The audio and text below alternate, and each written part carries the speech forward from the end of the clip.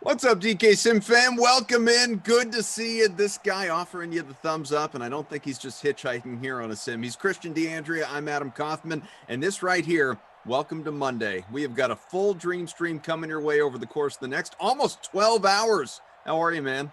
I'm doing well. It's a lovely sunny day in Madison, Wisconsin. A little bit colder than it's been, but this week, it's going to be like in the high 40s, 50s some days. People are out walking around, T-shirts, shorts weather. It's outstanding. Truly a fine way to ring in March. And you know what else is a fine way to ring in the wonderful month of March? Do tell. A sim between Justin Herbert and that awful Eagles secondary. I bought in hard on the Chargers in this one. Yes, they're on the road. Yes, Philadelphia is 100% healthy, and they have a good version of Carson Wentz. They have the version of Carson Wentz the Colts traded for. But in this one, I kind of faded down the home team in this one. I went big. I'm like, you know what? Pad passing defense. Keenan Allen, you are cheap. 12-9 in the captain spot. Yes, please. Let's do that. I threw in a couple Eagles in there. Zach Ertz, 7K seemed like a pretty safe bet. Miles Sanders, I had a little cash left over. I got him in there. I got Austin Eckler. I got Hunter Henry in there, and my punt play Joe Reed, because he always finds a way to show up in these sims. The former Virginia star. Koff, what about you? What is your team? I like that. I like that lineup. I think yours is going to do better than mine. It's a nice sounding lineup here for the nooner. If Jalen hurts, you should have seen Tyrod Taylor free roll that we've got going on here. So I paid up for Miles Sanders in the captain spot. That's where I went. Also, wanted to make sure that I got Carson Wentz, like you said, the good Carson Wentz, as well as Austin Eckler, both in there. And a lot of fun plays. Yeah, once you do that, you got to pay down quite a bit. So there's a little bit of value. I do have the recently released in real life Deshaun Jackson as part of my lineup, and then Joe Reed as well, and then Jake Elliott got it's a half Rossi. I stacked a kicker in my contest. You know, you didn't have to pay down that much. That's the kind of the nice thing about this sim is a lot of big-time performers, more than 10 guys giving you double-digit points per game.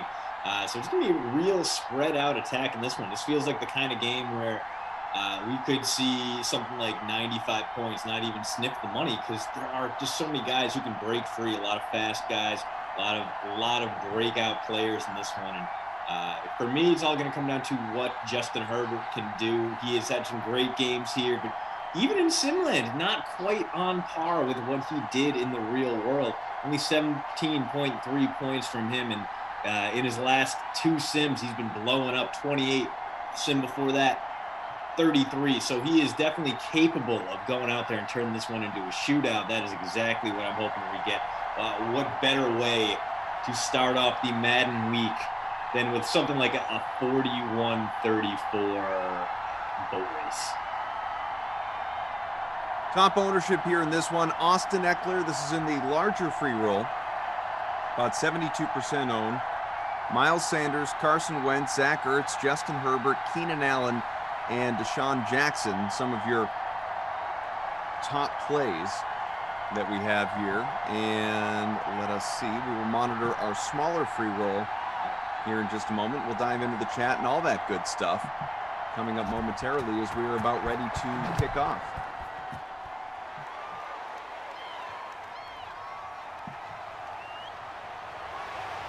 Beautiful sunny day at the link. I've been to the link a few times, never for an NFL game, Koff. Every time I've gone, Army-Navy game.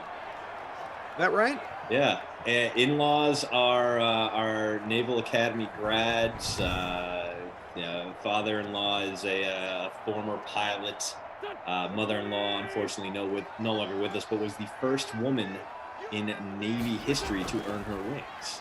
So not only do we go to watch Army-Navy with them every few years because they make it an annual trip, but go early. We show up like 3 hours beforehand for the walk-ons, and the marching, the pageantry. Really, really, really cool.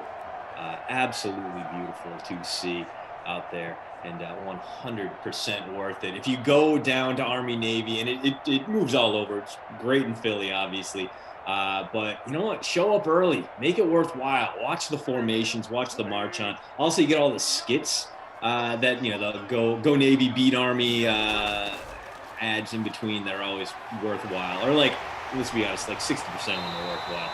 As Miles Sanders, the engine of this offense early on, he's got 20-plus rushing yards, and just like that, this Eagles team nearing midfield, a little surprising given the amount of stars in that Charger defense. You got your Bosa brother, you got Melvin Ingram, you got the secondary with a fully healthy Derwin James and Casey Hayward. And maybe that's why we're seeing a very ground-based attack right now, not even going to mess with that pass rush or that secondary.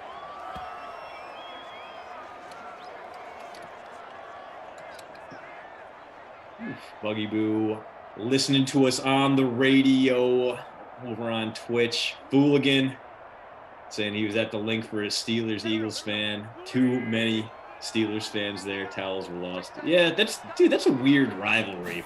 It's you guys share a state, but you're still 6 hours away. I mean, maybe it's just because I'm spoiled. I came from Rhode Island, where if you drive 20 minutes in any given direction, you're out of the state. But that was the thing. I would family in Pittsburgh, so I'd go out there every summer. We'd make the trip, and you'd hit the state border of Pennsylvania. You'd be like, yes, we're almost there. We hit Pennsylvania. And then my 7-year-old brain couldn't factor in that we still have 5.5 hours left to go, because Pittsburgh's way on the other damn side of the state as this drive continues to roll, and we get a nice strike there to Alshon Jeffrey. You're talking about Deshaun. We were talking about Deshaun getting released earlier. That's another guy who's about to get released, is Alshon Jeffrey, designated for that post-June 1st cut. So he's going to save the team a little bit of spending cash there. A total overhaul coming for this Eagles team. They're in a bad cap spot. They had to eat $33+ million just to be rid of Carson Wentz. So we're going to see an entirely new Eagles team, although that man right there, Miles Sanders, he will be there for, well, at least the immediate future. Sanders picking up the catch. 1st and 10. Few minutes gone by. Opening quarter. He's Christian DeAndrea. I'm Adam Kaufman. We got our guy Drew producing. Daniel, our technical director. Tate, Cobra K, rocking the game op squad, although it just feels like a match made in heaven when Tate and Christian get to be together. The headband man, as people have come to call him in the chat. Appreciate all of you hanging out here with us. The Guru says, so Koff, you whooped me twice in NBA head-to-heads this weekend. Good, let's go again tonight. Send those over. Hugh says, damn, Christian, you commentating solo? See, here's the thing, and I've said this all the time. When Christian gets going, you don't want to interrupt. You don't want to get in the way. You just let the man do his thing, and you wait for your turn. Yeah, it's a freight train, especially if you get me going on non-stream related stuff. It just comes out, man. It's just this. You guys have seen is it Raiders of the Lost Ark with the boulder that chases after Indiana Jones? It's basically that. It's the boulder. It just comes rolling down the hill. It just goes and goes, and there's no derailing it. You really just need to serpentine your way through it. Ooh, did Sanders stretch out and pick up that first down?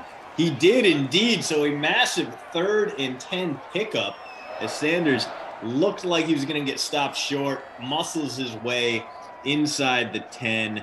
Fresh set of downs, and if you have Sanders rostered, he might be getting the call here. He has been the guy on this drive, although 4 wide on this one, Babysitter Billy light formation. Whoa, the pitch! Able to only pick up 1 yard there. Marquise Goodwin. Nice little surprise play. 2nd and goal. So breathe just a nice fresh exhale for all you Miles Sanders owners who went, oh no, because he's got a chance to score here still, not to worry. And he is popular, about 14% captain, 60% owned overall in a smaller free roll. Instead, it's a Wentz pass and a touchdown into the hands of none other than Marquise Goodwin. So Goodwin couldn't do it on the ground. He does it in the air. Wow, a heartbreaker there for the Sanders owners out there. Sanders gets the ball until he doesn't. And he gets rewarded for his efforts by a Marquise Goodwin vulture. Goodwin's been pretty great here in Simland. Obviously, a regular season opt-out, but he's got that top-level speed, former Olympic-level sprinter. 12-7 in his last game, 18-1 before that. 5-4, okay, not great, but the 4th 4 sims ago, 17-9. So definitely capable of putting together a big game. Already on his way here as he is careening toward another double-digit performance. And the Eagles have got it started. What we're hoping is going to be a little bit of a shootout here, Paul. A little more than midway through this opening quarter. It's 7-0 Philly, and the Chargers will touch the ball for the first time in a little bit, obviously. P. Fooligan, I'm just here so I don't get fined, and give some love to DraftKings and the hashtag DKSimFam. And happy birthday, Koff. A lot there. The birthday wishes, the ode to Marshawn Lynch, the love for DK and the Sim fam. Christian, obviously, you love it. Love to see it, and we appreciate all the hellos. Eric says, howdy, Koff and Christian. Well, howdy. Right on back to you, Eric. Eric, do you just like to throw out the howdy, or are you a Southerner, a Texas native maybe, where howdy is actually part of the everyday vernacular? Howdy's also one of those that I feel like I could type from time to time. Like I might write howdy in the chat, let's say, but I would never say howdy to somebody audibly. I don't think I would do it unless I was trying to. But again, we're New England buttheads, so I mean the fact that we could ever denigrate someone else's accent and/or local language is just laughable because a bunch of jerks up here in the Northeast. Exactly. And outside of Pittsburgh, we probably have the least sexy accent in America. It goes Yinzers 1, and then all of New England combined 2. Second and 5. Oh, no. 3rd and long coming up. Darius Slay getting the call to come out of the secondary and potentially snuffing out this drive before it could even get started. As Jalen Hurts likes what he sees, and he's going to like what he sees on the real field a lot more this season, as he should theoretically have a healthy offensive line in front of him. Going to see what he can do with a little more lead up and hopefully a better season on Jalen Reagor. Jalen Reagor briefly shined here on the sim stage before getting phased out of the lineup. So he always looks like that really good bargain play because he's so dang cheap. Then you look back at the stats, you're like, oh no, this guy doesn't see the field at all. Only 2K in the flex, giving you 9 points per game, but has not showed up in like 50 sims at all. Yeah, he doesn't play in these, unfortunately. But he's going to be counted on to bring cheap production to that Eagles lineup. Like we were talking about before, this team is still dead in the water when it comes to cap space. No team is in a worse cap situation except the Saints for this coming season. So cheap contributors is going to be a big common theme in a rebuilding year for the Eagles. Don't think this is going to be their playoff season, but you know what? The NFC East is basically Dresden in 1946. There's going to be a lot of rebuilding all over. So maybe, just maybe, the Eagles can sneak in at like 8-8. Dude, Wentz is electric here to start off this sim. Ertz with his first catch, 2nd and 6 from the 31.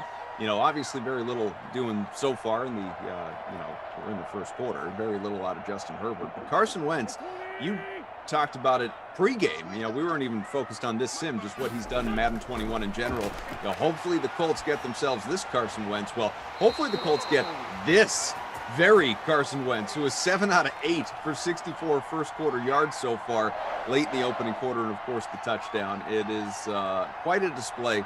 We've talked about this, you know, because obviously this, you know, came out in the last few weeks. This isn't brand new, but Carson Wentz going traded in what was a pretty good package there to the Colts and reunited with Frank Reich. And are you of the mind that if there's any place that Wentz can get back into favor with fans, you know, with football talking heads, resurrect his career, get back on the map, become the guy that everyone was so excited about a few years ago, the guy the Eagles gave that huge contract to, is this not only the perfect spot for him, but maybe kind of the only spot for that to happen, at least so quickly? Yeah, I do. It was just one of those situations where there wasn't really another meaningful place he was going to end up. And I know they threw in the Bears as a candidate late, but it was such a transparent ploy. Like, yeah, no, you can throw the Bears into any quarterback boogeyman scenario where it's like, well, you're betting against the Bears, and some teams will believe it because, yes, the situation there has been so horrible for so long that even though they didn't have the cap space, even though it made no sense whatsoever, some people were still like, oh, the Bears, Carson Wentz, okay. So it didn't. There was just one place that Wentz was going to end up, and we knew the whole time it was going to be the Colts. They even got, they sent a little bit more back than we expected for a guy with such a terrible cap hit coming up in the near future. But the one thing that really did burn Wentz late in his Eagles career was that his O-line was getting hurt. He was missing out on time to throw. He was scrambling a lot more. His scrambles got better and good for him, but his accuracy got a lot worse. He was dialing his passes back a lot. He wasn't throwing downfield as much. And part of that is maybe because Frank Reich was gone. Frank Reich had gone to the Colts. So now he gets paired back up with the guy who unlocked the best version of him, the guy that made him an MVP adjacent kind of candidate in that big breakthrough 2017, 2018 season. Was it 20? No, just 2017, when he led the league in QBR and touchdown rate.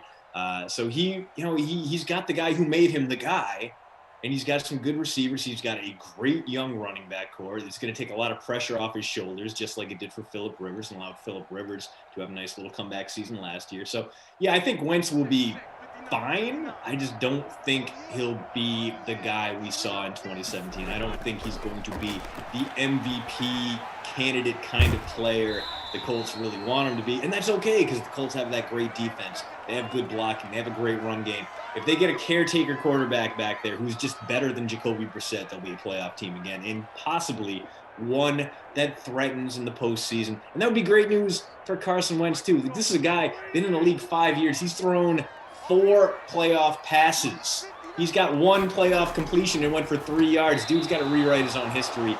Great place to do it in Indianapolis.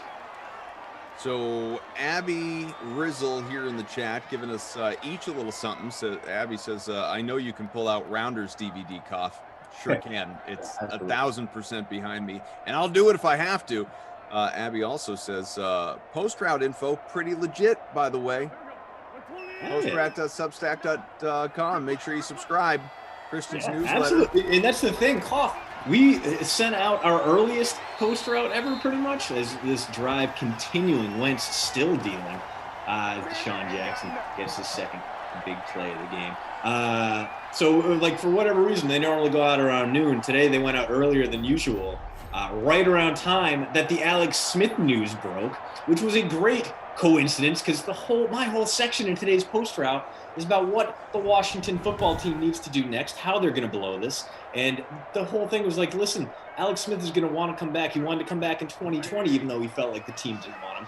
It's going to happen again this year. And Washington can clear like $15 million from its books by letting him go. There are a lot of good candidates who can give them better replacement QB value than Alex Smith.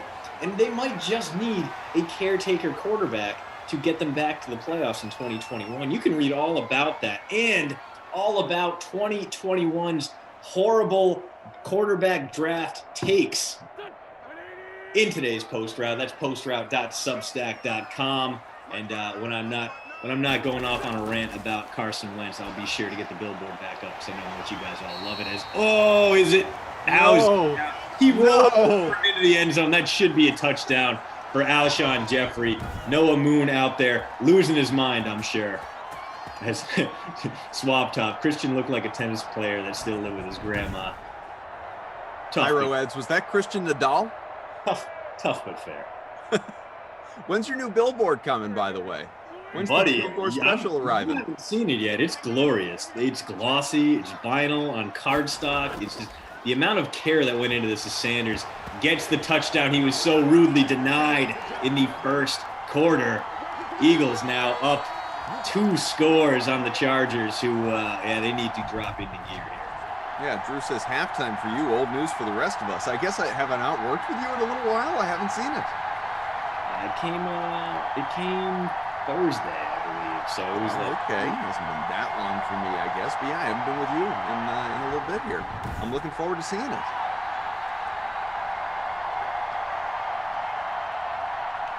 Fancy. No, we don't have the envelope anymore. Hooligan point. Yeah, he's saying the Top Shot rant from Friday was awesome. Listen, if you guys want to know what the top 10 moments of an NFL Top Shot would be, the trading card Bitcoin that thrives on disrespect, the trading shot Bitcoin where Ja Morant stealing poor Aaron Baines' soul can fetch $100,000 in auction. Go ahead and check that one out as well. So this is going to be like, if you can get a Derrick Henry stiff arm in NFL Top Shot, guess what? You're basically going to be able to afford your own bubble for the next year. So are you telling me you're a Top Shot guy? We've been talking a lot more about Top Shot in recent days since, people have really jumped aboard. I know obviously there were early adopters, but it's becoming much more mainstream in the last, I don't know, even week or so. And, I've spent a lot of time talking about Top Shot with some different people on these sims. Are you a Top Shot guy? I would like to be, but it's one of those things that I don't understand well enough to feel confident about throwing any kind of reasonable money into. And Sure. So that way you're waiting on the pack drop, and then you log in and you're 50,000th in line for 200 packs. And you're like, all right, cool. This is clearly not going to work out for me. So I feel like by the time I feel comfortable enough to get in and find myself a spot, carve out a niche in Top Shot, You'd be totally behind the 8 ball. I'll be behind the 8 ball. I'll be left holding the bag. The bubble will have burst. But maybe it doesn't, man. I mean, some bubbles are here to stay. That's the fun thing. No one really knows where anything is going because, 2021 is weird to begin with. But I feel like a lot of people were predicting that Bitcoin bubble burst and that Bitcoin would never even sniff 50K. And yet here we are. So, if you are up to date on this, if you are 100% into this, Mike Williams had plenty of room to his left there and cut back into traffic in order to get tackled. Very interesting. I feel like it's one of those things where don't take my word for it because I don't really know what I'm talking about, but also don't take anyone else's word for it. So there's a good chance they are just doing a whole fly-by-night operation on this. Do the research yourself. Get in there, especially if you're investing any kind of large, reasonable sums of cash in there. But I got a buddy, teacher back in Rhode Island, STEM teacher in elementary school, good guy, early adopter. His collection valued well into the 6 figures right now. Like, dude, that's life-changing money. He has no idea how to declare it on his taxes. That's how insane the rise has been for him. And it's like one of those things where like, damn, that sounds awesome. I want in on that. But also, damn, if he can make that much money, I could definitely lose a similar amount if I'm not careful. Yeah, there's a lot that goes into it that, to be candid, I just don't understand well enough. And I've been talking to enough people. I need to maybe do a little more research, but I've not taken the plunge. I'm not involved. But to your point, I mean, I know people that are thousands of dollars into this thing, which is just, it's wild to me. It's absolutely what. But I'm like old man yelling at cloud. For me, it's not even the. And I get it's like a. It's fundamentally speaking, it's like a stock. That's almost how you have to view it. So I get that. Before I even get to that point, though, what's that? We're pumping up the bubble of that stock right now. Right, but before I even get to that point in my own mind, I'm just looking at it purely as a collector of things. And I am, I grew up, as many did who are listening, collecting cards, trading with friends, or just collecting to collect. I never collected with the mindset of I'm going to turn around and try and sell these for a whole lot of money one day, put my kids through college or something like that. I mean, it's worth it since the sports trading card market has really bounced back and then some, and there's a lot of value, especially here in the pandemic after being dormant for so many years. It's worth going back, I guess, and looking through my stuff and seeing if I do have anything there of significant value. I doubt it. It's worth looking. But it's the physical collecting of cards, man. Like I have trouble wrapping my mind around being interested in somebody's digital library and looking at moments. And maybe I'll turn around on this. Maybe I will turn around. But right now, it doesn't intrigue me at all. You know what I like more about it than actual card collecting is that like you don't have to go out and buy a Beckett and figure out what your Andre Rison rookie card's been valued at. Sure. The value's right there. You can see what they're selling for, what they're currently appraised at. So that's it's very cool, but I think it also kind of pumps you up because it gives you that perceived value. And I don't know. I just don't want to have another Robin Hood stock situation where this thing crashes. People are losing their damn minds, even if they maybe only put in a few $100 worth, but they feel like they've lost $100,000, $200,000. It's one of those things where it seems like we are building towards a situation that doesn't end well, as not only does that run go nowhere for Austin Eckler, but Mike Williams, he of the terrible run earlier, gets dinged for holding, and now the Chargers back onto the unfortunate side of the field. First and 20 from the 47. 14 up and 50. There's a healthy run. Almost to the 20. Austin Eckler. If Darius Slay were a step slower, that would have been a 53-yard touchdown for the valuable dual threat running back. Instead, Eckler pulled down, picks up the first on 1st and 20, though, and gets his team at least into field goal range as the 2-minute warning hits here. Nice little response drive for a Chargers team that desperately needed it. Burt Macklin, FBI. I have like 20 grand or more in cards. Daughter's college savings plan. We'll sell them in 15 years. Yeah, man, you don't know how much those are going to be worth in 15 years, but they should appreciate, right? If they're already valuable. It's not like it's not like they're going to go make more, 1970s Hank Aaron cards. So they're only going to go up in value. I mean, maybe not. I just don't know enough about it, right? But like, let's remember that obviously, if you're talking about things that are older, rare finds, things that were basically produced, pre-1980 anyway, when stuff really started getting heavily manufactured, which, fittingly was obviously when like I was a kid and started collecting. Like, I probably collected during the worst time a person could collect, because stuff was so mass produced for that like 20-year period of time. But I don't know, people say, like, if you got some Jordans from that era, maybe some rookie Kobe's or LeBron's or, whatever it may be, like maybe I got a Brady rookie lying around. I don't know. Like, maybe these things are actually, have some worth to them. It depends. I just don't know enough about it. 90 seconds left here in the opening half. Yeah, a disappointing finish to that one, as looks like the Chargers going to settle for a field goal here, although they could get aggressive. They have the decent running game. Eckler has been on fire, asking him to pick up 3 yards either on a carry or on a screen pass. Could be valuable. Let's see if we get the, oh yeah, they're going to go for it, and they're going to even come out in that Babysitter Billy light formation. So it could be a quick play action. No, it's a straight run, and got there. Oh, love it right there. Pyro asking about Austin Eckler's speed. 92, my friend. DFS Queenie talking about the value of cards. We see you over there. Dude, this is the great thing about the Sim fam, is that, hey, you guys are all knowledgeable, not just about the Sim life, because I learned firsthand in my trickle-down Simonomics Sims, and you guys took all my DK promotional dollars. But I know a lot about a lot of different things. A very knowledgeable crew of diehards here. As, another bad sack for Herbert there in this drive. Threatens to stall out again, even after that nice 4th and 3 pickup, Cuff. It's like the guru says, Shaq rookie 92-93 is worth the money. So I'd be willing to bet I have a bunch of Shaq rookie cards, just because, again, that's when I collected. I probably have a bunch of Shaq rookie cards. But again, it depends on like what brand, what's the make, how rare is it? Because I can't imagine that every Shaq rookie card is worth cash, like serious cash. Like, I'm sure there are plenty that are worth like $5.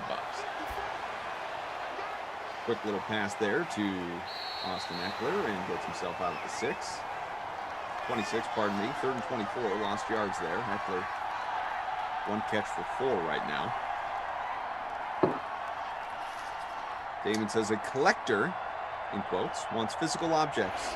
Those will always be worth something. My card collection is stacked with NBA, MLB, and I got a lot of Jordan era cards, Shaq rookie. And even from like I agree with that 100%. Even from a monetary standpoint, I don't want digital bobbleheads. Exactly. Like my ticket stubs, man. That's why I'm extremely bummed that like so many venues are going ticketless. You just hold out your phone. Dude, I've been same here.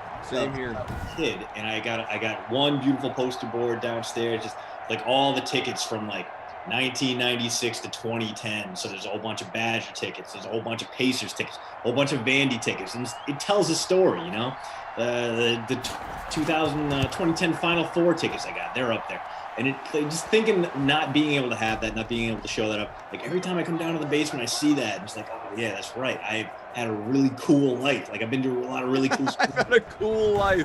That's the thing. It's like the best thing because there's so many, like a bunch of old Pirates opening day ticket stubs, the big thick ones, and a bunch of Indy 500s, the Final Four, a bunch of Vandy games where they got stomped out by Alabama and Florida. Like just the memories of those, just so cool to see. It's nice to have, and you don't it's like having an actual photo album you can flip through when the power goes out versus just going on to Google Photos. It's nice. They're both nice. Like it's good to have them in both forms, but sometimes you want that physical reminder of where you've been.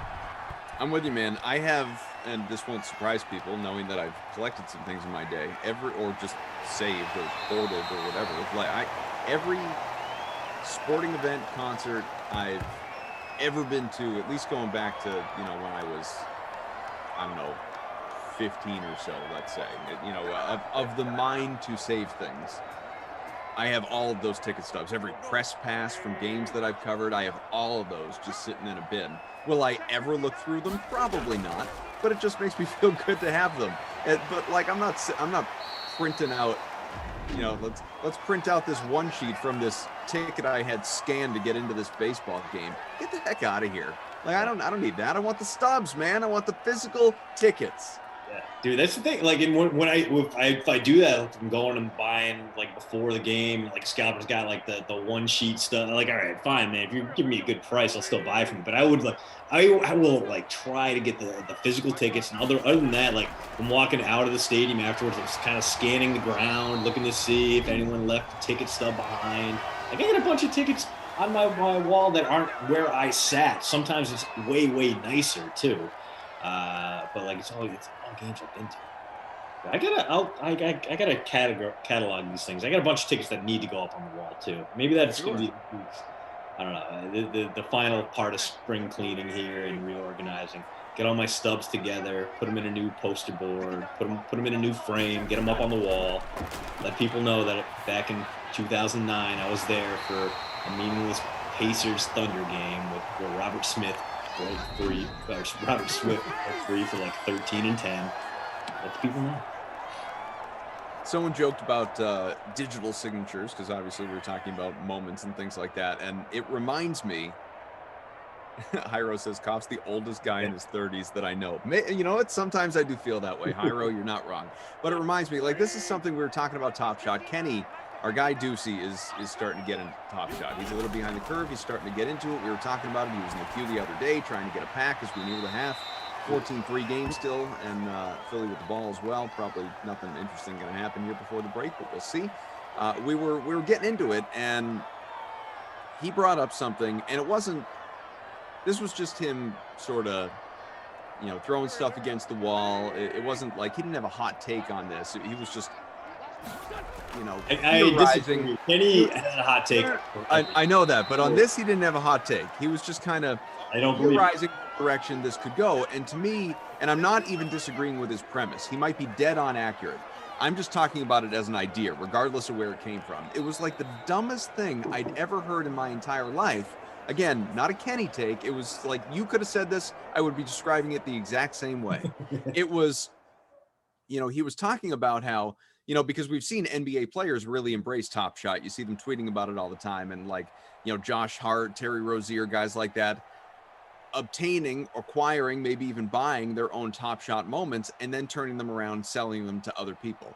And he was basically saying that this may be the autograph wave of the future, that if you can, because you can track a history, right. If a guy owned his own Top Shot moment and sold it, but at one point in time, Josh Hart owned a Josh Hart Top Shot moment, it's like having Josh Hart's digital autograph. Okay. It's like, man, I hate that. I just hate fundamentally. If I have some, like I got some signed stuff around me, it's hanging on the wall, it's framed, it looks nice. And yeah, like, am I going to turn around and try and sell something autographed?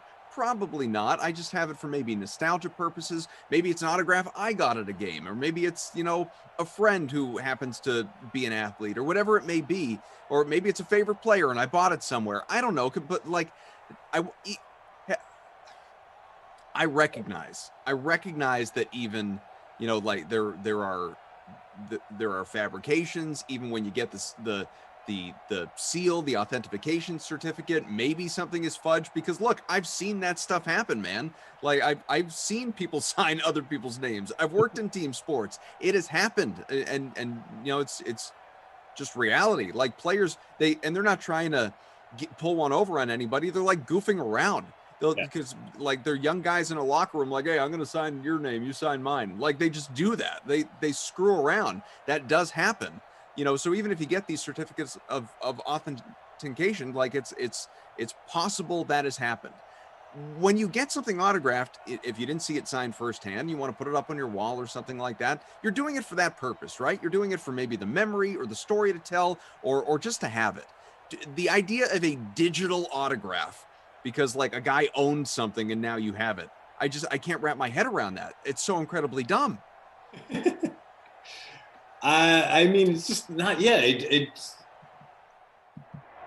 I mean, I guess it's in a similar place, but yeah, I don't know. Maybe just because autographs are so firmly entrenched that it doesn't seem like a big deal anymore.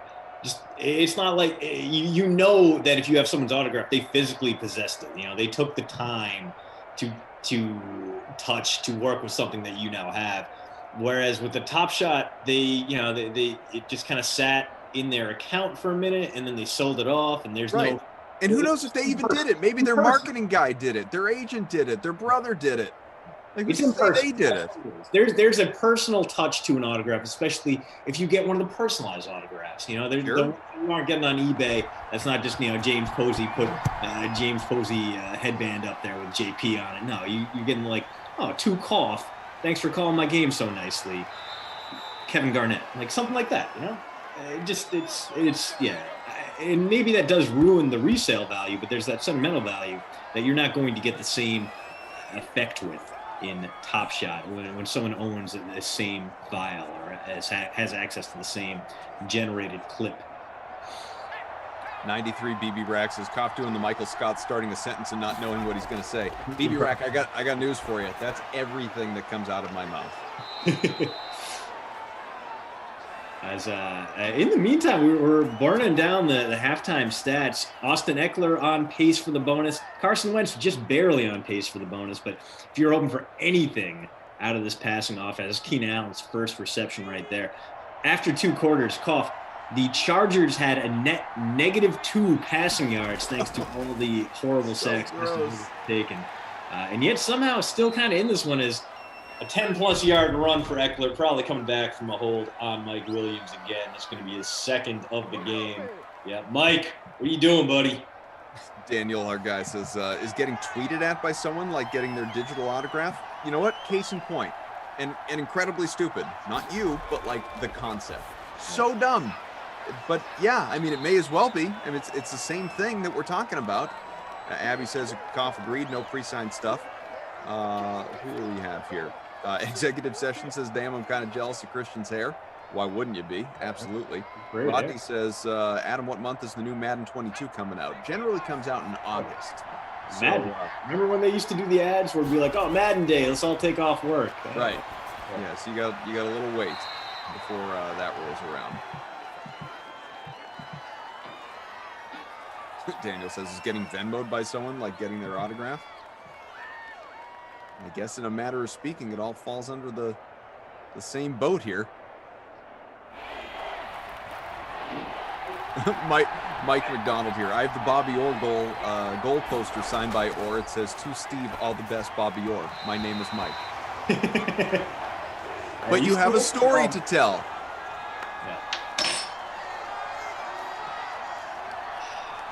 Smash that like. We're up over 100. Love to see it. North of 600 people watching here on the YouTube. And we are early in the third quarter as well. So you guys have come in passionate, which I love to see. Hit that like button. Let's get ourselves to 200 by the end of the sim. I think that is a very manageable goal. If you are watching on Twitch, twitch.tv/DraftKings, we greatly appreciate you as well. Thank you all for being here in the chat and hanging out. And if you're watching somewhere on one of our platforms that doesn't have a chat, that's still appreciated. We're just glad you're here. We just appreciate you more if you're in the chat. We assume that there are millions and millions of you watching, the silent majority who just don't enter into the chat and just kind of quietly nod and agree with everything Cough and I say. And if you are one of those people. Our man Tate, Cobra K, is getting shouted out in the YouTube chat by the announcers, like getting an autograph. Yes. Freaking Nature says, where do I get a Cough auto authenticated? I mean, what can we charge for a shout out if that's the case? Like $25 per shout out?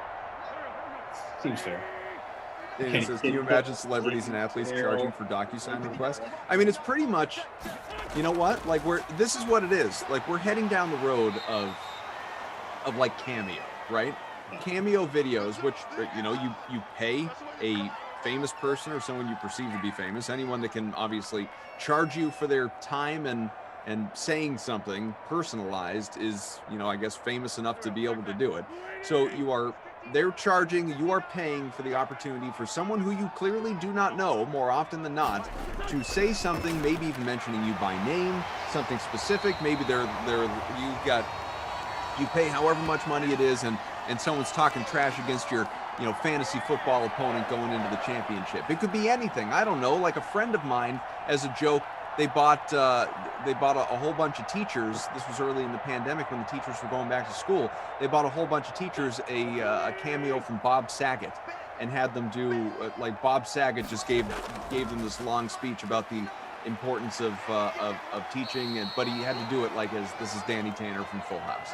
And so there was that whole thing, right? I mean, you could pretty much do whatever you want. Christian Chokin, you know, $5 for me to roast your fantasy team for at least 6 minutes. That's my point. Like, could somebody receive one of those things and then turn around and say, yeah, I met him. Yeah, you want to see the tape? Look, I had him record this thing. Yeah, I did it. No, you didn't. This is the problem. This is the problem with society. This is the problem with social media in general. If it all comes back to social media and depersonalizing the human touch.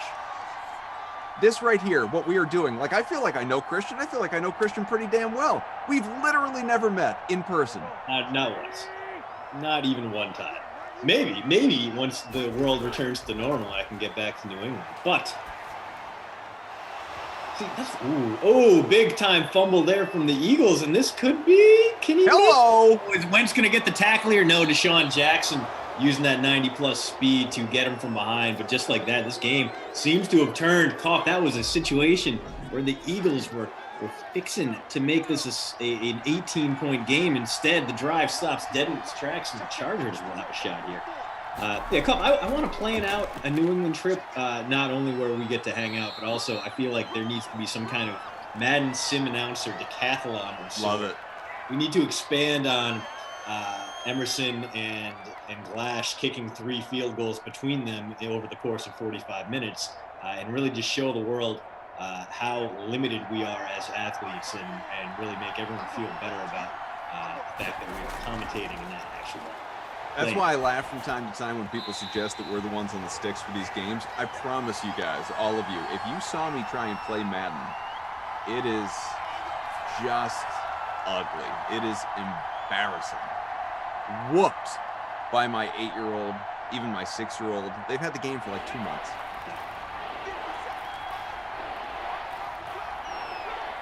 You know what? I'm going to have to get back on the sticks, though, once NCAA football comes back. Heck yeah. And so far, Vandy has not opted out, so there's a chance I can take my Commodores to the college football playoff. Sure. We all know it's not going to happen in real life. Iro says we should all get Glash's autograph before he becomes a TikTok star, and that is added by Burt Macklin, FBI. Someday Koff will be able to brag to his grandchildren he met Glash.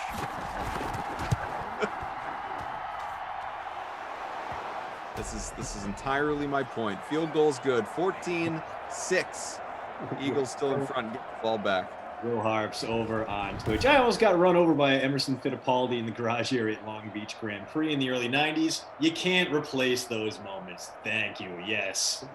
The terrifying, like you're never going to be nervous to meet a celebrity online. You can always just hide behind whatever. You send Dave Coulier that cameo message, and you're not going to have that little like, oh man, what do I say? What do I do? You're not going to have that trembling moment of, is Emerson Fittipaldi going to run me over coming out of the pits? No, you don't have that on. There's something about that kind of realizing someone is larger than life in person that you don't get through the internet. I remember the first time I saw a college football player. It was Emerson Kilgore, former Pilgrim High School star, turned Syracuse backup offensive lineman, and just being awed by the size and scope of this enormous human being. Just set this chain reaction off in my brain where I couldn't comprehend just how big professional athletes were. You're not going to get that through a cameo. We need I'm with you. You know what?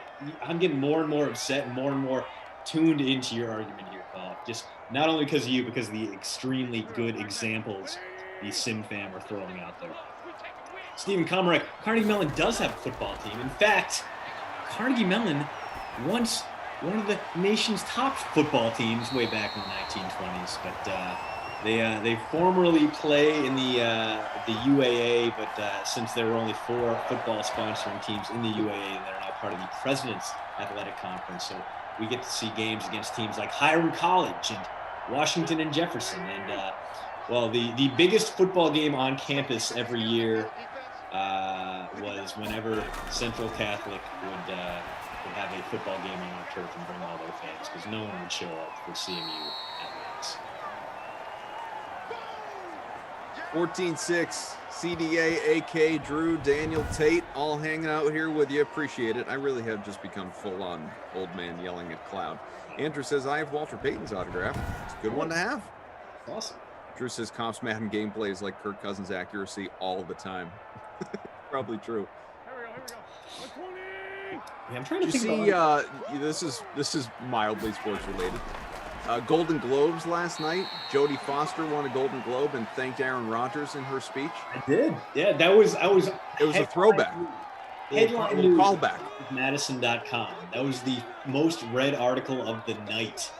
Yeah, I guess it was after Rodgers thanked Jodie Foster in his MVP acceptance speech. What I don't understand, though, is why he did that. I realize she is I was reading about it after the fact. I realize she is a huge Aaron Rodgers fan, apparently. I didn't know that prior, but giant Aaron Rodgers fan. And so, he did it, she did it back, right at the very end there, and, fun little moment. I don't understand why he thanked her in his MVP speech. Unless, is she close with his, as we've come to learn now, fiance? Did they do a movie or TV project or something together? Maybe that's it. So maybe he's gotten close to Jodie Foster. I honestly don't know, but it's Aaron Rodgers, man. He's all over the place. I mean, this is a guy who will abandon his family one day and then reveal he is casually engaged to a Hollywood star the next. The man is an enigma. Right? Kenny's Kitten, formerly James Farrell, says, hey, Koff, what place are you and Christian both sitting in your contest? Great question. We haven't looked in a little while. Let us see. The nooner, if Jalen hurts, you should have seen Tyrod Taylor free roll. I'm actually doing okay. I'm sitting in 11th right now. 13 points off the lead behind OSU fan 38-72. What about you? Don't worry about it. That's where I am. I am 137th of 187. There's been a nightmare for my Keenan Allen captain play. He has 5.4. Really, the only guy with more than 8 points right now for me is Miles Sanders, who is coming up on 20 plus, and you got to figure he's going to be running the ball quite a bit here. His team with the lead, driving up by 8 now, but probably will be a 2-possession game here in the final quarter, barring another bad turnover. And speaking of bad things, we got news. Oh wait, I do want to see this. This poster is. This is nice. This is good. Beautiful. Look at the shine on this thing. That's vinyl on cardstock. Postground.substack.com. Hey, I want to spend more time on that, and I want to give you something to write about because we've got news from J.J. Watt himself. He's not on Peloton. He said, source, me, posted a picture of him in an Arizona Cardinal shirt. What? J.J. Watt is an Arizona Cardinal. What? That is unexpected. What? I'm confused. This was not one of the contenders that we were talking about. And the Cardinals, okay.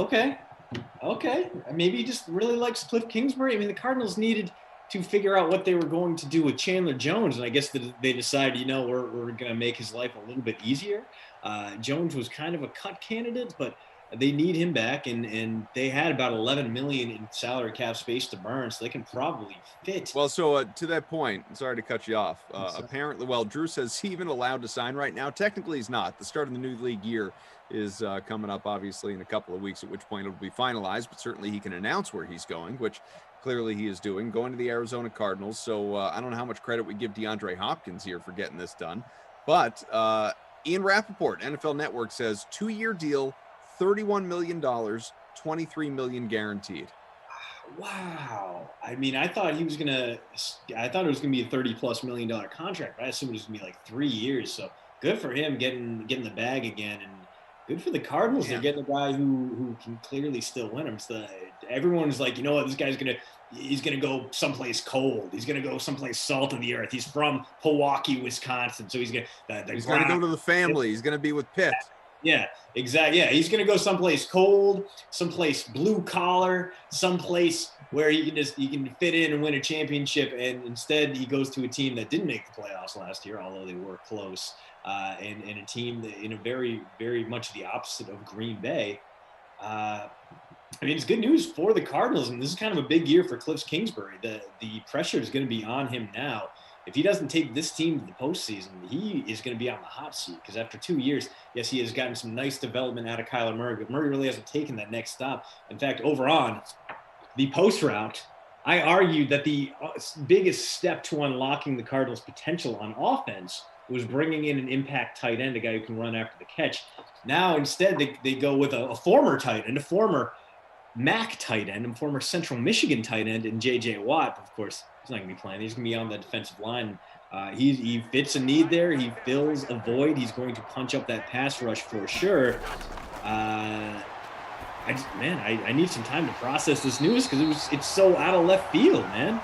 Before this, we were arguing about whether or not J.J. Watt had a Peloton, whether or not his Peloton profile gave us any hints into where he was going to play next. And now, out of nowhere, he's just like, you know what? I don't own a Peloton. I don't even own a bicycle, and I'm going to the Cardinals. Apparently, J.J. Watt got tired of people speculating on where he was going to go, and he just decided, you know what, I'm just going to deal with this now. I'm going to tell you where I'm going.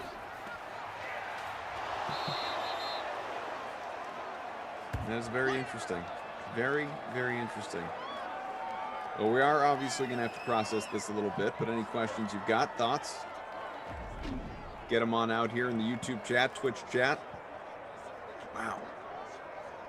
$23 million guaranteed over 2 years. I did not anticipate. Yeah. Man, and this Arizona Texans thing is getting kind of wild to me, but I like it. And now they just need to trade Kyler for Deshaun Watson straight up, and we can see what that would look like with a better head coach.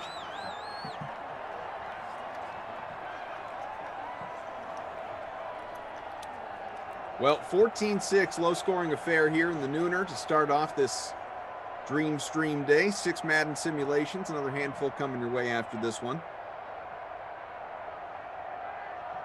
Rap ads, J.J. Watt will line up opposite Chandler Jones with DeAndre Hopkins. Will make some serious money, more than $15 million a year, huge development. It's crazy. Didn't think they could get it done, but I guess they're moving on. Let's take a look at those free agents. They're probably going to have to pass up re-signing right now. Our friends at Over the Cap always have a great breakdown there. Well, it's taking a little while to look. Oof.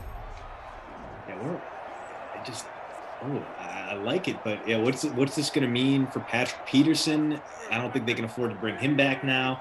If they're giving J.J. Watt that much money, what's it going to mean for Hassan Reddick? Are they going to franchise tag him and keep him in the fold after that breakthrough year last year? What's it going to mean for Kenyon Drake, who probably wants a bigger contract than he deserves after that very up and down 2020 season? This is a move that is going to transform the Cardinals for sure, but it also means they're going to have to let a bunch of guys go. Is Larry Fitzgerald going to come back?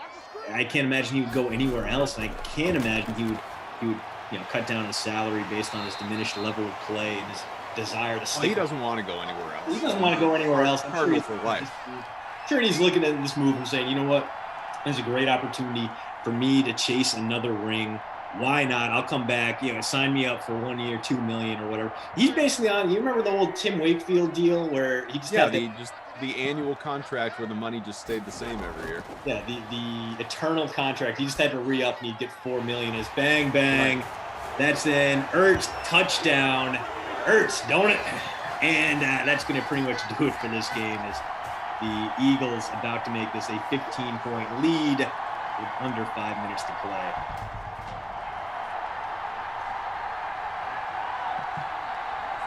Jack says, sorry to say this, Kaufman, but if you said trade Kyler Murray for Watson, you sound crazy. I mean, in fairness, it was Christian, but I think it's a fun talking point. It's also a joke about how the Cardinals are taking. Yeah, no, I mean, nobody's suggesting trading Kyler Murray. Not to worry. I mean, if you want to hypothetical it, I mean, which side says no in that? Probably the Texans. Right. Although, based on what's been out there in terms of reported packages, and there's not a lot out there, but I mean, good luck trying to do better than that if you're Houston with a guy who passionately wants out. Not that it's on the table in the first place, but again, just fun to talk about.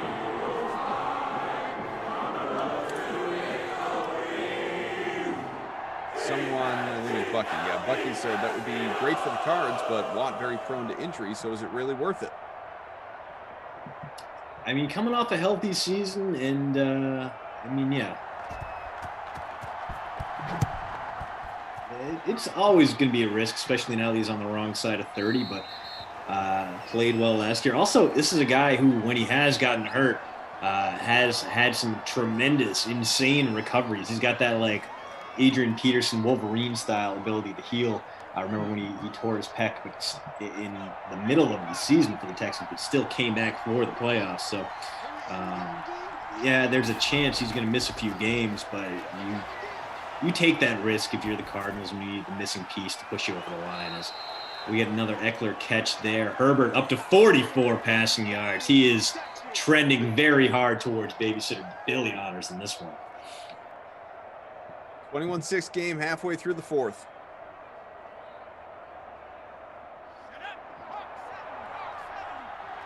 Coming up the rest of the day, in case you are curious, folks, Christian sticking around. Brendan Glasheen is coming up in about an hour.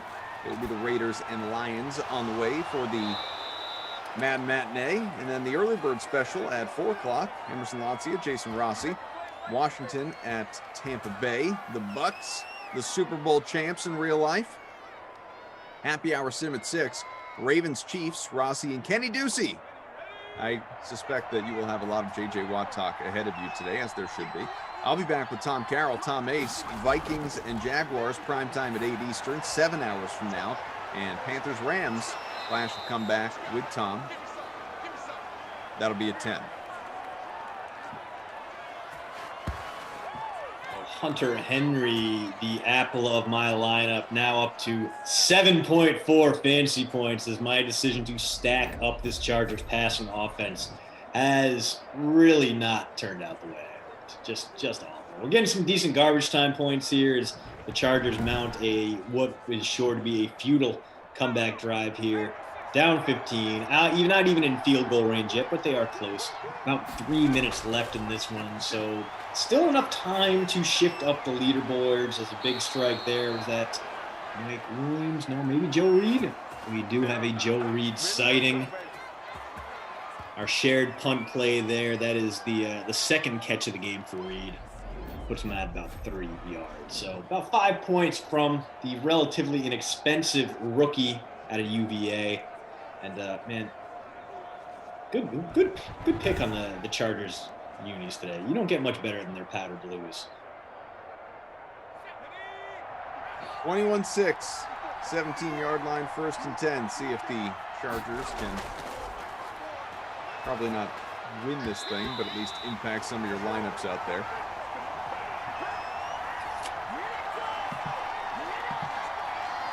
Oh, I've dropped. I was sitting right around top 10, down to 44th now. Level 1 is in front by about 2 points. Where are you? Top 100. So excellent. Moving up in the world. And this drive ends with a touchdown. Could even launch me into the top 50%. Excuse me, top 50%. Oh, as Herbert, some weird jukes, but hey, he doesn't fumble. We're going to take our small moral victories where we can get them. Maybe one more play before the 2-minute warning here, and it'll be a 3rd and short for the Chargers. Obviously, everything is 4-down territory for them. They need a touchdown, and then another touchdown, and at least one 2-point conversion in there somewhere. Herbert drops back. Last play before the 2-minute warning. Connects inside the 5, down at the 2. So a bummer there, as now we are into timeout territory. 2-minute warning has hit. Chargers threatening to add some extra garbage points. If you have Austin Eckler and you're waiting for him to produce, give you some double digits, only 7.2 through 30 minutes of this sim, this could be the spot. Or it could be time for Justin Herbert to try to erase his name from the Babysitter Billy slate. Ooh, looking for Keenan Allen, my captain. Yeah, you would have liked that. Knocked down at the last moment. I'd forgotten about this, just looking more into, if I've gone quiet, looking more into the Watt stuff. Not only DeAndre Hopkins, but reuniting with Cardinals defensive coordinator Vance Joseph, who was the Texans' DB's coach, Watt's first 3 years in the NFL. And Vance obviously didn't work out for him as a head coach, but clearly a solid defensive mind. Stop me if you heard this one before, but Justin Herbert takes an awful sack that really pushes his team up to its limits. His 3rd and goal coming out from the 13. Herbert lost 11 yards on that play, and this could be the beginning of the end, well, the continuation of the end. Basically, this game has been nothing but frowny face emojis for this Chargers team. And another look for Keenan Allen, but he's blanketed in coverage again. You can't go for, I hope that's just an animation. You're not going for a kick here, because what's the point? I mean, I guess you're excited if you got Michael Badgley, but Matt LaFleur would kick it here. I gotta think. Yeah, exactly. 4th and goal from the 13. Herbert keeps it himself. Lots of pressure. Completes the pass and tripped up at the 3. Unable to cruise on in, unfortunately. So stopped short Hunter Henry. Yeah, Henry kind of quietly putting together a decent game. 5 catches. In an absolute desert of scoring for this Chargers team. He may be the most reliable player in that lineup, but I think he is struggling to crack double digits, which is not what you want to hear. That's 11 points. 11 points for Hunter Henry, and he is probably going to be the highest scoring Charger in this game, as Miles Sanders going to pad his stats a little bit here. Chargers burning timeouts because they hate us. And Sanders up over 20 points. He was before that carry, but now he's even worse.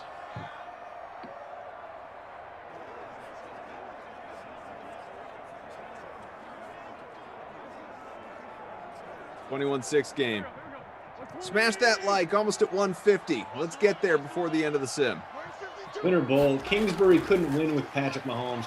If you think that Patrick Mahomes was the Patrick Mahomes we're seeing now, very, very different guy. That Patrick Mahomes was a 3-star recruit who had a long way to go. He had the great arm, sure, but he was kind of custom built for that air raid system. And if you take a look at the scoring numbers for Patrick Mahomes, his offenses at Texas Tech, the offense was not the problem there. The problem was that Cliff Kingsbury didn't have a defense. The Texas Tech didn't have a defense. It's actually a pretty standard criticism of the Red Raiders. They are great. They have that awesome high impact, high energy air raid offense. But let's go back to, let's say 2016. That's a Mahomes year, right?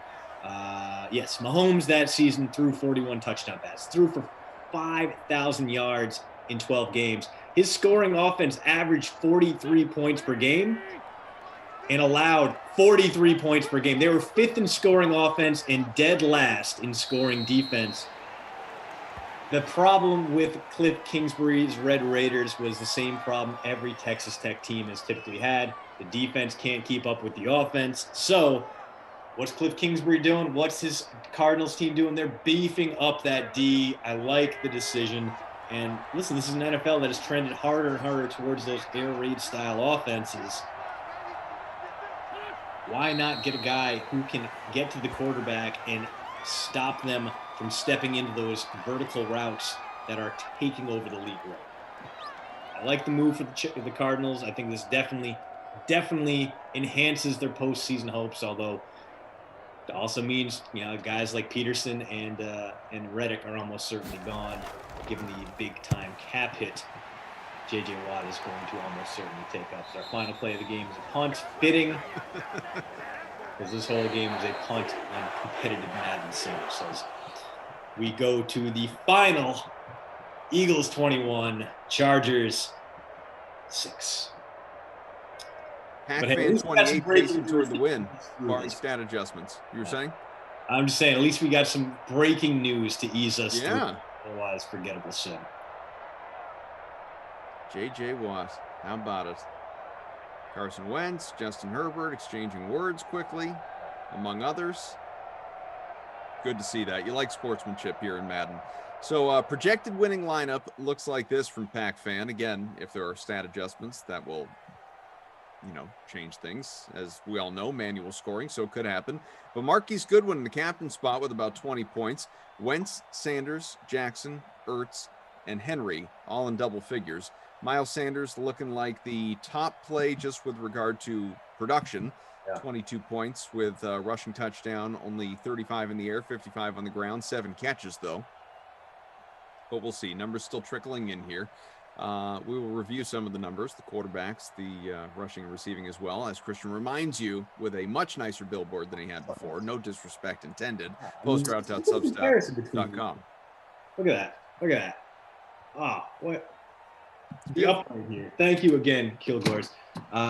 Let's talk about the game, these stats. Carson Wentz was on pace for the bonus, but this game was so non-competitive that he didn't hit it. 253 and 2 touchdowns for him. So very nice game from a guy who's been giving us plenty of very nice games here in Simland. As far as the MVP in this one, Sanders had a great game, but he was pretty chalky. Let's give it to Zach Ertz, who even though he fumbled, still had nearly 19 points, 25 plus in the captain spot, 57 receiving yards, 8 catches, and a touchdown for the veteran, who is probably going to be very available this offseason. Eagles trying to clear cap space. We talked about it before. Ertz could be the next to go, especially with Dallas Goedert coming out, showing up, looking like a tight end one. Ertz is expendable. Maybe he's the kind of guy that can unlock the goodness of the Cardinals offense, especially now that Arizona seems to be collecting useful veterans with high-priced pedigrees. And for the Babysitter Billy, Not My Kid award in this one, a lot of options in this one. But let's talk about another guy who's chalky, who did not produce.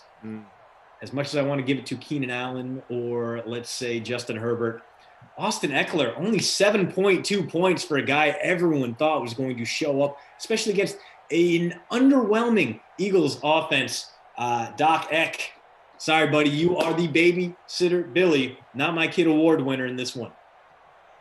Yeah, hard to disagree with those. Make a lot of sense. All right, well, Christian is coming on back with you in a little less than an hour. Again, the next sim on the way with Brendan Glasheen, who hopped in the chat just to remind everybody that the free rolls are available to you. Make sure you jump on in those in the DK Sim Fan Friends League. Of course, you got the Raiders and Lions coming your way. And then, again at 4, Washington and the Bucks, Ravens, Chiefs at 6, 8 o'clock, Vikings, Jaguars, and at 10, Panthers, Rams. I'll be with you at 8 with Tom Carroll, Tom Ace. We want to thank our guy, producer Drew, of course, Daniel, our technical director on the 1s and 2s, Cobra K, Tate, rocking it, getting it done in game ops. We appreciate all of you. And Christian, always a pleasure, buddy. We're going to be right back together in the same slot for the nooner to start things off tomorrow. I'm looking forward to it. Excellent. Yes, always a pleasure, Koff. And I'll see the rest of you guys here in about 52 minutes. Looking forward to it. And if you're not coming back, have a great day. Thanks for tuning in. And thank you for carrying on with us through a pretty gross sin. But hey, I think what he means is if you're not coming back, what is wrong with you? Of course you're coming back. We'll see you later.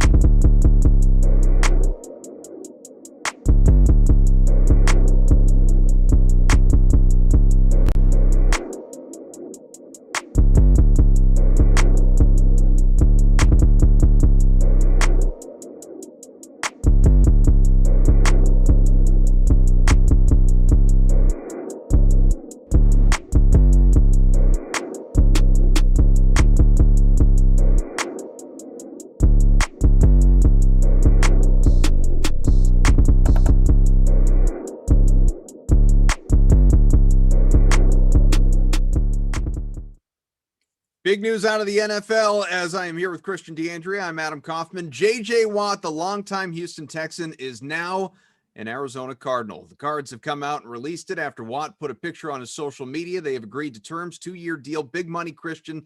Biggest thing I'm wondering is where'd this come from? Because of all the suitors we've been talking about here in recent days, the Cards were not one of them. Yeah, and even the Cardinals website and their release itself says he was targeted at a bunch of different places. He was rumored to go a few different teams, but never Arizona. So this one did really come out of nowhere. We were thinking Browns, we were thinking Packers, we were thinking Steelers, teams in cold weather environments that were coming off playoff bids. Instead, he goes to the exact opposite by joining the Cardinals and reuniting with DeAndre Hopkins.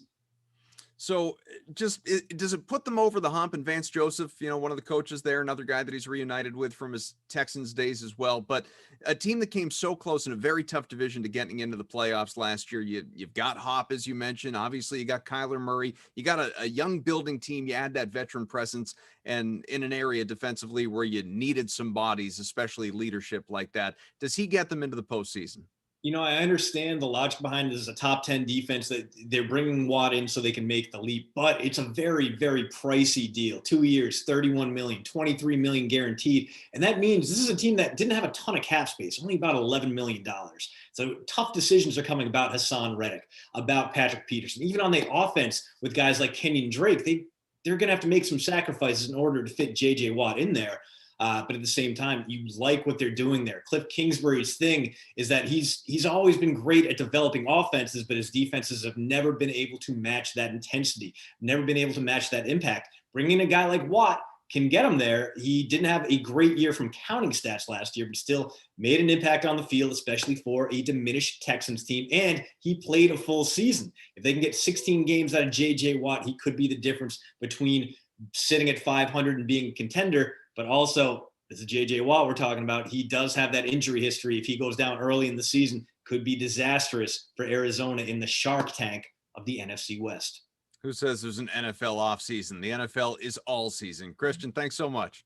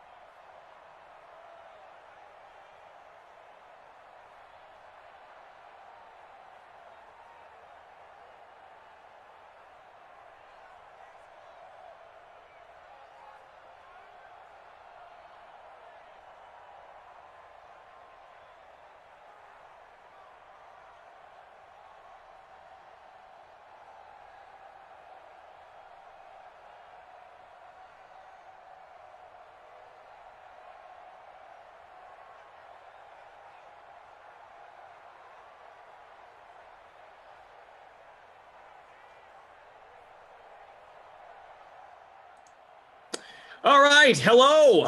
It's a Monday. We're in March. March 1st, 2021. Wow. We've been here for 12 months. 12. Yeah. Kind of a bummer to think of it that way. Not from the stream perspective, of course, because it's great that we've been able to dream stream and Madden sim our way through a full year. But that also means it's been a year since we were able to go out and really pack stadiums and enjoy live sports like we used to. And I don't know. It doesn't feel like the year's gone by fast, but it somehow doesn't feel like it's gone by as torturously slow as it seemed when we started, at least. All right, buddy. We got he's Christian DeAndrea. He was here last sim, and that's right, Daniel. The sim bus just keeps rolling. Strap on in. Terrible bus. The sim bus is we're making movement here. Apparently, you have something trending now too. Kyler Murray for Deshaun Watson. That J.J. Watt news broke. We can dive into that. We need to get through construction, though. We have the Vegas Raiders, Detroit Lions. Who do you like in the captain spot? What's your lineup? It's 2:00. You know, we talked about this before. This is a couple of teams with bad passing defense. In fact, the two worst passing defenses in the NFL in a dome. So this should be a day where people show up and show out. Should be a lot of passing yards. So I captained Darren Waller, the Murder Hornet, pretty cheap in that captain spot, only like $11K. Then I got Kenny Galladay. I got Marvin Jones. I got Henry Ruggs. I got Derek Carr in my punt play. Carry on, my wayward son, Johnson. They don't always remember. Yeah, he was really inexpensive. 3,200 in the flex for a guy who really does typically give you at least a few points, but there are a few good punt play options. Nelson Aguilar, 2,600 in the flex, coming off a 13-point game. So I might regret not going Aguilar and going Carry On over him. That might be my fatal flaw in this one, but I feel like we're going to get a lot of passing yards and maybe a vulture touchdown from the Lions rushing offense. Flash, how about you? Kenny Galladay in the captain spot. Okay. In our free roll, go get Deshaun, John. Talking to John Gruden.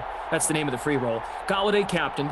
Stafford, Tyrell Williams, Darren Waller, Jalen Richard, and Carry On. There we go. I had a little extra money left over. I was talking to Freeze Pops last week. Yeah. We were saying, like, anytime we're hosting one of these or, you're on the call, your money should then carry over into your, carry on into your next sim. So if I saved $400, should roll over into my next one. So, like, there's one sim where you just have $100,000 to play with. And yeah, you get all that for the next one you do. you just put in 6 Lamar Jacksons. Exactly. That's what I would do if I ran DraftKings, but that's why we're here. See, if I ran DraftKings, I would make Friday backup quarterback Fridays. Get a little Tyrod Taylor, some Fitzmagic. Wow. Some Timmy Boyle, if you got the Packers. God, that would be just amazing. So people who aren't in the know, don't even know. They captain Devontae Adams and Aaron Rodgers, and they see the Packers go out there and gain -4 net yards. Don't we already get enough stinkers with starting quarterbacks? Never mind backups. You know what? Sometimes I want a day where I know what I'm getting into in terms of stinkers.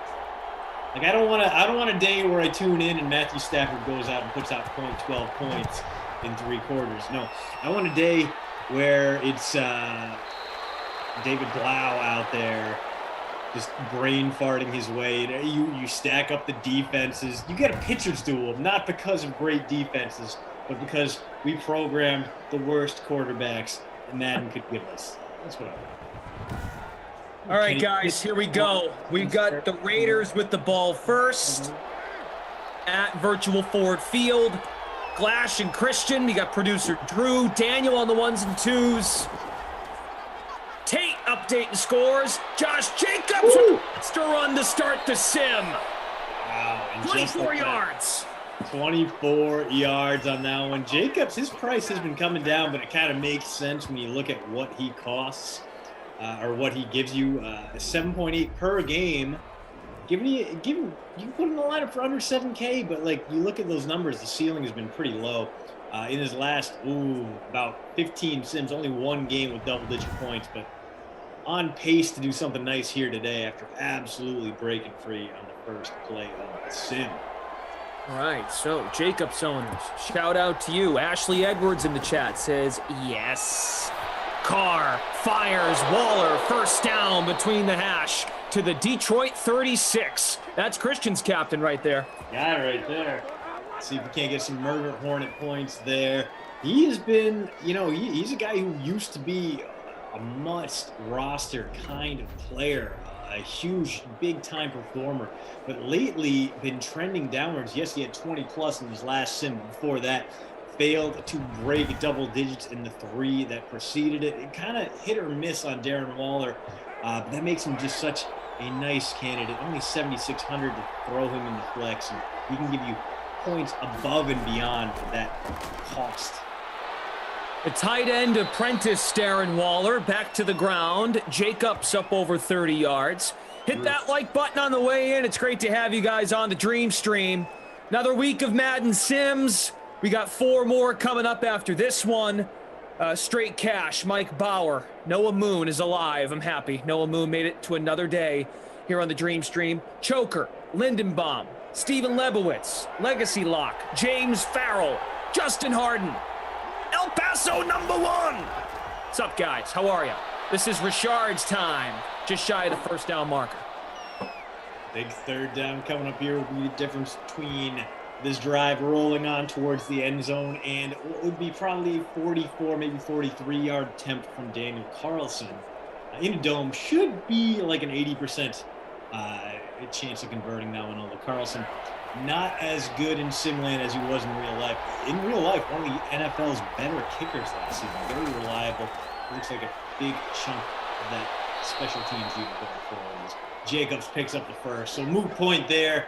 Fresh set of downs for this Raiders team who are just driving with impunity. And it makes sense, Flash. This is not a very good defense. In fact, Detroit's defense dead last in the NFL per Football Outsiders DVOA. Dead last in passing defense, 27th in rushing defense. And then you look at the Raiders, 28th ranked defense last season. So this should be a game with a lot of points. We should see a lot of scoring, a lot of fireworks. Although we know that in the past, even suggesting that has been the jinx. We thought the Eagles would give up a ton of points to the Chargers in the first sim of the game. Instead, they held LA to 0 touchdowns and only a pair of field goals in a stinker of a 21-6 eye-opener sim. Jacobs continues to be the guy, nearing 40 yards on his first drive of the game. It was Tyrell on the previous play, Tyrell Williams. Hello to the Twitch fam. Reed T's Did You Know? First time playing Fortnite, dealt Fish, Heavy, Smash Lanta, Germ, Darth Dracul. Christian's in there as well. Love it. Darth popping out that Pittsburgh love. Dude, I love Pittsburgh. I hated the college I went to in Pittsburgh, but I loved living in Pittsburgh. I'll go back there in a heartbeat. Good city. Terrible accent. Good city. Audio 707 needs Jacobs here. Ball's at the 7-yard line, 2nd and 4. This is the first drive of the sim, midway through the first. Carr's in the gun. Richard on his right side, looking end zone. He had Ruggs there. Out there, first down. Williams. Ping pong there, and could be Richard, could be Jacobs. This Raiders team is committed to establishing the run, so I would not be surprised if they come out in I formation. Oh, not I. Well, offset I. Jacobs in the backfield. Ingold, former Wisconsin Badger. All we do is produce linebackers and fullbacks. Clearing the way with Jacobs. Stopped shy of the goal line. 2nd and goal coming up from the lead. Lewis Daniel, check. You're in attendance. Hello. Ernest, what's up? Tyrell Williams, 41.5% in the free showdown, the public contest. Jacobs, 20% owned. 2nd and goal. Carr. Down he goes. Oh, absolutely blown up there. A great pass rush up the gut from the defensive tackle Williams there. And now looking a little bit less likely we're going to get that rushing touchdown with this drive. Seems so likely to create just a terrible missed block there up front. from, I believe that was Richie Incognito. Man, couldn't happen to a better guy. Simon Slay on Twitch. Yo. Scud. Call me needs Ruggs. The wide receiver 2. Ooh, we got Renfro in there. This could be a Renfro vulture. Oh, no, it's not. So close. wow. Stopped at the 1. Just couldn't turn around and break the plane. So, you know what? Jacobs' touchdown back in play here. If Gruden wants to gamble. Close range. We've seen Jacobs. Yes, I like it. I like it, Glash. The wide to the right. Oh, no, they're not going to run it. This could be disastrous. They had numbers up front. Touchdown! Ooh. Wow. Is that the tight end, too? Oh, yep, it is. Oh, boy. Jason Witten. Oh, man. The since retired Jason Witten. He came in averaging 2.6 points per game, only 1.6K in the flex. And just like that, he's going to blow up the leaderboard with his punt play tutty on 4th and short. Man, what the hell? Starfighter in the chat. So, Starfighter, based on the settings that we play on here, it's arcade game mode, all Madden difficulty. Technically, exhibition event type, technically, injuries can happen, but, like, it's never happened. Yeah. I'm not sure people, you might be the loner here that wants that. But I'm just trying to address your question because, you know, we entertain you here in the chat, and you may propose what you'd like to propose. Jason Witten, 1.13%. My God. Yeah, terrible. Oh, Noah Moon. Delfish. Can't believe dude in my 270 contest played Witten. Yeah, absolutely wild. Are you kidding me? Ugh. Quincy Collins. Quincy, I disagree. A lot of times they go for it on 4th and goal, even just 4th down in these sims, and they don't get it. It happens. I'd say it's like 50-50. Rally Rel, what's up? How you doing? James Farrell, I got the duster out. First quarter break, we'll give Leafy a clean. Oh, good. Yeah, you know, it's been a while. Well, now we get to see what the current starting quarterback for the LA Rams can do. He's going from one dome to another, and in this sim, like we mentioned before, going up against a bad passing defense, so should be plenty of opportunities for Stafford to hit his guys downfield, whether that's Kenny Galladay, whether that's Marvin Jones, whether it's Adrian Peterson, who got his one carry of the game out of the way early. This is the old man sim. Another old man punt play right there. Let's see if that becomes a trend. CEH, yeah, fatigue's a thing. That comes up. That's why Adrian Peterson might touch the ball. You know, Kerryon Johnson, he's tired from all those pregame warm-ups. Adrian Peterson getting the start was not something I expected there as we get a little Amendola action. So first completion of the game for these Lions is the wide receiver 3. And we'll see if Jones and Galladay come on. In the past, those guys have tended to come on a little bit later in these sims. You get a little bit of Jones early, and then Galladay comes and cleans things up in the second half. Jones, by the way, absolutely on fire lately. 19 plus in 4 of his last 5 sims, coming off a 5-catch, 65-yard, 2-touchdown performance in his last outing. So we'll see if he can't absolutely clean up against this shoddy secondary. Daniel on the 1s and 2s makes a good point. In Madden 20, that's how we got the Raheem Mostert carry. Tevin Coleman will touch the ball like 25 times, and then to give him a break, you might see Mostert, and that's how it happened. Choker, Swift is the RB3, but the third down back, so we see him often. Kerryon Johnson is one of those downgraded RB1s. A guy that we will see get like 5 to 10 carries, and he can occasionally break them, but typically, you know, he's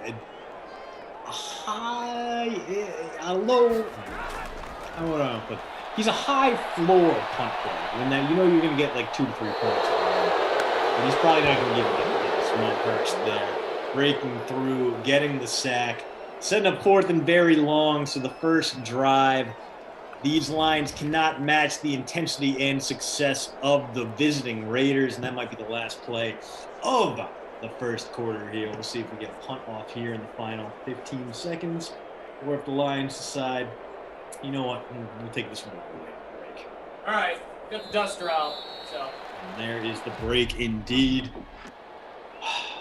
Glash showing off the plant, showing off the calves, working that 90-day diet to perfection. I mean, I don't know if the rest of you guys can see, but with the high def camera, you can tell that Glash clearly on PEDs and been juicing throughout this entire diet. Through one quarter, not a lot of passing yards, only 48 between the two sides. The Raiders drive really sustained by a lot of nice Josh Jacobs carries, although second, third, fourth down in a goal-to-go situation, they ignored him in favor of some passes. One that did work to Jason Witten, who is currently your leading scorer, which, sure, whatever. Tyrell Williams, 2 for 15. Darren Waller, 1 for 15. Danny Amendola, 1 for 13. But in terms of scoring, Witten with the touchdown, Josh Jacobs with a bunch of yards on the ground. He's got a shot at the bonus there. Got to bring out the billboard. Got to let them know the Kilgores are out there. I am still eternally in your debt for this absolute stunner. Today's post route, what is going to happen in Washington, how the football team are going to carry on without Alex Smith, and a breakdown of all the terrible quarterback draft takes that currently already exist. They're only going to get worse as the pre-draft process continues. Read all about it. Postroute.substack.com. Extra, read all about it. And follow me on TikTok at Brendan Glasheen. You have plenty of time to do so while this punt sails in the air. Boom, just hit that follow button. You're good. Let's see. Mike says the crazy is the best part of Glasheen. Yes, Charlie, maid duty. Got to do it all around here because others are just too busy with their board of director meetings in this apartment.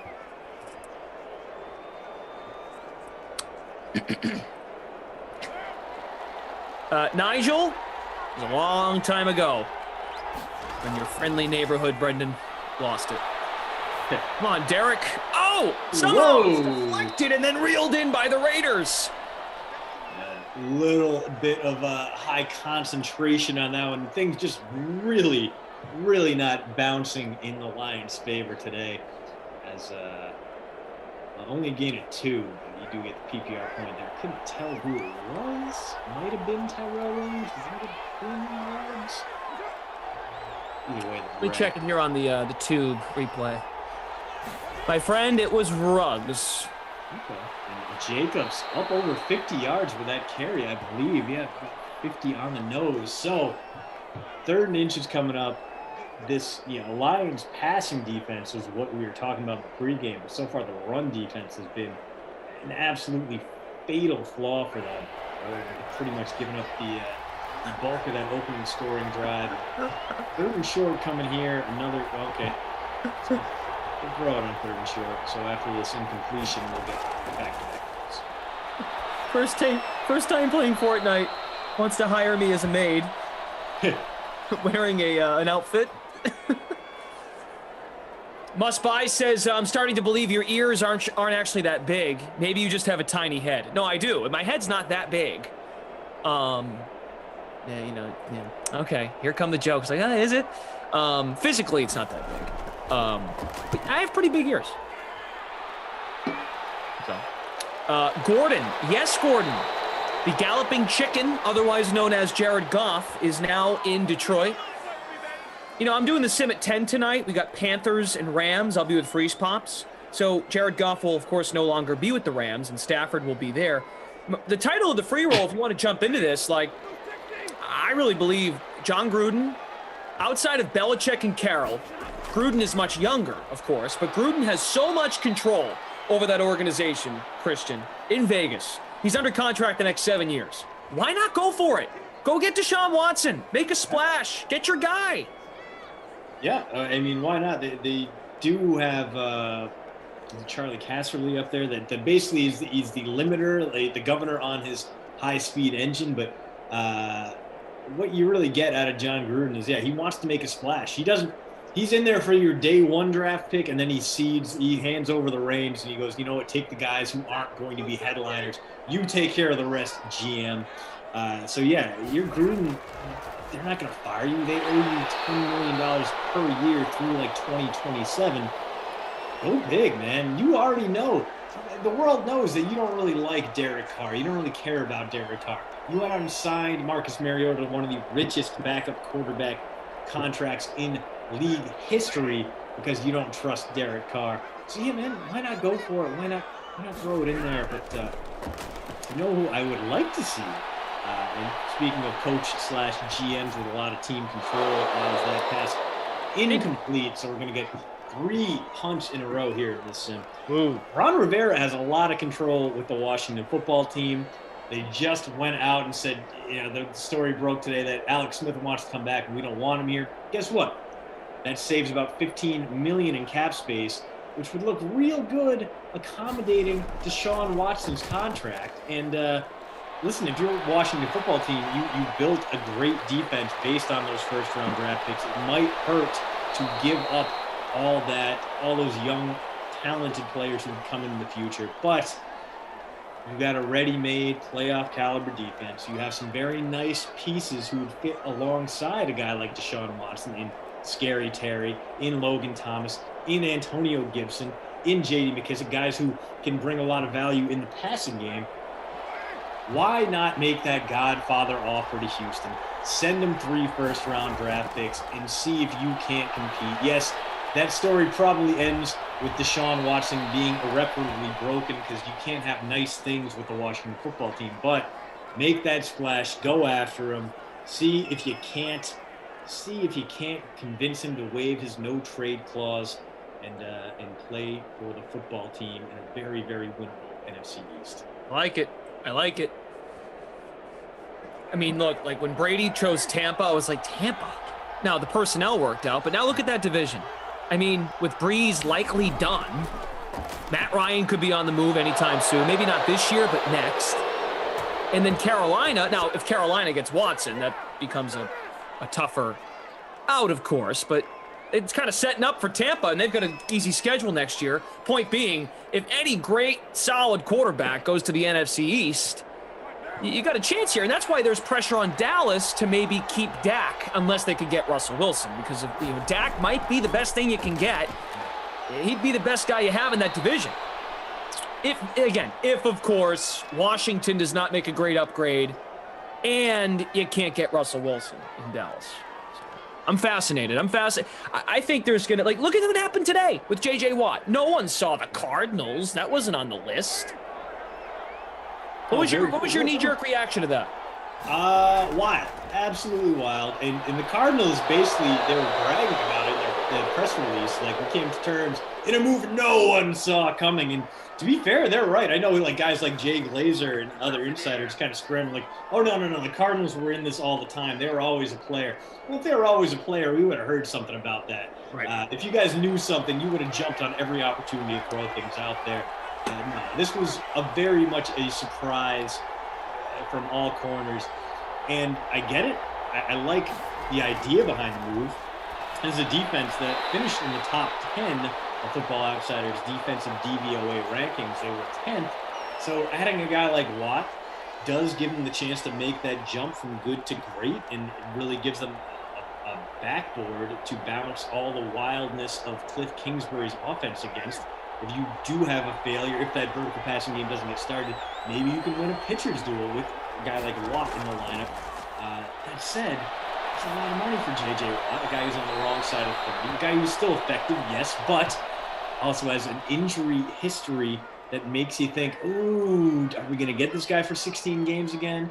If he does get hurt, is he going to have that superhuman Adrian Peterson style recovery like he did when he tore his pec and came back after missing only 8 games for the playoffs? Also, this is an expensive deal. 2 years, $23 million guaranteed, $31 million overall attached to J.J. Watt. And this is a team that only had $11 million in cap space. They might have a little bit more, depending on where the cap space, the salary cap clocks in. But they had a lot of free agents they needed to take a good, hard look at. I can understand letting Kenyon Drake go and turning the offensive carries over to Chase Edmonds. But what about Hassan Reddick coming after a breakthrough year? What about Patrick Peterson? What about a guy like Marcus Golden, who played almost 60% of your snaps on defense? There are going to be sacrifices made as we get a nice kick there to make it a 10-0 lead. Carlson. You are making sacrifices that could theoretically, if Watt gets hurt, knock this team back a peg when it comes to defense. This could ultimately be there's a lot of risk attached to this move. And, we talked about it before. We talked about it in the post route. I think that you might be a little bit better served spending that money on an impact tight end and some blockers up front to help Murray really develop instead of insulating him from bad games by upgrading him defense. Sure. Thank you to Neville Cleanup Hitter supporting Elric in the chat, informing that Jason Witten has scored the only touchdown of this sim. Yeah, I look at it in two ways, right? So from the J.J. Watt side, like, why Arizona? In the sense that, so, okay, they're on the rise with Murray. You just rattled off the pieces they have, but some of those pieces are going because now they're out of money because they paid you. So clearly, he wanted the best balance of quote-unquote contender and then also getting paid. But, right, if you're the Cardinals, though, like, you have Larry Fitzgerald in that locker room. J.J. Watt, to me, feels like a dude you got to bring in to really help establish culture. Like, I think he was connected to the Browns. That would have made some sense. Like, just to kind of give them that, like, that appropriate mindset. And look, the Browns had a great year without J.J. Watt, right? But I feel the Cardinals are already in a pretty good spot and have the right leaders in the mix there. Maybe they wanted more of a guy on the defensive side with Chandler Jones and what's the corner's name again? Patrick Peterson. So I don't know. I mean, I think it's great that division. It's a staring contest in that division. Like, all right, you're gonna go do that, or we're gonna go do this. You're gonna do that, we're gonna go do this. So I kind of love it. It's going to be a great year to watch the NFC West unfold. So I think Russell Wilson's like, you guys watching what they're doing over here? Like, let's go. I'm fascinated. Should be a fun division to watch this year. It always usually is. It was great last year, even with guys that got hurt. Yeah, no, absolutely. And you got to wonder where this is going to put the 49ers in their quest, because they don't have an unhappy quarterback. They just don't really have a quarterback. Oh, my God, stack really good. We heard John Lynch come out and say, listen, Jimmy Garoppolo's our guy. We just need to find a better backup for him in case he gets hurt. And it's like, we already had a pretty decent backup in Nick Mullins. And also, if you're trying to thread the needle of willing to sit behind Jimmy Garoppolo but better than Nick Mullins, that is a very thin gap right there. And I think the 49ers have a big question to answer. And one of the things that came out after JJ got that big contract was Trent Williams was trending because Niners fans were just thinking, hey, get out there, pay Trent Williams. Are you kidding me? We don't want to have to face these pass rushes without our left tackle. Well, how are you going to pay Trent Williams and re-sign all your free agents if you're the 49ers? You don't have a ton of cap space. You got to do something with Jimmy Garoppolo. Moving on from him saves about $23 million in spending room. The question is, who is going to come in to the Niners and give them that replacement value at quarterback at a lower cost? Just like you said, man, a crazy game of chess unfolding in 4 dimensions in the NFC West right now. And, dude, it's going to be a lot of fun to watch. No doubt. Yeah, Ricky Robbie brings up a good point in the chat. DeAndre Hopkins was probably part of the recruiting process. 1,000%. Nice ball. Amendola coming back for it. Puts the Lions at the Raiders 27. Detroit has yet to score here in this sim. Yeah, That drought likely ending here, barring a turnover. We are well within Matt Prater field goal range, especially indoors. Dude's got that leg, can connect from 64 in, and this is only a 44 yard, so basically a chip shot for him. All right, Stafford going to spread him out. Galladay, bottom of the screen with the superstar traits. Going to him, first down. Kenny G. 10. Is it going to be first and goal or first and 10 with like an inch between the yard to gain and the goal line? Either way, yeah, first and 10 from right on the brink of the 10-yard line. So can technically get a first down without scoring, but it's going to really have to finesse that ball towards the goal line there. Prater, if you guys are curious, is 16.7% owned. We'll see if we end up seeing him. Just for an extra point, hopefully. Stafford. Throws an extra point. Puts that one through the uprights. But, you know what? Getting rid of it, saving some time. This Lions team, only one timeout left, so you kind of do like to see a clock stopper there rather than any kind of risk. I know 52 seconds seems like a lot of time, but in these sims, it goes quickly. The hurry-up offenses don't really hurry up things all that much. From the 10, second and goal. Stafford looking, rifles, touchdown, Kenny Galladay. Into the end zone. And there we go. Back to a one-possession game. Bad news is 47 seconds, 3 timeouts remaining for the Raiders, so they might be able to counterpunch here at the end of the first half and extend their lead before halftime. But you like to see it if you got Kenny Galladay in the lineup. Big touchdown for him. 13.6% of you got him in the captain spot. 52% own him outright in the $250 free showdown today. So I just jumped from 137th place to 27th. Galladay and the captain. Stafford flexed. Let's go. 117th for me, thanks to Goose Eggs from Carry-On and Marvin Jones. But we'll see if we can improve on things here in the final 47 seconds, because I got Waller, I've got Ruggs, I've got Derek Carr, and this is a Raiders team that should be throwing the ball a lot more after establishing the run early behind Josh Jacobs. AE812 on YouTube says, that was nice. Morris, thank you, Sim God. Guys, we only need 27 likes to hit 200 on the day. 500 plus watching on the YouTube stream. Smash that like button. We certainly appreciate it. I've read some comments here about, what happens if these ever end one day, and what would you guys do? These aren't going anywhere. Like we're staying here. We're staying right here. There's a good energy here in Simland. We're not leaving. If anything, we're trying to find ways, brainstorming ideas to punch up the dream stream, make it even better. Exactly. Tell your friends. Tell your grandparents. Tell your parents. Tell your great uncles. Tell your 12th cousins to come play. Make lineups, sweat them out with us, and we'll have some fun while we're doing it. That's the wind up and the pitch. And we got a full summer coming up. We're crashing into the awesome part of the spring where you get spring training and MLB opening day. You get NCAA tournaments in both basketball and the sport of sports. NCAA hockey is Waller should be first down there. No, did not get both feet in bounds. So an incompletion, and the Raiders threatening to botch this opportunity to extend their lead, may have to punt it away if they can't get anything going here on 3rd and long.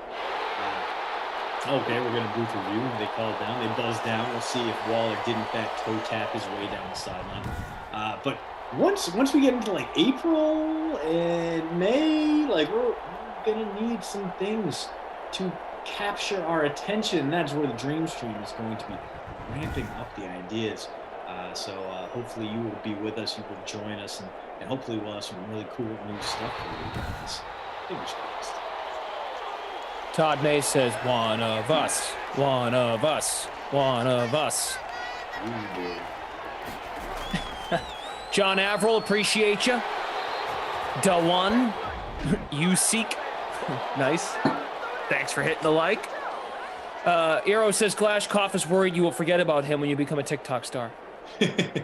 How could I forget about Koff? I'll just keep getting head-to-head requests in basketball until I die. Even when I'm dead, he'll send them to me. Yeah. Hey, Glash! Either in hell or heaven, but up in heaven, hopefully. You want to play NBA tonight? You could sure use your $5 out of your life insurance. Are you going to have to set up a trust? This is the money. This is for Sarah. This is set aside for the future Glash babies. And this untouchable trust is set aside for donations to Koff's daily NBA contests. Yeah, all of Koff's kids will be in college. Hey, go get yourself a slice of pizza when you go out tonight on Saturday. From the NBA, I would have played your dad in 2038. Ooh, big strike there, but that's going to do it. Some nice garbage points there. We finally get a Marvin Jones sighting to end the first half. He picks up about 20 plus on the nice downfield strike, but no timeouts remaining. That's going to bring us to halftime. The Raiders leading 10-7, but the Raiders also fading away all that momentum they had early as the Lions beginning to come alive, getting a little bit of Matthew Stafford, got a Kenny Galladay touchdown, and get this, guys, got a Jason Witten touchdown as a very balanced attack from the Raiders, 68 passing, 61 rushing. For the Lions, it's been all passing game. We have an Adrian Peterson carry. We've seen nothing from Kerryon Johnson. I don't think we've seen anything from DeAndre Swift on the ground. So a very kind of low-key-ish sim to start things. Stafford 123 and 1 through the air. Carr 72 and a touchdown for him as well. Yes, get the billboards up there. Get the shameless promotion done. And, Josh Jacobs trending toward the bonus. I'm sorry. Adrian Peterson and DeAndre Swift combined 3 carries, 5 yards. Nothing doing for the Detroit rushing game. True to form.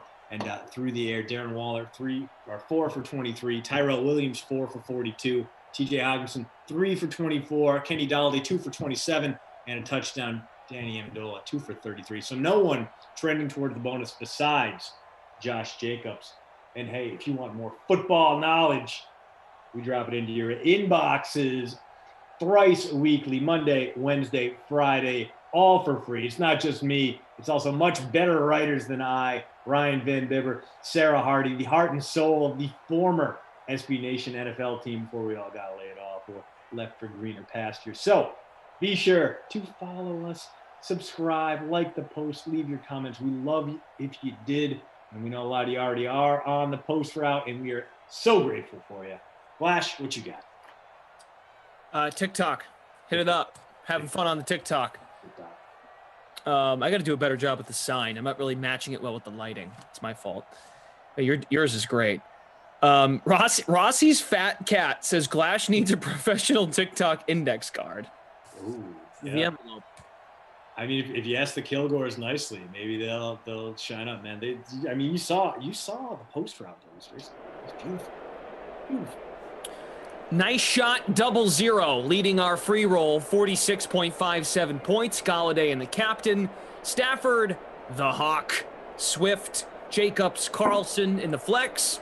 We have a 6-way tie for first place in the free public showdown. Must Buy says, Glash sign says, will dust for food. the chat is enjoying the matching headbands. I always like, going through my little headband bin to match the great DeAndrea. I mean, I feel like there are very few announcers out there that could even pull it off. I mean, I feel like we saw Emerson try to pull off a headband. It would just be worthy of mocking, and yet here you are, not only showing off the forehead, but also giving the hair a nice little lift. It adds some height too. And you can probably get away if you were inclined to put a headband picture on your dating profile. That could give you the extra inches needed to tell all the ladies or men out there that you are in fact 6 feet tall. And they show up and you see them, they're like, oh no, you're like 5'6", man. Why would you do this to me? Melinda says, every time I use your Madden Streams info page to help pick my players, I get smoked. How the hell do I pick better teams? Pick better. Well, I don't know. I mean, you got to watch the games, of course. That helps. They're a guide. They're not always the solution. But I believe in you, Melinda. Just keep simming. Honestly, what I would use, and maybe don't take my word for it, because anyone who played in the trickle-down Simonomics, or just heard me talk about my rosters in general, knows how unfortunate some of my teams have been. But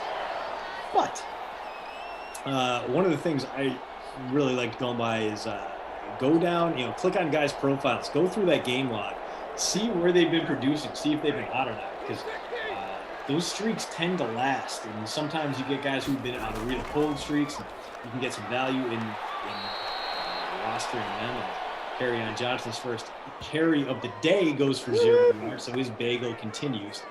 But yeah, for me, it's a combination of where are they playing, is it a weather day, and what have they done lately? And even that, things are just real volatile, because you never know. You never know what the sim gods have in store for you. Jim in the chat says, Melinda, you got to use the info page, and like you said, look at the game logs, then pray. That's good. Yes, Tom's microwave. That was a Dory reference. Just keep simming. Oh, also, you had me at extra inches. Yeah, we bring it all to the dream stream.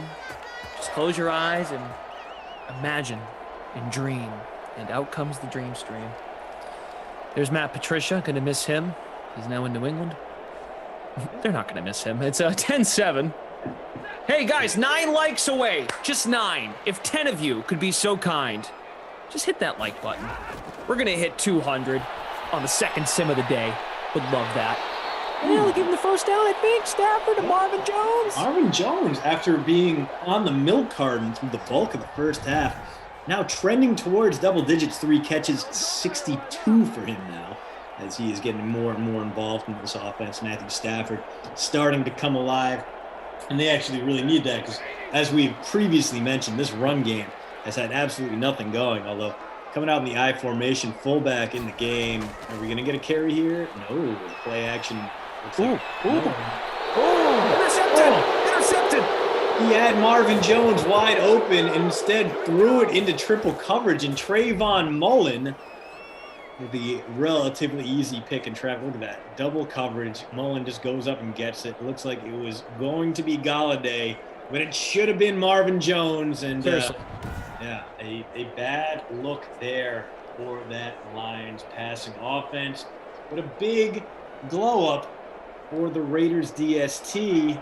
They can keep this Lions team from scoring anymore. They might find their way into the win.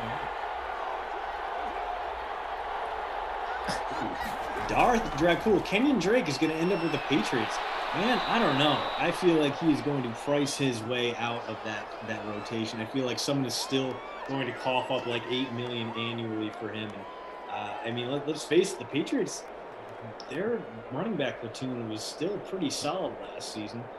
They still got Sweet Feet White taking over the passing game. And you look at that run game, Damian Harris, when he did play, was great. I mean, 10 games, 691 yards, 5 per carry. Like, I don't think they need Kenny. I think you can go in there with a James White, Damian Harris platoon, plus whatever guy you pluck off free agency or in the draft, late stages of the draft, where you give the veteran min. I feel like you can go in with those guys and be just fine. They don't need a high-profile back like Kenyon Drake. They need to plug a whole lot of other holes first before they get down to spend money. Henry Ruggs makes the catch out to the 26. So the Raiders, under virtual John Gruden, are having some success climbing out of that deep spot moments ago. First time playing Fortnite says I look like an extra in Karate Kid today. Hiya! Smash Lanta. I do realize it says at Brendan Glasheen, but that's for Twitter. I'm just trying to specify the old talk. Third and short coming up after the Jacobs run. Yeah, I don't think the Patriots are going to give Kenyon Drake any money. Yeah. Tater hater. That advice was pathetic. The proper way to pick players is to DM them on Twitter and find out who hates the least taters between games. Guys who hate the taters, who ate the taters, choke every time.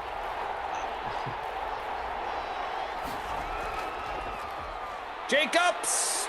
There you go. Ooh, big first down there. This drive will continue. And the Raiders really burning up a nice amount of clock. They're going to dominate time of possession in this one thanks to that Jacobs-led running game. Kevin is asking for Marv Albert to join the stream. Here we are for the NBA All-Star Game in Atlanta. That's next Sunday. You guys ready for Marv to try and keep up with the play? As Henry Ruggs makes the catch for a first down. Yes, the chains move. Yeah, Tater Hater's commitment to the bit is impressive. I have a lot of respect for it. A lot of respect for it. And, yeah, anyone who's willing to put a food bet on the line based on these Sims. I mean, obviously, we have walked that walk. We have talked that talk, whether it was the pizza Sims or the ghost pepper bets. But Tater Hater, I forget even what it was, but he had to eat. He filmed himself eating the very thing he hates as the result of one of these Sims, and that is the instant way to earn our respect. Do something you hate because you were wrong about Simland, and we will accept you as one of us. Look who snuck up to the top again here in our free roll. Auntie Social. She's pretty good at these. All around, man. Auntie Social, if you're there, hello. Galladay in the captain spot. The only Raiders, Carlson and Carr. Carr backpedaling. Oh, Derek, no, buddy. Going in the wrong direction on that one.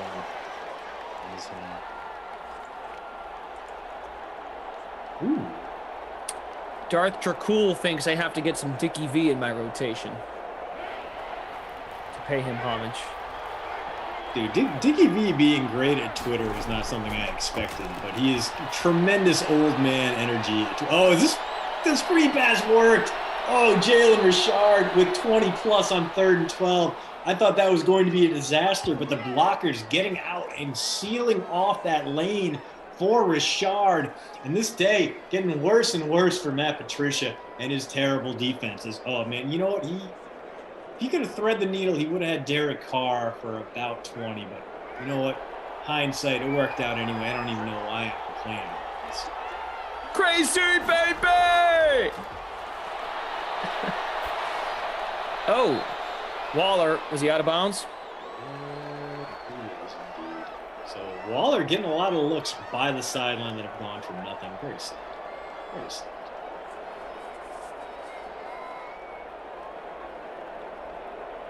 Eddie says go old school Howard Cosell. Cristobal says, yep, you got to practice and play as many Sims as you can to get good at these. I don't disagree. From the 30. He's swallowed up.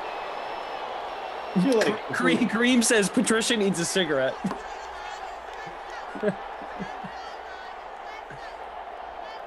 Maybe. I think he needs a little more than that. Harry Carey here for the Lions and the Vegas Raiders. If the moon were made of cheese, would you eat yourself? There's Derek Carr. He fires left side. Oh, no! Intercepted by the sideline. Oh, my goodness, what a throw. My. Harry Carey here doing football Sims. So the Lions bailed out by a bad Derek Carr throw. Both passers have matching 1-to-1 touchdown and interception ratios in this one. 15 rushing yards total for the Lions. So if you rostered any Detroit running back like I did, you're regretting it. But the passing game is real low-key.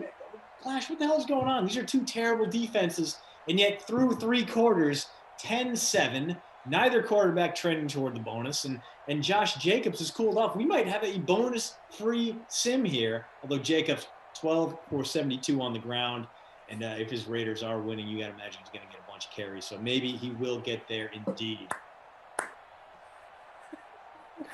Gary says you sound like Barney the dinosaur. You do, yeah. You went real like Sesame Street with your Harry Carey there, and I appreciate it. Yeah, producer Drew says it wasn't my best. Okay. So, yeah, I tried it. You tried. An effort was made, and we appreciate that. Pack Rat says, just when you think the commentary is bad, enter stupid voices. Yeah. All right, we'll move on. This is on you guys thinking we Harry Carey. Oh, man. The claw. No one trending toward the bonus in the passing game.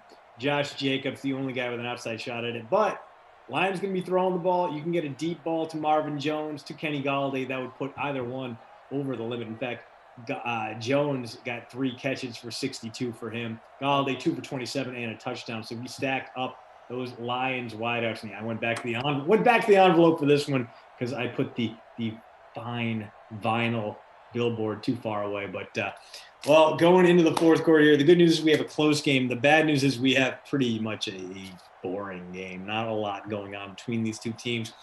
We're due for some fireworks. Hopefully the fourth quarter will leave us feeling full, fulfill our hearts. Okay, there's bad, and then there's what you just did. Way bad. Amendola having himself a decent day. He was, is and always was a popular punt play. Only 5,400 in the flex and giving you nearly 10 per game. He can be a little trick or treat. 0.7 points in his last sim, but sim before that sprang for 20 plus. So you never know what you're going to get with Amendola. Remains a useful piece of line. Stafford checks down there. Is that DeAndre Swift? It is indeed 2 catches now for him. As, again, no one in that Detroit backfield having a good or promising game. Got 7 minutes to go. For some reason, it feels like there's like more offense, but there's only 17 points on the board. There's a little drop off to Marvin Jones. Ooh, and a big break there. Inside the 30. All right, let's officially put him on bonus watch. It's going to put him up around 90 yards. Bonus watch, bonus watch. All of a sudden, the Lions, who looked like they might have been out of this game after both in the first quarter and the third quarter, driving towards a potential game-tying or lead-changing score here. Stafford, plenty of time. A missile there, delivered to the left hash, caught by... Is it Amendola? That was the Hawk. 4th catch for T.J. Hawkinson. Kareem, no all-time Lions Mount Rushmore talk. You know what? I like that topic a lot. I don't even know who I would put up there. Other than, of course, you'd go with Barry Sanders, who would be almost certainly at the top of the list. But all-time Lions. There's so many older guys that you want to throw into the mix, like a Bobby Lane or a Doak Walker. You have to go way, way back. Lem Barney. I mean, I see right now I'm just going through, I'm kind of digging through Pro Football Reference on this one. But yeah, Lem Barney, Hall of Famer, Rookie of the Year, all 60s player. I think you could make the case that he belongs there on the Mount Rushmore of Lions players. Kerryon Johnson. My pun play stopped in short, and now Okay. Deep breath. Yep. Go to him again. I wouldn't mind it. All right, let's go back to Kerryon. And it looks like he is in the lineup, and we got Nick Bowden. Let's get a fullback vulture here. No. It's plenty of room now. Listen, it's AP! Adrian Peterson, why would you run that pitch? Why would you do that? What happened to the blocking? Oh. Yeah. The one you seek, and Christian stays 99% professional of the time. Glash is at 1%. All right, I'll take the one. Come on, give it back to him. They're going to throw the ball, aren't they? Inside handoff? Nope. Throw it to him. Carry on! Carry on! Is it Swift? Is it Swift? It's Swift! Oh, boogers. All right. Boogers. Yeah.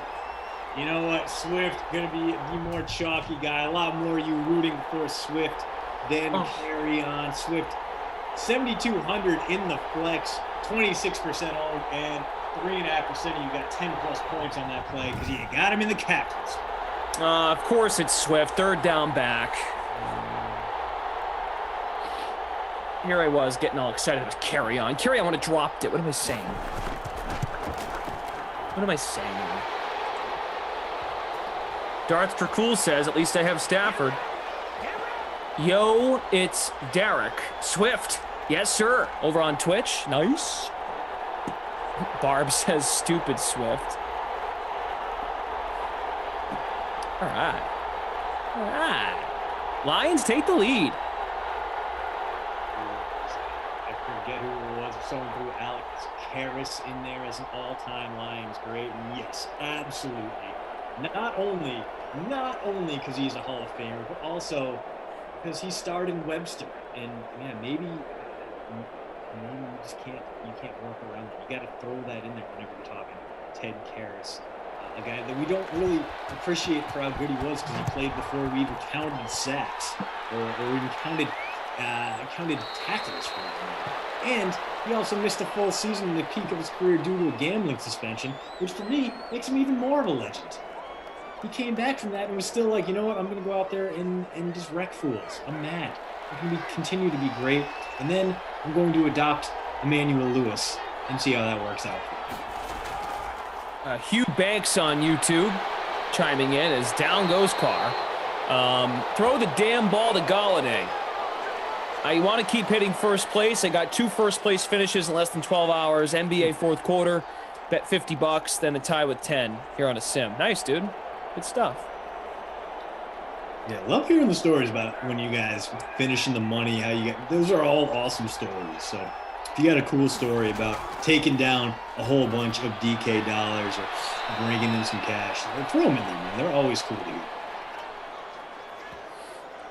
Coming up at 4 Eastern, we've got Emerson joining us. What's the sim? I don't have the tab up. Do we have what's coming up at 4? We have NBA pre-lock tonight as well. 7-game slate in the NBA. Let's check it. We got the Washington football team at the Bucks. Emerson and Rossi coming together. The Sack Bros as Waller makes the catch for a first down. All right, good stuff. And then NBA pre-lock with, wow, this is a throwback. So Julian Edlow will host NBA pre-lock with Benjamin Zwyman. Oh, wow. I haven't heard that name in a while. Wow. Zwy guy, he was on these sims a long time ago. Long time ago. Carr gets rid of it. Waller once more. I've taken up a whole lot of time, but that's kind of a good thing for the Raiders. This is touchdown or bust, and you don't want to leave Detroit with any time left on the clock should it come down to that. So both teams have all 3 timeouts. We're headed towards the finish we may deserve after a very underwhelming opening 3 quarters. Here we go. That Renfro there, yeah, as Henry Ruggs. 4 catches, only 40 yards, so not quite having that deep ball explosion that you might expect from such a young and fast wide. Hunter Renfro. John needs a swift touchdown. Oh, that happened earlier. He's calling out what happened earlier. Right. That's what gave Detroit the lead. 2 minutes to go. I want to thank our great team on this sim.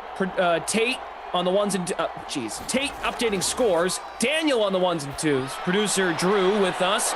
First down pickup. Richard to the 29.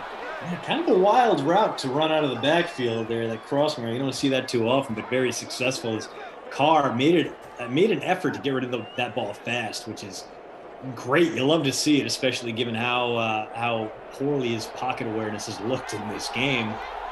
Ball inside field goal territory. Doesn't matter. Field goal doesn't help you. Maybe Matt LaFleur would take one there. Richard again with a big route over the middle. And the RB2 getting very involved in the passing game here. First and goal coming up from the 7. And again, this Raiders team wants to milk that clock. You don't want to give the ball back to big arm Matthew Stafford with Marvin Jones and Kenny Galladay on the other side of things. And there's going to be a check down too. Well, it gets out of bounds and stops the clock, but not a big gain there. 2 yards for Waller, who could not stop his momentum before crashing past the boundary. All right, let's see what we get here. First, you calling out Waller or Williams. Coach Derek, I hope they score fast. That's more glory for Stafford. It's going to be Jacobs and just shy. So 3rd and goal coming up from the 1. Clock is ticking. Raiders would be wise to burn this one down all the way to about 30 seconds before snapping it. Let's see if we can do that. We won't, but here we go. Pass play. Oh, great defense there. Couldn't see who got a handout. It might have been Olarie. But 4th and goal. Ball game coming up here. Although, if the Lions get a stop, the Raiders have all 3 timeouts. They would be punting from deep in their own end zone if they can get a stand on the defensive side of things. So, might not be the ball game. I take it back. A big play here. It's a lot easier for Vegas. Let's just say that. Oh, my goodness. Oh, wow. Into traffic. Jacobs kept hope alive briefly, but stopped just shy of the goal line as Josh Jacobs, after a promising start, is going to have a... take the safety. Unremarkable. Take the safety. Gee, I think they might be running. Take the safety. No. Well, that will do it. Lions only needed a first down there, and they get it on their first play, backed up deep in their own territory. Somehow, the Raiders, baffled by that decision to run the ball, because they only had 4 guys on the line of scrimmage, and they get blown up off the snap, and just like that, Detroit not only escapes, but leaves us mired in a 14-10 sim where no one gets the bonus. Unbelievable. Take the seat.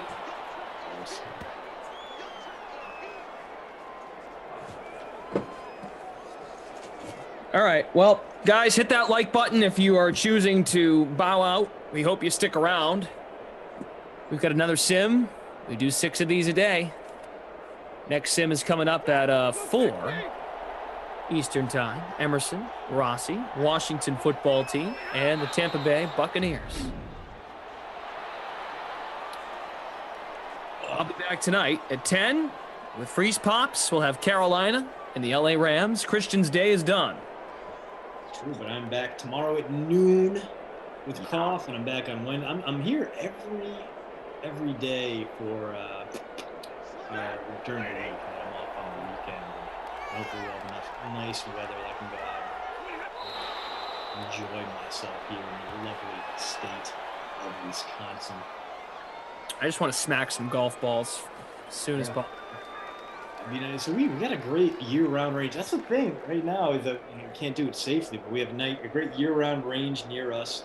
And every year, my buddy puts together a little get-together where he rents out a few stalls there. They have the flat screens they can just wheel down, or some of them are just ready installed. They got top golf apps.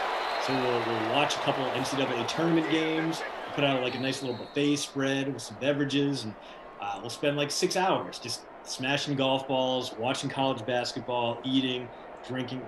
It's such a great way to like kind of welcome the spring and get outside. And clearly couldn't have it last year. Probably won't be able to do it this year. A very, very sad March Madness possibly upon us. But you know what? At least we're getting it after a very, very tragic cancellation last year, where Providence looked good. The Badgers were peaking instead of being this crap team they've developed into in the 2021 season. I don't know, man. Anyway, on a more optimistic note, let's go over these final game stats. Stafford, 240 and 2 touchdowns with an interception. Carr, interception of his own, only 1 passing touchdown, and it was somehow to Jason Witten. Horrible. And 207 through the air for him. Let's get the billboards up there. On the ground, Josh Jacobs led all rushers, but that's because the Lions really gained no yards whatsoever until the end there. Jacobs, 14 for 77. That was pretty much it for him. Jalen Richard, 2 carries, 4 yards, but he did have a big impact in the passing game. Kerryon Johnson did finish with 20 rush yards, so hooray. Adrian Peterson, 3 carries, 0 yards, a nothing performance from him. Through the air, Darren Waller, 9 for 55, and a whole bunch of catches down the sideline that he could not catch inbounds or gain yardage through. Marvin Jones, 4 for 87, the only guy who even sniffs the bonus in the passing game or in any regard. Well, let's talk about MVPs in this one. The Krusty Cough player of the game, man, tough to really pick anyone out. This is just a nothing lineup. Let's go with Marvin Jones for doing pretty well. And then, well, if we're talking the Babysitter Billy, Not My Kid award winner in this one, everyone was just kind of mediocre. Same thing there. You know, let's go Kenny Galladay. No, Kenny Galladay had a touchdown. Let's give it to Derek Carr. Going up against the terrible passing defense in a dome, should have lit up the scoreboard, should have put together a monster performance, instead 11 points. Derek Carr, you are the Babysitter Billy, Not My Kid award winner in this one. And, I don't even know, man. I don't even know. But, hey, we got a full slate coming up for you. Washington versus the Bucs. Emerson and Rossi coming into that one at 4 p.m. At 5 p.m., NBA Pre-Lock Live with Julian and Zwayman. At 6 p.m., Ravens Chiefs. That'll be Rossi and everyone's favorite, Kenny Ducey. At 8 p.m., Vikings Jaguars, Koff and Tommy Freeze Pops. And then Tommy Freeze Pops returns at 10 p.m. with you, Glash, for Panthers at Rams. Let's get one more plug for the post route in there. Let's get one more plug for Glash's TikTok. Let's push this man to TikTok stardom. And, please, at Brendan Glasheen, I promise to give you great content. Go to TikTok, follow your boy, at Brendan Glasheen. First name, last name, bam. Yeah, I will not let you down. That's going to do it for me today. Sorry that our sims were awful. Nothing they can do, right? Any given sim day. Bad games. But, hey, I'll be back tomorrow. Glash will be back tonight. We will see then. Anything I missed? Real quick, I want to shout out Criminal Bob, who came in first in our free roll. Oh, nice. Very nice. I did not. He's been in the chat quite a bit, so that's good stuff. And then over in the public free showdown, 2-way tie. First place, Waller was big in the captain. And then Richard was the only other Raider. Amendola, Swift, Jones, Stafford. So there you go. I'm back tonight, as Christian said. Christian is back. You're back tomorrow, right? I am. I'll be there for the nooner, the eye opener. Okay. Guys, thank you so much for hanging out. That's going to do it. Producer Drew, Tate, doing a good job updating those scores. Daniel on the 1s and 2s, taking us inside the sim bus. We're working on the sim bus. Innovation is happening. Folks, talk to you later on. Christian's back tomorrow. Enjoy 4 more sims and other stuff going on at DraftKings here on the Dream Stream. See you later.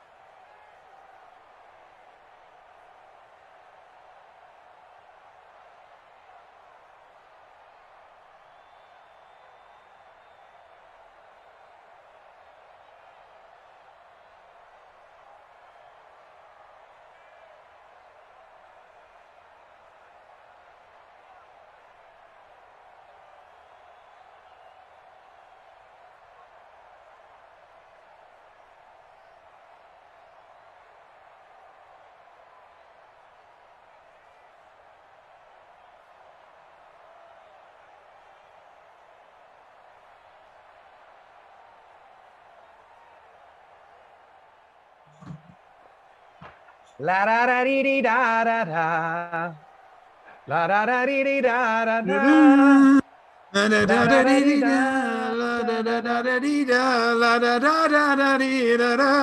Yeah, I'm with First you. off, I'm just noticing your shirt.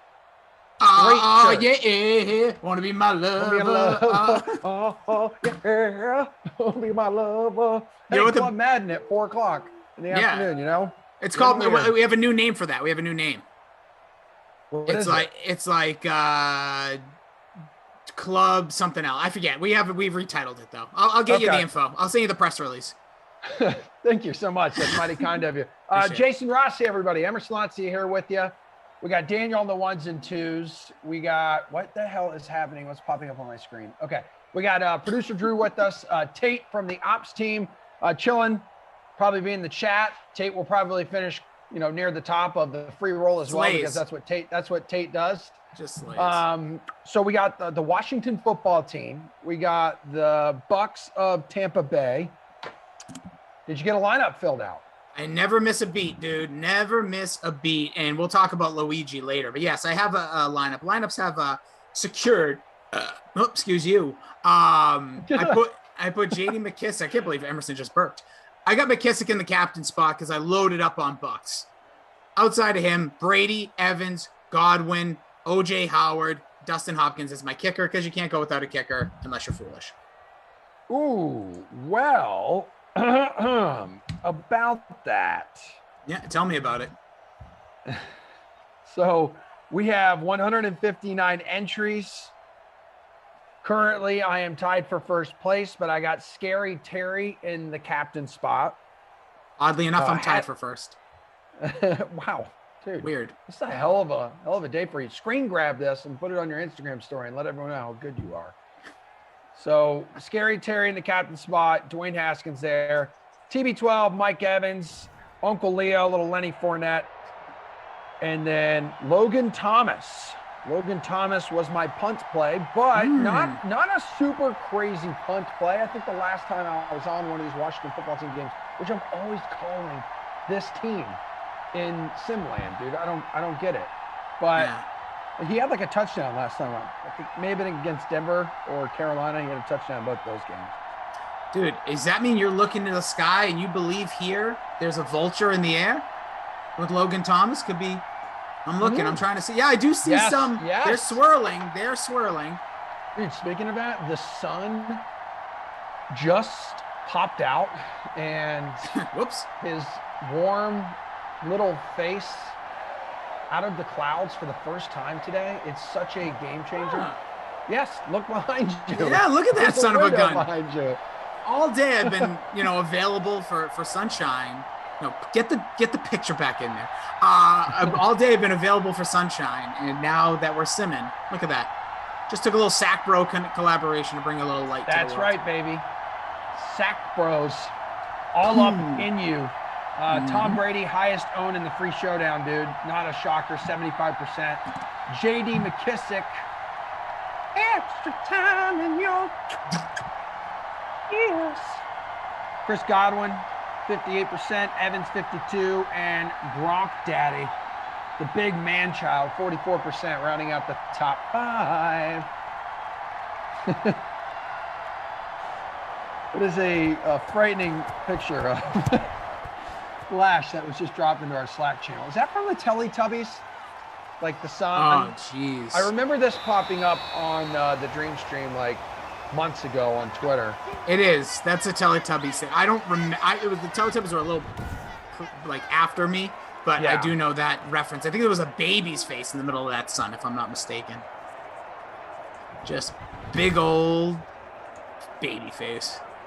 Okay. I see you're in the chat already, hanging with the DK Sim fam. What's up, everybody? Almost 300 of you as the crowd slowly making its way to their seats for the third of 6 sims today on the Dream Stream.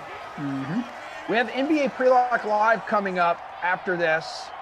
You guys know the drill by now, and if you don't, on Mondays and Wednesdays and Fridays, after the 4 o'clock sim, we hand it off to Shirag and another analyst. So today, Oh, wait a minute. Please. It's Julian and Zweiman today. Oh, Julian's so good. Love him. Julian's fantastic. And Zweiman, I don't know if you know this, he has a really weird obsession with Taco Bell. Okay. Which is delicious and fine. He's like crazy obsessed. Like posters, like neon lights, everything all over his wall, his ceiling. It's uncomfortable at times, and I never want to go back there. But Live Más is that his motto? Yes. Remember the old Chihuahua back in the day? Oh yeah, Yo quiero Taco Bell. That's the only way I knew how to speak Spanish. I still don't know what it means. I really could tell you. Does it mean what's up Taco Bell? Does it mean you want Taco Bell? I don't know. Yes. It's I want Taco Bell. As someone who has taken a combined 3-4 years of Spanish and was only a C student in it in my lifetime, I can tell you, I can confirm, I want Taco Bell. Okay, because I literally had a guess, and I'm glad that it was one of my top 2. Dude, I have a string. 50%. Yeah, I have a string tank. I have an extremely thin tank that has Taco Bell logo on it. Maybe next time I know he's going to be here, I'll wear it. Extra beef. What about next Tank Top Tuesday? We're together. Why don't we do that? Well, that's done. Well, just speaking of that, though, too, real quick here, Rossi. Tomorrow, there will be history here on the Dream Stream as Tom Brady linking up with Chris Godwin for the big game. This is the opening drive of the contest if you're just tuning in. But history here on the Dream Stream. We've almost been going an entire year, an entire calendar year. We're coming up on the year mark. And for the first time ever, myself and Brendan Glasheen will be hosting a sim together. That'll be tomorrow afternoon at 4 o'clock, the Colts and the Cowboys. Nothing like special, just a couple dudes. No. Scratch that. Drew, edit that in post. Super special, must tune in. Tell your friends. If you've been here since day one, which I've been calling out people who said they were there since day one, but they probably really weren't. One-ish is fine. I was here on day one. You know why, Emerson? Why? Because Babysitter Billy said, hey, I just got this project to get taken off, and I need you to watch it. I said, okay, dude. And I watched you and Reed talk literal nonsense while there was a Madden game going on. And I said, man, I got to get in on this action. Yeah, you and Glash tomorrow. I'm all in. 4 o'clock. Lock it in, baby. I remember that. Yeah, Reed and I on that first game. And, I was trying to refamiliarize myself with like Madden ratings and everything. And in the end, where we are now, it doesn't even matter. No, and I must say, I'm doing it. I'm peeling back a little fourth wall here. We got together today for the first time since I've been here, and not once did anyone bring that up, and I was so happy. I was waiting for like this weird, like, all right, guys, during like second quarters, you really should be discussing the numbers and going over this. I'm like, no, they see it on the app. But yeah, I remember when I first started, I would tell you everything about every player. I'd be like, Chris Godwin, he's got an 86 speed, he's 6'4", he's handsome. That's a trait. Speaking of handsome, a handsome pickup on 4th and 1. So first down, gotta love the marbles, Aye, matey. Tampa Bay going for it early on this drive. Swashbuckling I like that. Away. Yeah. Dude, what are some like pirate sayings, Swashbuckling, poop deck. I don't know if that's a pirate thing. But... Wait, poop deck? That sounds like my apartment right now with my dog. Oh, you're blaming your dog now. We all know it's you. Emerson's had some issues today. We didn't know he'd be here. He slugged a whole bottle of Pepto, clogged everything up. We're good. Here we go. Oh. What do you got? Wow. Go ahead. Finish it. No, I just want to say a long list. 100% agree, though. In the early go of these sims, first quarter, I love going in 4th down. That's the time to go for it. You can really set the tone. So as you are. Twitch, over on Twitch, and Retease, did you know? What is this, Daniel? What you Jesus, Christmas tree. Sim bust. That is hilarious. That bus is derailed. Yeah, so on 3rd and inches, here's that Gronk. Got it. Or Bro J. Yeah, it's Gronk. So at the 1, 1st and goal. But Retease, did you know, saying on Twitch, I've been trying to leave since March 28, 2020. You can't, man. We talked about this. I say it to people who still, Rossi, who still discover us like at this stage of the game. It's like, you're one of us now. You're a member of the DK Sim fam, and you cannot leave. I love this empty backfield. No way in hell he runs it. Although Tom Brady's like the best in the NFL at picking up just like 1 yard. Oh, no.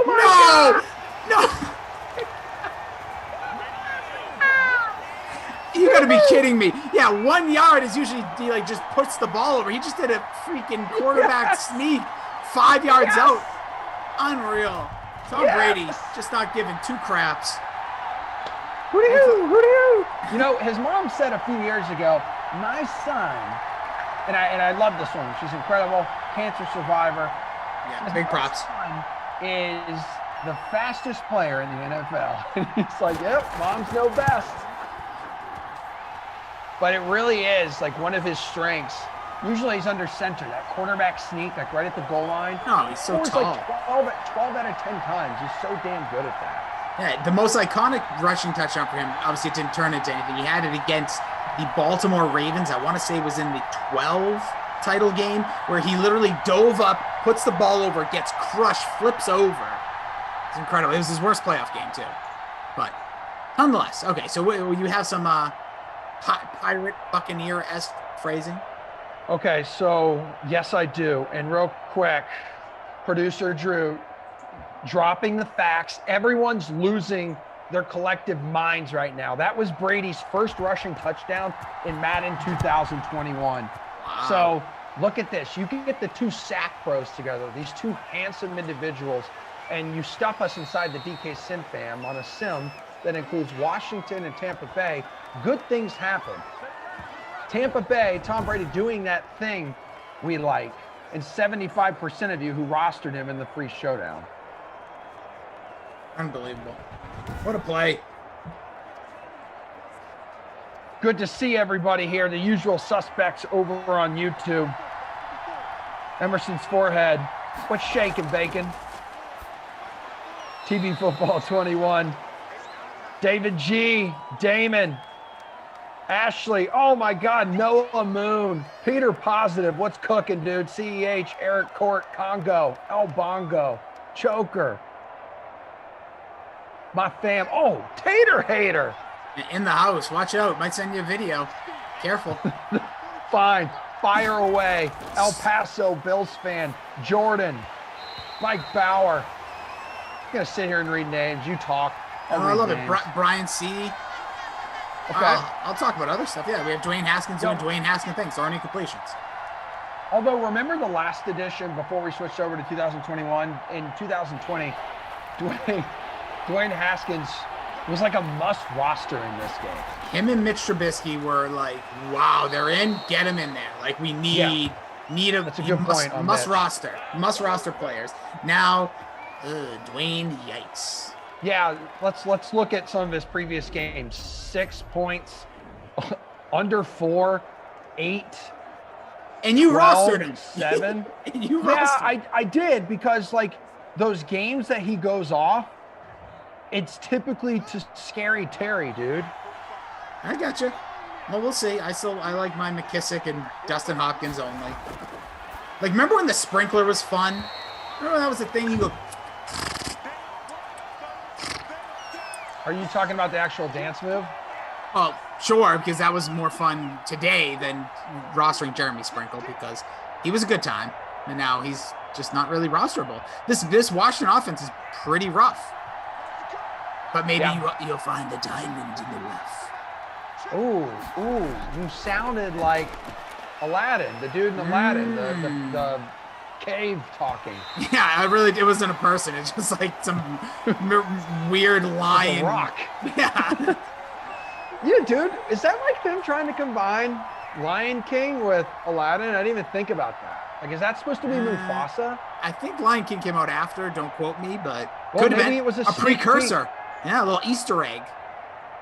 You know how like a lot of the Marvel movies will throw little Easter eggs in there and signs all the of things to time. come? That's Disney was way ahead of it, man. Love it. A 3rd and 10. He pick it up. Minutes Outta to go in here. the first, he does. Germ over on our Twitch There's says, Sprinkle, by the way. oh, there he is, just poo-pooing my thoughts. Germ That's says, right. so what's the thing going on 328 that Christian and Glash mentioned? Well, wouldn't you like to know, Germ? And you know what? I'd like to know too. How about this? Tune in, baby. What's happening? I need to know now. Oh. Yeah, that thing. Remember that thing? Oh, yes.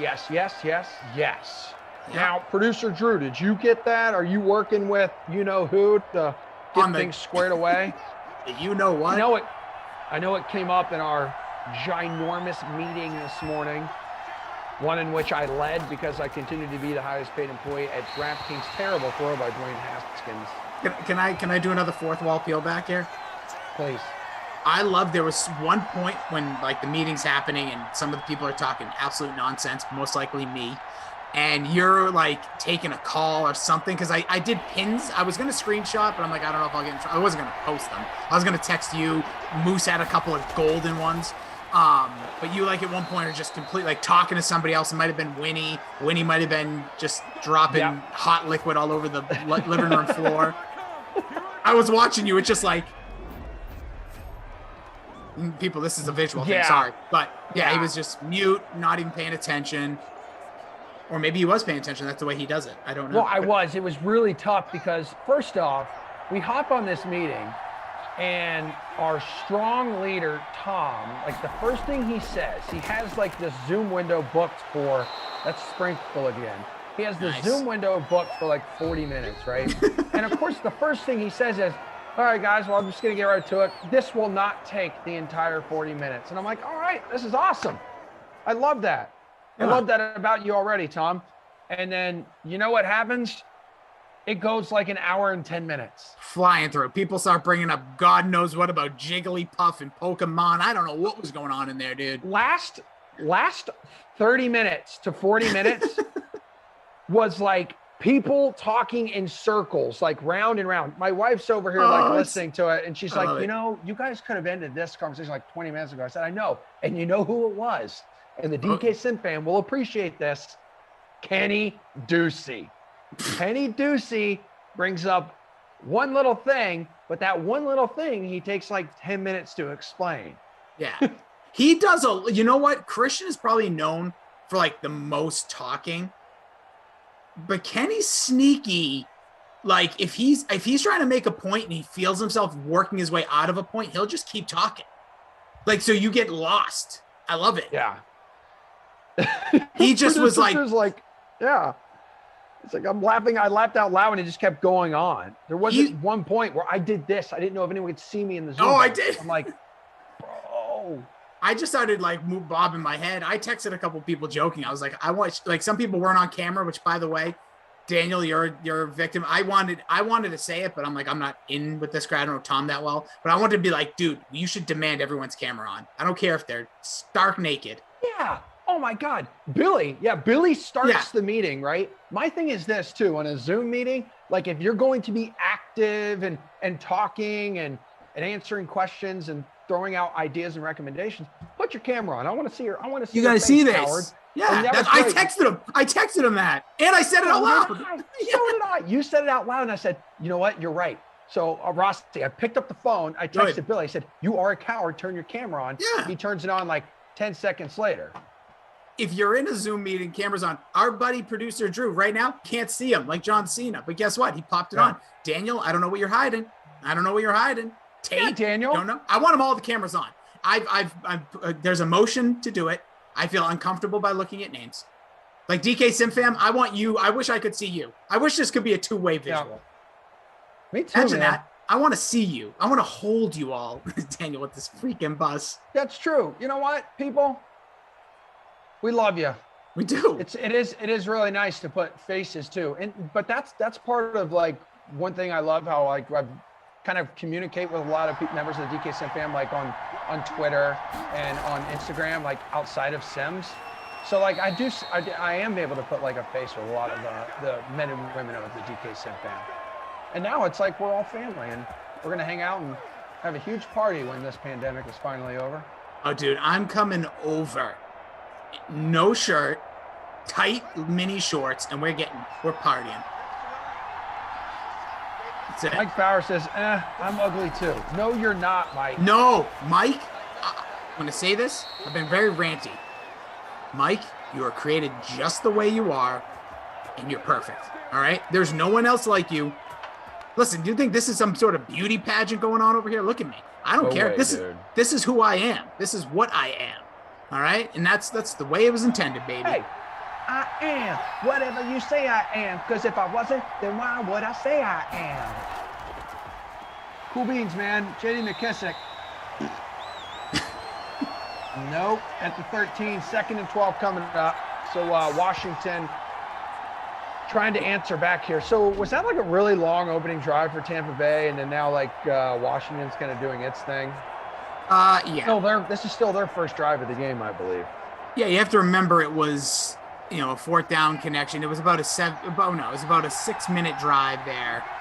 Long one for Tampa, and then they've been converting all the way down here, Washington, on a long drive.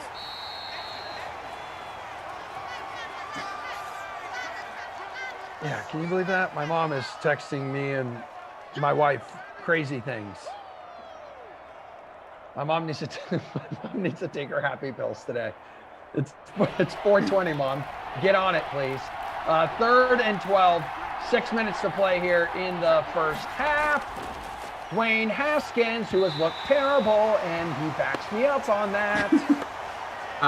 Care Bear very quickly says over on Twitch says, please tell me that I just unmuted Rossi talking about tight white shirts and very small shorts was talking about a girl, not one of the commentators. Oh no, Care Bear, I was talking about myself, baby. And guess what? When this is all said and done, if I'm invited, I'll bring that energy to your home too. We'll just sit outside together. Just me looking like Peter Griffin and Daisy Dukes. Oh, Dustin Hopkins. There he is, my kicker. Gracias de nada. Got ourselves a nice 7-3 game here. So we ease our way into the 4 o'clock. I would like to just go back really quick to help you brush up on your pirate talk. Please. Because I have some helpful pirate phrases here. Now, arg. Everyone knows that one, the catchphrase of a pirate of, grumbling or disgust. Ahoy. Hello. Oh, I thought that, interesting. Didn't know that was a pirate thing. What about ahoy, matey? Hello, my friend. Okay. Ahoy, me hearties. That's hello, my friends, crew members, etc., addressed to a group. Ooh, I like that. Very short word to address a lot of people. What else do we have here? Ooh, I don't know if some of these are appropriate. Careful. Yeah, I am being very careful. Wow, I didn't realize pirates, this is like their own language. No. Oh, what about like Dar she blows? Is that a pirate phrase? I feel like that would be. Let me see. Yes. Well, ooh. There's 3 sheets to the wind, which, we are very drunk. We know that one. Yeah, here you go. Dire she blows is right above that on the list. Whale sighting. That's what they say it means. So get ready when I come strolling over, baby. Tight shirt. Yep. Daisy Dukes will go, there she blows, as I come storming in the door. Oh, here we go. This one I like. I'm going to start using this on all the Bucks games. Son of a biscuit eater. A name or insult for someone you dislike. Oh, I got a couple of biscuit eaters I'll be talking to later. Oh, let's run. Oh, yes. Wiggle, yes, baby. Wiggle. Yes. There she blows. Uncle Leo. Down the sideline. Look at him. Just wiggle it a little bit there, Lenny. Jaguars legend. Oh, Reed Steve, did you know, dropping what day it is. But we're going to do pirate talk. Remind us to do peanut butter talk later. Oh, man. I had some fantastic, peanut butter bread over the weekend. Or it was supposed to be peanut butter toast. My wife ordered it, and it turns out it was like a slab of cake with just peanut butter and, raspberries on it. And it was phenomenal. Oh, okay. I don't That's really. it. It sounds like story. it sounds like a peanut butter and jelly sandwich. It was supposed to be like an open face peanut butter and jelly sandwich. You know, there's avocado toast. We didn't feel like paying $30 for that. So I said, why don't you get the peanut butter toast, babe? And so she did, and it wasn't toast. Again, it was like a slab of cake that was put on a hot griddle and smothered in peanut butter. Oh man, kind of sounds good. Sounds like was it a corn muffin? Was it like a corn muffin? No, dude. Oh, let's got it. Go. Second touchdown of the day. Tom Brady to Mikey Evans. Look at that. That's all I need. Just give me those tuds in my lineup. Mike Evans, again, this offense has become unavoidable. That's why I'm so surprised Emerson, with his vast knowledge of all things Simland, decided to roster as many football teamers. But yeah, Mike Evans, 52%. Gets you into the end zone. Nice little parade day for him. There she blows. So peanut butter. What about Shiver Me Timbers? Now, does that mean? Here we go. I'm guessing it means I'm cold. No. So here we go. The translation is something like "Holy cow!" It's a surprised or shocked expression. Really? Shiver me timbers? Yep. Now, a sea dog is a veteran sailor or old pirate. So I would say Tom Brady in this game is a sea dog. Yeah. Remember the Portland Sea Dogs? They were cool. Yeah, those were cool. Are they still a thing? I actually don't know. My minor league baseball knowledge. Yeah. Great logo. But yeah, Sea Dog. Woof woof, Tom Brady. What about Scurvy Dog? That's the pirate. That's when a pirate is calling you an insulting name. Okay. Scurvy Dog. I feel like all pirates had such rugged voices. They didn't sound like me. I can tell you that. Okay, here we go. A scallywag. So this is when we have a new member join the DK Sim Fam. Scallywag is a kidding type of word that a superior pirate might call one of the rookie pirates. A young scallywag. So like Dwayne Haskins would be the scallywag. Right now, he's playing like one. Although right as we say that, that's one. He goes to Scary Terry, my captain. Jordan's inviting me to something. I gotta go check it out. And then there's also yo ho ho, a cherry expression to get someone's attention. Yo ho ho. Wait, so go ahead. Up? No, I was gonna say yo ho ho and a bottle of rum. I'm even more confused. Well, I'm sure different pirates in different corners of the world probably use it in different ways.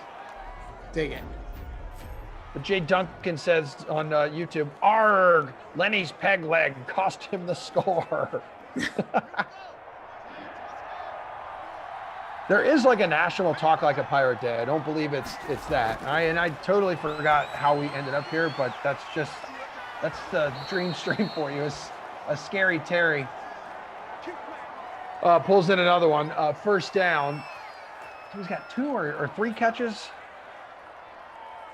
I can't read anymore. I need glasses in screen smaller. Man, my eyes are shot. There was a point in the meeting this morning. Tom shared his screen, and one of the boxes that popped up was you squinting. You could read that? Are you telling me you could read it? No. I had to get a little closer to my computer. Oh, dude, I'm straight up bad eyesight. Like I had recently got my eyes tested. I need glasses like 2 weeks ago. Well, actually, about 8 years ago, but real bad stigmatism. Left eye's toast. Call me Jason Left Eye Rossi. Hope things change. My life doesn't go the same way, but. Yeah. I'm rooting for you, buddy. Thank you. Oh, God, he was so wide open. He had 2 receivers wide open there, and Dwayne Haskins was like, you know what? I'm going to save it for 3rd and inches. And if he can't complete this one, if he misses another wide open wide receiver, TK here on YouTube is like, walk the plank. Arr! Yeah, TK, Gasparilla Days in Tampa. I heard that was insane. What? It's like a big what is it, TK, exactly? Basically, everyone dresses up as pirates. They rock beads. It's almost like a Mardi Gras type thing. As, of course, Dwayne Haskins, incomplete pass, 4th and inches coming up. A bunch of pirate ships. I don't know what exactly it celebrates. I probably should. But even like my 5 years at UCF in Orlando, people would make trips to Tampa all the time and go down there for this like weekend. It was like one you had to have circled on the calendar. I dig. Okay. I feel like once everything's said and done, maybe I should, get it together and figure out what that is. Have a little party. TK will tell us. I could Google it, but I prefer to lean on my family members. I do the work when others can't. What's up, though, everyone over on Twitch? Scotty Miller, bring it home, baby. Twitch.tv/DraftKings, Twitch.tv/DraftKings. First time, Reed Tees, P. Fooligan, Germ. Yo, it's Derek. Derwin, One-Eyed Willie, that's right. That's right, One-Eyed Willie. You know who went searching for him was Chester Copperpot. And Chester Copperpot didn't quite make it. I thought that was going to be intercepted, but Gronk somehow, some way, mosses like 3 defenders there. You got mossed. What is that, 4 catches for him already? Listen, good start. 1 minute left here in the half. Doing his thing. Ooh, 101 timeout. So Gronk's game log, 5 points, had 19 points, 8, 13, 14. So 3 of his last 5 entering this one, he had at least 13 points. Damn, he's got a 33-point game against Kansas City. Sorry, my roommate has just arrived, and I didn't know what was going on behind me. No worries, no worries. I honestly could not tell because your head was blocking everything behind you. I couldn't tell if you were like having an adult conversation with your cat or an adult conversation with your child. Turns out you were having an adult conversation with another adult. Yeah, every so often. Well, I just heard things. I thought it was my cat because I'm wearing the full headphones today. So I thought I heard something. I thought it was my cat doing maybe a little dumpski poo, but no. Thought it was the litter box kicking up. No, unfortunately, that was just the Washington football team offense. 1st and 10 from the 35, 50 seconds and counting. Open. Smack dab, middle of the field. And he goes right back to Mike Evans, who hauled in that touchdown the last time they were down in this neck of the woods. So he's got 4 catches for 39 yards and a score. Big game so far. Yeah, second half, I want to talk to you about some peanut butter. Okay. Works for me, guy.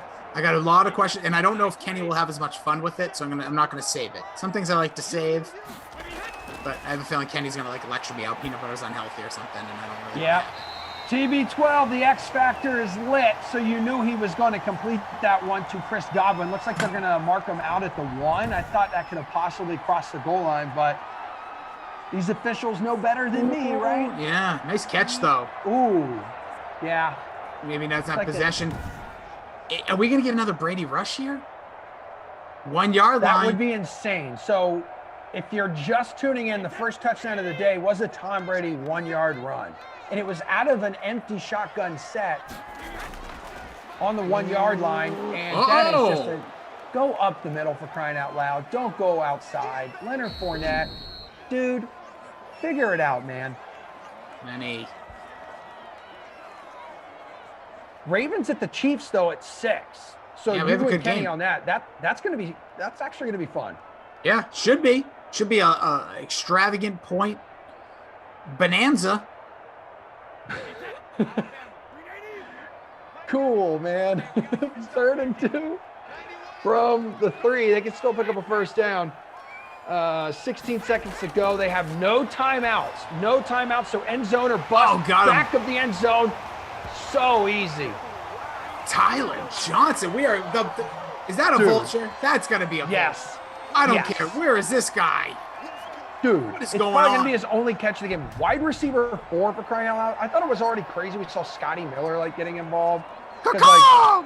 Caw! I'm a vulture! Caw! Caw! They're swarming everywhere, so watch your face. Don't lay down. They swoon to the dead. Watch out. Bro. So like a majority of us, a very thick majority of us. That's why you and I had that reaction we had, eye roll, like, all right, vulture. Most people feeling the same way because in the free showdown, he's 1.76% owned. So a lot more people are just like, really? But then there's a small percentage of people who are like, oh yeah, Irma Gerd. Those people were just like, I only have whatever his cost was, so I guess I'll throw him in there. And they're getting the pay. They're getting the payoff. I'm over here frustrated, sweating. I know that struggle, my friend. I truly, truly do. I got another question for you, Emerson. I'm going to name you 4 songs, and you got to tell me which one you like, and I'm going to ask for a shameless vote. Me and Babysitter Billy did our a little podcast. You know, he'd been on before. Yeah. We did the Pop Culture Pile Driver. 2001 music. We each nominated 2 songs. Which the best song? So out of these 4, what's the best song? Okay, Where the Party At by Jagged Edge featuring Nelly. Drops of Jupiter by Train. EI by EI by Nelly, or Get Your Freak On by Missy Elliott. All right, so I've eliminated Train. Jeez. Get your freak on. Get your freak on. Get your freak on. Damn, I like Missy Elliott a lot. I could jam to that while I'm on the Peloton climbing Mount Everest. Here we go. This one will reach the peak of Everest, but does not land in the breadbasket of an individual known as a receiver. What were my other 2 options? Get Your Freak On. I'm gonna just tag you in this tweet. It's Get Your Freak On, because I want to see what people vote. I want a good vote. Get Your Freak On, Freak On, should I say? Where the Party At, EI by Nelly. Sing that one for me. Where the Party At. Where the party at? Oh my loves, where the party at? And all my girls, where the party at? Yeah. Can't forget about my thugs, where the party. And then EI by Nelly. Yeah, how does that one go? All you need to know about that song, it just starts like this. It was a forgotten song. Billy made a real bad call on that one, I'll be honest, but you may like it. Okay. It goes, E-I, uh-oh, what's poppin' tonight? Underlay, mama, E-I, uh-oh. You know that one. Oh, what's happening now? Yeah. When did Feel So Good by Mace come out? That was 97. Yeah, like 97. Make me feel so good. Yeah. You're not really answering the question here. It feels so good. All right, so no to Train. Okay, Train. I'm going to tag you in this, so you just vote on Twitter. If anybody wants, what's the DK Simpam thing? What way are they leaning? I don't know. Best song ever, Hot in Her. Yeah, Darwin. That I agree. But Billy decided to put EI on there, which Country Grammar came out the same year. Ride with Me by Nelly. Billy's a clown. Yeah, something's been going on with him, but because he did remember something's going on. I love to remind people about this. He's the only guy I know who breaks his wrist on a Peloton. It's a stationary bike, people. And then he goes to Billy. And then he goes to a chiropractor. Don't to get it looked at. I love the man. One of my best buds in the world, like legit. But he is an odd character. Dude hurts his wrist is at a chiropractor. Somehow hurts his wrist on a Peloton stationary bike. Something's up. I truly believe he's made of, like, his certain part of his body is literally made of glass, and he just doesn't realize it. All right, so I think I got to go Missy Elliott.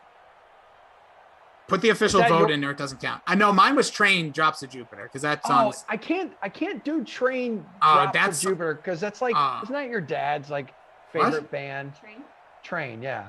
It's like too daddy for me. No, dude, that song has everything. It is so good. And you know what? The roommate's dad can vote too. I want everybody on there. Train, dude, that's the jam of the year. That was a heck of a year, 2001. Stats are good through the half. Big shout out to Tate. Tate Dog. Thank you, Robbie Noble, for the retweet, bro. 2001 had some hits, man. Dude, you had Lifehouse, Hanging by a Moment. Are you kidding me? That was the #1 song of the year. Hold on a second. I'm going to stop talking. By a moment here with you. How was that #1? What were we doing? Oh, dude, that song, it was huge, though. That's the thing you have to remember, and this is what people always say when they're critical of years. Like, that time was different than obviously today. It was 20 years ago, and that song was gigantic, crossed over everywhere. Moms, dads, kids. It was kind of bad. It was kind of had like a rockin' jam to it, but also was polite enough that didn't like scare off anyone. By the way, who's this? Someone criticizing something here. About where's the train? Someone made a comment on Twitch, like asking, like, how do you have Train in there with all those hip hop songs? Well, it's not because Billy, for some reason, nominated Nelly EI as one of the best songs in his opinion of the year, which it's freedom of choice, obviously. But come on, that's like Glash on TikTok. Just you're not going to hit them all out of the park, right? No. But I appreciate the effort, dude. You can't fail if you don't try. That was my New Year's resolution. Got to try things. I can't be scared to fail. As I fall on my face every time I do a sim here. Oh, well, speaking of fallen, Alicia Keys was number 2 on the Billboard year-end Hot 100 Singles of 2001. All For You, Janet Jackson was 3. There's your Drops of Jupiter for 4. Hey, hey, hey, hey, yeah. The I'm Real Murder remix with Jennifer Lopez and Ja Rule. The only way to listen to that song. Try to listen to I'm Real by Jennifer Lopez without hearing Murder or Ja Rule coming in there, just like destroying it. Guy was the man. Dude, now he's the man until, like, what about the epic fail of Firefest, dude? Oh, don't care. Has nothing to do with 2001 I'm Real. Has nothing to do with it. He's not guilty for that. They paid him. I don't remember. Like, I would have to listen to some of these to remember how they like go. Dude, dude, this is one of my favorites. It's been a while. There you Stained. Go. Yep, Stained. It's been a while, dude. We talked about it last week. That was one of mine. Almost made my top, 2 to be voted on. Wow. Because again, dude, so memorable. Drive by Incubus. Awesome song. I was listening to the Incubus like a playlist on Spotify recently, and I'm like, damn, some of these are jams, dude. Oh, Miss Jackson by Outkast at 25. Can we talk about Billy real quick again? Guys. That's our thing tomorrow. That's what we got this week. We're doing all Outkast. He slayed that video. Dude. So, guys, if you follow, is Billy's Instagram public or private? He did it on Twitter, too. I retweeted it, or you can follow Emerson. Emerson, you should retweet it. Don't be a jerk. Yeah, I'll do it.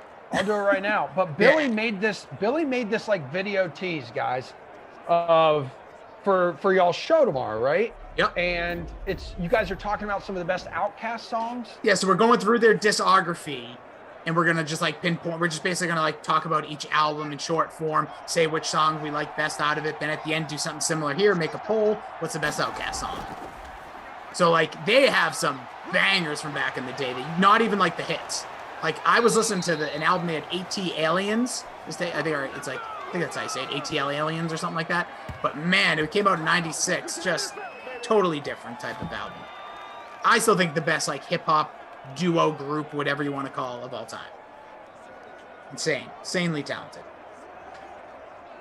But yeah, Babysitter Billy. I'll put it in the Twitch. We buried the lead because the reason we're talking about this and why it became so big over the weekend, if you go to Big Boy's Instagram account, dude regrammed Billy's video.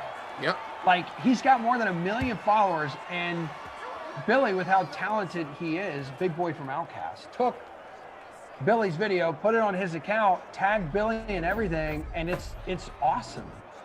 That's just a pretty cool moment where, like, a badass musician like that, like, totally recognizes how talented you are and shares your work on their account. So it says a lot for Billy, which we give him a lot of tough love. But the guy, while he is weird, and there's nothing wrong with that, we got ourselves a touchdown finally, which does kind of feel weird because Washington, for the longest time, didn't look like it was capable of scoring a touchdown. But it's J.D. McKissick on the receiving end from Dwayne Haskins. But Billy, damn good at what he does. And we miss him here. Yeah, if you do follow, it's just Big Boy on Instagram. It wasn't even in his story. He straight up like made a post about it. So you can check that out if you go over to Instagram. It's a 6th post down. That Big Boy. Billy was like, I should have made this official pop culture pop. I'm like, dude, it's all good. I don't care. This is all you, dude. J.D. McKissick, yeah, he's really, really creative. Like a lot of the fantastic videos that we do, like behind the scenes, all come from his brain. Good dude, good friend. 65% on J.D. McKissick, 20% in the captain spot. Made a glass. And a picture of Lifehouse in our Slack channel. Oh yeah, dude. I don't care what anybody says. That picture can make me cry. I love Lifehouse. I'm a huge Lifehouse guy.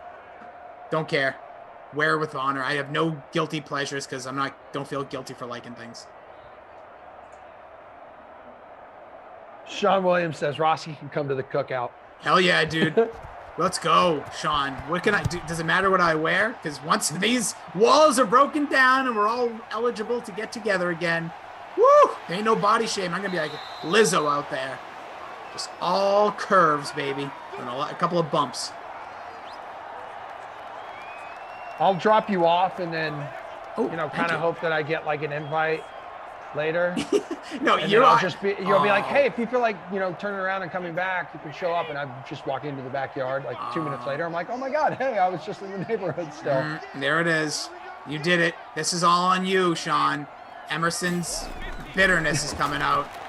Yeah, don't forget about tall little me, Emerson. You mentioned the other guy. What about Emerson?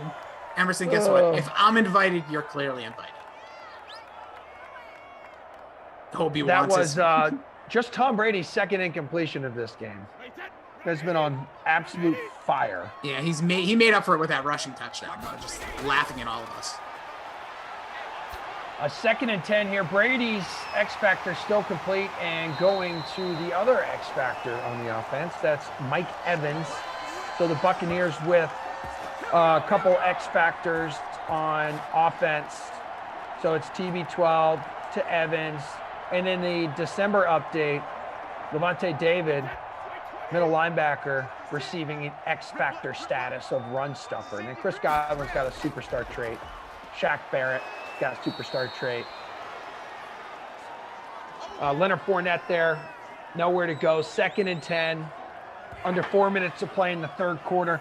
NBA Pre-Lock Live is coming up with Julian and Ben Zwyman. Rossi and I will hand it off to them. So if you guys have questions about tonight's slate around the NBA, whether it's season-long fantasy, DFS, trying to build your money-making lineup tonight, no matter what contest you are in, or, hey, sports betting too. It's all on the table. Love it. Join the guys. Seamless transition, I'm sure. As O.J. Howard now on the board. And if I can give a shout out there too, much appreciate to the DK Sim fan for hanging out with pre-lock. I'll jump off and because I'm in between sit that's the meat to the Rossi sandwich today, because I'm coming back. But I like to just kind of hang in the chat. People firing questions. Love the engagement with it. And again, huge kudos to you guys and thanks for liking that. And that's why you're going to see more of it. Oh, Brady gets it away when he had a large human being in his face. And LaShawn McCoy, another catch for him. Emerson saying what everybody wants to say. Oh, Brady.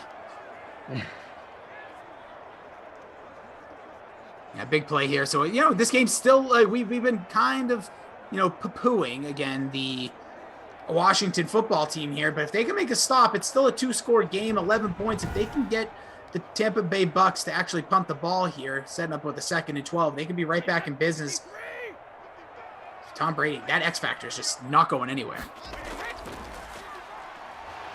So there is a member of the DK Sim fan, Brian Berard, says, smash that like, party people. Do it up if you still got one. Use it or you lose it following the 10 o'clock sim.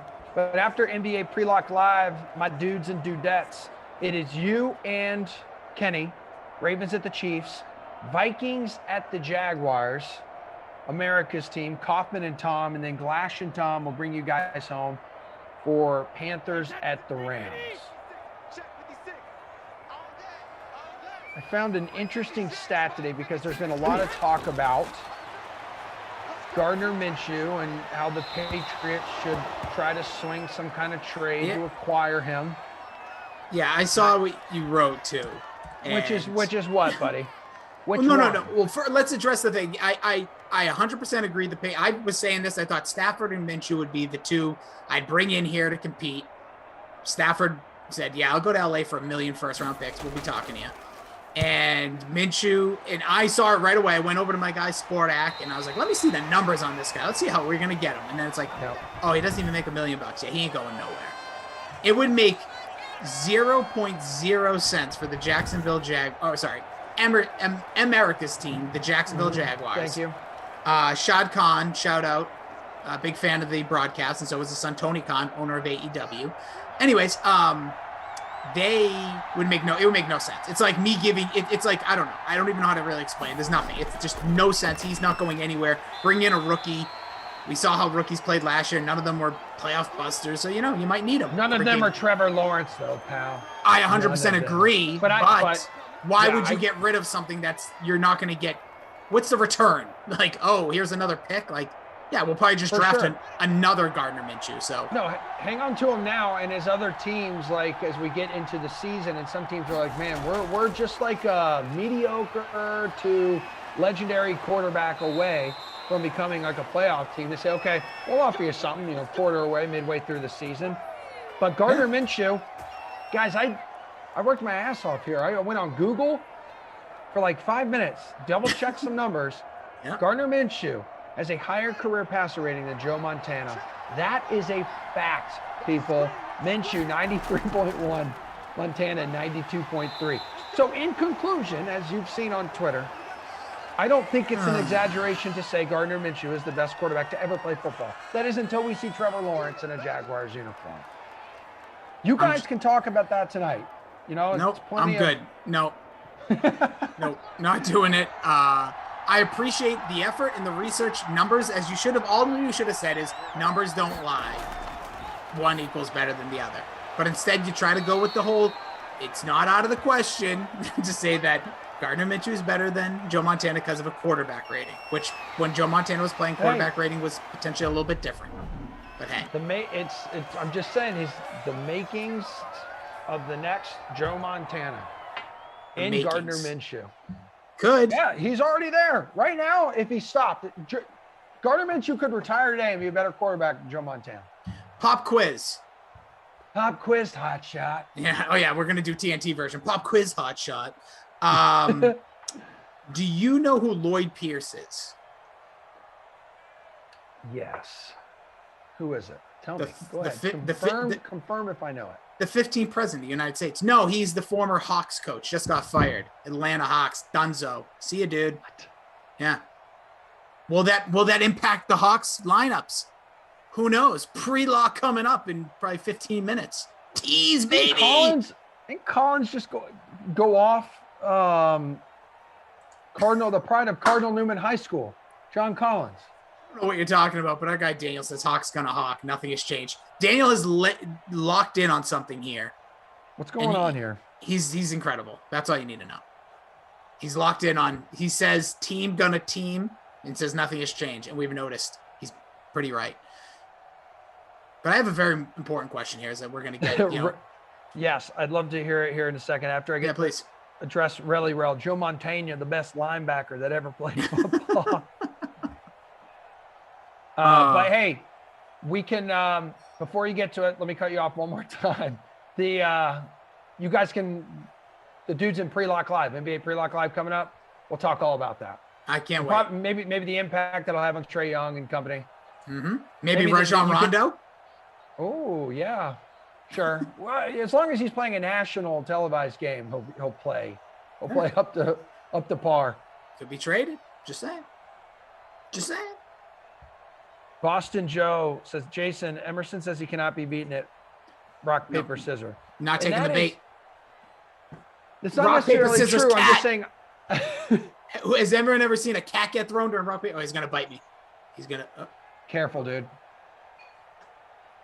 Love I you, would buddy. hold mine up, but there would literally be a waterfall of diarrhea. You got to be careful when you just squeeze the trickling out of belly. her. Yeah, poor Winnie. Not an Instagram day for Winnie, I'm guessing. No, not right now. What did you have? You had a question, Oh. you said? Well, today is National Peanut Butter Day, so the natural question that comes from that, very important to the stream, and people need to know: are you a chunky peanut butter guy or a smooth peanut butter guy? I prefer smooth over chunky. I'm with you. It's I don't think just it's easier- crazy, the chunky people, but less chewing. No, I don't think you're crazy if you like it. what you're doing with it too. Like if I'm making a peanut butter and jelly, I could get down with some crunchy, but if I'm like putting it in like a shake or I don't know, there was a long time there, Mr. Emerson, that I was a big chunky guy. I was all about the husky peanut butter, but I don't know, I've come to realize that smooth is more my style because I'm such a smooth guy. You really are, though. It's the one food in my life that I literally eat every day. I wish I will eat peanut butter every single day. I've gotten now where every about week and a half I order an 8-pack of the jars on Amazon. Okay, very Natural- important. Yeah, what natural, kind? Silky smooth. Can I give you? Skippy natural? Can I give you the best peanut butter there is? Yeah. No, hashtag not an ad. Organic. No, is it organic? Organics. It's Smucker's Organics smooth peanut butter. It is the best macros you're gonna find in peanut butter. It's like $1.90 in the calories, which that you got to just throw that out the window if you're eating peanut butter. But I think only 5 carb. I think it's like 3 fiber, only 2 sugar. You're not finding that in any other peanut butter. No. I've searched high and I've searched low. Smucker's Organics, smooth. All right. Okay. Did you go on Amazon yet? Did you buy it? Not yet. No. I'm texting it to you. Text it to me, dude. Yeah, Amazon updated their logo today, by the way, and Oh. I didn't know what was going on. My app I couldn't find it for 2 minutes. Yeah, it's like a brown box. Yeah, what are we doing here, Amazon? Like, you took your name off of your logo. It's just the smile now. You nutbags. Can I say something though too? And I don't want to completely go in on FedEx, but I ordered like a sweatshirt like a week and a half ago and was doing 2-day shipping. As Scary Terry now up to 5 catches, 59 yards. He's doing work. Washington at the 7 here, 6.5 minutes playing the game. And it's like, it's been stuck in like Memphis. And I just want to know if I could get my sweatshirt. I ordered a Bruins sweatshirt. I said, okay, I'm going to drop some change on new outfits. I typically wear the same stuff over and over. You have to pay for that? Well, yeah, I went on NHL.com, yeah. All right. But I'm just saying, like, FedEx is like holding on. Like, there's some dude in the warehouse, and I just imagine it being like the warehouse from The Office. There's some dude wearing my Bruins sweatshirt right now, just rocking, working his tail off. But as long as he's warm and maybe not warm enough to where he's like moist and sweaty, I want him to be comfortable. Yeah. Over the middle. Who do we got? Oh my God, McKissick again? Are you This kidding guy, me? come on, I gotta be in first place. Aside from that Tyler Johnson junk, I get everybody who's scoring tuds. Come on. The world's pulling for me. I know Jordan Lindenbaum is, at least. I am 20th. 20th. Tate, we gotta fix the scores. Second. We gotta fix that. Just for me. hold Just on. for me. Oh, it's because Dwayne Haskins is throwing him. I don't have him. Oh, come you on. don't? No, who would you Oh, here we go. Come on, Yeah, JD, get in there! Get in there! Fight, baby! Get it! Get it! Woo! JD! Oh, come on, that's got to get me up there. All right. Tate, what's going on? Only an 11, Tate. Can you just change the numbers for me? Where the hell is Logan Thomas? Exactly. I gave you a chance. I believed in you, Oh, coward. man. And you've got a big old fat bagel by your name right now. Tate, appreciate you. Tate is actually smoking him in ops. That was a quick update there. I'm telling you right now, 11th place. How do I do this? How do I beat? I think it's. I wonder if Tate's probably got a lineup in the free roll. He's not ahead of me, I don't think. Oh, but So, producer Drew's in 4th in our family and friends. Is he really? Oh my God, he is. You're such a loser, Drew. I'm in 10th. I'm in 10th. Drew, how can I beat him? He's got Evans. Yeah, look at this. Yo, DK Sim fam, you want to do a lineup check? Like, where you guys at? So we got 5.5 minutes to go in the fourth. Where are you at? What contest you in? Who you need to step up? Looks like Frosty currently in the lead.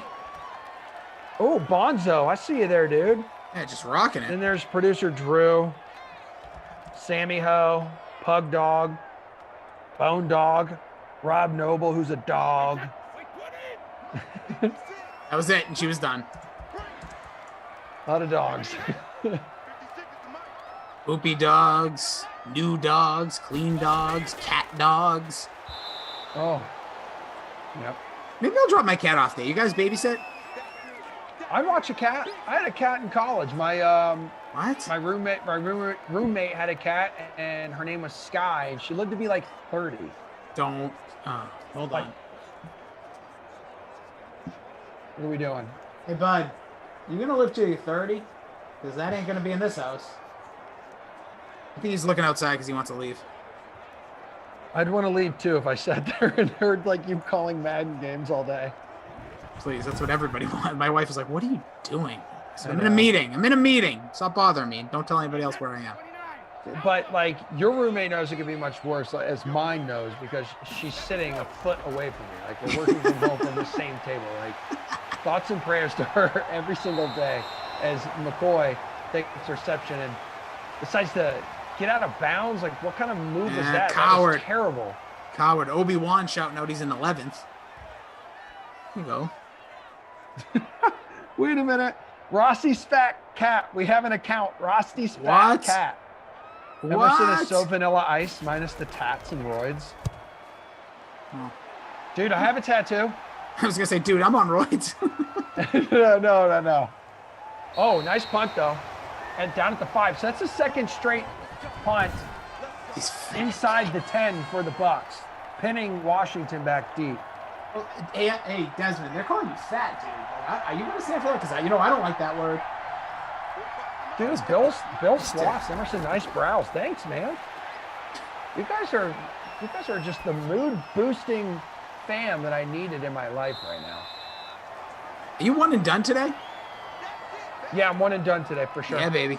I did a bunch of interviews earlier today. One with Jason Sobel of the Action Network. So we talked more about the betting side of the Arnold Palmer Invitational. I think that'll air tonight. I don't know when they air those things, but that's why I'm rocking the Arnold Palmer shirt right now. Yeah. It's because of Robert API Palmer. in it. And then Reed T. Fowler. I caught up with him a little bit, and we talked more about the fantasy side of that tournament. Dude, he was great, by the way, last week. So natural, dude. Yeah. He sounds good with no background. I don't want any. Whenever he's on a sim, don't play the audio behind him. I think that dude just sounds good and fresh air. I want him opening his windows and just hear Reed talking with maybe a bird chirping in the background. But his coverage of the PGA last week was So sick. peaceful. Oh, he is. This, what do we got? All right, so Ooh, they're at the 25, 1st and 10. They just need to get into Dustin Hopkins territory here, and I'm totally fine if he wants to keep throwing it to Scary Terry. Robbie Noble, Dez, and Rossi, same size. That should be awesome. I'm a little taller than my cat. Wait a minute. So, Retees, did you know there's no people in the warehouse? It's all robots? Talking about the FedEx warehouse? I could see Amazon being like way ahead of the game. Robots are taking And our jobs, dude. Everything's robots. You know, soon they're going to have robots calling these Sims. You know what they need are robot umpires. No, don't do it. You don't want that. You say you do. No, dude, Oh, I need... Dwayne Haskins, what are you doing? Oh no, baby, what is you doing? Now 3rd and 17. We're nearing the 2-minute warning here. And I'm seeing the chiseled, hairy face of Ben Zwyman is now inside his Zoom box. He's ready, dude. He This is dude, prepared holy to smokes. take us. He is prepared for us and ready to go. NBA Pre-Lock Live coming up with Big Benny Zweiman. Benny. Big Bucks. Can we call him Benny Big Bucks? Is that a thing? Yeah, well, it should be something like Taco Bell related again. So like Benny the Bell, Zweiman. What's the bell stand for? Taco Bell. Oh, got it. Sorry, Yeah. remember. Should I go put that tank on? Sure. Yeah. And then Julian Edelman. Julian Edlow. God, I always do that. Julian Edlow will be with him. Sorry, man. What a tease. Edelman is. 4th and 10. Here you go. You need this Game one. on the line. Game is on the line. Wow, Oh. he's throwing off his back foot, going deep. Got him! Is that pulled in? It's pulls it in. It's the sprinkle. It's the sprinkle. Are you kidding me? You son of a gun. Now I want him to score. Now I want him to score because I don't want to be on this game for 4 hours today. Now Dude. we got Benny Z and Julian Edlow. Yeah, people are going to make like Oh my. millions of dollars after this, so we don't want to hold you up, but let's see if Dewey can get him in the end zone. Wow. He is locked in to Das Sprinkle. You're right, though. You mentioned it earlier. Why, I was going to throw that dude in my lineup. He's And had then I looked 5 at, points. yeah. I'm Like, looked at combined. his recent track record and I said, bro, you got to earn it. You want to be in Big Daddy E's lineup. Yeah. Germ saying hashtag still Captain Sprinkler. You get out of bounds there. He didn't. Okay, so but first down. Dude, talk about the sweat is on right now. That Sprinkler catch is going down in history for me. That was just awesome. 4th and 10 from the 25. The game is on the line, and you just lay it all out there, dude. And now Haskins can do the what is he- unthinkable. Oh! And it is! Ah! He's in! Wow!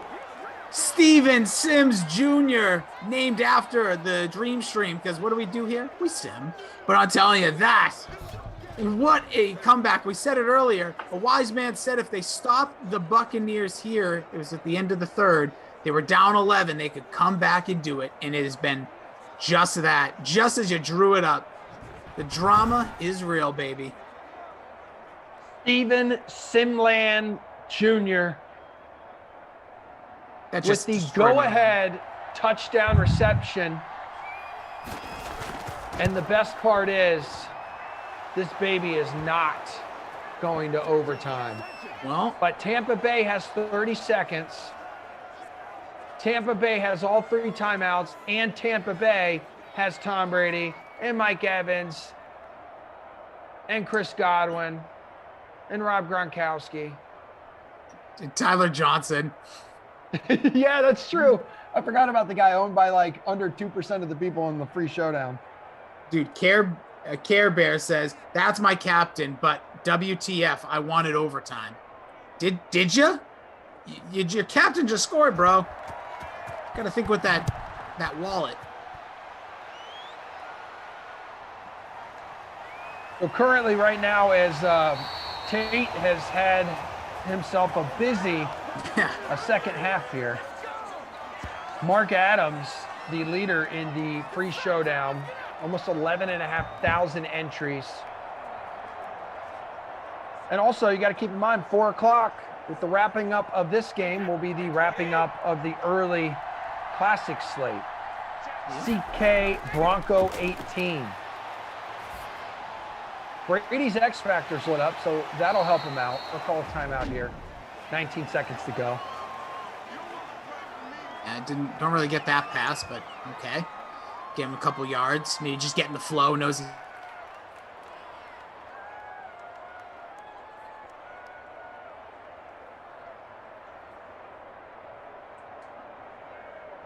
Nothing to see here. What? What? Here it comes. Okay. Dude. Another Okay. timeout there. Woo! It wasn't just me. 13 seconds remaining here, Emerson. 45 yards. He can reach you from here. Tom Brady's got the arm. Old man Rivers, older than, I think, all 4 people that are in the Zoom room. Cameras on, of course. The other ones don't matter. Age combined, Tom Brady is a collective 172. So see if he can throw this one.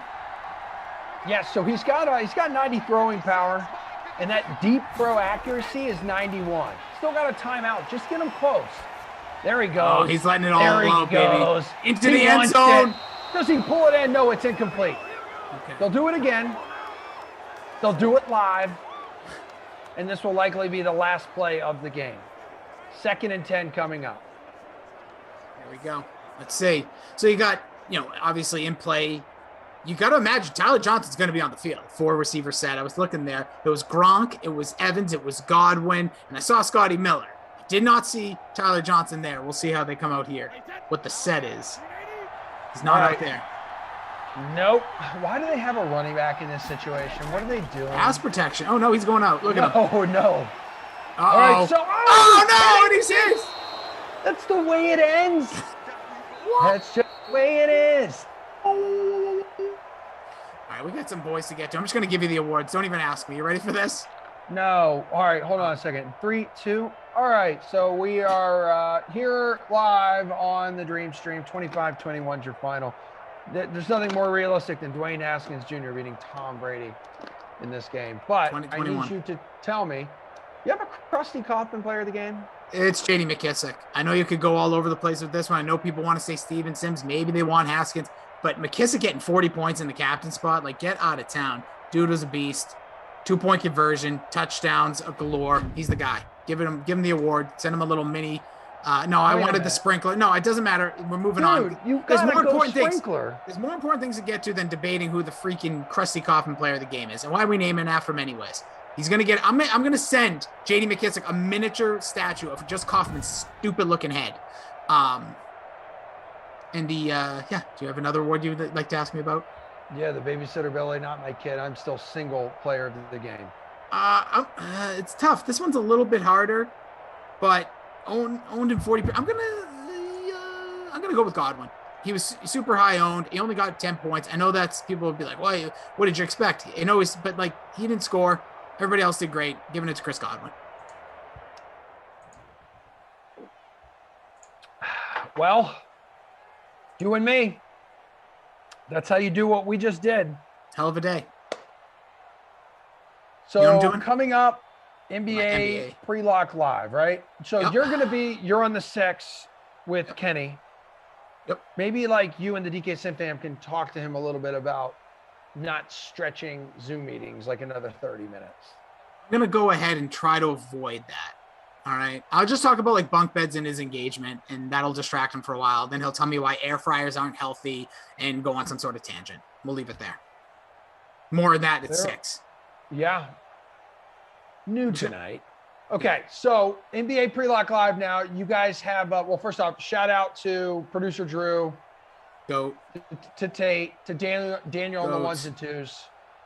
I wouldn't have just done that phenomenal job for an hour and 12 minutes without you. And you as well, Rossi. Yeah, I'm fine. So bring those NBA questions right now. We got a head coach being fired down in Hotlanta. Julian Edlow, Benny Z back on the horn. Gentlemen, NBA Pre-Lock Live, take it away. We love you. We are not worthy. Beautiful transition from one show that thinks Kaufman has a big, stupid head to another show that thinks Kaufman has a big, stupid head. Welcome into NBA Pre-Lock Live. Benjamin Zwyman. We haven't worked together in a long, long time. How you doing, man? I'm doing well. It has been a while. I'm filling in for Shirag today. He couldn't make it. And then he said that we're going to be doing the show. And I was like, oh, yeah, Jules, I haven't talked to him in a while. So, yeah, I'm excited. Happy to be on here. Happy to talk some hoops. And it should be a good slate tonight. 7 games. We got some news that we're looking for. So, yeah, let's get into it. Yeah, one of the bigger pieces of news, obviously, 2 Philadelphia 76ers questionable in Joel Embiid and Tobias Harris. We got the first half of that news in. Tobias Harris, who missed Saturday's loss as 11.5-point favorites to the Cavs. He's going to miss a second game, so no Tobias Harris for Philly. And for now, we still wait, it looks like, on the potential Embiid news after going big minutes in an overtime game on Saturday night. A couple quick updates from the Nets. Obviously, without KD, a couple of guys that have been filling minutes. Luau Cabarrett and Jeff Green both ruled out. So not as big a names, but considering where we're already at with Durant and the position that these two guys play, it definitely thins things out on the perimeter. Thoughts on what this means for you, either from a Philly or Brooklyn standpoint, on this slate or this betting card? I mean, the betting card, I guess we'll start with the Sixers, right? Harris is already out. I'm pretty sure it's going to be tough to get props on most of these books, just because I imagine they don't have stuff posted. They're going to wait for Embiid. If you can look at Seth Curry, he'll probably get more offense if Embiid's out. If Embiid ends up playing, I mean, you got to look at him, right? He played a lot in that overtime game, but most of the offense is just going to run through him. And then I think another one that you'd probably have to look at is Ben Simmons, like a points, rebounds, assists total kind of thing, just because he's gonna have to play a lot more too. In terms of DFS, I mean, like same thing goes. If Embiid's out, Simmons is going to be a decent play. He'll be popular. Seth Curry, I'd like at 5.3 on DraftKings. I mean, Embiid, Dwight Howard probably ends up being a pretty good value play at 3,500. If he ends up starting for Embiid, wouldn't really need a lot to get there. And you'd have to think that he gets a lot of rebounds, right? Like with no Harris and Embiid. So that's sort of where I'd look there. The Nets are going to get Kyrie back tonight, right? That's the case. Should be. I don't know why. He wasn't even on the injury report. There was no back-to-back. Yeah. He missed the last game over the weekend, and I'm pretty sure they said that he was going to be back for this game. So, the Nets with all the injuries, it's hard to trust a lot of the guys that aren't named James Harden and Kyrie Irving. I mean, both of them are in pretty good spots. The Spurs are still going to be pretty shorthanded. They're not going to have Derek White, Keldon Johnson, Rudy Gay, and Devin Vassell tonight. So, I mean, you can look at Irving and Harden in tournaments. Maybe I give a guy like Joe Harris a look, or DeAndre Jordan as value play, but I mean, most of the usage is going to go to the two top guys there. Yeah, I'm with you. For Philly, so Philly props are off the board with the Harris news, and that makes sense, especially with Embiid, such a big domino still to fall. Mm-hmm. Simmons is a guy. When Simmons was out recently, he missed those games with illness. I was hitting Tobias Harris rebound props, and those were doing really well. Simmons rebounds might be something I'm interested in, especially if Embiid is ruled out. Dwight Howard will fill some of those minutes, but just overall, it could be one of those games like we saw from Ben Simmons. Where was it? At Utah? Yeah, 42 points, 9 boards, 12 assists. Not even that many rebounds in that game with Embiid off the floor, but still a potential spot that we can look at. Seth Curry absolutely demolished me on Saturday night, betting his prop with Tobias Harris out. 18 and a half points, rebounds, and assists. I think he shot 1 of 13 from the field. Yeah. You got to think there's going to be a bounce back here shooting the ball. So if Embiid is out on top of Harris and Simmons not being, I mean, he scored 42 points in that Utah game, but just not being a type of go-to scorer, you got to think somebody like Seth Curry is going to get some shots up and also bounce back from a 1 for 13 game. So I would be looking at him. And from the Brooklyn side, I do think these two, I think because so much attention is going to be on Philly, these two injuries in terms of Green and TLC being ruled out are sneaky important for guys like Joe Harris, 5,600, who hasn't really gone off in a while, but he has to eat up now. Like you look at his game log, 27, 25, 32, 36. He's got to be closer to that 36, given what the rotation is going to look like without those guys. Bruce Brown has been playing really well lately, and his minutes can only go up with those guys out. He's a guy I think is worth looking at. He's exceeded value in 4 straight games. He almost had a 10x game in there against Sacramento in just 25 minutes. They don't have really guys with the size that those two forwards who are out have. So it's going to have to be smaller guys that you plug in there with Harden and Irving. So those are the 2 spots that really are popping up early on these injury reports.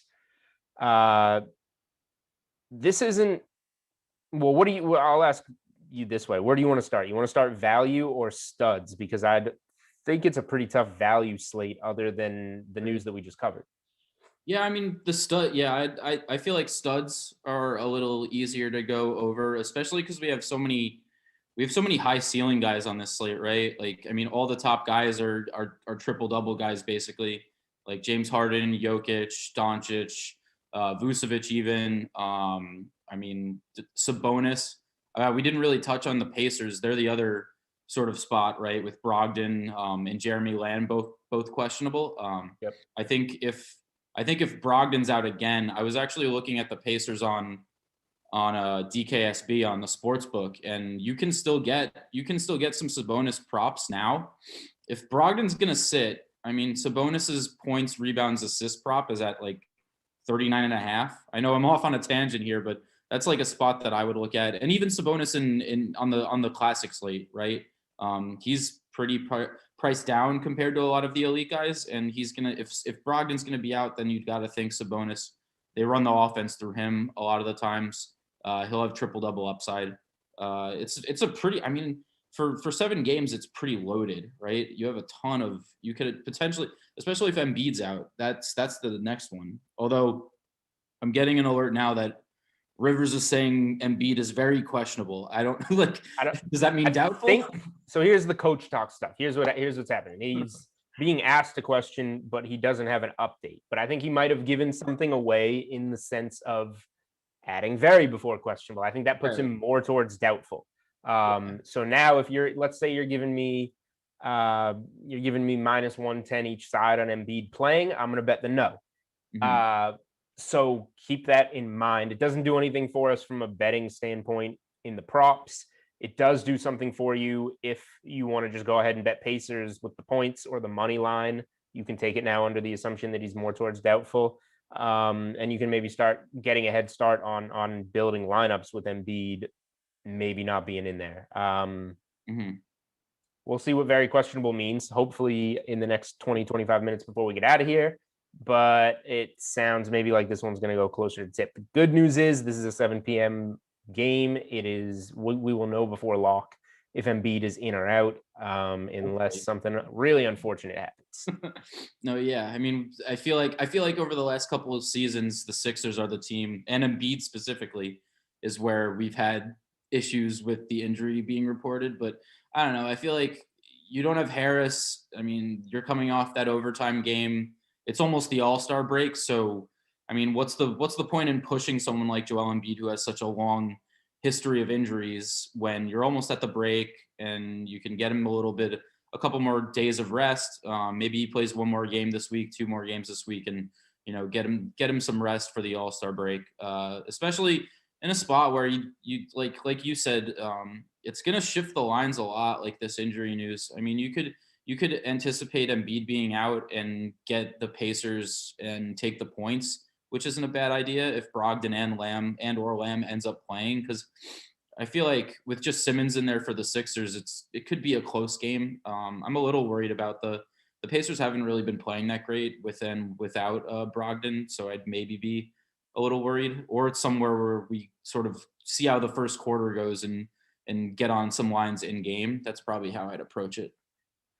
Yeah. All right. So, well, there's a spot I want to talk about. But first of all, I think one of the most impressive parts of this pre-lock show is how many questions you people have been asking about the slates. Get your questions in the chat. Ben and I are happy to answer them. But my spot that I wrote up in my best bets article, and it's still worthy of playing, although it's getting closer to a pick 'em. I don't know why the Cleveland Cavaliers were underdogs against the Rockets today. This is a gross game. I didn't think that I would be dumpster diving like this for bets on Cavs Rockets games. But I am on the Cavs money line at plus 125. I wrote it up at plus 114. It's currently plus 107. If you want to take the 2 points now, that's fine. Since it's getting closer to even money.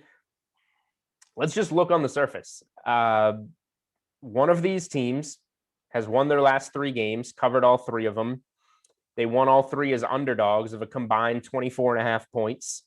Of those wins, the last one was an 11.5 point dog. It was the third largest money line victory of the season. The other team's on an 11-game losing streak. They're 1-10 against the spread during that streak. They lost by 49 points last night. Ugh. And they lost to the team that they're playing tonight by 16 last week. That being the Cavs. That was in Cleveland that the Cavs beat them by 16 as part of this 3-game winning streak. The Cavs were dead in the water. They lost 10 in a row. They failed to cover 13 in a row. I don't know where this came from, but it's happening. They're playing well. They beat Philly. And Houston is just crumbling. Harden gone.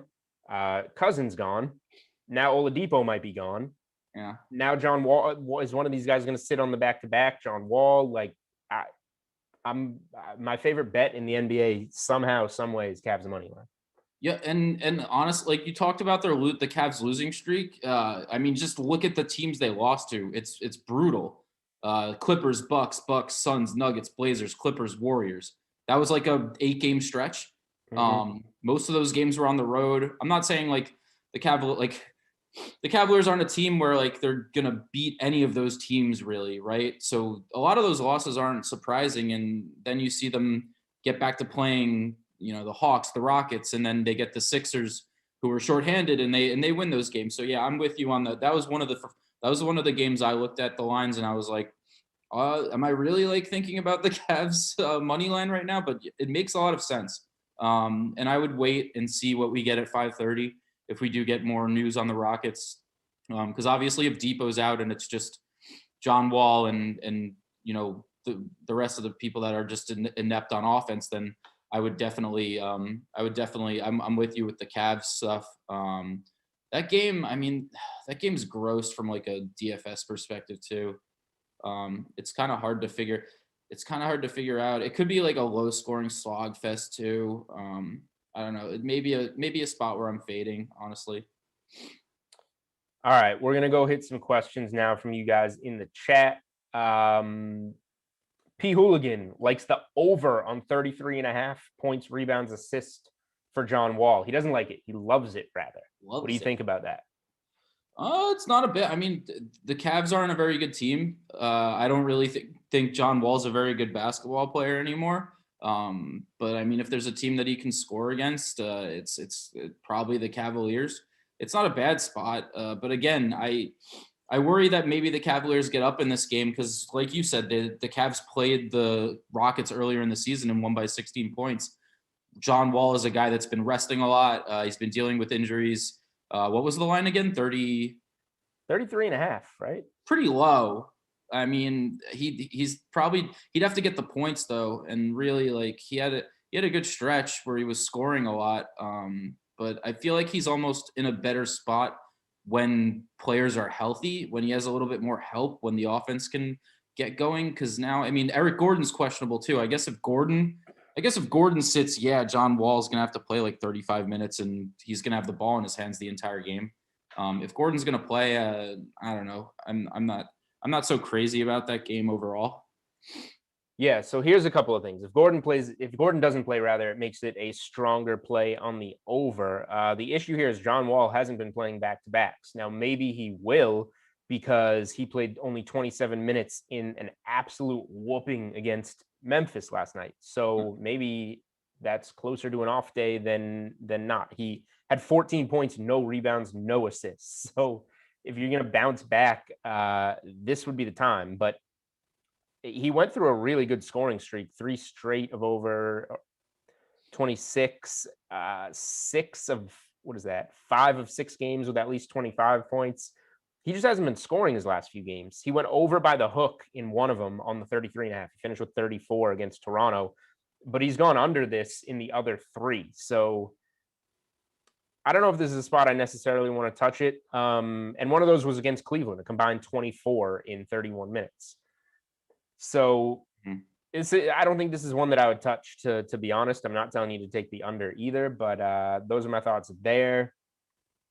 Chronic Smith, who's playing point guard for Orlando? MCW, Randall, does it matter? Michael Carter-Williams is playing point guard, right? Yeah, he's starting. He's playing a decent amount. Like the Magic are kind of just they're kind of like their season's kind of been rough with the injuries. They've had a lot of guys out like Fultz and Gordon.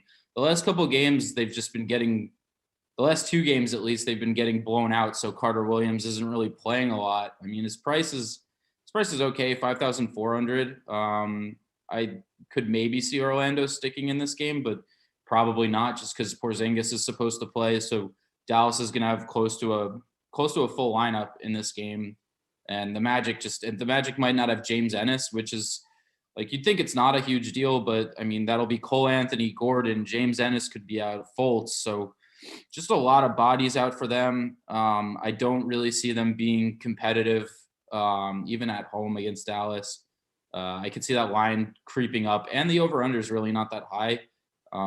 Maybe Michael Carter Williams in tournaments, but he's not really a guy I would have on my radar, I guess. Okay. First time playing Fortnite. Is there anyone sub 4K that you actually think is a good play? Do you have anyone first? Yeah, I got a couple. I got 2 guys for you, and Ben can see if he wants to add anything on. Yeah, sure. We just talked about Orlando and how thin they might be. Dwayne Bacon, minutes going up every game, 16, 17, 18, 24, 29. He's going to get 29 or 30 minutes at $3,700. You can maybe get me to bite on the Bacon at that price. The other one, we have Cody Zeller as doubtful for Charlotte at Portland. Bismack Biyombo, 20 minutes, 10.5 DraftKings points against Sacramento. That's not good. But he got 26 against Phoenix. He scored almost 25 DraftKings points. If Biyombo is going to get 25 plus minutes against a guy like Cantor, $3,400, I'll roll the dice on that. Okay, I got a couple of guys I'll throw out. One is actually from the gross game that I sort of said to fade, but Justin Patton is going to start, or he started the last game. He started the Memphis game, that blowout for the Rockets at center. The Rockets are pretty shorthanded. They don't have a lot of players. I mean, Patton ended up fouling out in that game, but he played 26 minutes. He had 10 points, 5 rebounds. He can stretch the floor a little bit. So I could see him at 3,200 being an okay play. We can also go to the Hornets again. You mentioned Bismack. I'll say Cody Martin, especially if Gordon Hayward and who was the other one?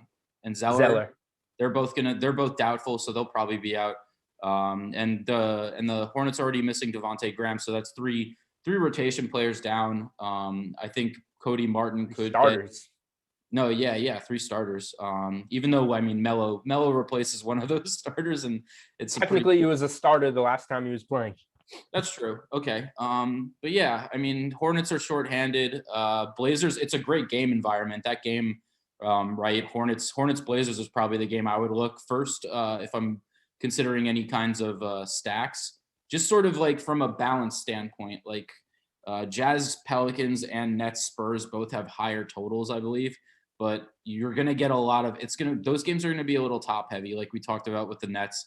And I mean, Pelicans and Jazz have players that can play defense. There's a lot of good defensive players in that game. So I don't know if that game actually goes that high, but Hornets Blazers seems like the one in my eyes. And Cody Martin, again, he's been playing pretty consistent or big minutes the past 2 games with all the injuries for the Hornets, and he's returned decent value. So if he gets a little bit of run, he can do a little bit of everything. Some assists, some rebounds, maybe his scoring gets a little bit of an uptick. So 3,500, he'd be a guy I'd look at in tournaments. All right. Here's one that I like and have a take on before I pass it off to you. Tater Hater, do you think Zion will have trouble scoring with Gobert down low? No, I think the exact opposite. I actually wrote up Zion over 26.5 points in my best bets article because the Jazz have one of the worst paint defenses in the NBA, and the perception of having Gobert in the middle can obviously go against those defensive player of the year trophies. But the rest of that defense is chasing guys off the 3-point line. funneling guys into the paint, and we know Zion just puts his head down and goes to the rim. And I don't really care about a matchup with Zion. He's going to overpower whoever and get into the paint. So you look at it, Zion's faced them twice this season, both in January. He scored 32 and 27 in those 2 games. Shot a combined 23 of 33 from the field. He attempted 16 free throws. And he ended the month of February going over 26.5 points, 8 of 12 games. So I think the complete opposite. I think this is a spot Zion should be going for 30 plus. No, yeah, I completely agree. I mean, you just look a couple of games ago, right? And Zion played the Bucks and Giannis, and 34 points, 8 rebounds, 6. I mean, he had a easy time with Giannis, the reigning defensive player of the year. So yeah, and I mean, if we look at a DFS from a DFS perspective, just the matchup alone, and like you said, the Jazz really haven't been good in the paint, defending the paint. Zion's 9,000 on DraftKings, power forward center eligibility. He's a good tournament play, right? I can't imagine his ownership is going to be very high, just because again, the Jazz are a good defensive team. But I mean, the total on this game it keeps creeping up. That's, I guess, what I would be worried about is if a lot of people do decide to game stack it, then you're gonna have to see some lineups with Zion. But I mean, yeah, I like that prop. He's been such a bully. He's been so good heading into the All-Star break, and he's gonna be playing in that game and hopefully in the dunk contest. So yeah, I agree with you. I think Zion is a spot to get on. Definitely, hopefully see him in the dunk contest. And I would like to know what those odds open up on DK Sportsbook, because if it's anything that is not ridiculously steep money, I want in. Yeah, but speaking on game stacks, the Guru wants to know what we think of a Portland-Charlotte game stack. And like we said, a lot of points there. I do know that the Hornets, you can find all this info in my NBA betting trends article on the DK Sportsbook. I do know that the Hornets have gone over in 12 of 16 road games this season, and just played last night in Sacramento with one of the more miraculous last-minute comeback victories of the season. The Kings missed 5 free throws in the last 69 seconds, I think. Nice.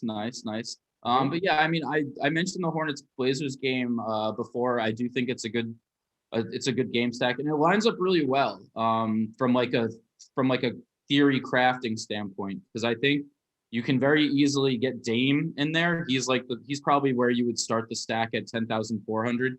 I really like his ceiling in this game. I mean, you gotta I don't think LaMelo Ball and Terry Rozier are going to be able to guard Damian Lillard all night. So you'd probably start with Dame and maybe mix in Cantor just because Zeller's going to be out. So I think the Hornets will have some issues in the front court that Cantor can kind of exploit. But then I think you can just go on the other side and run it back with a lot of these Hornets value guys, right? You mentioned Biyombo at 3,400, Cody Martin at 3,500. Even a guy like Miles Bridges probably plays more. He's probably the logical replacement for Gordon Hayward at small forward in the starting lineup. So Bridges at 4,800. You can get a lot of value on the Hornets end, and then you can probably, I mean, I would probably stack LaMelo and Dame just because, I mean, they're both just from a narrative perspective, they're both gamers. We've seen Ball go up against some of the better players, and I think it just brings out the best in his game because he's a guy that just loves basketball and loves having fun. So it's a fun stack. LaMelo Ball, Dame, and then maybe run it back with a lot of these Hornets value plays. Yeah. Real quick, some injury news. Taurean Prince was not initially on the injury report for the Cavs. He's now listed as out. Seti Osman is still questionable as far as I know, so his return maybe would be welcomed. But if Osman and Prince are both now out, first of all, I can't believe I'm saying any of this matters, but that matters for my Cavs money line bet. I want as many of those guys in as possible, although we'll let Sexton and Allen and Garland do the heavy lifting, but we'll keep an eye now on that Osman news. Maybe that opens things up for, I don't know, you scroll through the Cavs on DraftKings, everybody's out. Yeah. The bad D Wade, he's not very good. I don't even know who would play. I don't even know where these, I don't know. Anyway, we're going to go to another question, then maybe we can talk about that if we have a second. Okay. First time playing Fortnite wants to know, who are your 2 favorite studs on the slate? So you kind of touched on it a little bit, but before you go, I'll just give mine. I'm going point guard. I'm going Lillard, Harden. I just think both of those guys have a really high ceiling. We know big potential total in the Portland-Charlotte game. Nobody on that team can guard Lillard. He's getting all the usage right now. He's getting all the minutes. He's going to take 10, 15 threes. He's had over 10 assists in, what is this now? 5 of his last 7. And then just running that back with Harden, who you look at him, he went over 62 DraftKings points in 6 of 8. The last 2 he stayed under 50. He was on one or the other side of ridiculous blowouts in those games. I don't think this is going to be that. And San Antonio has allowed the second most DraftKings points to point guards. So I don't care if Kyrie's back. I think that gives him more assist opportunities. I think that makes the game better. So Harden and Lillard are the 2 guys that I'm paying up for. And then you got to find your savings. Yeah, I like I said, I like Dame. I think he's a guy that is going to be popular, but is also pretty safe. So like cash lineups, he would be the stud that I would pay up for. I think my other guy, like if we're talking just 10K range, I would want to see what happens with the Pacers if they're going to be without Brogdon again. Either or, I mean, and Embiid, right? If Embiid's out, that's way easier of a time for Sabonis down low when you got to think the Sixers are starting Mike Scott and Dwight Howard in the front court. Right. So yeah, I mean, Sabonis at 10,100 would maybe be my other stud play. I mean, Simmons again is a guy, like if Embiid and Tobias Harris are out, and the Pacers are dealing with injuries and Simmons ends up playing at 8,800, I'd probably want to look at him in cash lineups as well. But I mean, I think Dame is the way to go if I'm paying up for anyone. Like you said, I don't mind Harden. I mean, I don't think you can really go wrong with a lot of these guys. I think Jokic is in a great spot against the Bulls too. That game should be up in pace. The Bulls have been playing well too, so it's not a spot where like, oh, the Nuggets are going to go into Chicago and blow out the Bulls. If it's a competitive game, it should be pretty high scoring, and I don't think anyone on the Bulls can really deal with Jokic. So yeah, those would be the guys that I would look at. Okay, we're going to transition into the injury report right now. Let's get that graphic up on the screen. And actually, good timing. Starting with Indy, Malcolm Brogdon, Jeremy Lamb, both listed as questionable. Not giving us much help here, as the Pacers called them both game time decisions. So we're just going to wait a little bit more on them. But that is one of the first games to lock on the slate. So we are going to know. On the Philly side, we do know about Tobias Harris. He has been ruled out. We don't know about Joel Embiid. You see that Q, questionable. We need a VQ because Doc Rivers called him very questionable, which in my opinion means he's not going to play, but that is strictly my opinion, and we're going to wait and hear on that. But keep that in mind that the term very questionable was thrown around. Brooklyn, Tyler Johnson is going to be active. He was on the injury report. But with Kevin Durant remaining out, I think those 2 other guys, TLC and Jeff Green, those guys being out is a little bit more important than it normally might be, because those are the 2 bigger wings, bigger forwards that Brooklyn has. And they're going to have to fill it in with some smaller guys. They're going to play, 4 guards with DeAndre Jordan probably at a lot of times, if you count Joe Harris as a guard. Let's see, what do we got? San Antonio's been really interesting ever since they came back from that COVID pause. Keldon Johnson, Rudy Gay, Devin Vassell, Derek White, Weatherspoon, as you mentioned at the top of the show, all those guys are still going to be out against Brooklyn. Then the Cleveland-Houston game, Taurean Prince out. Obviously, all those other names you see that have been out a while remain out.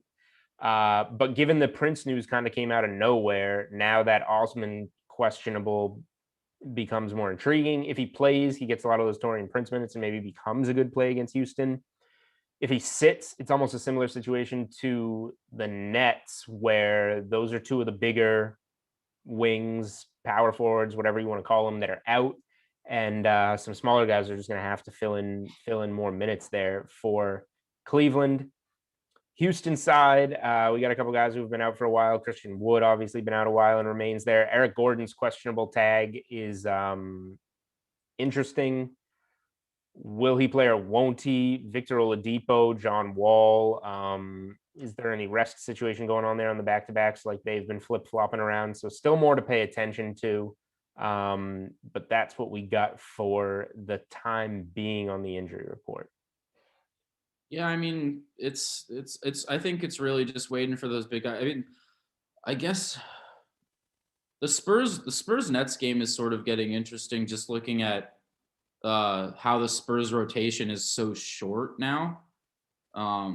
I mean, they really are only playing like 7 guys, and the Nets are going to be without guys, and the Nets play up in pace with Harden and Kyrie. And I mean, up until recently, they kind of figured things out a little bit on defense, the Nets. But I mean, that game could be like really high scoring, and you're going to get tight rotations for those Spurs guys. I mean, Dejounte Murray is like really expensive now, which is crazy. His price is like soared up there. Him and DeRozan. But then, I mean, you look at the other guys. LaMarcus Aldridge is coming off the bench, which is a little weird. But you got to think at some point they're going to sort of unleash him and maybe play him some more minutes. Lonnie Walker, 5,000, has played a lot. Patty Mills, Trey Lyles, those are guys that are in this tight rotation that are priced under 5,000 that make for, you know, good value plays in a stack. So, I mean, we're obviously waiting for like guys like Osman and Brogdon and Embiid, that injury news, but those plays are like pretty clear. And we already know so much about the Spurs report. So that's like that's kind of maybe that game. I'm actually like warming up to the idea of stacking that game. But yeah, that's kind of what stands out. We sort of have to wait and see, and we only have an hour and 15 to lock, which is kind of annoying. But I mean, you're just going to have to sort of adjust your lineups and know what you want to do. That's the thing, right? You want to identify these injuries and then identify that it's easy to identify the plays that we want to pivot to, depending on what the news says. All right. We got about 4 minutes, less than 5 minutes left in the show. So if you got any questions, get them in now so we can get to them quick. First time playing Fortnite. Wants to know if there are any future props that I like right now on DK Sportsbook. The awards tab is not as intriguing to me. One thing I'll say is if, anything, LaMelo Ball is minus 500. If you haven't bet on him, you missed the boat. But if he were to get injured and only play half the season, that opens things up for a Tyrese Halliburton, for an Anthony Edwards. Those are 2 guys at big money that you can potentially look at. Not that we wish that, but we just saw Zion only play half the season. He just sat the first half of the season. If that were to be unexpectedly flipped, that would open up the door for somebody. Most improved player, I wrote him up in a best bets article at plus 450. Jeremy Grant, he's now sitting at minus 230. The value is gone there, but hopefully you got him. 6-man, Jordan Clarkson's running away with the odds there. MVP, I will say it's wide open. And I don't think Giannis is going to win 3 in a row. I really don't, but he's plus 1,600. And after that Clippers win, it's just kind of a time that it seems like his odds should be spiking. Team futures. Lakers aren't playing well right now. They don't have Anthony Davis. Everything relies on, I trust LeBron, but everything relies on having Anthony Davis. I think the Lakers to win the West at plus 120 is something I've bet and something that I'm willing to still bet based on health. And I'm just eating the chalk in terms of these conferences. When playoff time comes and Kevin Durant and Kyrie Irving and James Harden are on the floor together on a nightly basis, and the Nets add buyout candidates and they've found their rhythm, nobody in the East is going to touch them. The Nets are going to the finals and probably winning the finals. So Nets futures are another one that I like very much. Ben, you got anything on futures? Yeah, not much with team futures. Like you said, I've been telling a lot of people like the Nets are going to be absolutely unstoppable when they get to the playoffs.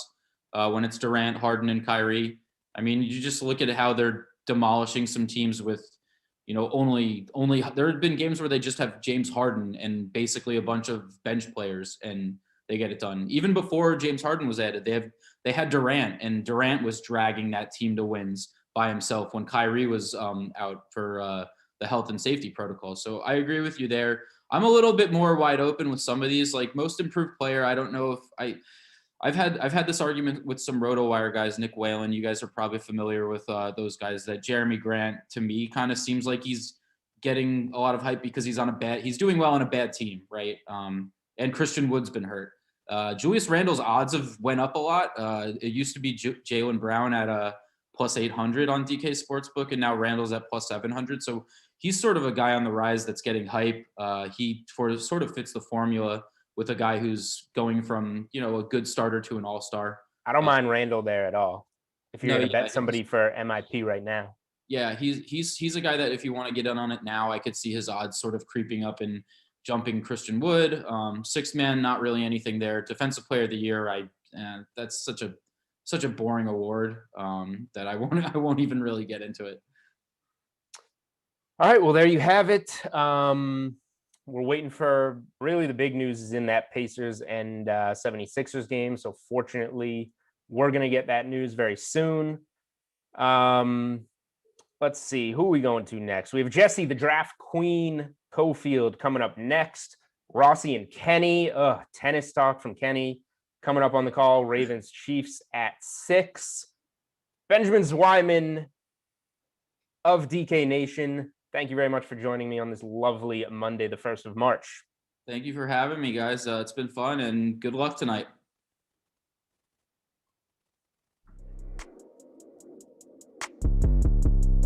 Guys are clear. Thank you.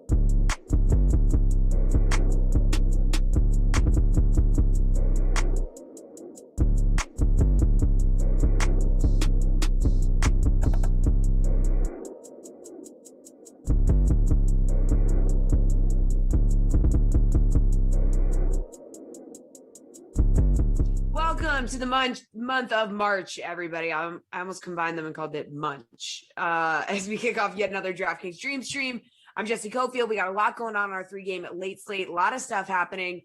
2 of the NFL top quarterbacks facing off in our 6 p.m. sim. We got Lamar Jackson, the Ravens, Pat Mahomes, and the Chiefs. Jason Rossi, Kenny Ducey are going to be on the call for that one.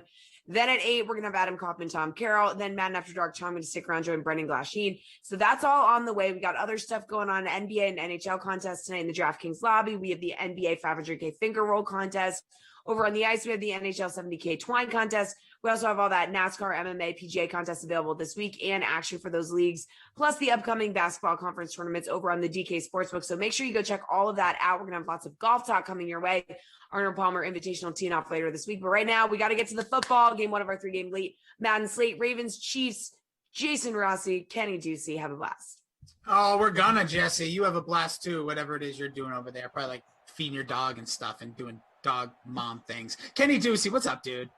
I'm doing well, Rossi. How are you? I'm telling you. Oh, well, I love to hear it. I'm feeling good. I'm feeling fine. It's the beginning of a month, fresh start, and it's a Monday. Come on. Let's get it going. We'll kick it off right here for your late slate. We got a monster game here. We got Ravens. We got Chiefs. He's at Kenny Ducey, at KD Picks. He's got it all going on. You can follow him along over at DK Nation, the playbook. He's got it all happening. Make sure you go bookmark those websites. Or as I like to say, just have an open tab on your phone, like right next to all the other random stuff of your Amazon account. But Kenny, you see Chiefs, you see Ravens. How would you put a master plan? Because it takes a lot of math here to put together a killer lineup. How would you do it? It does. So what I ended up doing was I actually didn't, I don't have a lineup, so I can't actually tell you what I would have done. Okay. But I really liked going with I have a strategy for all Chiefs games that I always employ. And it's, put Sammy Watkins in the captain spot and then stack up Mahomes, Kelsey, and Hill, and then figure out the rest later. And as good as the Ravens are, as good as Lamar Jackson is, I'm not changing my plan. I'm not, going off the path that's led me to success in these Chiefs sims. So I'm going to continue to do that. I'm going to captain Sammy Watkins if I am making a lineup, and I'm not. I don't have a lineup in. Even if I was, I guess I could say what I was rostering. And then I had enough money left over for some very mid-tier guys. So I went with Miles Boykin and Justin Tucker. Oh yeah, look at that! Get a kicker in there. Yeah, well, I had to go with Justin Tucker. I had no one else available, so that's where I'm at right now, with what my lineup was going to be. See, I just realized I kind of made a mistake, but we'll see. We'll see how the sim plays out. So I went Tyreek Hill in the captain, Lamar Jackson, Kelsey, Robinson, Andrews, Boyle. Did not say Patrick Mahomes, and I feel really dumb about it, but it may play off. It was really hard to stack both quarterbacks, and if you wanted a piece of Kelsey and or Hill. So I do appreciate we've had some sims together with, putting Sammy Watkins in that captain spot. It's a kind of a boomer bust play, but if it booms, dude, you're more than likely going to win or at least be a top 10 finish. So it should be interesting. I'm intrigued to see some of the lineups the DK Sim Fan put together. We have our own little family and friends league going on here, the Rossi Kenny contest. I think there's like 100. It's the Rossi contest because I'm not in it, but yes. No, you're here. You're part of the fam. You're part of the show. Hey, I'm just gonna keep track of that. I'm on record saying what my lineup was before I did not get it in before. So I don't like that. If that lineup goes off, I don't want to hear, oh, this is just what you said you were gonna do. Or you didn't say what you're gonna do. Like, there's a lot of people who are like, oh, he would have been in my lineup. I told you the people that were in my lineup, so that's my official lineup. It's not entered in the contest, but please unofficially official. What my lineup is. Yes, unofficially. Please and respect, peace and love to all. 2nd and 8 here. Mahomes in the gun, fakes the handoff, tosses it. There's an easy pitch and catch. Gets it to Watkins. There he is. There's your guy. Who I believe, great start, Kenny, is going to be maybe one of the more interesting. Well, I don't know if interesting is the right word. I think he's going to be a sought-after free agent, and nobody's going to be talking about him. Well, the reason he's going to be sought after, I kind of agree with you, but I think the reason he's going to be sought after is because he's not going to be expensive. He's going to be a pretty low-cost option. So you're going to see some team out there, right, is going to take on Deshaun Watson's salary. As that's why you have to roster Patrick Mahomes. some team out there is going to take on Deshaun Watson, right? We know this for the most part. He's demanded a trade.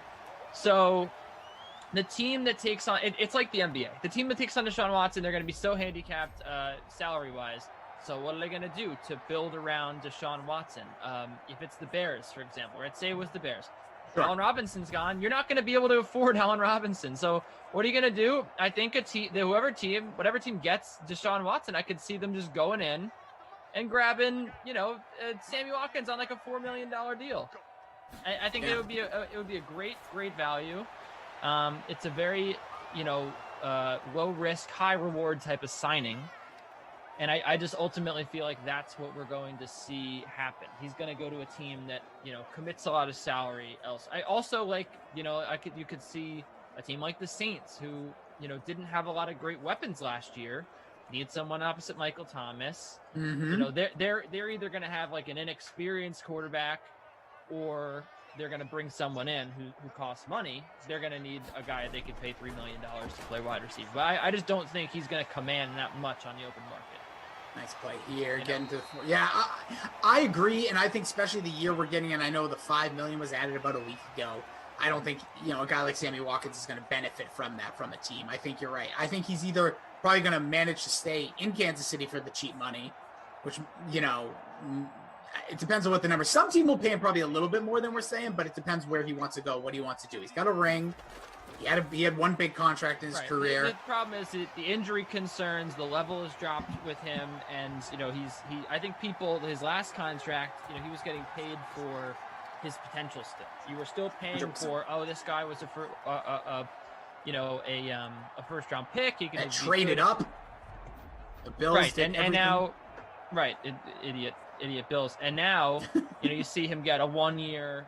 $15 million deal, or maybe you'll see get him. He had $15 million that he was owed last year, so he's not going to get that much money. He's probably going to get a few million, I would say, because it's a very speculative signing. I would be shocked if he got somewhere around 10 million. Would too. But J.J. Watt also got paid today, so we'll see. Well, eventually we'll get paid. 5 minutes ago that here. was surprising. But again, that's a team that had the money to spend. You never know. He could go somewhere like that. It's one of the most ridiculous things, though. Like, just from like a hype standpoint, it's like J.J. Watt released. Okay, fill in the team you were a fan of. You're like, get him here as we get a second 8 here. We'll give a shout out. Appreciate y'all in the chat. And those not chatting as well that are watching us on YouTube, Twitch. We see y'all. We'll give some shout outs in a minute. But yeah, J.J. Watt, you're thinking he's going to go play at the Steelers to be with his brothers. Can chase a ring. He's going to go to Tampa to chase a ring. All those rumors about Buffalo, Green Bay, where he went to college, where he grew up, all these different places. Then he's like, nah, I'm just going to take the most money that just isn't Houston. So I'm going to go to Arizona, team up with Chandler Jones, will be coming back. It makes for a ferocious idea of a team. Right. I don't know. Thank goodness that he didn't go to the Bills. Oh, that would have been brutal. Because I don't know. That was not a touchdown. Sammy, your dude gets out to the 1. So we'll see who are they going to punch it in with. I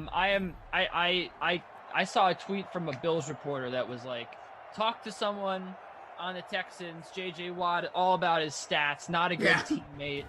I was like, this is what Bills fans have stooped to now. They're trying to make themselves feel like better because they're like, oh, J.J. Watt's not that good. Don't you besmirch the Buffalo Bills today. They've done nothing but good. But I did see that one report, and I was like, come on, are we serious?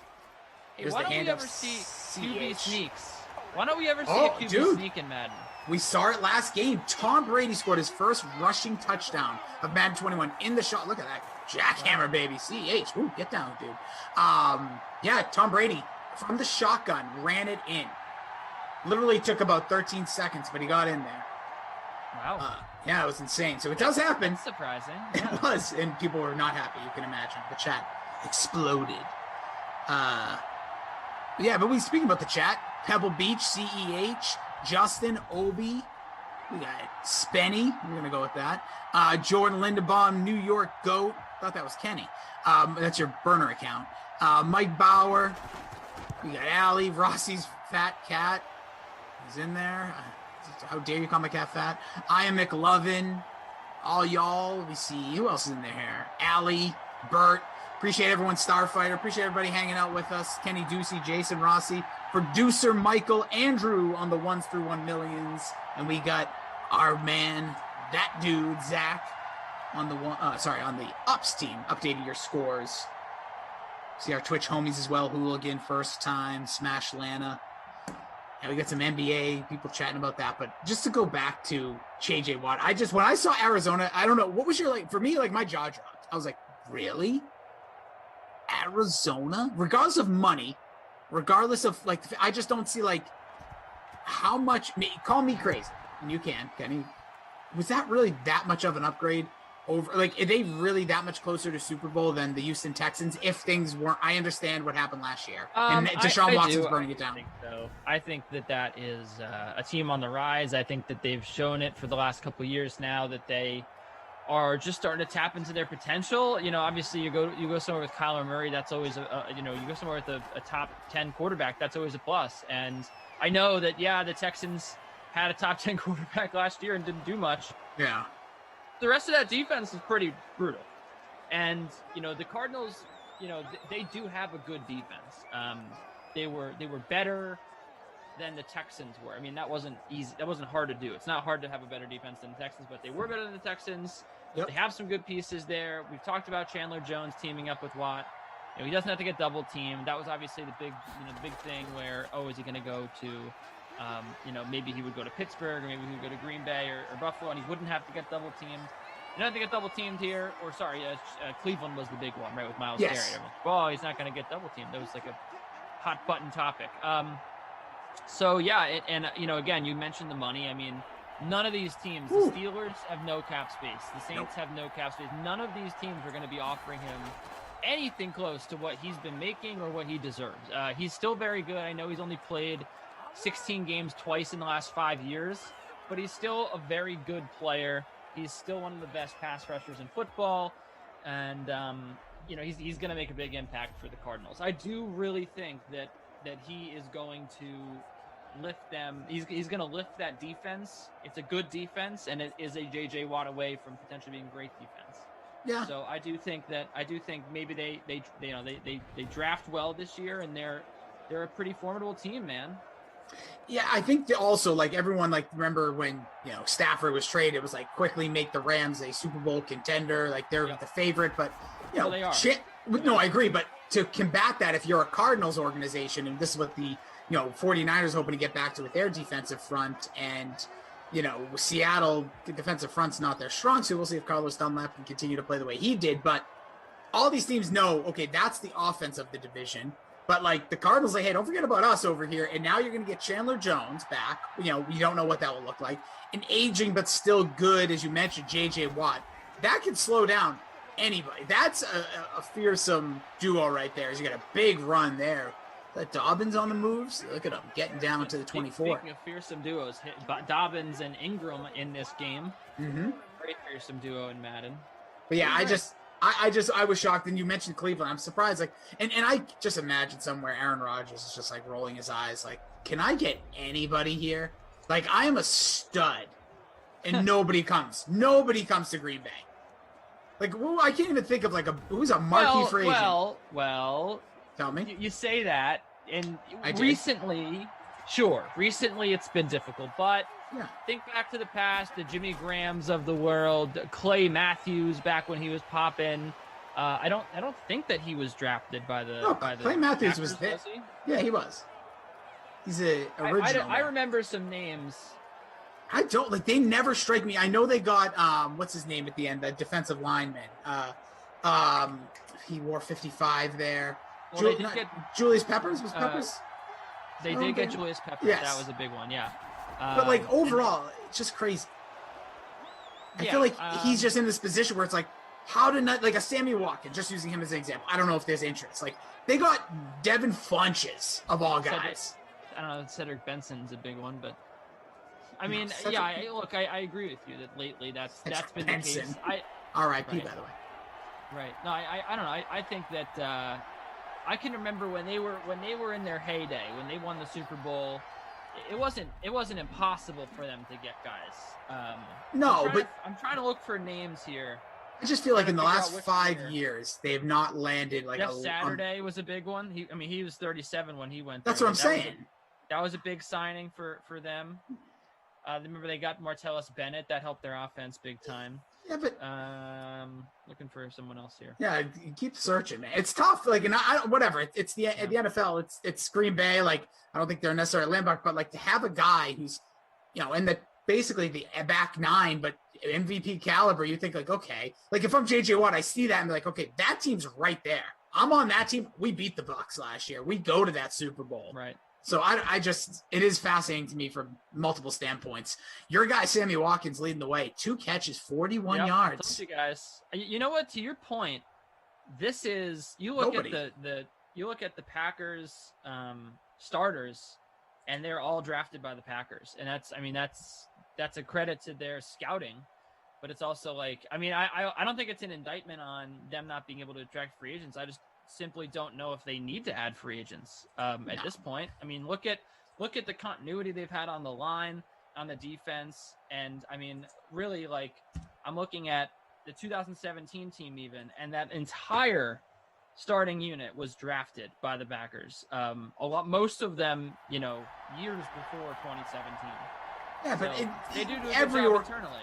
Sure, but every good team, you bring in a player or two, or and I'm not saying they haven't brought in difference makers. Clearly, they have a 53-man roster year in, year out. They're not all guys that are drafted, but I'm talking about like just having a guy like that. Look at all the big quarterbacks, even Drew Brees. Like you say what you want about Emmanuel Sanders, but he decided to go there. Like that's even a guy you'd think like, oh, Rodgers could pull over. Where we'll see what Patrick Mahomes is like. Sammy Watkins stayed an extra year. These guys are gonna, get paid a little less potentially to play with him. Obviously, that hasn't happened yet because somehow the Chiefs are maneuvering the cap like you wouldn't believe. But I just when I see these things, I just immediately always go to the Packers. I feel like they're the hot team right now. You think players would want to go join? Yeah, especially Aaron Rodgers' final years, it's definitely a good opportunity for anyone on offense to do it. Yeah, wow. This is, that is pretty crazy. It is astounding because I'm going to try just another team, but I really think if you look at other teams, like even like the Steelers, I'm not sure about the Steelers.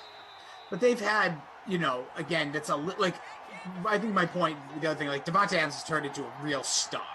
Like, let's not get me wrong, but like, years ago, obviously there was Randall Cobb. There was Jordy Nelson, but like there's been this weird in between where it's like, how is there not a guy who's like, oh, Cobb's gone? Like there's a guy who's throwing the ball a ton. Yeah, but even look at the Steelers. This is 2 years ago, but the Vance McDonald is not their guy. No. Like Micah Fitzpatrick and greatest Steven trade Nelson, ever. Joe Hayden and Mark Barron are all guys that they didn't draft. Obviously, Joe Hayden was a big signing for them, but. It's really not every day that you see a team trot out there an entire starting lineup, almost entirely composed of homegrown talent. Like that's pretty amazing. It is. No, it's a compliment in a lot of ways, but I still think it's just, the way the NFL is today, guys want to try to win. And you would think some of these receivers, they go to, go back to like Allen Robinson going to Chicago. Just a strange thing. Like, right, dude, Chicago. Right. But there's a field goal, by the way. There isn't that much turnover in the NFL, but still, you see plenty of starters switch teams. By the way, I would have been off to a fantastic start in this sim. I had Justin Tucker and Sammy Watkins accounting for both or all points in this one. Although I will say, I didn't have. Let's see, J.K. Dobbins, right? Like that didn't have. How dare you? Can't squeeze him. Or CEH, so I wouldn't be the top scorer probably, but no. Our producer Michael says Watts reunites with Hopkins. In the chat, Ricky Robbie says, I think Hopkins and money got JJ to Arizona. I don't know. You never know. I think money speaks. I don't know about Hopkins. Yeah, I think the Hopkins thing might be a little overblown. But we don't I don't know that relationship. Obviously, Watts seems like a leader, but maybe they had a good relationship. But I don't know how much you pull a guy in. Like, I don't know how much I believe in that in general, unless it's a quarterback or right. I think coaches do more for people. Like Andrew, our technical advisor, says Vance Joseph was Houston's DB coach from 11 to 13. Watt's rookie year was 11. So, we now being part of that Arizona staff. Like, I actually believe more in that stuff than I do a player, especially if they're on the opposite ends, like a receiver. There's a pass out. Kansas City second drive. We got 2 long drives here, one ending with a touchdown. It that's was right. Robbie CH. Noble has reminded me that Sammy didn't score. Nope. Misremembered That's okay. that He was at the tackled 1 yard line. So CEH scored. By the Listen, way, El Paso #1 shout out to the tennis fam out there. El Paso talking about the Riley Opelka match. It has been a very rough watch. Riley Opelka has been outclassed by Martin Fucsovic, but he's trying to power through and take this second set. It has not been pretty for Riley Opelka, but we'll see what happens here. Little mini lead in the mini break in the tie break. Who'd you take in that one? Did you put it on the KD picks? Do we have some info out there? Yeah, I have Mr. Opelka, the American, of course. Whoa. What is that supposed to mean? Are you saying Americans are more superior at tennis? They're actually not, but I got to support my boys. Well, is that a pick with your head or your heart or your wallet? What's a pick with consideration to the indoor hard courts, but these have actually been playing super slow. So as soon as I started watching tennis today, I was a little sketched out based on how the courts have been playing. So he's obviously better on very fast courts because of his serve. So these courts are not really the best for him, but we'll see if he manages to get through the second set. I'm not very sure. Tater Hater wants to know who's the best $3,000 play on the slate tonight. I'm going to look it up. I'm going to say 3,000. Yeah, well, you look it up. I want to get into this conversation with you because I feel like you've been here. There's a weird conversation going on in my Twitter feed because we have Patrick Mahomes in the gun. We have just 10 points so far in a quarter and a half. Star-studded teams. Chiefs kind of stink in this game, by the way. Not points-wise, just record-wise. Oh, no, yeah. 2 years in a row. They're not very good. Yes, there's Simland. They're 9-10, and even the Ravens 11-10 with the poster child, the cover boy, Lamar Jackson. And so far, quiet game. But would you have those plays, or you want me to filibuster for a second? Because I have. You can. Okay, you so can one thing I wanted to bring up, and I really want to ask you, and this one goes for Michael, Zach, Andrew, as well as the fam. So there's something going on in Twitter today. There's a conversation about unpaid internships and people like losing their mind in the current day. So I guess my question is, I worked in media for a long time, and this technically I'm still on my toe in it here with DraftKings, but that was the greater part of my career, of my working years so far in this illustrious life that I've led. And I've had 3 unpaid internships, long hours, long days, that kind of stuff. I imagine, Kenny, were you, when you first were getting in, were you doing unpaid internships, or were you a paid intern guy? Yeah, I was doing internships for credit. So by the way, I haven't really taken much look at the slate. I actually like the Spurs a lot tonight. But what I'm looking at just at first glance, Nick Claxton, he's 3,100. I know he's not 3,000, but Nick Claxton is getting used a lot. The front court matchup is going to be very important in this Spurs game. I think that Nick Claxton, the Nets are trying to get him more involved in that offense. His price is absolutely going to increase. I just don't know. He had a good game, and then he had a stinker of a game where he only played, he played the same amount of time and just didn't do anything. I could see him, if he gets another 15 minutes tonight, I could certainly see him hitting value. But I'll keep looking. But back to your question, I did do an unpaid internship. It was for college credit. Yep. I did some other unpaid internships as well along the way, not for college credit. Sure. And like everything in life, like every argument, and this is opposite of what you might think about me, because I'm a very extreme person when it comes to my sports takes. Like everything in life. Exactly. Kept the play alive, gets it over to, it looks like Robinson there. Yep, DeMarcus getting Robinson. his touching. There he is in my lineup there. So yeah, there's your first touchdown pass for Patrick Mahomes. Marcus Robinson on the receiving end. Right. So like everything in life, it's all about balance, Rossi, and there is and I'm just giving career advice maybe to people, speaking from personal experiences, but not, I think that we have to stop short of saying all unpaid internships are bad. I think that in an ideal world, all internships would be paid. But I do think that depending on your age, depending on, where you are in life, if you need money, right? If you're trying to support yourself in I don't want to get too deep in the real world, but I guess I am. It's all good. If you're trying to, you're trying to pay your rent, and you're in college and you have loans out and you need money, it is kind of tough, right? Not to take an unpaid internship. And I don't know if it's worth it, right? Like, it's all about the risk factor, you have to weigh all factors. But I do think that they can be beneficial in your career. And like, not all unpaid internships are bad. And it depends, again, like if you're a freshman and you want to get some good experience, like you can definitely benefit from that. And I just think that like, you want to make sure that you're not taken advantage of. And that's the whole point of all these people on Twitter today, which like, yeah, these companies are taking advantage of kids, and that's absolutely wrong. And I think it happens, but you also, you have to pay your dues to some extent, right? And like sometimes just getting people coffee. I interned at Sirius XM Radio when I was a freshman. I think I got college credit for it, but I did a bunch of stuff. I cut clips. I got coffee for people. But you make connections, and they're important, and you still keep in touch with these people. Ross Tucker was the guy I interned for. So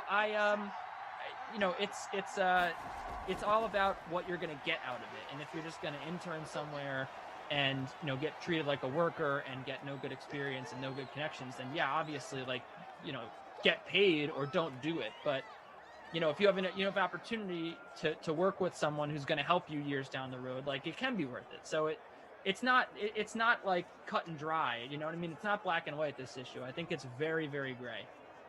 Yeah, for me, I look at it this way, and this is, if you want career advice or not, here's the way I look at it. Get in a door that you want to get into by any means necessary. If you're interested in something, it doesn't mean they're going to open the door for you with, here's a big check, or here's an hourly rate, or whatever. For me, I did, like I said, and that was obviously a little bit different time. We're going back a little bit, and my guy Michael says he did as well. Paid or unpaid internships. Andrew involved, but to me, it's like that's what you have to do to get in the door. Like, if you're looking for a paid job, more than likely it's going to be more difficult with a resume that doesn't have any form of experience, internship or not. And internships, my experience, especially, I know we're both talking in the media world, was who did you connect with? Who did you learn? Right. Who did you meet? Who can vouch for you? So when then Kenny Ducey goes to whatever it was next, Sports Illustrated, etc., they could say, oh, yeah, I know Kenny, good kid, worth a shot, or whatever that term is. Because not only did I do unpaid internships, I then was an internship coordinator for a long time for a radio company. And yeah, that was like half of my day was spent telling people he's worth a shot, or yeah, this dude, tough kid, but if it's a good job, like, you have to be honest. So I just think I'm all about them. I don't think you're taking advantage of kids. I'm sorry. I know college is super expensive, and I know schools and trades are difficult, but for me in my life, I think it worked out for the betterment based on the attitude I had and the way you go into it. So I don't like when people think they're taking advantage of kids. I'm sorry. Maybe I'll sing a different tune when my child's old enough to do it. I'm like, go make some money, kid. But I just think it's go out there, do the work, get everything you can out of that experience, and then hopefully parlay that into said work.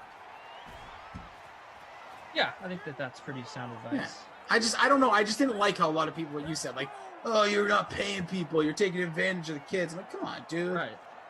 First time, says Rossi, can you get me a pop culture pile driver internship? Hey, first time, you got it, dude. Do you know how to edit? You could be my first intern for the podcast. Also, I don't know where they're from, but Winter Bold says he was shoveling the heaviest snow all winter. He says he might have a hernia. Time for some Sims. Welcome in, dude. There's an unpaid internship, shoveling. It's the worst thing you can do. A minute 23 left. Here comes a bomb field goal. Tucker from just about 53 yards. That kick is up. Got the leg. Come on, baby. Get in there. It is. Got it. What a boot. Justin Tucker. Might have been a hair short of 53 or right on it. I'll let Zach handle that. But, man, what a bomb. Yeah, Jordan Lindenbaum. There's nothing wrong with internships. It leads to jobs. Amen, brother. There's just a lot of media personalities today just dropping, like, some were on one side, some were on the other. Obviously, a lot of people that are probably, mid to late 20s and older all have done unpaid.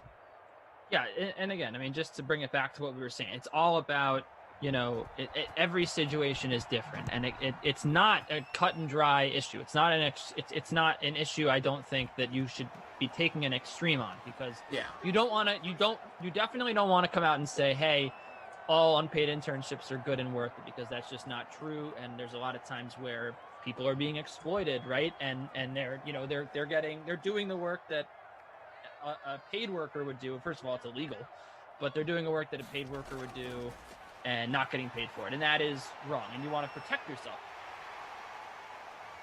Yeah, I agree. I stepped aside and let Rossi call the play, but he wasn't looking, and Tyreek Hill. I'm in the middle of the touchdown. conversation. It's Tyreek Hill. You can always jump in there, Kenny. Don't worry about a thing over here. Sorry, I wanted to make just, sure you could get your play, because sometimes when I do play-by-play, the color commentator won't shut up, and they will let let me make the call. So I want to respect you as the play-by-play. Well, this is a very big broadcast, as we always know. We get together, but there it is. I'll rewind it. Edit this in post, Michael. That bomb. Oh, look at this! Tyreek Hill down the sideline. No one's gonna catch him. He's gone. Touchdown, Tyreek Hill. That is the 150th touchdown pass for Patrick Mahomes. 55 of those going to Tyreek Hill in Madden 21. But yes, and you also, I don't think, should be on the other side of the ball, because I think that you can miss out, as we were just saying about anything that you lead to a job is good. I mean, I think that there's certain internships that if you're gonna, other people will take, right? And if you're gonna be like, well, I'm not gonna take this because I want to get paid, other people will take it, and they're gonna end up getting good experience. So it's risk reward, man.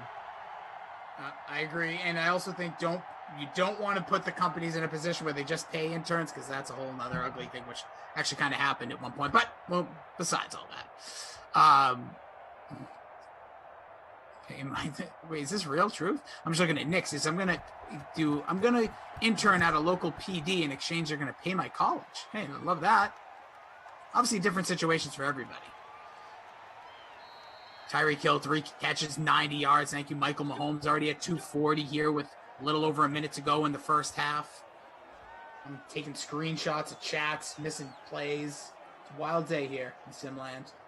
It's a Monday. Like we said, beginning of March. I feel like we just had March. Remember March of last year? Remember when things were a lot different a year ago today? The switch was coming. And the Sims were starting. We're almost a year out from the first Sim. 28 days from now. I still think we should just have Reed and Emerson go 12 hours. I think they should do continuous Sims. I think it's the only thing that's right. As we get here, come Lamar and the boys first down. Call a timeout here. So 1 minute to go in the first half. Kansas City all over the Baltimore Ravens.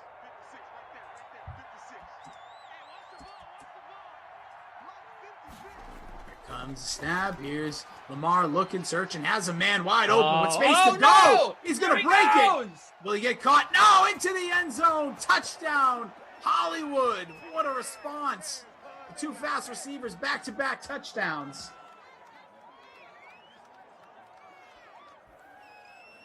What a play. So that brings not only Baltimore right back in, it gets Lamar the points he's been so thoroughly starved for. And now on top of it, here you go again. Baltimore, quick score. Can they keep it up? This has turned into a very, very good sim. I mean, I guess I shouldn't say turned into. It's been a good sim. But 2 amazing touchdowns. 2 bombs. 1 to Hill, 1 to Brown. I shouldn't even say, but just long touchdowns. Yeah. Injecting some life into this sim, Rossi. This has been pretty incredible. Yeah, it was for the 2 teams we had, it was a rather slow start. Long, murking their way, meticulous drives, and now, boom, bang, bang. We got quick score, 17th touchdown for Hollywood Brown here in Madden 21. And huge shout out to Michael, our producer, Andrew on the 1s through 1,627s. And we also have Zach in Ops. Appreciate everybody joining us. Smash that like, hit subscribe. Who do you need here? Who do you want? Do we get another quick score here? Could Sammy Watkins in the fantasy lineups that Kenny has out there in the ether? Can he come through? What would my lineup be doing right now? Well, you didn't have Hollywood Brown. You didn't have Lamar. You have 2 touchdowns from Mahomes. You did have Tyreek Hill. So you'd be probably middle of the pack at best. Didn't have Hollywood Brown, though, yeah. Yeah. So I'm right now. Was upfront about what my lineup was going to be, though, you know? Yeah. So I am in 84th of 138. Hill and the captain, Lamar, Kelsey's quiet, Andrews pretty quiet, Robinson scored, and then Nick Boyle. What was I doing with Nick Boyle? Dumb play. Silly Sally wants to play. Says, Watkins, please. That's a big hit there. Look at that. Just taking him down. Not going to go in the wrong way here. Let's see, 30 seconds. Tick, tick, tick, tick. Tick, tick, tick, tick, tick, tick, tick, tick. Yo, tick, tick gang. I used to shout out the tick, tick gang. People waiting for the clock to run out. You always see people in the chat when they're rooting for overtime. The games to just get over with already. They just say tick, tick. Tick, tick gang. I like that. That's me sometimes. Yeah.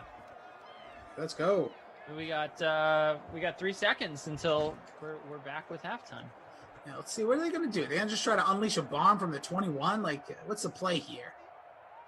Take a knee. Even worse. Get some negative points. But, all right, that's going to do it first. Oh, timeout? What? Oh, man. What you doing here? Tick, what tick, you tick, talking about, Wallace? Somebody was shouting out earlier. There it is. This is Obi-Wan saying it's doozy country down here. It's juicy country everywhere. I also must say I brought up to Brandon Cristal after we did our sim last time. We were doing our little southern accents. Joel Embiid active tonight, by the way. That's pretty big. He was called very questionable by Doc Rivers. Doc Rivers came out before the game, and they were like, what's Embiid's status? I'd call him very questionable, which is a very questionable statement. Love it. Very questionable, but he's going to play. Guys, he's been unreal, too. Yeah. What a season, even for the whole 76ers. But here we are. It's halftime in the big showdown or the matchup of the day. It's Chiefs, it's Ravens, and it's living up so far, 34 combined points. Mahomes at 204, 2 scores, 125 for Lamar and 1 score. The issue is he hasn't really gotten on with his legs just yet. CEH got 10 yards off of, or is that 30 yards? 10 yards off 7 carries for a touchdown. Here's the problem. Lamar Jackson, 1 carry, -1 yards in the first half, Kenny. Did not see that coming. Yeah, this guy, all his upside really in Madden and in real life is with the legs. If you think you're going to get 100 yards, hit the bonus with Lamar Jackson, and then on top of that, you get some passing touchdowns. You get 150 yards, maybe 200 yards. Not today.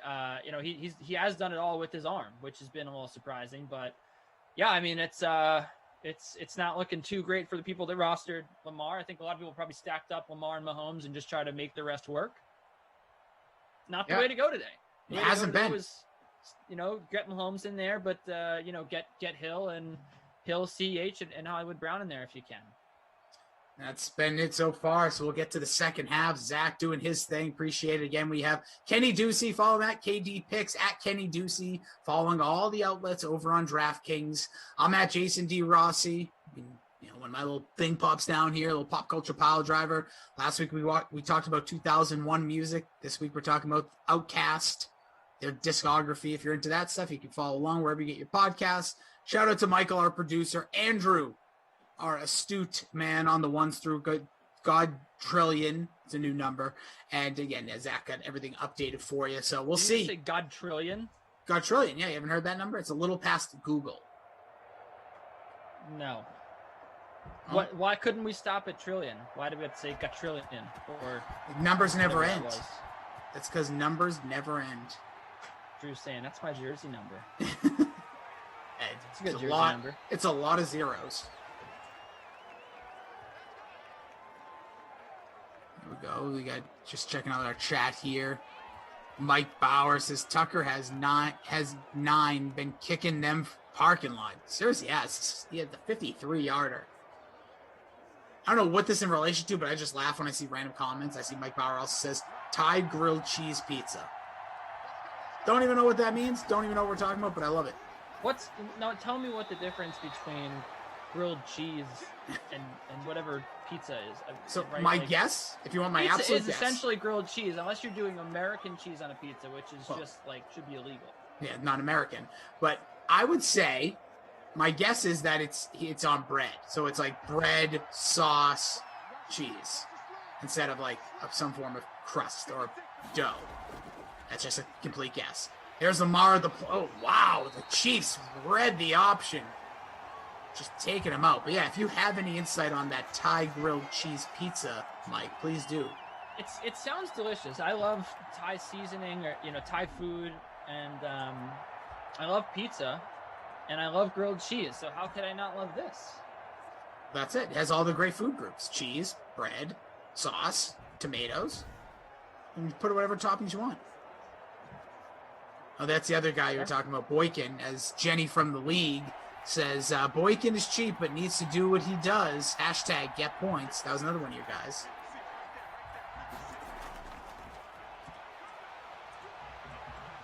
Oh, here we go. Here, look at that. Making plays. Lamar.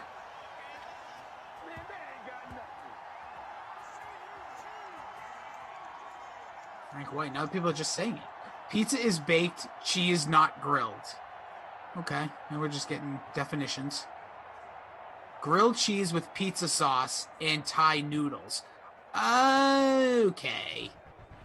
So Mike Bauer, it's a grilled cheese with pizza sauce and Thai noodles. Okay. I don't know. Yeah, it sounds kind of gross. I don't know if I like that. Yeah. I was thinking like maybe it was like a little like chili sauce type of situation with the pizza. You know what I mean? Yeah, I don't know what I was what not would do with thinking that this was what it was going to be. No, me either.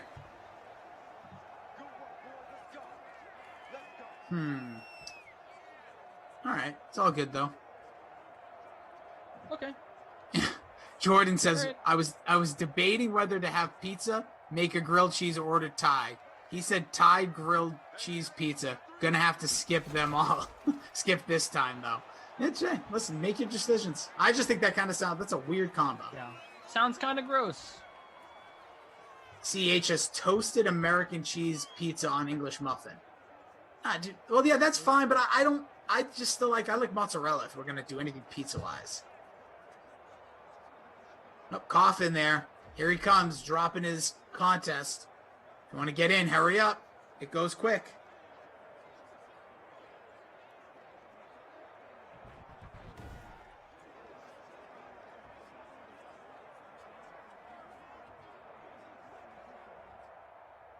So, is there any way for the Baltimore Ravens back into this game?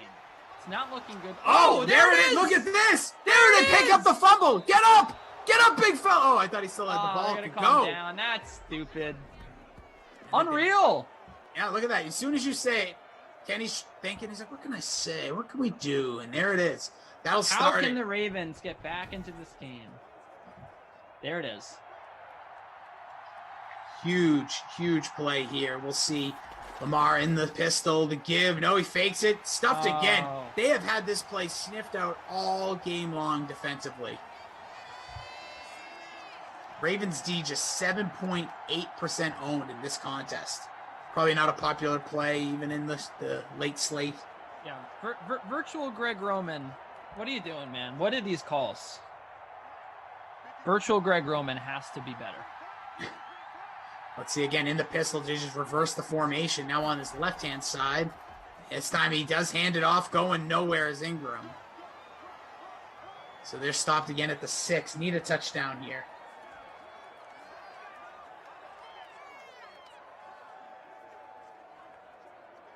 Let's see what we get. So 5.5 left to play here in the third quarter. 3rd and goal. Shotgun formation. Lamar's got 3 wide to his left, including at the end of the line is Andrews. Oh, he's got Boyle. Oh, he's going the other way. Touchdown. Got it. Big fella. I feel the need. The need for Sneed. Sneed always finds a way when we're together. I swear that I should just roster him every time when I'm going to be on a Raven sim with Kenny Ducey, but there it is. Snead into the end zone. He scores, freezes. Look at that. Boykin picks him up. He should get a fantasy point for that.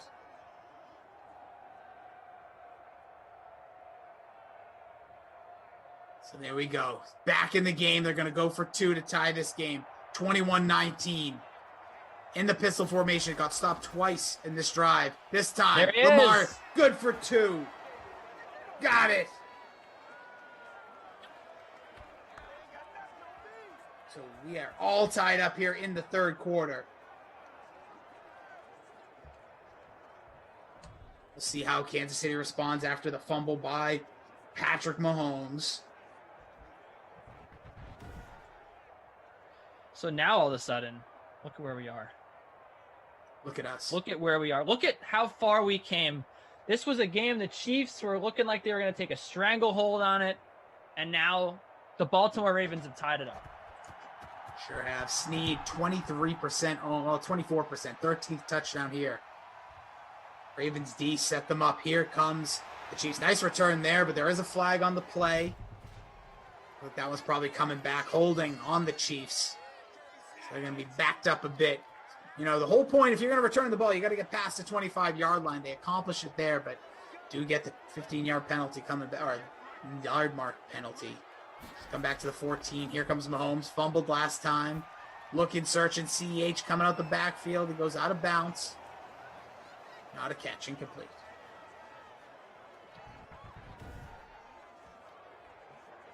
All right.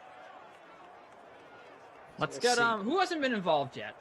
We haven't had any Mecole Hardman. I mean, I don't think he's Travis Kelce. How about Travis freaking Kelce? No Pringle. Yeah, Kelce. Where's Kelce? Where's Pringle? A lot of people probably hoping for Pringle. Once you pop, the fun don't stop. And there's an incomplete pass again. Mahomes is ice cold right now. Yeah, Kelce in just our contest, he's owned in just about 45%. He's got 2 catches for 15 yards. Get out of here, Kelce, dude. You got to step up your game, dude.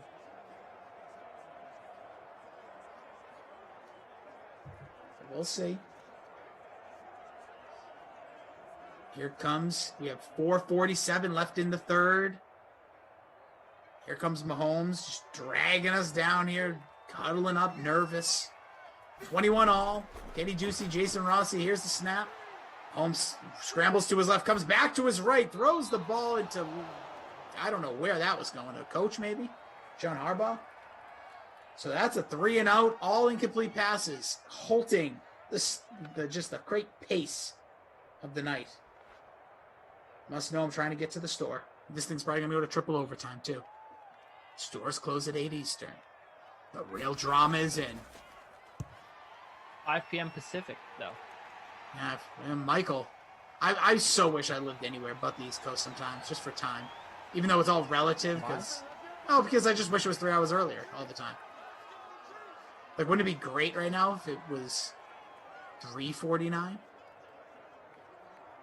The answer is yes. Yeah, it'd be fantastic. Yes. But then you wouldn't have been awake for. No, I know. I'm in my own little time space continuum in my own head. Like I want it to be. I'm East Coast, but I get West Coast time when I decide it to be. Listen, you hop in my DeLorean, dude. It's a wild ride. 2nd and 7. Lamar trying to get this team. He's hot right now. It started off real tough. It was 21-6. Like it felt like 2 seconds ago. And we've just come right back in. There's the pass cat there. Looks like that is Hollywood Brown on the catch. Rossi's Fat Cat on YouTube says, I wonder if purple birds mean they are barbecue flavored.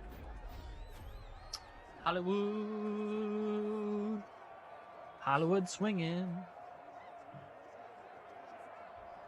Matthew throwing conspiracy. There is none of that. Not true. Dwayne says 5:49, so you must be a Central dude. That 1 hour, I'll still take it. I take the 1 hour. Central time. Shout out to the homies. Oh, there it is. Anyone in Oh my goodness! Look at make this one run. move. Nice tackle there. What was that? The honey badger making the tackle. We got anyone in like France? 12:50 a.m. How about that? How about what time is it in Hawaii right now? Hawaii would be, isn't it 6 hours difference? I believe so. I think it's 12. No, 6 hours. Like 6 hours is like Europe. No, I think it's. I'm pretty sure it's 6 hours. 18 hours. No, I think it's 6 like hours. Like they're already earlier. I think it's 12. Like so, in the East Coast, it's 6:51. I think it's 12. Getting told it's earlier. Okay. Earlier. Yeah, 6 hours earlier. Yeah, you're right. You're right. For some of my other outlets, I have a couple of. We'll go with clients in Hawaii. So I have to always call them super late. Maybe I'll call them after the sim. I won't. I'm going to try to get to the store. Here's the handoff. Look at that. Just jiggling, wiggling, biggling, boogling. Making his way. That's J.K. Dobbins. 2:25 left to go here in the third. Keep running, though, says Pebble Beach. Hashtag Central Time Shoutout. This is wrong. Is it? That's right. Ronald, All the friends. Right, friends in Chicago. Everybody, whether you're an hour behind, 2 hours, our mountain timers, what's up, West Coasters, appreciate every one of you. Our across the seas, our Canadian brothers and sisters as well. What's this? What are they gonna do here? I would go for it. What about you, Rossi? I'd go for this. Why are you kicking? Go for it. Well, because this guy's been booting from everywhere, and they've had the momentum. That one's up, a nice, quick, easy 34 yards, no problem. It's like getting up and going to the bathroom in the middle of the night. No problem. Just do it. JL wants to see 6 points for Boykin. I think that'll be fun. See more Miles Boykin action.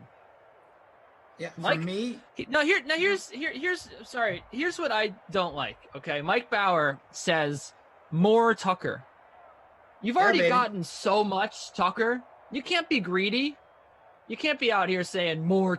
I've seen people like say I want more George Kittle. And it's like George Kittle already has a touchdown and 90 yards. Like, well, come on, man. He's done enough for you. Stop begging the guy, please. You know? Tucker's drilled a 50-yarder. 53. And what? Two other field goals, right? Yeah, we're good with the guy's been insane. For a kicker, you've got everything you could have dreamed for. That's it. You don't need any more Tucker. You got enough Tucker. You know I'm a kicker guy. The man's been insane. But I think, yeah, he's hit his cap here. I could use some Kelsey. Kelsey still with 2 catches, like embarrassing 15 yards. Let's get him involved. There he is, right there. You got him. No, that's not him. Tyreek, though, makes another catch. I think that put him in the bonus, if I'm not mistaken. And my eyes always mistake me because I'm blind. Yeah. His glasses will be coming soon. People were joking with me. We talked about how we had our meeting earlier, and whenever I would look at a screen and I would be on, they would say, like, you could see me extra squinty. Ricky Robbie, more Tucker. Well, Ross Tucker, you'll get him on, in between the sims sometimes. There's your Tucker. Or Robinson, Kelsey. Again, shout out. Spaz, Zah, did you forget your kicker? I sure did, and I'm not feeling good about it. Wish I had Tucker. 2nd and 1 here. Less than a minute to play here in the third. Quick pass, screen pass to Hill. Goes the wrong way, the way he caught the ball, but he did end up still getting the first down. So 41 seconds of counting to go in the third. 1st and 10. Tyreek catch is good. That's another point for you.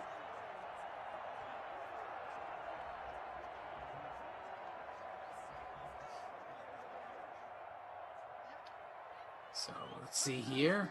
Let's see. Where are they going to go? Like the CH. Give to CH. Formation. Oh, bounces off a tackler. So that's going to do it here for the third quarter.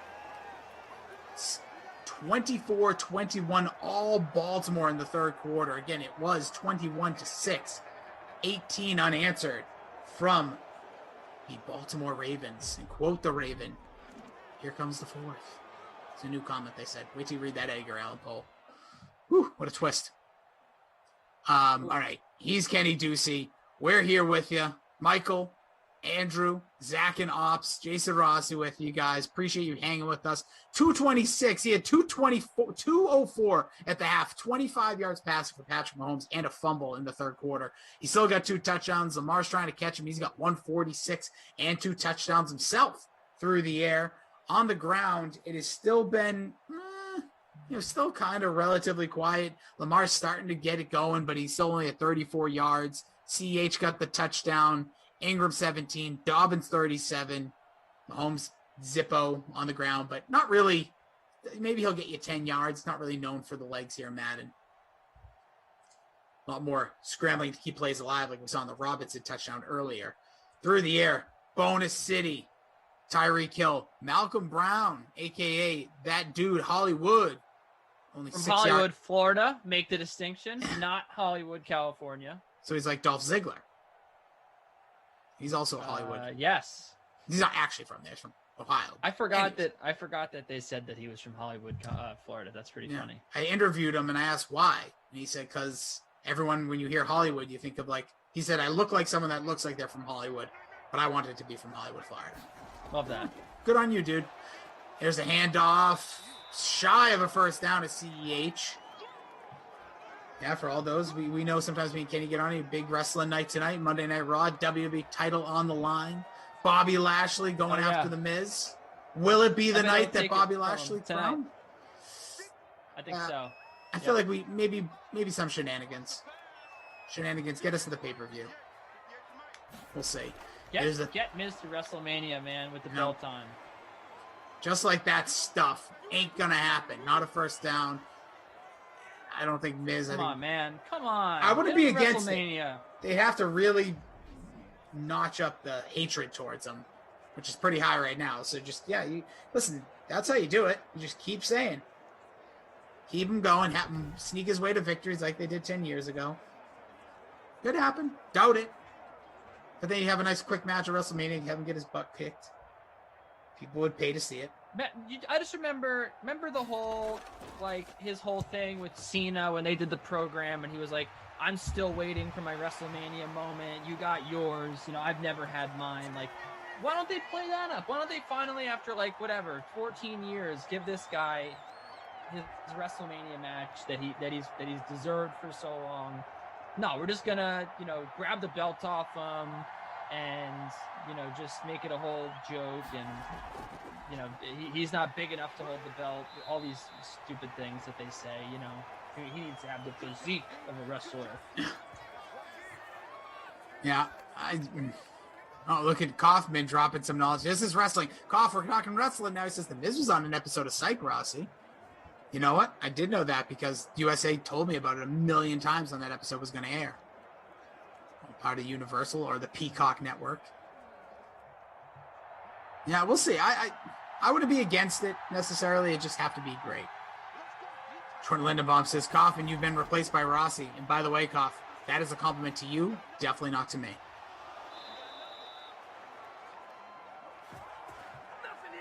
Jobo, everyone expects Bobby to win the WWE title. May swerve, but man, I want to see Bobby win so bad, says Jobo, the beard god. Yeah, we definitely need some Kelsey here in this fourth quarter. People are shouting it out. Yeah, this is a pretty significant absence, Rossi. I mean, we're used to seeing this from George Kittle. We're not used to seeing this from Travis Kelce. Come on now, what's going on here? Seriously, Bad Boy says even Darren Waller at this rate would be better. I slid a little early there. Was Lamar? Bad Boys, Glashin's not here, bro. It's Kenny Ducey, Jason Rossi. He said he played on a team with the Miz. Glash is here. Yeah, he's like, hey, Brandon Glashin. I played basketball team with the Miz back in the day. After the game one night, I beat him in poker, and he got so mad. It was kind of hilarious. Yeah, he fixed himself. There's a 2nd and 5. Lamar rushing. Looks like he's good for the first. Yes. That's a cool story, though, Bad Boys. Hope he won a lot of money. What a slide to Justin Cravens. Justin also says Psych was criminally underrated. If you're interested in that stuff, you can also check out the Pop Culture Power Drive. Some of them, we have like a sub pod just on Psych. Not me. Never seen it. Oh, there's a run. Look, oh, Lamar dazzling his way down the field. Little skip hop. Made it one word there for you. Scop. Did you ever play Bop It? Kenny, remember that game, Bop It? You know what? I never owned one, but I think I have played it before. You didn't throw that at your sister or anything, did you? Bop it, twist it. Yeah. Bop it, twist it, pull it. You could do? It was bop it, twist it, pull it. And I think there was one more. But Bop it, twist it, pull it. And it had to be one more because it was such an odd apparatus there. And one of my buddies had it when I was a kid, and I used to love that thing. That and Simon. And you know what's funny? What are all the Bop It moves? Drink it? No, that's not. No, absolutely not drink it. Whip it, drink. This is what it says. Whip it, drink it, selfie it. No, what selfie? What is this? This is like 1998. I think they just they might have made a new Bop It. That might be what we're looking at there. Maybe that's what you can do. You can drink a Bop. You shouldn't be. Kids should not be drinking. Kids should not be selfieing it. That you know how many germs are on that thing? What's the original? Oh, throw it says JL, but I don't know if that's true. Throw it. Flick it says bad boy. You definitely don't want to encourage a kid to throw a Bop It. Andrew says unpaid intern, ship it.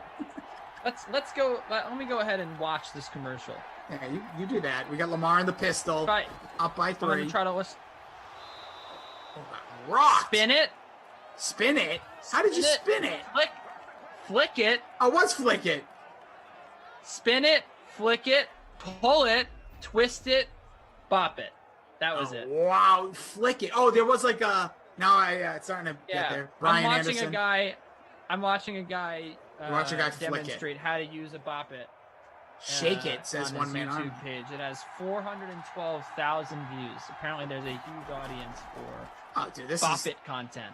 This is right up there with some of the most memorable commercial game. Like, oh wow, look at Lamar. So it was. What was the other? What was the weird one? Flick it, I remember. And then what was the other one? Twist it. Bop it. Flick it, twist it, spin it. There was like a little spinner thing that you could use. Spin it. And that's right. Pull it. Right. Yeah. Yeah, we got that. Bop it. Spin it, twist it, bop it. Yeah. 75 rushing yards for Lamar. Thank you, Michael. So we were all talking about how Lamar, didn't have the rushing yards that we thought he would, and here he is, almost hitting the bonus. Look at this. Ho hum day, and then he's just turned it on the second half. Fakes the handoff. Look around. There he goes again. He's clear to the end zone. Touchdown, Lamar. Jackson in for the touchdown. Wow. Mr. Jackson, if you're nasty. How easy is it for this guy? How easy is it for this guy, man? I feel like the Ravens have pulled the Chiefs here. They just turned on a switch second half and have completely shut down Kansas City and offensively have exploded. What a play. 44th rushing touchdown for Lamar. He also has 56 touchdown passes throughout his Madden 21 illustrious career. One of these teams got to get the W, up by 2 scores with 2:29 to go. Can the Chiefs come battling back? Can Travis Kelce make a catch? Or is he doomed to be the not my unpaid intern player of the game?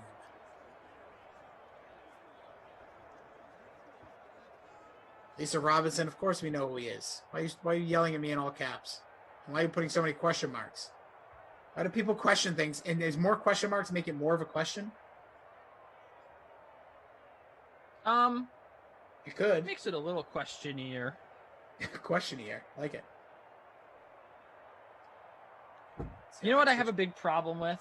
I have a lot of big problems with, obviously, things. But when people have a news story on Twitter and they do, to announce it in all caps, they say scoop. Yeah, you got to. Saying sources. Scoop doesn't make your scoop any scoopier. It's scoop. Still it is. Scoop. It's still the same scoop that everyone else has. Chocolate. No, that's what they need to do. They need to say has it. That's why it's a scoop. But yeah. No, but you need to say scoop. Here it is. If you're gonna do all caps, make me entertained. Right. Okay. Yeah. Waste the characters. Sure. Yeah. That's at least respectable. Yeah. Scoop. Here it is. Deshaun Watson traded to the Baltimore Ravens. Like, whatever. You heard it here first, by the way, if that happens. Let's see if we get here. Points. All right. Getting to the 2-minute warning. Will they get one more snap before? Highly doubtful. They don't. So 2-minute warning. Down 10. Can the Chiefs? Who do you need here? Shout them out. Come on, man. Kelsey straight sleeping, says Smash Lana over on the Twitch stream. What's up, Twitchers? Kelsey. People are looking for Kelsey. Everybody. Chocolate, chocolate, chocolate, chocolate, scoop. That's the best commercial. I don't care what anybody says. I'm really, it definitely is. Every time I love it. Oh, me too. I'm upset that Jonathan Scope is named, it's pronounced Jonathan Scope and not Jonathan Shoop or Scoop. Because we could have had so much fun with Shoop by Salt and Pepper or Scoop, or Whoop, there it is. But Jonathan Scope just doesn't have the same type of ring to it. I can't believe that the Chiefs were in complete control of this game, and now they lost, basically. I mean, they're not winning. They're not coming back from this. Can we get They do have 3 timeouts, so I shouldn't say that. They could, if I were the Chiefs, I would kick the field goal right now. Get the kicker right there. Kick the field goal right now, right this second. Kick it. No. And then, you have to. I don't care about the game. I want points. You're not going to have enough time to play defense, Ross. You're not. Kelsey, get it to him. That's Tyreek. I need Travis Kelsey. You're not going to have enough time to play defense now. I don't care about defense. I'm here for the points. I'm here for strategy. Well, I need Travis Kelsey. We're going to get a touchdown here for somebody, so. Oh. Well, Nostradamus. Nostraducimus. Oh, come on. That's not necessarily a surprise. Who is this on the inside? I think he's going to get it. Right up here on the top of the screen. Kelsey! Yeah. Yeah. He got it. Yeah, there it is, baby. Off the schneid. Travis Kelsey. Shout out to the DK Sim fam because all of us needed him. We did it, fam. That was us. Remember the day. Wow. Okay, so 37 seconds remain. See if they kick the field goal. I don't know. Would have been a bad play.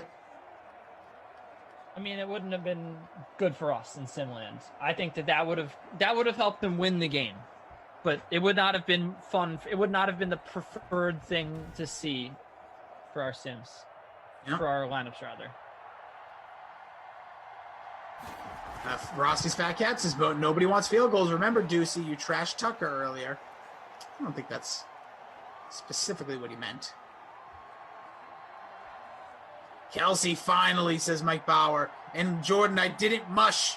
Kelsey, I want the mush taken off. I want my new nickname. It's a mush, not a mush. No, mush. Mush. So it's like in Goodnight Moon. There's something about mush or mush in there, and I always say it wrong. That's where my life is. I read Goodnight Moon. It's about a bunny, in case anybody was wondering. Like it. Yeah. All right, here we go. Onside kick. Will it be picked up? Will we have the opportunity to get it? Or will they just kick it off with the 3 timeouts? Unlikely. Here comes Buckner. What has he got? A little magic in that leg. Kick. Looking for that bounce. The famous bounce. The Dallas Cowboy bounce, as it's called. Didn't get it there. Dallas Cowboys spin. Spin it. Smash Landis says 14 yards for Lamar for the rush bonus. Look at him. Let's get some. Lamar trotting his way on the field. He's got 172 through the air, 2 tuds. Hell of a game. It's going to be tough on this one, Kenny. Player of the game as well as fade of the day. Yeah. But we'll make it quick because this one. There's a lot to go through. We're not doing it, though. We're going to make it quick. All right. We're going to shut it down. There's a timeout. First one there by the Chiefs. Sleepy P says he wants a fumble. Sleepy P, what do you want? Who do you need for the Chiefs?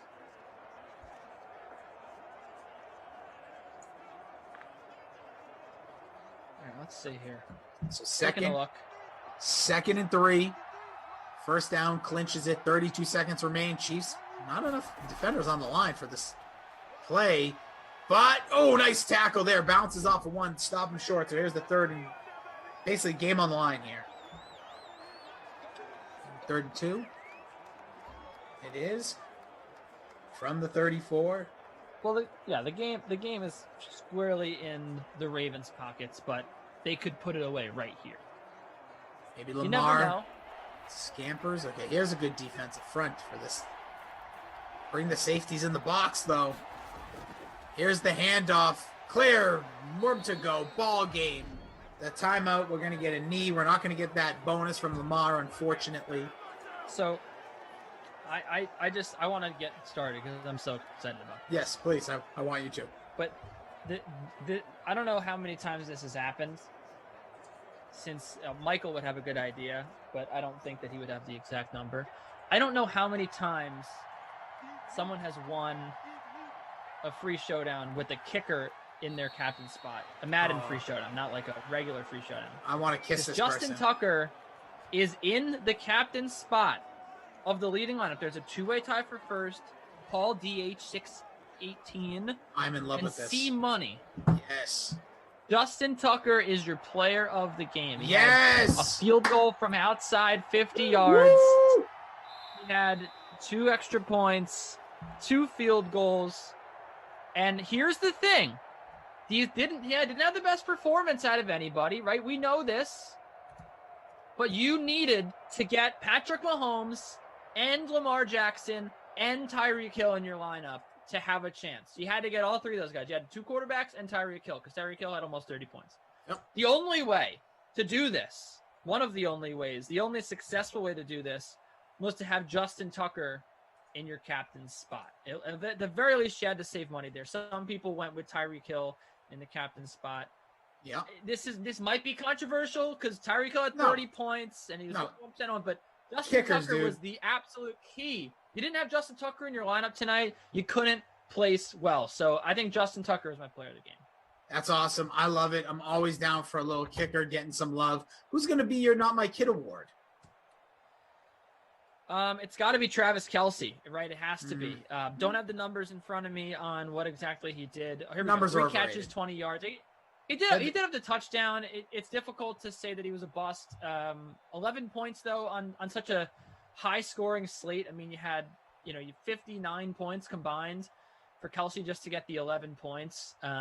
It was pretty disappointing. I mean, I don't think anyone expected more than 5 points out of Mark Andrews, right? Like that, or Willie Snead had a good game, but Travis Kelce was definitely the disappointment on this slate. Despite the touchdown, he kind of saved himself. He still only had 11 points, and that's just not going to cut it when you look at some of the other options that were out there.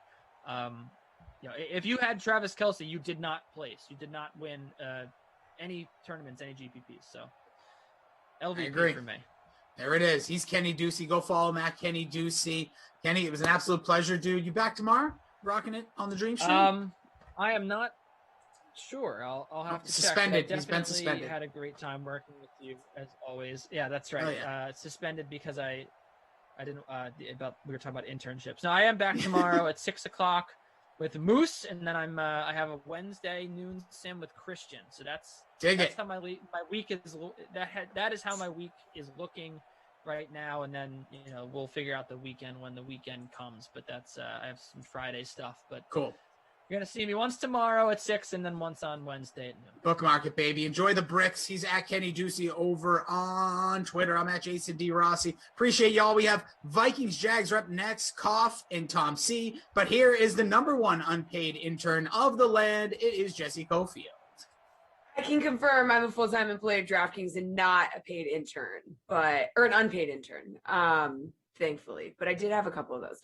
All right, as Rossi said, at 8 p.m. Eastern, we're back at it with more Madden with the Vikings taking on the Jags. Adam Kopp and Tom Carroll going to sign on for that one. That's part of the Madden Stream 1K Flea Flicker contest. $5 entry gets you a shot at $150 top prize.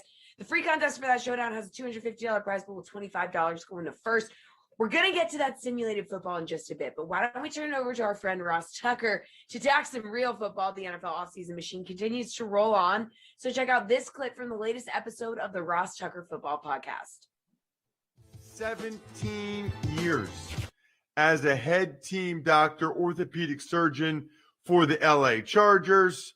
They were the San Diego Chargers then. Now he's a sports medical analyst, obviously, giving real-time analysis. The key is profootballdoc.com. So follow him on Twitter at profootballdoc, and then make sure you bookmark his website, profootballdoc.com. because this is the guy with the information. Dr. Chow, how are you? I'm doing good, Ross. How are you doing? And thanks for having me on. Yeah, my pleasure. Thank you so much for coming on.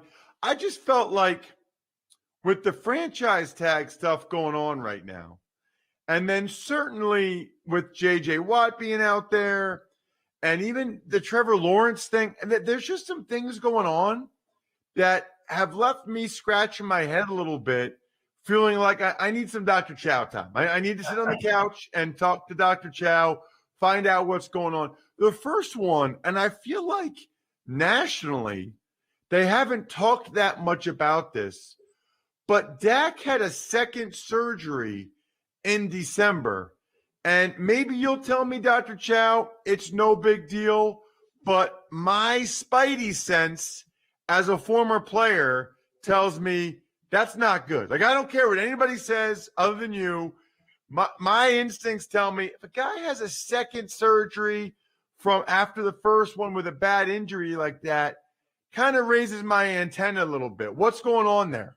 Well, of course, I'm looking at it from the outside, right? So I can spread some insider knowledge, but insider information would be a violation of HIPAA, and I wouldn't be able to talk about it. But from an insider knowledge perspective, I think I can shed some light. And to your first comment, people think, oh, team physician, you're there on Sundays in season, and off season, you're good to go.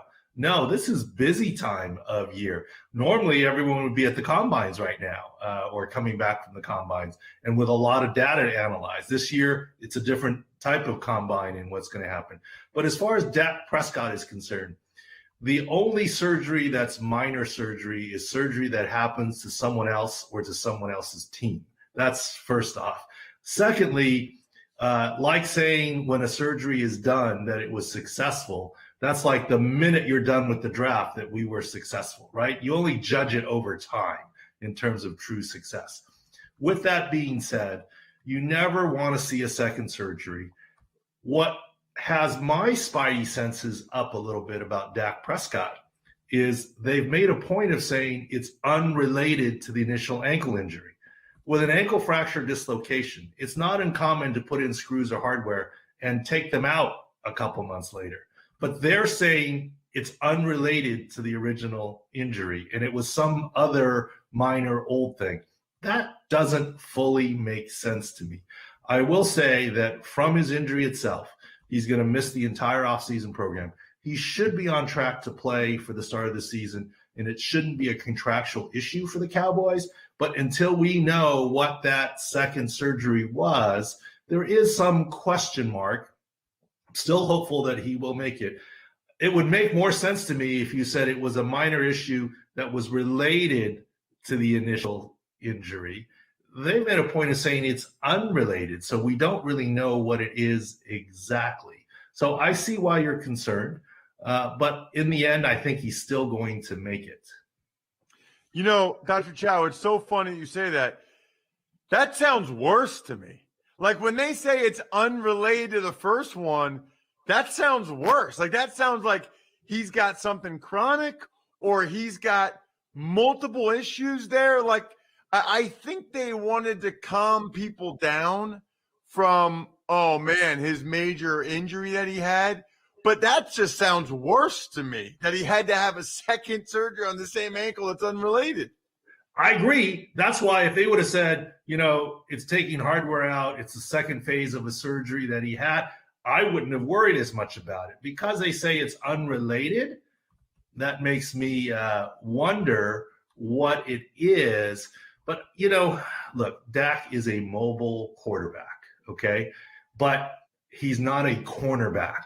He's not a wide receiver, right? I mean, he does, if he loses 5% of his mobility, he's going to be 18 times more mobile than some of the quarterbacks, like the just retired Phillip Rivers. And that's what I said about Tua Tagovailoa, right? I mean, yeah, even if he's not 100%, if he's 95%, he's still pretty mobile with that hip. So I don't have a huge issue with Dak Prescott.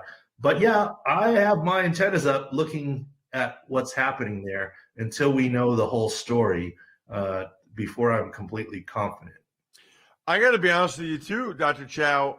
The other thing that it conjures up in my head is it might make me a little more likely to use the 1-year franchise tag again if I'm the Dallas Cowboys, just to see how he comes back from that major injury and a second surgery.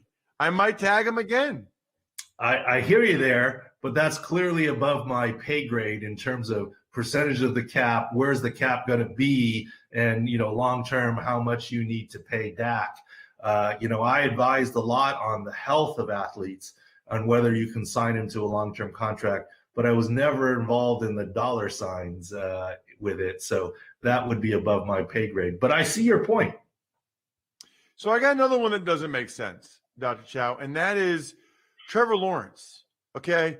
We find out that he's got this, I think, torn labrum, you can correct me if I'm wrong, in his left shoulder, non-throwing shoulder, which doesn't surprise me, by the way, as much as they ran him at Clemson at times, which is why I think he could have considered sitting out the whole year. It's a whole other story. But what I don't understand is why he waited a month to have this surgery and why he waited a month and then threw for NFL teams. And we already know he's going to be the number 1 pick. I had always been told with my surgeries, and you can correct me if I'm wrong, the more time you can put between the surgery and training camp or whenever you're trying to come back, the better. Why they would wait a month, I don't understand. Can you explain it to me? Well, there's always two sides to every story. And from my perspective, here's the reason why to wait, which is they wanted him to throw, and they felt like they had time because it was a non-throwing shoulder injury that you could even play with a harness. And likely he's been playing at Clemson with that injury already. So they didn't feel the urgency, so to speak. But it's not a nothing injury. So you're right in terms of the recovery. Look, Mitch Trubisky missed time this season due to that injury. That's what opened the door. Remember when he came back and Nick Foles wasn't doing so well and he came back for one play and then was out again? He subluxed that same shoulder in a labral tear on the non-throwing shoulder. So that even that can cost time. And the good news, though, is for presumably Jacksonville Jaguar fans, it's actually not going to cost Trevor Lawrence very much time because there's not really going to be an off-season program.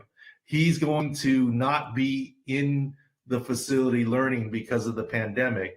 So this surgery, it's not like he's missing reps as a result of pushing the surgery back. He's not going to miss any physical reps. And mental reps you can still take on Zoom with the left shoulder surgery. So anything that he has on that left side in terms of pushing back his return is mitigated by the pandemic circumstances as well. Whenever I get together with this guy, it's to talk hockey, and I love every second of it. He is Jeff Ulrich. I'm Adam Kaufman. There's a lot going on in the National Hockey League tonight, including a very busy late slate. We'll get into some DFS, also some DK Sportsbook side of things as well. But how you doing, buddy? Doing good, man. Yeah, big week coming up, and busy night for NHL. Lots of slates. Let's jump in. You got the Winnipeg Jets playing host to the Vancouver Canucks. It is an 8 o'clock Eastern showdown contest. Who do you like to captain? Yeah, this should be a pretty exciting game. I mean, you got two teams aren't that great defensively, especially mainly the Canucks, but definitely been trending towards a team that you want to kind of focus on the goal scoring abilities. So not sure if I'd pay up for either the goalies here. If I was, it would definitely be Hellebuck. But I think from a captain's perspective, I would just take the discount we're getting with Pierre-Luc Dubois here. I mean, obviously integrated, just a few games ago from the Columbus Blue Jackets trade and the Patrick Laine trade. Dubois, he's only 10,200, but he's playing on the top line. He's getting power play one exposure right off the bat, and he's been really good so far. I mean, this guy's kind of integrated really quickly. He's got, coming in with points in two of his last three games, but he's got 5 points in 3 games. So you're getting that first line exposure here, and you're getting that power play one exposure against a really bad defensive team in the Vancouver Canucks, and you're getting it for just a discounted price. You look at him, 10,200. Other top liners like Pettersson on Vancouver, even Blake Wheeler, his own line mate, they're $3,000, $2,000 more. So I would take the discount here. Think about Katzenberg Dubois, and then that can save you a ton of money. You can take whoever you want. You can stack them with his own line mates at that price. Later on tonight, in fact, starting at 10 Eastern, you have 4 games. So much busier night than we were used to talking about here for a shorter slate there. And you have got some higher price guys, obviously, Connor McDavid. There's Nate McKinnon, guys like that you could pay up for. And, of course, the DraftKings, you can go to the lobby, get the NHL $20,000 sticks contest that's available to you, $11 entry, and it's a $5,000 top prize. So among those higher price guys, who do you like best? Yeah, I mean, again, I think a lot of the attention here will be on the Oilers and Toronto game. You might see Austin Matthews out, so maybe that gives, he's questionable again. Maybe that gives, Tavares a boost, and he's fairly priced. But I like going to Colorado, and I like going with Nate McKinnon. 8,500. It's still a pretty fair price for McKinnon. I mean, we saw him as the most expensive player on the slate a lot of times last year. He hasn't really approached that here. He's still sitting, $700-800 cheaper than McDavid, Matthews if he plays as well. And you saw Colorado start to pick it up against Arizona in their last couple games. A couple of wins there, 6-2 dominating the Coyotes in their last game. They get another week divisional opponent here in the Sharks. The Sharks, who just allowed 7 goals to the St. Louis Blues, got beat up by the Blues goalie to boot. And their own goalies are terrible. I mean, both guys coming in with sub .90 save percentages. So McKinnon, he's over 19 points, over 22 points in his last contest for DK. It really does feel like this guy needs to just go on a run. The shots on goal are still there. Everything looks fine. I think that sort of COVID hangover that the Colorado team had to sort of endure with the 2-week rest is probably over at this point. And again, just a weak team to beat up on. I like targeting McKinnon over the other guys here. Who are some stacking options you like here on this later slate? Yeah, for sure. I mean, there's definitely a couple. I mean, this is actually a really interesting 4-game late slate too. So again, almost more appealing than the main slate in some ways. Or obviously, if you're looking to get exposure to both, this is a really good late slate. So for me, there's a couple ways, good cheap stacking options, and maybe not so cheap, but I do like the Oilers power play in this situation, man. I just don't think that you're going to see the Oilers get shut out 2 games in a row, and I think that most likely you'll see their power play connect at least once or twice here. The Leafs aren't really that good a penalty kill team. I like paying down for Leon Draisaitl. Whenever there's this big a difference between him and Connor McDavid, I think, starting with Leon is a good idea. He's nearly $1,000 cheaper than McDavid. He's done really well against the Maple Leafs so far this year. Not so much last game, but the games before that. And you can pair him with Tyson Barrie. Tyson Barrie is a great defensive option. Plays on the power play one, plays a ton of minutes. So him and Leon are going to get correlated with the power play exposure. And you can even add a couple of value options there we can talk about later. But the other line that I feel like you just have to play every night at this point is the Wild second line, or I don't know, maybe you call them their first line at this point. But Matt Zuccarello, Kirill Kaprizov, Victor Rask, these guys are still too cheap. They're producing every night. And like I said, they're getting power play one exposure. You can call them their first line regardless. These guys are a great stacking option. They're playing a ton together. And most importantly, they're producing. So I like those guys. You teased it, so let's go there. Late slate value. Yeah, I do like the Oilers forwards for the late slate value. I mean, you got Alex Chason getting consistent power play exposure. He's a complete boom or bust option. He's pretty much either going to get you a goal or he'll get you like 2 DK points. But again, when you're playing on a power play with a guy like Connor McDavid and Leon Draisaitl, there's going to be tons of opportunities. He's done well in this role. We've seen him go on streaks. I mean, he was potting the goals night after night a year or two ago in this same spot, and he's back in it. So I think 2,700, again, you can pair him with a guy like Draisaitl. And realistically, if he does only get you a few points, he's not going to bust your lineup at 2,700.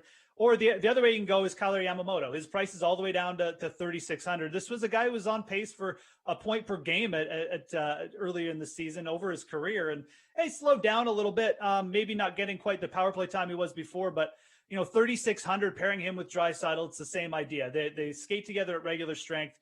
You can get really good exposure there. He's a really talented offensive player. So 3,600, his price has come down to the point where, to me, he's like a screaming value kind of play. Let's move to the DK Sportsbook then. You've got some road favorites here tonight: Toronto, St. Louis, Colorado. Are you comfortable laying money and taking any of these 3? Yeah, I look at Colorado here, and I just can't really wrap my mind around, them getting beat by the Sharks here. I mean, obviously anything can happen. I'm not laying any guarantees out here, but I do like the puck line price, especially on Colorado. I mean, you could take them on the money line, but you're obviously paying big juice. You're not getting great odds. I like the puck line here is just fine. Colorado, they're still struggling in the divisional standings. Like they're not quite up there.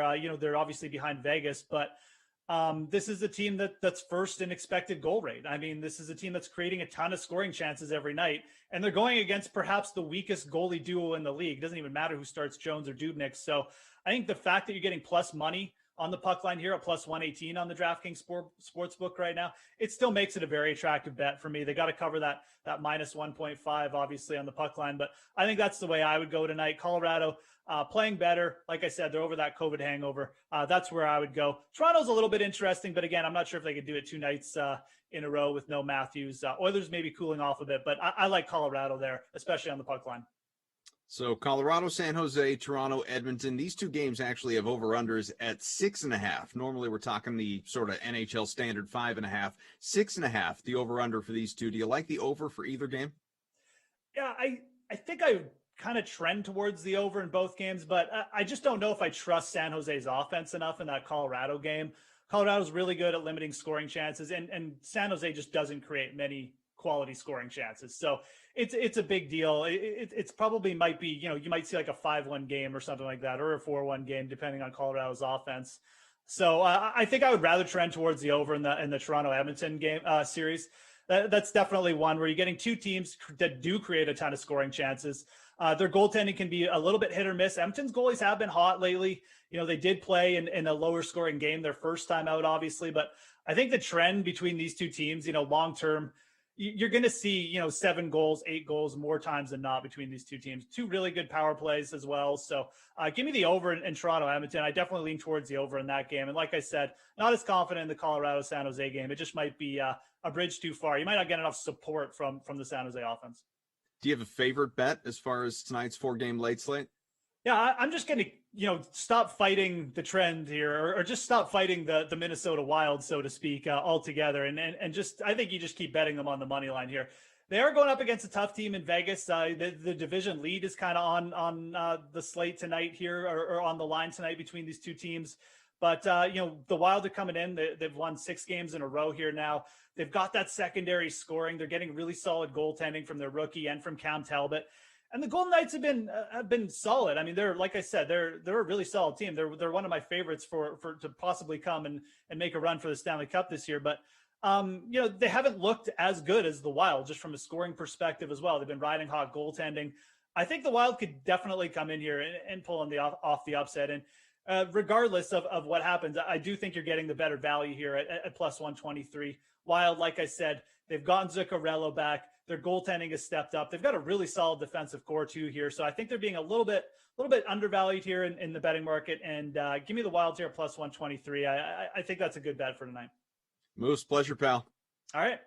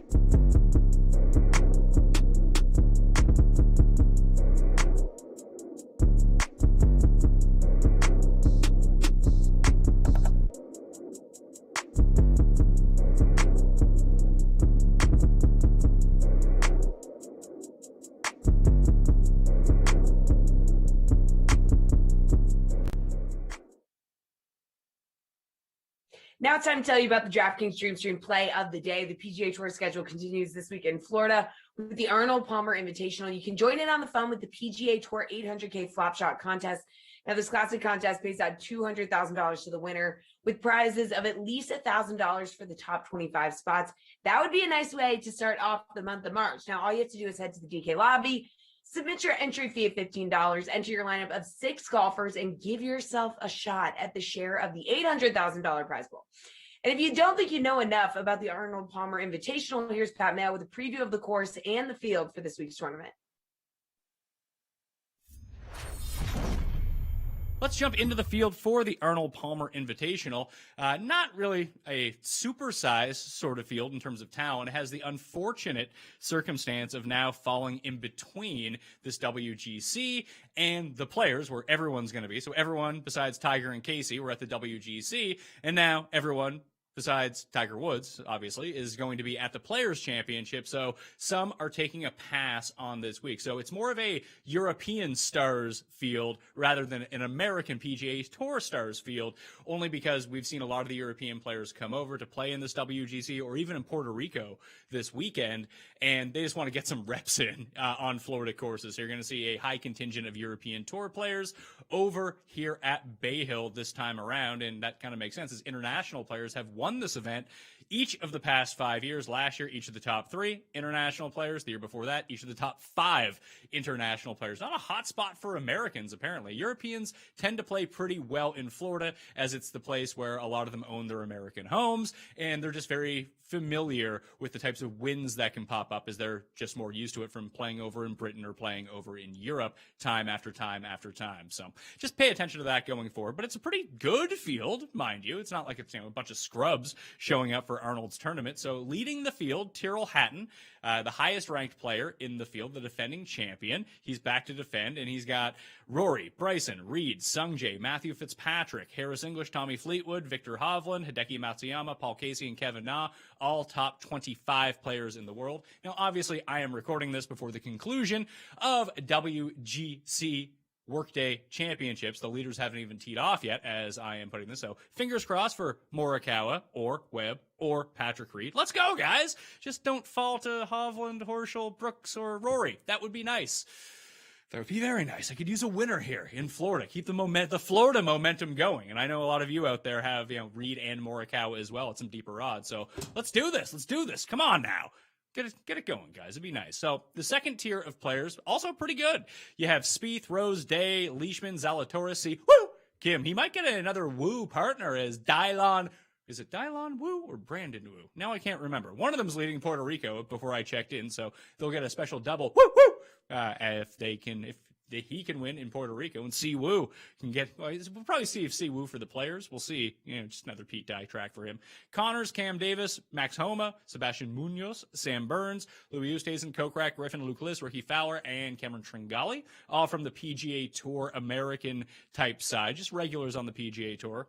Henrik Stenson is making his first start on U.S. soil in 2021. He played all 3 events of the Middle East swing on the European Tour, had 2 missed cuts and a terrible finish. He's played 8 rounds, cracked 70 once. So not looking up for Henrik Stenson, which is weird because he has 5 top 10s at this event over the past 8 years, but he just seems like a shell of himself at this point. So hopefully King Henrik can get it back going, being back in Florida where he's done a lot of good work over the years. Molinari is probably going to be ranked down in stats models, especially if you look long term, but he's won here 2 years ago after a scorching 64 on Sunday. He and Rory both posted 64s to win each of the 2 of the past 3 years before last year's wind monstrosity when only Matthew Fitzpatrick shot below 70. He was the only player to crack 70 on the weekend in both rounds. So tells you how tough it was out there. In fact, Tyrrell Hatton, I think he shot 74-73 in rounds 3 and 4. He became the first winner to shoot consecutive rounds over par and still win an event on the weekend since Jeff Ogilvy at the 2006 U.S. Open, which is just kind of insane to think about. That's how tough it was playing last year. The early wind forecast looks like it's going to be a bit gusty, but not as bad as it was a year ago. I highly recommend that you probably don't place your bets or make any DraftKings lineups until you get a firm grasp on the wind. Now, if it's on the weekend, there's nothing really you can do about that. But if wind does crop up on Thursday or Friday, selectively putting in your tee times and stacking players. We've seen wind impact this course so much. Now, it generally sustained itself throughout the entire day, so there was no real wave advantage. But if you can find a pocket here, this is one of the few courses, just because there's so much water all around. And we saw the ability to generate big numbers at the concession. Bay Hill is probably going to be somewhat the same way, too, as there is water in play on 9 of the holes, and there's like 86 bunkers littered across the course. So we can see how that turns out. I believe this is Griot made a huge number on number 6 once. I think Daly made like the 15 on number 6. Water after water after water. Wasn't great times that year for those guys. However, maybe we can see something a bit better. So the guys from the European Tour that are coming over, or have come over, but are going to continue to play, you got Seabez, Ian Poulter, Shane Lowry. I put Billy Horschel in this for whatever reason.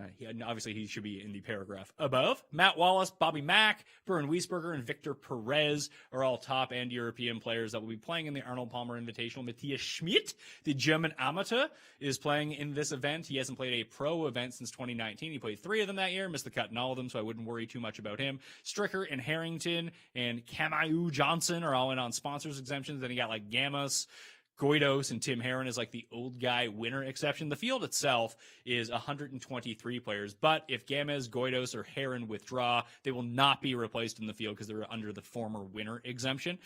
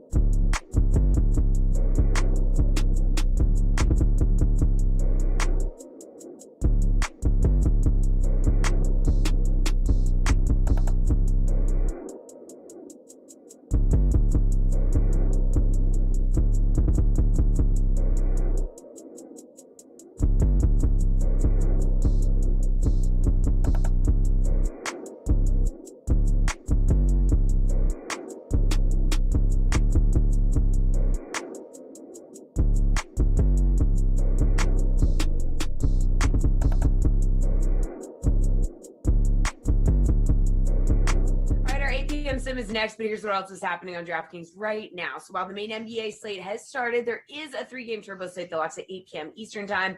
Try out the NBA 30K pull-up jumper contest. $10 entry fee gets you a shot at 10K first prize. So that's closing in 3 minutes. Make sure you get those lineups in. Also locking at 8 p.m. is a showdown contest in the NHL as the Jets and Canucks get set to face off in Winnipeg. Enter a showdown lineup in the NHL Showdown 3K twine contest. $10 entry fee for the opportunity to snag a top prize of $1,000. And don't forget to look on the DK Sportsbook for lines and odds for college basketball, UFC, NASCAR, PGA, and plenty more. But once again, it's Madden time here on the DraftKings Dream Stream. Let's send it out to Adam Kaufman and Tom Carroll as they call the action for the Vikings and Jaguars. Take it away, Goff. Oh, there's a turbo slate in the NBA, all right, because I just made a lineup while I was waiting for our turn. So here we go. Let's rock. You got the primetime sim action. Tom Ace, you smell terrific. I am Adam Kaufman. How are you, bud? I am doing well, and I do smell terrific, Koff. Just got out of the shower, feeling fresh, ready to go for the sim. I love that I'm just going to tell myself this is true. I have no idea if it actually is, so I'm going to pass it off as fact. I love that you plan your shower times around when we are together for sims on that given day. Not to assume you only shower on days that we do sims together. That would be disgusting. But I do think maybe you're a morning guy most days, but then you find out, hey, we're together at night. You're just going to wait. You're going to wait, and you're going to hit it prime time right before the sim. Yeah, sure, we can go with that. Yeah, sure. Again, this makes me feel better. So this right here, it's the prime time, the Captain Cook free roll that we've got here between the Vikings and the Jaguars. I think that in and of itself, the title of the free roll tells you a little bit about what I decided to do with my lineup. And of course, lineups are locking in the next minute and a half. So we'll get into our full builds in a little bit. But clearly, Tommy, I've gone with Dalvin Cook in the captain spot, as honestly, I imagine probably 40 to 50% of people did in our free rolls. So that is not really what's going to set you apart today. Yeah, I decided not to do that for that very reason, even though I believe he's going to be the top dog in this matchup. I mean, not a ton of studs to go around here. He's really the guy, although DJ Chark, the DK Sim fam loves DJ Chark. Mm-hmm. So you can bet your bottom dollar I had him in my lineup, and I will not say a single bad word about him on this sim. I have been scolded in the past for poo-pooing him in a comparison against Calvin Ridley, and I will never, ever do that again. How dare you? Who's your captain for this one? I went with Eifert. I feel like I got some good value there. Yeah. $11,100, 11.4 a sim. Obviously, their tight end one down in Jacksonville. And he's someone who I always feel like, man, I wish I put him in my lineup for a Jacksonville sim, and I never do. So I decided to do it. We'll see how it happens. All right, so you have Tyler Eifert. Lineups was locked. We can get into our full builds. I'm assuming you do, in addition to DJ Chark, that you have Dalvin Cook. You just didn't captain him. You didn't outright fade him, right? No, I have Dalvin Cook in my lineup. I mean, I want to try and win here, Koff. So he's in there. DJ Chark's in there. Then I went with my man Chris Conley, wide receiver 3. Mm-hmm. Justin Jefferson, wide receiver 3. Sure. Always good to get those WR3s in your lineup. And then I got Chris Thompson, the running back 1 for Jacksonville. So no real punt plays for me. Everyone's sort of in that middle tier. So we'll see how it works. So we naturally, as one would expect, we have a little bit of overlap. I have Dalvin Cook in the captain spot. I do have DJ Chark because, again, the free roll named as it is, you can't not have those two things. Right. Clever name, by the way. Good job. Appreciate that. These things, they just come to me at like 1 a.m. East Coast time here. I have Chris Thompson, much like yourself. I have Tajay Sharp, who is one of those guys I just feel the need to play at all times when the Vikings are involved, because similarly, he gets you double-digit points per sim on average, and he's cheap. Chris Conley as well, and then I have Josh Lambo. So I got a half Rossi stack here. I've stacked at kicker. I have Josh Lambo. I left about $1,000 in salary. I don't totally know how I feel about that. It's not unusual for me to leave a little bit of money, but to leave, $1,000, give or take, that feels like a little bit much. But we'll see what ends up happening. Well, it's one of these weird matchups where these teams aren't the worst teams in Madden, I don't think, but they don't have a plethora of stars to choose from. Like the Vikings are so run heavy, and the Jaguars, as far as Madden goes, are mediocre to not so hot, right? So it makes sense that you'd have money left over, but I've never had $1,000 laying around ever in real life or in sim land. Just digging through those couch cushions, trying to see what we can find. We are scoreless and underway here. Tom Carroll, Adam Kaufman. We got Mike, our producer, Drew, our technical director, Zach, rocking the scene and game ops. Of course, you heard from Jessie earlier. She'll be back with you in between sims as we get you ready for Madden After Dark a little later when I will step aside.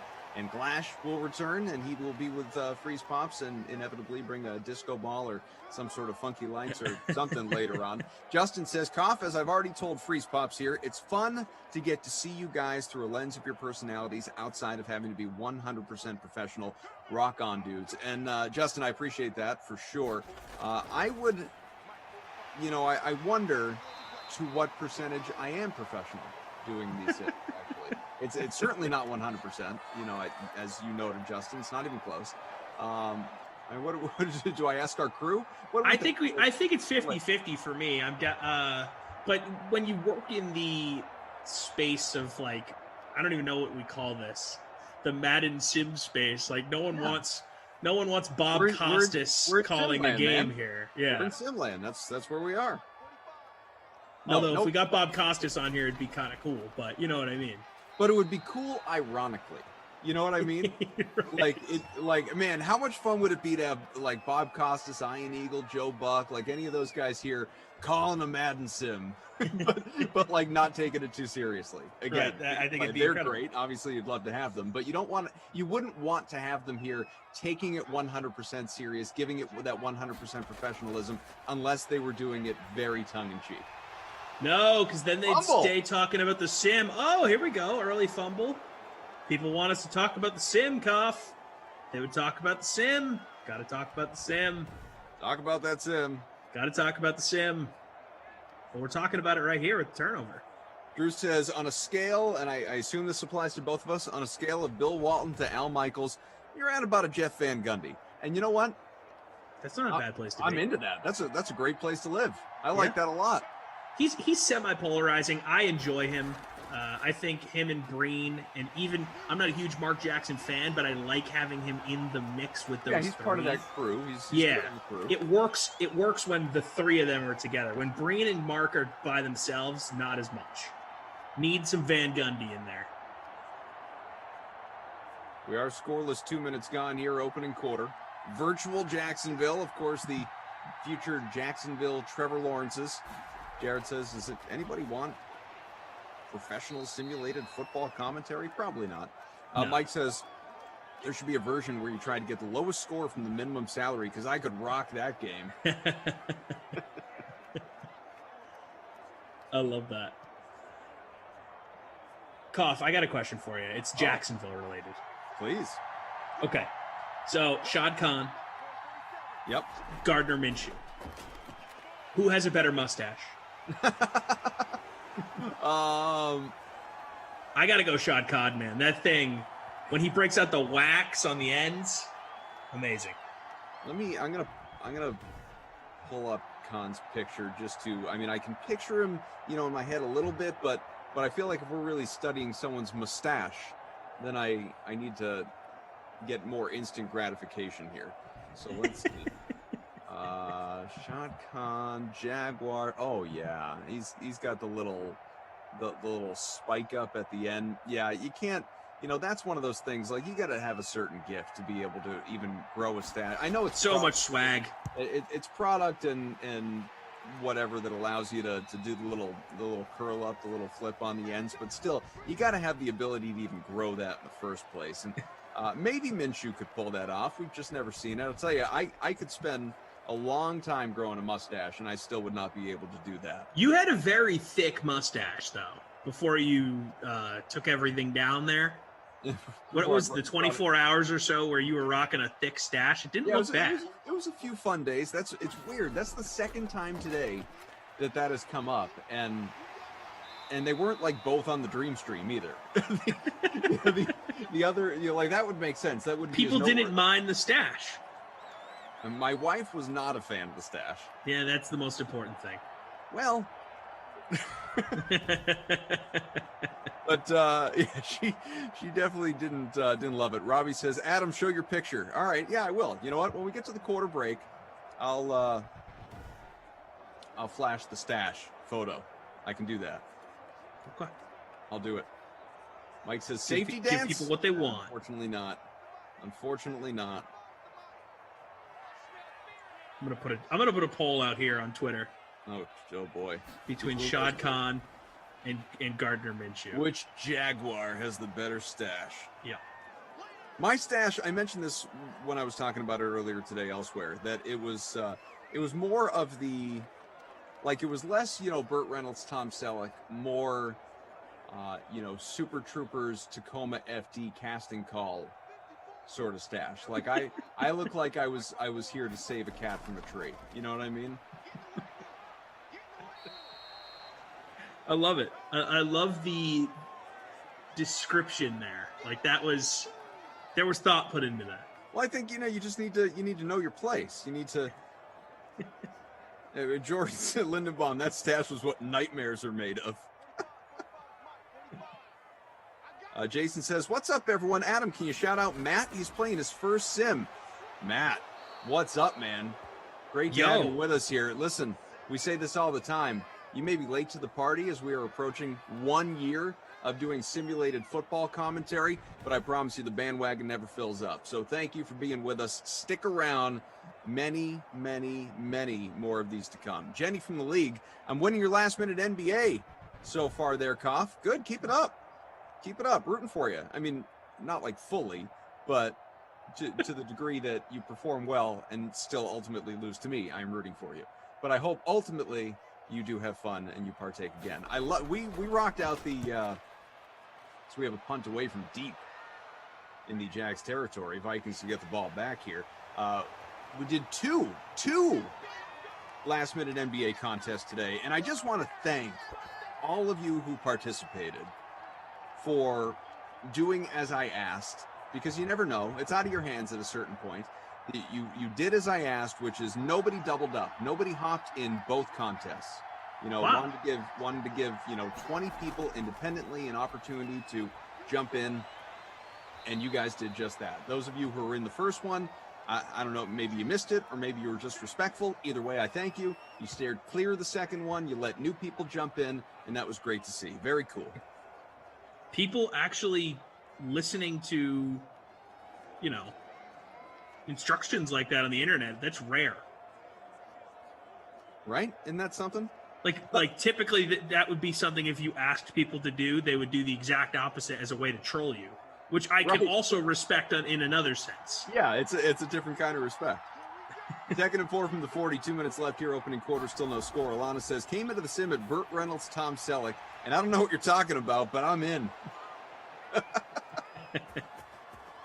I'm curious with our friend who's playing in their first sim ever here, Matt. He is a good Matt, friend. let us know, or Matt's friend who spoke on his behalf, where he finishes in the free roll here. Yeah. Because maybe you got some beginner's luck. Anyone can win any of these things any day. That's why we play the game. I'm not so sure I can today, though, because I am sitting... It's early. 71st out of 188. It's very early. I got a lot of eggs in the cook basket, as anticipated. Many people do. 46% owned in the captain. 92% overall. I'm in 49th, so Good. I'm feeling okay. But again, I could have a steep fall, as we have seen. My history, it's there. It's there for me to have a late season collapse. I'm like the 2011 Red Sox of these things. Our dude Fidelis says, I'm winning your second contest. Keep it up. Keep it up.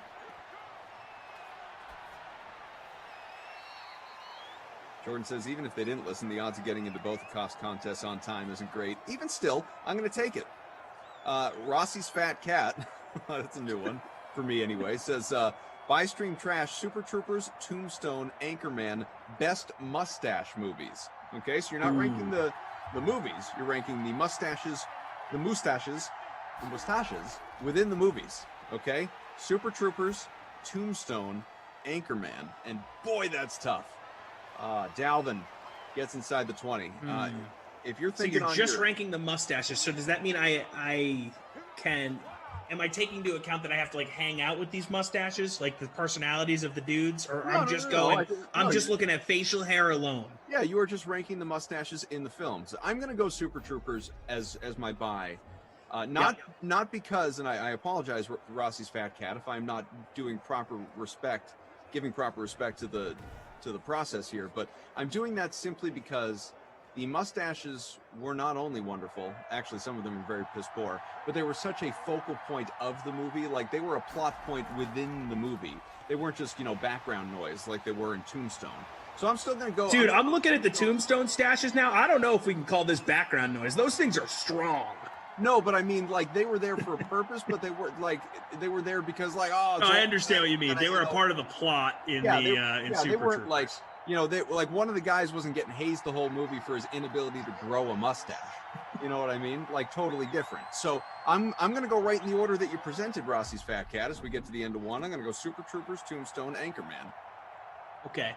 I will be honest. I have never seen Tombstone. I just had to look it up to give a full answer here. But upon looking at a Google image search, I got to buy those stashes, man, just across the board. Strong as hell. None of those even look fake. It looks like they went to those actors like 2 months ahead of time. We're like, hey, guys, we need you to go all in here. It's going to be a little awkward for you in real life. Because back then, I feel like it wasn't as cool. Real. You can do a lot of things with, makeup. They look astonishingly real. All right, so I'm going number one, buying Tombstone. I will stream Anchorman because it's one of my favorite movies, and I got to trash Super Troopers, unfortunately. Deadly. No score through one. All right, let me show you this. I just found the picture. You're going to have to tell me if I'm off center to the Zoom screen or whatever, but I think I'm okay. Hang on. Oh no, you're pretty good. There you go. Yeah, I'm trying not to flip it. Flip it a little more up. It's the stupid ring light. Hang on, turn off the ring light. Now the camera goes off. This is why you don't put me in charge of anything. Such a disaster. It's strong, man. It's like strong. All you got is a silhouette of the mustache at this point. It looks good right now. It's strong. Yeah. It's very strong. Yeah. I missed that thing. You just want to hold it, Yeah, I'm looking at it on YouTube now. It looks good. Yeah, you just want to be friends with it.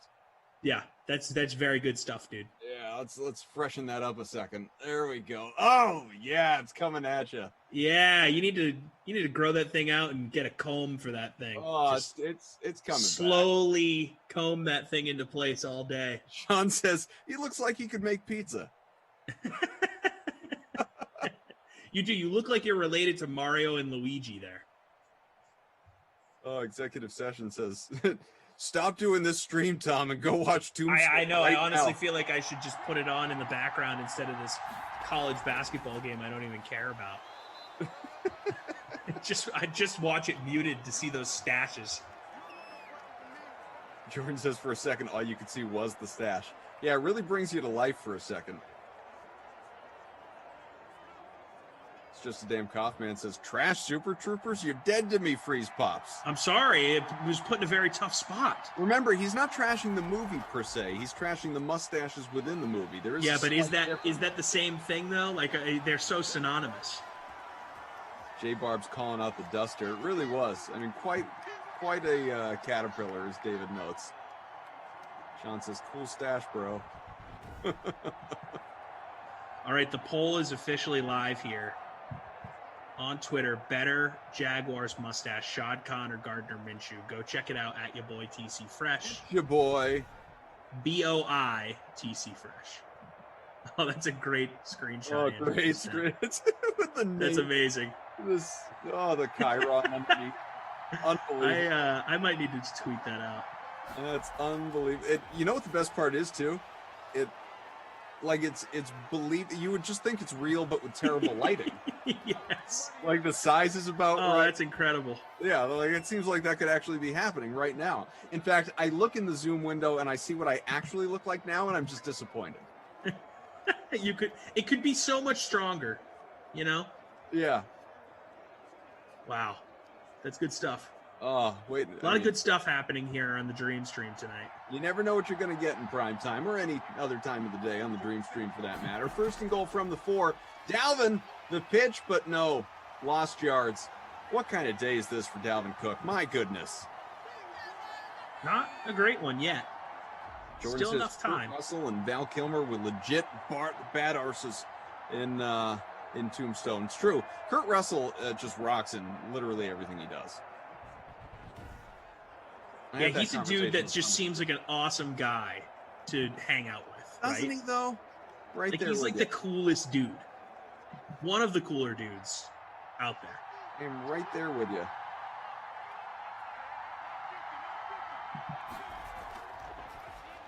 All right, Cousins. Who you got? Touchdown! Minnesota. First points of the game, Justin Jefferson. Boy. Oh, no, I thought that no, was Sharp. Tajay Sharp. Yeah, there you go. Thought I saw an 18. Tajay Sharp. Like that. I was going to say, that's your guy. My dude. There you go. That's going to help you out. Well, it better. I was sitting at like 160 or something like that. We'll find out.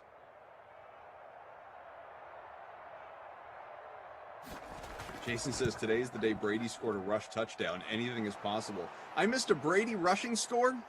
Man. I think I saw, so I was copying the YouTube link earlier to send off to my grandma. What's up, Grammy? And I caught the end of a highlight at the end of the game. It was an Emerson Rossi sim, and I believe I saw Brady running into the end zone. It was pretty legit. 12th touchdown in sim land for Tajay Sharp. 2 minutes gone by, second quarter. TC, AK, Mike, Drew, Zach, all here with you. Slow start to tonight's NBA action, though. Man, I'm just getting pummeled early by freeze pops. Uh-oh. That's usually a bad sign. You got you decide to play both Vooch and Joker north of 10K, so I'm assuming you get some pretty significant value on the way later on. But yeah, these guys are hot. Joker's got 14 fantasy points not even halfway through the first quarter. Yeah, I look, anytime I play you, I play one of those two guys. Both were in action tonight, along with Sabonis, who's also always play against Koff. And Sabonis, he kind of burned me the other night. Still getting over it. Vooch, I was like, you know what? I'm going to just pay up and go Jokic and Vooch. I get it. Tonight was a tough one. I'm sure a lot of people out there that played obviously can empathize with this. Tonight was tough. There were a lot of stars all over the place. Yeah, it was. We've got a head. It's weird. I mean, especially like the Nets. You know, Durant's out, and AD's out with the Lakers, and there's constantly, is this game getting postponed here or there? It's just, it's just all over the place. Yeah, and also not a lot of value today. Today was kind of tough in that respect, too. You didn't have any shocking guys get ruled out late. Right. Gascar says, I don't know if that's short for Madagascar. Maybe I'm just on a kid's movie kick. Maybe he drives a gas car. Tom, your grandma tuned in to watch you here? That's pretty sweet. Man, Grammy's here for every sim. You kidding me? That's right. Grammy's team always here. Very much. Shouts to Grandma Carol. Although I think we covered this at one point. Not Carol, correct? No, Mignol. Yeah, it's my mom's mom. Yeah. Drew says Game is Fantasy Hawk. Now that would be a huge twist. That would mean she's been in the chat before I even worked here. Well, it would make the all caps typing would make sense though, just so you could see a little bit better. That would be some serious M. Night Shyamalan coming at you. Turns out Fantasy Hawk actually Gam. But it's so. Oh, that's incredible. It's so weird that she's here for every sim, even when Tommy's not on. Man, she got nothing better to do. Oh man, that's great. She's down in Florida. She's enjoying the warmth in Florida.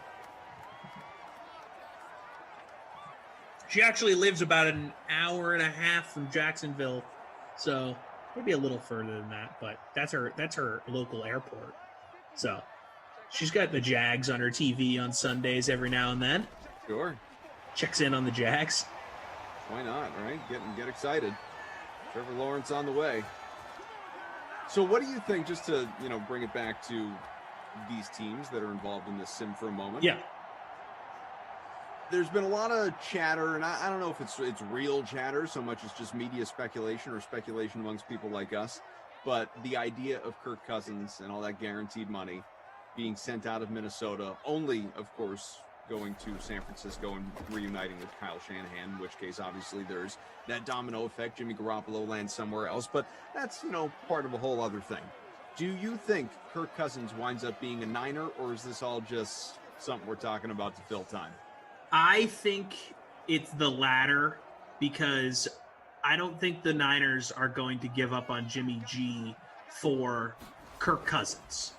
If they're going to give up on Jimmy G, I think it's for a significant upgrade. I think the Niners have a very, very good setup right now as far as the way guys are being paid, low-end roster guys, high-end roster guys, recent draft picks. It's all sort of just in a good spot. They have a good young coach. They just dealt with a ton of injuries last season. Mm-hmm. I think the Niners make a big jump next year. I said that about Atlanta on the Sims the other day, but Niners, I feel even more so confident in. They got destroyed with injuries last year, and I don't see them changing their leader on offense for Kirk Cousins making $1 million bajillion a game. It's just I just don't see it happening.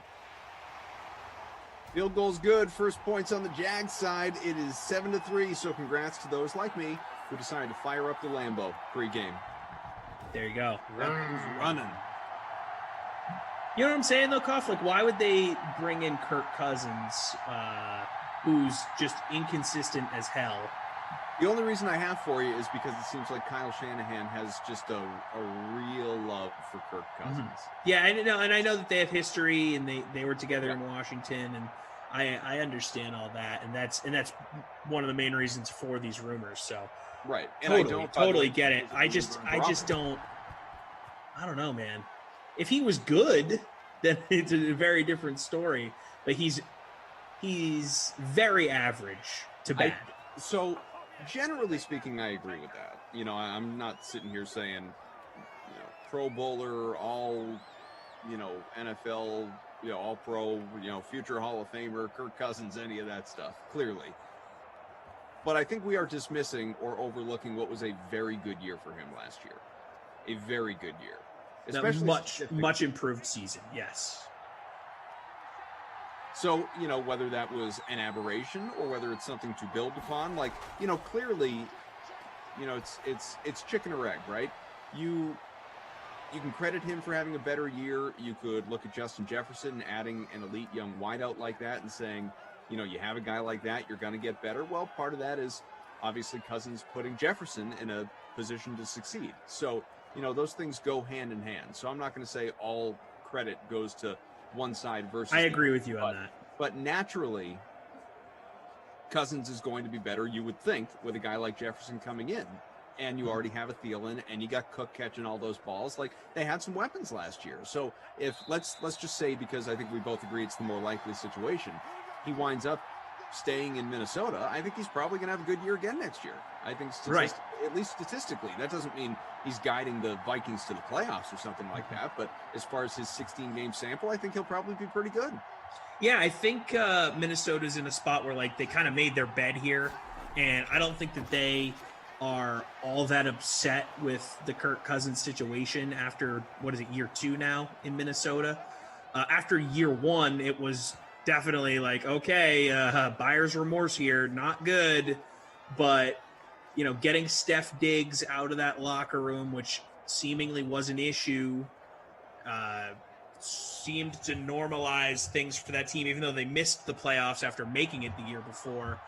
I feel like Minnesota as an organization has to feel pretty good about where they sit in an NFC North that outside of Green Bay isn't all that competitive. So you can steal 4 or 5 wins in that division, and you're cooking, no pun intended, with some playoff gas there, especially with these extra playoff spots that are available. So I think Minnesota would be, in a bad position if they changed quarterbacks for one of these guys in the draft who maybe they'd overvalue to try and bring someone in with where they're picking, or if they had Jimmy G, because I mean, bringing a whole new dude into a new system, it's just there's always a learning curve. 7-3 Vikings in front still, and not a lot of time left here after that glorious 101 timeout that we've come to know and love here in these Madden Sims going back. It's pretty ridiculous how there's always a 101 timeout. Like, yeah, that's so random. It's oddly reliable. It's the, it's binary, baby. It's those zeros and ones. that actually might be it. Ball's caught. What a catch. Gets in. Touchdown. This that's time. Your dude. That's your dude again. Yes. My captain. Well, he's not my captain, but he's on my roster, and he feels like my captain because I'm just that proud. Another score. Tajay Sharp. Tajay Sharp. Tajay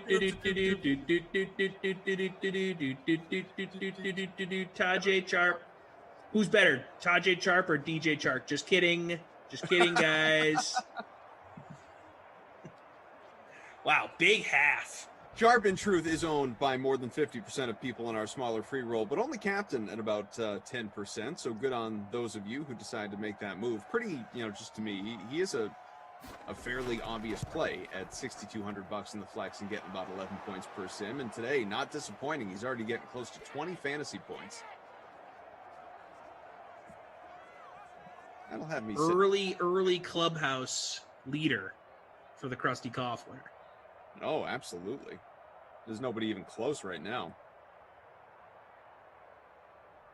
Alana says, and this is going to be a regional situation for the people, buy stream trash, hoagies, grinders, subs. Ooh. For me, this is very easy. Okay. But I'm a Northeast guy. I mean, you are as well, really. Yeah. You're in the Midwest now, but you are a Northeast guy. So this would be subs are the buy, grinders are the stream, and hoagies would be the trash. Interesting. There's just never a point in my life where I've ever referred to that type of item as a hoagie. It's just never happened. Yeah, no, I'm surprised you didn't go grinder as a buy. Oh no, subs the buy, man. That's you go to a pizza shop as I did for dinner tonight to get a little takeout. You're looking at the sub menu. It's a sub. True. Here's the thing though. It's listed as a sub on the menu, but colloquially, you call them a grinder. Grinder. Let's go get a grinder. Get a couple grinders. Jordan says heroes. Yeah, that's another one. Yeah, that's kind of a Long Island, New York thing. So for me, to buy grinder, stream sub, and trash hoagie, and look, I mean, all three are basically the same thing. We're just using different words for them. Yeah, listen, I never actually trash a hoagie. I'm going to eat all three. And hoagies, that's more of like a mid-Atlantic, right? Like Pennsylvania situation. That's where they're using the word hoagie a lot. Jordan says trash hoagies and grinders both. It's called a hero, people, a hero. Alana said, I say hoagies only in lunch lady land. Well, yeah, I mean, hoagies and grinders, and you got to get your navy beans, and a meatloaf sandwich. And then a sloppy Joe. Sloppy Joe. Lunch lady land. Joker says, or gyros. Also true. Well, that's like a different thing, right? Like that's on a, I mean, they're all sandwiches, just as a clarifier, but sure. Gyros or heroes, that's like a, I guess depending on how you pronounce it, doesn't matter. Those I would say that's like that's not in the same category from what we're talking about. Those are delicious though. I have a place near me, Soulard Gyro, fantastic. They're all sandwiches. Didn't you there? The human jort. Drew says, spoken Sandler, a new genre. It's like Sandler's slam poetry. Yeah. You guys He needs to come out with another album. Next time I do it, just need you guys to snap in the background.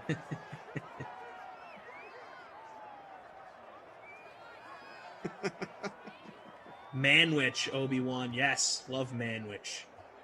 Giggle Pigs, to your point, says the gyro is an entirely different set of principles.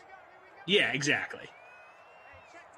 All sandwiches, but we're just talking about different branches here. JL, can you imagine people listening to that without knowing the Sandler reference? Yeah. I know. People are like, what the heck is this guy talking about? What's Why is he saying beef? Sloppy Joe, Sloppy Joe? Why is he saying it like that? Does he have a stutter? And what a weirdly, displayed stutter. So unorthodox. Gas car explaining his name. He says, cough. The gas car stems from the late 90s where I raced gas-powered RC cars. The hobby is gone, but the name's stuck. All right. There we go.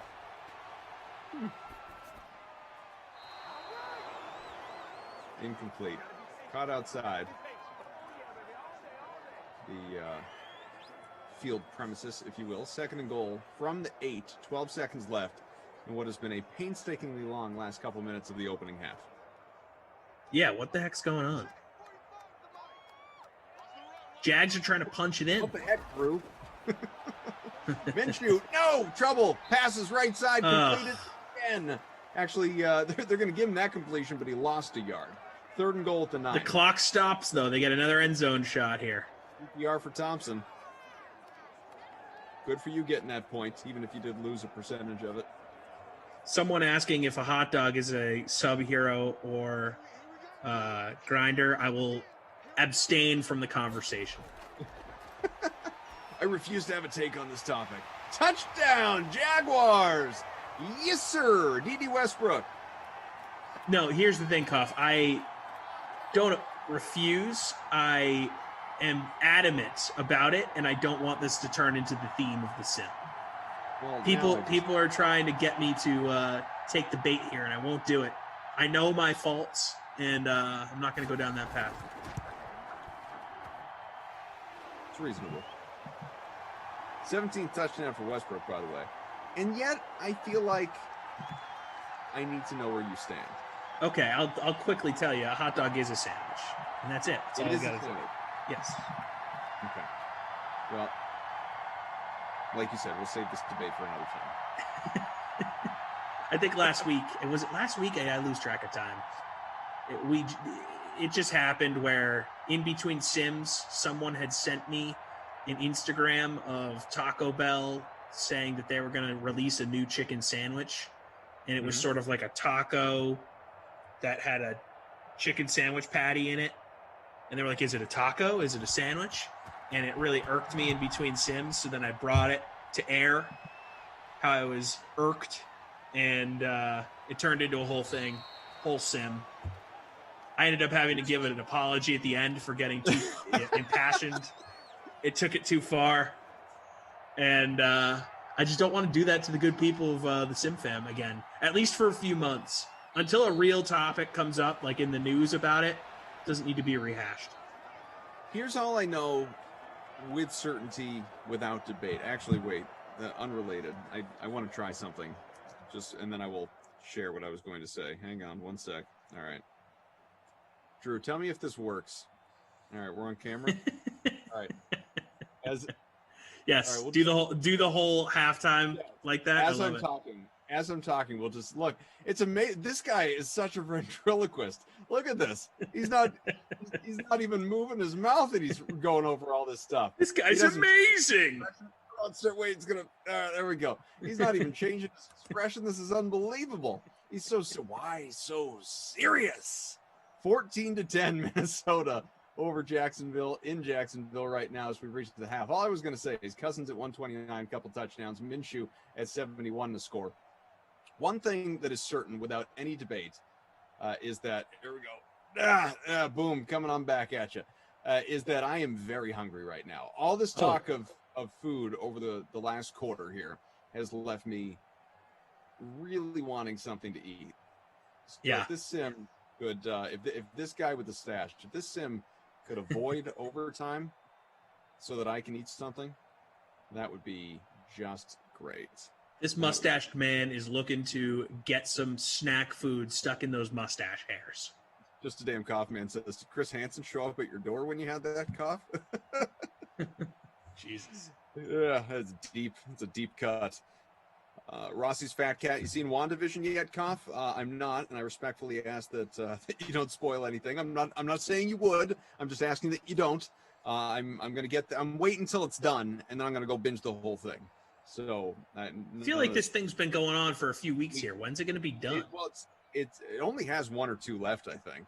Okay, it's getting pretty close. Doesn't matter because I've just been in my glory watching my psych binge right now. I'm just loving it. You're doing the psych binge. I don't want it to end. It's killing me. It's always the worst. Always the worst. Like, what do you mean I'm going to run out of new ones to watch? This is terrible. I'm loving this show so much that when I finish it, I might go back and start it again. Wow. Now that is commitment. Right? Kicking Club says, wonder if Koff could make his mustache dance like Sam Elliott does in that commercial. I think those are special effects. Or he is just super special. Or he's a magician.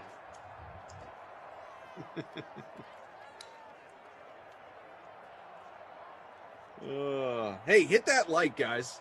North of 400 people watching on the YouTube. We got thousands more across our other platforms. Of course, twitch.tv/DraftKings. Game Center, DK Nation, DK Live. Wherever you're finding us, it's greatly appreciated. But do us a solid if you are on YouTube, part of the chat and all. Hit the like. Like to see us get to 400 by the end of this sim. I think that is well within reason. Dan says, Tommy, grow a stash. So I should have asked you this. I mean, I see you. It's not like you have this inability to grow facial hair. Have you ever tried to grow a mustache just for funsies? I can get hair above my lip, but not at a significant enough level where it can stand by itself. It's a very thin. Well, it's not going to fall off. No, but it doesn't look good as a standalone piece. It needs a whole team. We're not winning any one-on-ones with my mustache game. It needs a squad. Mike here notes, our producer, he has been tracking this for me. He's been staying on top of it. We have had many a conversation, both on stream and outside of it. Coming to America 2, dropping this Friday, March 5th. Wow. On Amazon. There's been, I've been a part of these sim conversations about that movie, originally I feel like it has changed so many times. Yeah, no, we're here. It's coming on Friday. I'm excited. I'll watch that maybe even Friday night, or if not, then this weekend. I'm going into it even keeled. Not even so far as to say I have cautious optimism. I'm not sure that I do. I hope it's good. I hope that after all this time, they're not going to screw it up. I'd like to think they would only make another if they believe they've got a really strong cast. Not strong cast, but strong script, strong writing, strong everything. Eddie's going to deliver. Arsenio's going to deliver. Love all the people they've brought back, obviously. All in on Wesley Snipes, Tracy Morgan. Let's go. Just hope it is genuinely funny and not just sort of a rehash kind of thing. Kirk airing it out. Oh, dropped it. So close.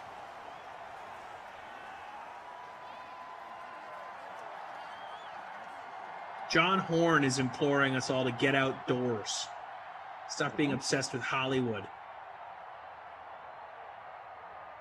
Get outside, Cuff. Go ride a bike. I mean, go play some catch with your kids. Snow and ice on the ground, man.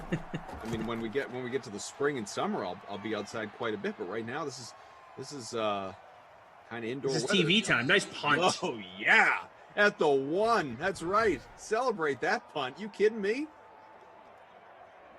Oh, nice. Give us a safety. Prime time needs it. I'll take a safety. Yeah, Jordan is... it won't help me, but I'll enjoy it. Jordan's disappointed by the PG-13 rating. He says he's not even looking forward to it now. He's got a feeling it won't be good. You know what? I mean, can't tell you're wrong. Got kind of a fair point, yeah. Let's just hope it is. Was it PG-13 back in the day when PG-13s were actually rated R? If you know what I mean. I do know what you mean, but even then, I don't think so.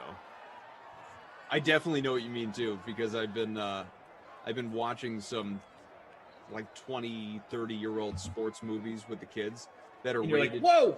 Well, they're rated PG, but like PG then, might be Yeah. PG-13 now. Right. I remember when I was a kid, and my mom would let us rent movies from the library, and it was PG or PG-13 was allowed when we were younger, and then we'd be watching the movies, and my brother and I would always feel like we were getting away with something because we'd watch the movies in the basement and be like, "Oh my god, oh my god, what is this?" It's less about inappropriate stuff in terms of something you might observe. It's more about the language. Yeah, language. Some nudity. You might get an S-bomb, or something like that, or a reference to the behind that might be a three-letter version that might be used from time to time. The problem is when the kids start repeating these words. Yes. You got to nip that in the bud real fast. Bud, by the way, was not the three-letter word I was going for there. For the longest time, I thought the phrase was "nip that in the butt," B-U-T-T. Oh, really? Yeah. Till astonishingly recently, did I know that was not the correct way to say that. And I'm sure there's people just like me. It's "nip that in the bud." There was in one reference to cutting a plant. There was one that got me. One of those expressions that. You always hear it one way. Most people have heard it one way, and you actually find out that it is another, which is, everyone says chomping at the bit. I'm chomping at the bit. Yep. So people say it's champing. It is champing. I refuse to do that. Yeah, it sounds ridiculous. It doesn't sound right. But the expression actually is champing at the bit. No, I'm not there. I feel like I don't even know what it means anymore. Champing at the bit. I can't do that. I can't. I'm sorry. I will say it incorrectly. I know a couple people that are sticklers too that will, you say it wrong and they will correct you. Those are the worst people. I hate grammar police people.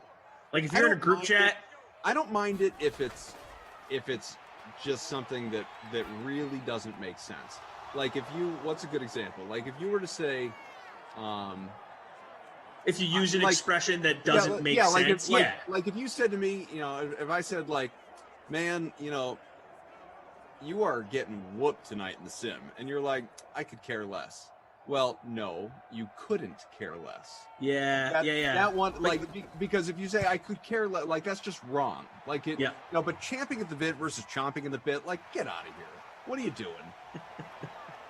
See, but the could care less versus couldn't care less thing, what the person means. So it's like, are you really going to be that guy that's going to correct them on it? Come on. Let them live their life. I have this buddy that, the expression "not for nothing." Yeah. I have this buddy that says, I don't know why, it kills me. I never really said anything for years, and then just I hit a breaking point. It was like I was on that MTV show, Boiling Point or whatever it was called. I couldn't do it anymore. He would always say, not for anything. What? Yeah. See, okay, that doesn't even make sense. What are we doing? I'm fine with you correcting that because that's stupid. This is dumb. But couldn't care less versus could care less, it's one of those things where it's screwed up enough where it's not worth it to be that guy for me. But my thing is if you're in a group chat with people and you got fat fingers and you autocorrect to the wrong "to" or the wrong "your" every now and then, I don't need my buddy to send the grammatically correct version of the word that I screwed up. Yes, I know how to type. We're just talking amongst friends here. Yeah, when you correct somebody's, your or their or to or something you're doing that just to be a jerk. Yeah, exactly. Which fine, if that's your brand, go ahead. I get why a lot of people do it on that's right. It's the most cliche response you will find on social media where where somebody will call out a prominent, a blue check mark person, a media person and they'll just have terrible grammar in doing that. And they'll write your with the apostrophe RE when they mean just YOUR. And, right.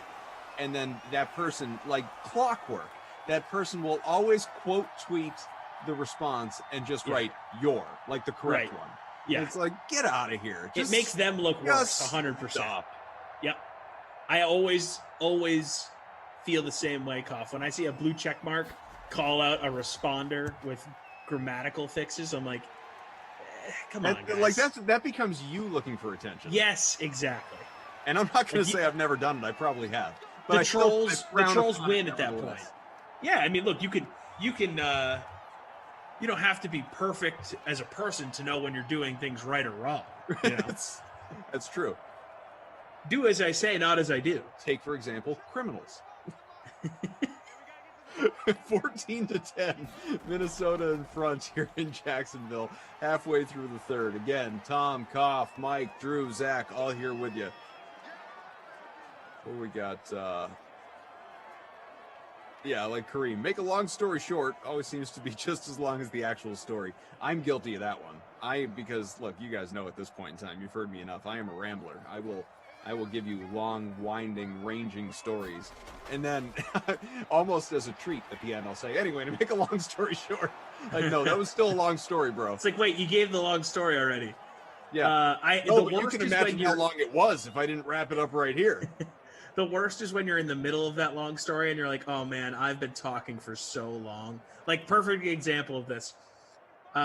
We were doing a segment on Russillo and Cannell back in the day. And it was, and legitimately, to make a long story short about what I was trying to explain on the show, my phone completely crashed and died while I was trying to use my GPS to meet up with my buddy to drive up to Boston from Connecticut to go to a Celtics Cavaliers Eastern Conference Finals game.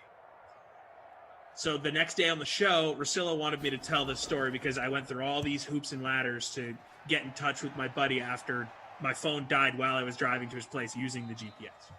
Nice. And I'm like, our segments are probably 8 minutes long, and I'm 6.5 minutes into telling this story on the air. And when I hit about the 6.5 minute mark, I'm looking down at the clock, and I look up, and Russillo is like making a thing of it, like making fun of me without saying anything to the TV audience. Like, this guy will not shut up. Right. And I'm like, oh no, I just caught myself. And then the segment basically ended when we went to break, and then our next listening session we had with our bosses, instead of, getting the hosts better at what they do or, improving actual content, they decided that the big important thing to play that day was that segment. The only clip we listened to was that segment as a way to say, Tom, you need to learn when to shut up.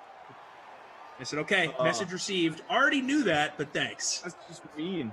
Yeah. Like, really? We couldn't have played one of the hosts screwing up, but no, okay. Lowest guy in the totem pole. Let's kick him while he's down. And to be quite honest, people enjoyed the bad story. It was hilarious for people to hear me drowning, So.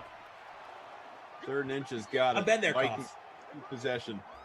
I had one of those situations. This was many years ago, and I was on Boston radio for one of the first times, and it just so happened earlier that day, and I wasn't on as a guest. I was working, but I wasn't. You were like filling in. Yeah, but not in a like fill-in host. It was more like filling in as the update guy. So sure, and I really do think, and I say this as a host, I say it as an update guy. Like it as an update, like there is a divide. Obviously, there is a difference. As the update guy, you have to take it upon yourself to a certain degree to kind of know your place within the show, unless obviously the host brings you in, invites you to do more, and treats you as more of a co-host. You are in quotes the third voice. Sure, or even if it's a solo host, you're the second voice, but like a distant second, unless again they opt to, make you a bigger part of it. And so I was filling in update guy, and was it just so happened earlier that day I got locked out of my house by my dog, and nobody else was home, and there was truly like the dog. Obviously, not, I'd like to believe it wasn't malicious. She didn't do it on purpose, but she locked me out of the house. And it really is it's a pretty good story, but I'm sure looking back. There were some corners I could have cut in telling it, right? my But God. you know, like I told this guy a very quick bullet point version of this off air, just like, yo, how's your day? Oh God, listen. Like, to oh, this. my dog And- locked me out of my house. He was probably like, Yeah. oh yeah, tell that on the air. Yeah, Like, okay. exactly. And so I did, and I told like a 20-minute version of this story. and I'm gonna put some of that on him because he kept interrupting me, and I felt like it was slowing down the process, and I kept kind of trying to have to backtrack a little bit. You know, because it was like a constant interjection. It was like every 3 seconds, you know, kind of thing. You know, offering his like real-time analysis of this situation. Oh God! Just hearing the damn story. I kind of feel like I know who this is. We don't need to talk about it. Sure, no, we off air. We could talk about it. So this happened though, and but like I knew it was bad, and not only did I know it was bad, I knew he thought it was bad when it was clear that like, okay, well, I guess we'll finish the story on the other side of the break. Oh God! You know, like one of those things, and oh God, I like, you know, after the fact, like I grabbed the sound off the archiver, sent it to family because I knew they'd enjoy it, and that was back when I cared enough to send clips to family. I haven't done that in years, but you know, at the beginning, it's like, oh, I did this on Boston radio, you know. And I'm sure there's a part of it like, oh, I just love hearing the sound of my own voice. Like, hey, this is cool. This is great. But and that part, by the way, I've never grown from. But it was really it's just quite. So I can relate. I can relate to your story and your situation there in Bristol. You got to learn somewhere, right? The worst is when the person makes you learn it, though. Like in the moment, I knew that I was drowning. I didn't need the meeting 10 days later with like bosses who are making 4 times as much as me in the room. Like, come on, guys. Ridiculous. Yeah, Mike says, cut your teeth. It's true. I've had a lot of cut my teeth. You got to take your lumps. There's no doubt about that. I ought to tell there is one pretty funny cut your teeth sort of story that I've got, but let's see. Conley 4 for 75. Obviously, still low scoring. Westbrook's got a touchdown, a couple for Sharp. There's only 2 catches. He has 26 yards. TC, AK, Mike, Zach, Drew, all here with you. No big numbers out of this one so far. There's a big chomping versus champing at the bit discussion going on in the chat. That's happening. That's a thing. I'm in 161st, so I'm 71st. So really, neither of us is doing great. How about Gascar though? Gascar is sitting in a 2-way tie for first. There we go. Yeah. I want to know where the new guy is. Yeah, where's Matt? Give me that. Give me that info. Do we know Matt's username? No, I don't even know that Matt's buddy is still listening. Where's hashtag Come on, Matt. friend? Where are you? That reminds me. I kind of want to hear this dog getting locked out story. Oh God! I will give you. Honestly, I won't interrupt. Not even that. I will give you the quickest version of that story that I can even remember because this was more than a decade ago. I think like this happened so long ago. The version was this: I had nobody else was home. Obviously, I think my wife was at work. I don't think I had kids yet at the time, and maybe we weren't even. Were we married? We were probably married, and so I went out on the back porch to do something on the back deck. I don't know if whatever I was doing outside. I walked out the back deck and I closed the door behind me. It was not locked. It was not latched or anything like that, but I closed it behind me, and the dog, who was a puppy at the time, but a fairly sizable puppy, flipped out, just, excited, wanting to come outside with me, and I didn't let her out because I didn't want, we didn't have a fence or anything. I didn't want her to run and get loose and disappear. And I was only going to be outside for a second. That was the intention. And in her zest, she jumped and hit the lock on the door, on the slider. So she locked me out. And there were no other unlocked access points to the house anywhere. Like the garage didn't have, we didn't have one of the, like the codes to open the garage door. there was, every other door was locked. There was no window that was open a crack. Like there was nowhere else to get in. Brutal. And so, no spare key. And no spare key. I didn't have a phone because I'd only gone out for a second.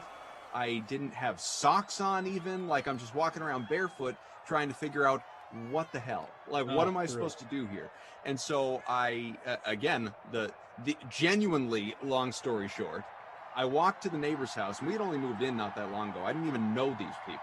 I walked to the neighbor's house. I was like, hi, idiot here, wondering if there's any, I know you don't have a key to my house, but anything you could do to help me here? So he walks over with a ladder, positions the ladder up to the window of, it was a ranch, but the easiest sort of point that made sense where there was an unlocked window, but where it was not originally accessible is, one, it was over the garage, so I had to get up there, and two, there was an air conditioning, a window AC in it. So I had, he had to, take the ladder. I had to climb up. I had to push in the window AC in such a way, like ever so carefully, so as to not drop it on the smash floor, or anything. right? Yeah, not break the thing, not crack the wood on the floor, whatever, the probably fake wood that I had at the time or something like that, and wiggle my way into the house. It was quite a situation, but. Wow. You can only imagine what that story sounds like over like 25 minutes of trying to. Oh, yeah. I was going to say, pretty succinct. I almost was going to throw up a timer to show you that it wasn't that bad. A little over 2 minutes. I think you're good. I could see how the interruptions there, the over-analysis could take that thing to the next level. Oh, especially. So what's the dog's name? We're set up for failure. How long had you had the dog? What was the dog doing? What was the dog? Well, maybe you should have brought the dog outside. Like, none of this is really all that relevant here. Like, what are we doing? Let's just listen to the story. Let's just get this thing done. Oh, my God. Let's finish this off. 3rd and 3. So should I tell my long story now? All of it. Every detail of it. You have 5.5 minutes. Touchdown. Who we got? Sharp. Wow. Whoa, kid is running away. Tajay Sharp. Wow. So that's his 3rd catch, 3 tuds? 3rd catch, 3 touchdowns. He probably has like 30 yards. Wow. Unreal. All right, so here's the story. So it was game 1 of the Eastern Conference Finals back in 2017.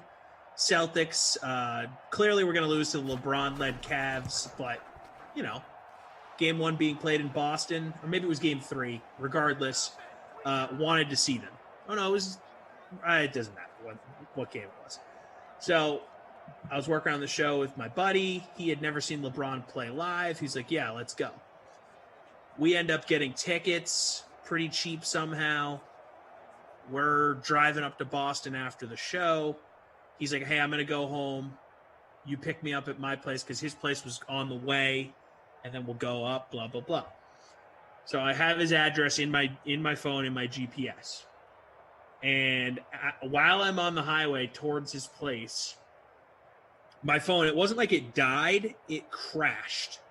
I had full battery. In fact, it was plugged into the lighter source in the car. Mm-hmm. And for whatever reason, it completely crashed. Screen went black, no GPS. And I'm en route to this dude's place I've never been to his house. He's a work friend, I have these work friends. You don't know where they live. So, and it was in the middle of Connecticut. I don't know Connecticut. There is no more unsettling feeling than that, by the way. I was like, what the heck do I can't call him to say that my phone just died, right. And I don't have his address because I was using it in my phone. Can't stop at the gas station. They don't know where he lives. No. Well, so this is what I did. So I knew the town name, and I knew that was north of Hartford. So I drive just north of Hartford. I get off an exit. I pull into a gas station. I start loitering around this gas station to try and find someone that will let me use their phone. I find someone. He doesn't. I was going to use their Twitter app to message my friend. This guy didn't have Twitter downloaded on his phone because I don't have my friend's number memorized. Right. You're not I have to install Twitter on his phone, are you? So I installed Twitter on this guy's phone. Man, this guy's a saint. Logged in, sent him a DM, sent a DM to him, I think another person that was working on the show with me, and the show's Twitter account. And just letting him go, like, letting him know, hey, man, I am at a random gas station. This is the exit I took. I have the tickets. Like, you got to meet me at this gas station with your car. You got to drive to this gas station, then we can go up from here. And so then the dude is like, okay, well, can I leave? I'm like, well, I guess he has to message me back. Yeah, so. you got to hang out for a minute, man. So I offered to do, I'm like, look, I'll buy you anything you want in the Shell gas station, mini mart here. He's like, well, I'm going to play softball. So if you could buy me some Skol, mint, and some Glacier Freeze Gatorade. I'm like, done. So I go, I buy him a tin, I buy him a Gatorade. So then we're just sitting around waiting for my buddy. He messages this guy's phone back. We meet at the Shell. And then he goes, well, hey, the plan was you were going to leave your car at my place and we were going to take my car. So we'll just leave your car at this gas station and we'll take my car. I say, okay, great. Can't believe this is happening right now, but all right, we're in business. As we're driving up to Boston, his car starts to. Did you delete all your information off? Immediately. As soon as my buddy messaged me that he was on his way, I was like, all right, I'll delete this from your phone. He's like, okay. All right, fine. And then he went on his merry way, and I was sitting around waiting. It was fine. As we're driving up to Boston from this gas station, he had this old Jeep. It starts overheating. Oh no! So we have to pull over at one point just to let his car cool down. And eventually, I forget how long we were sitting on the side of the road. He's like, "It's fine. This happens sometimes." I'm like, okay. We decided it was good to go. We actually made it to the game before tip-off.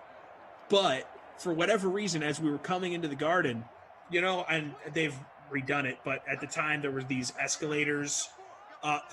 There was only 2 escalators, and for whatever reason, they just stopped everyone at the top of the escalator. And there was no really reason why. No one knew why. We were on the escalator, stuck on the escalator for like 10 minutes. We were going to get right to our seats, right at tip. And no one knows. I still to this day, I do not know why the escalator was stopped where I was like 11 people away from being let into the Garden. So brutal. And then the Celtics got crushed. So obviously longer story than you. And I feel like you have to tell those nitty gritty details for it to really be worth telling. Yeah, I agree with that. So that's why it took a while to tell it on the air. And I was just drowning. I didn't tell it as succinctly at the time. This applies to both of our stories probably, but Alana had said in the chat a little while ago after I told mine, she's like, and the worst part of those stories, is when they don't hit or you feel they're not going to hit, you have to be but I guess you had to be there. Yeah. But, man, I had no choice. This is the thing. I had to loiter at the gas station because... what if my phone goes black and I'm like, okay, I can't just go home and not tell and never show up at my buddy's place. I have the tickets, right? And even if I went home to charge my phone, it wasn't like it was going to turn on and I could tell him what happened. I would have had to send him a DM on Twitter on my laptop or something, so it was just a disaster all around. Drew says loitering at the gas station to ask someone for their phone is what got me. I'm right there with him. How many people did you have to ask to borrow their phone before you got someone to say yes? 3. Did you luck 3? Okay. I asked the person in the Shell station first, the guy behind the counter. He didn't speak great English, had no idea what I was talking about. Yeah, that was a language barrier tough during in this scenario. So that was number 1. Number 2, it was a person who didn't have Twitter downloaded on their phone and didn't want me to download the app. They're like, no, I don't have enough storage. I'm like, okay, whatever. Fine. Good. Decent excuse. I'm a stranger. I probably would have said the same thing. Yeah, well, and plus, once Like, you're a nice enough guy, obviously, but like they don't know that. So one, Right. No, I totally random understand. dude goes, can I borrow your cell phone and download Yes. something? Yes. I No? cannot begrudge this person. I am lucky that I found a dude who's about my age, who like probably could sympathize in some way. And I struck the jackpot in that situation. I'm There's not sure. I was one. If he had said no, I was going to go home. Yeah, I don't know what I would have done in his situation or that person, just the generality of that person's situation. I feel like, sure, if someone needs to borrow my phone to make a call, like, all right, that's fine. But, hey, can I download an app onto your phone to use it to get in touch with my friends? I'm pretty sure that wouldn't have happened. Like, you probably would have struck out with me. And I know, and I totally no, Tom, you can't. I totally understand it too, because given the same request, I don't know that I would say yes. You would have to really come out of the gate strong with being convincing that it's okay. Like, this guy isn't crazy, Like, you need to approach that in a very specific way. That's not. I don't know. I don't even know what the proper word is. Criminal? Yeah, sure. I don't know. Smash the like if you like Tom's stories. I expect us to soar to 700 in seconds, but I'll settle for 350. We're only about 15 away. Let's get there before the end of the sim. Can we get more points? 2nd and goal. No. Ball was caught outside the end zone, so still from the 1, 3rd and goal on the way. Final 43 seconds here of regulation, a game that will surely end in regulation because right now it is 21-7, or 21-10, pardon me. In hindsight, I wish that I had said in the meeting, you know what, guys, screw you. This was the best segment we did that day. Like, you guys wouldn't have told this story if it happened to you. 100%. Oh, my God. If that happened to Ryan Russillo, you don't think we would have done the entire show about that? Right, exactly. Good times. 4th and goal from the 1. Yeah, let's take a meaningless field goal here. That makes sense. Lambeau, baby. I'll take the Lambeau points, but really, what are we doing? How many times have I said that just during this sim alone? What are we doing?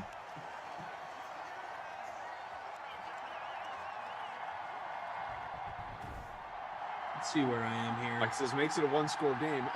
Yeah, but there's just no way the onside kick gets recovered here. There's no way. Yeah, I guess it doesn't matter, right? Because if they had gone for a touchdown there, you still need a touchdown to win. Well, I guess you're putting yourself in a position to win rather than tie. So you're saying, but I guess you could go for 2. I don't know. Yeah, I don't have the numbers in front of me. Well, the play here, even with all your timeouts, is onside kick, recover it, go for a touchdown, go for 2, tie the game. I just don't think we're going to see that. There we go. Onside. Jags got all 3 timeouts.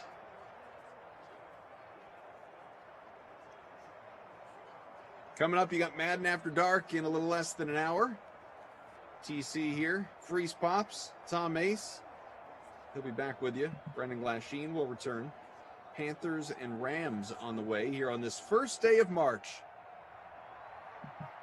The Ides of March have arrived. March Madness. Very close. Not far away, yeah. Very happy. Missed it last year. Yeah, it was sad that we didn't have that, especially that was right when everything shut down too, and March Madness is such a unifying thing for everyone. So that one really stung. Well, and all the confusion at the time in the conference tournaments where that's ridiculous. Were not playing, some started to play. Classic NCAA, just no uniformity. It started and then they stopped at halftime, pulled guys off. Ridiculous. Yeah, I guess we're not going to do this after all. It was just a wild time in the world. Still is, but at that point in time, I guess it's hard to rip people just because we didn't know anything. And I guess we still don't really know a lot. We know a lot more, I should say that. Freak of Nature says Koff would have gotten punched if he asked to borrow a stranger's phone to download Twitter. I disagree. I think they probably would have just politely said no. Maybe given me a strange look. Yeah. To be a fly on the wall watching me loiter around that gas station. Oh, you're lucky the police didn't come. I actually thought about there was a police station like walking distance from the gas station. I thought about walking to the police station and asking for some help. It was like a quiet little town in Connecticut. It's not like they had a lot going on.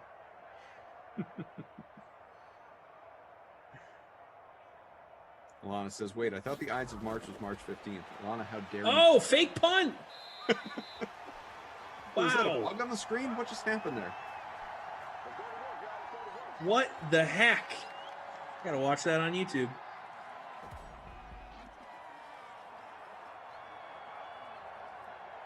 Seriously, you see that? What the heck What's is that going ball on? doing? The football does not move that way. That was insane. Okay, here it is on YouTube. Yeah, nope. Okay, so it was a fake punt attempt, and then the ball just hung in the air for a while. It did whatever it wanted. That ball had a mind of its own. That was kind of cool, not gonna lie. Folks, I believe we would call that a glitch. And, just when you think after 2,000 sims or so that you'll not see anything you haven't seen before. That was amazing. That was different. Only reason it was a fake punt is because the football refused to leave. Nope, not going. Incomplete. 8 seconds. Kareem saying no payphone, Tommy. I didn't know the guy's number. You don't have all your friends' numbers memorized, right? It's not like I carried around a phone book. It was just a worst case scenario. Zach, how do you score that in game ops? What that football just did.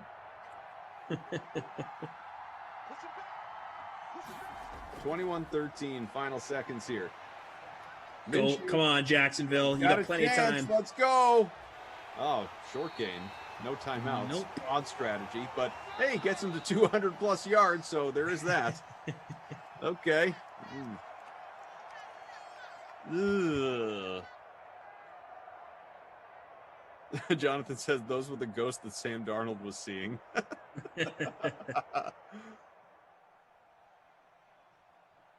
Oh, it's amazing. Amazing. Hit that like, get us to 350. Cousins 219, 3 scores, all to my guy Tajay Sharp. Wish I'd captained him. I would have fared better, as about 10% of you did. Minshew 206 after that fairly long completion to end things. A touchdown to his credit as well. D.D. Westbrook. We'll look at the rushing and receiving numbers here. Not much doing, especially for Dalvin Cook. 14 for 24 on the ground. Busting for captains everywhere. Thompson, 12 for 52. Minshew, 2 for 27. You had the fumble from Westbrook. Thielen, 7 for 57. Eifert, 5 for 29. Westbrook, 5 for 39. The score. Conley, 4 for 75. Thompson, 4 for 15. Cook, 4 for 41. Chark, 3 for 48. Normally, obviously, we begin with the Krustikov player of the game. I have to assume, though, the Babysitter Billy Award is going swiftly to Dalvin Cook. Yeah, I mean, not even a discussion needed there. Sharp getting the wooden nickel Krusty Kaufman player of the game. Congratulations. It entitles him to a free small ice cream cone here in St. Louis at Lion's Choice Roast Beef. I think ice cream will be what I will have to satisfy this hunger that has been very nice staying with me since going back to quarter number 2. So we have a 2-way projected win. We'll see about any scoring changes, but congrats to our, again, current leaders, and we'll see how all of that unfolds among the 188 who are part of this free roll, the smaller, more modest one that we've got here. Sharp in the captain spot, Cook, who didn't even reach 10 points in the flex, Cousins, Thielen, Westbrook, and Lambeau. So Cook, despite his issues, was still part of that projected winning lineup. Looks like I'm going to finish right around 73. How about you? Oh, I'm not even looking. It was just so bad. Not even looking. Fair enough. In that case, we will return our attention to the NBA coming up in just a matter of moments. But again, Madden After Dark is on the way about 45 minutes from now, 40 minutes or so for pregame. Make sure you tune in for that. Panthers, Rams, Glash, and Tom will be back. I will return for the first 2 sims tomorrow, Lions and Falcons with Christian DeAndrea, and then Zach Thompson will be with me for the Raiders and Chargers. So that is the Nooner and the Madden Matinee. to come tomorrow. Look forward to those. Should be a good time. Thanks to Mike, to Drew, to Zach, to all of you, obviously to Tom. We will hand things off now to Jesse Cofield, tell you what else is happening at DK and the DK Sportsbook. Well, that Madden After Dark game is featured in our Madden Stream 3K. You guys, I have a cough. Not the. I'll be your cough right here. All right, here we go. Listen, I told you guys. Yep. The thing is I actually got a COVID test to be sure, even though I've already had COVID, and it is not COVID. It's just there you go. The common cold. But let me tell you, having the common cold right now, not great. It's not a great time for that. But anyway, that game, yeah, it's not great. It's featured in our Madden Stream 3K Flea Flicker. So that's $5 entry. You get a shot at $1,000 top prize. The free contest for that sim features $250 prize pool, $25 going to the winner. Now, earlier tonight, we brought you a clip from the latest edition of the Ross Tucker Football Podcast. That worked so well, guys. So we figured, why not do it again? We're going to do it. Check out some more from Ross and Friends right here. Hi, Ross. Well, let's start today with Russell Wilson. He's reportedly told the Seahawks that he doesn't want to be traded, but if he is, he'd like to be traded to one of 4 possible teams: the Bears, the Cowboys, the Saints, or the Raiders. This whole situation is just getting weirder and weirder, Bri. I mean, the tweet from Adam Schefter was he hasn't asked for a trade. He wants to play for the Seahawks. But if the Seahawks want to trade him, these are the 4 teams he'd want to go to. Like, is that logical?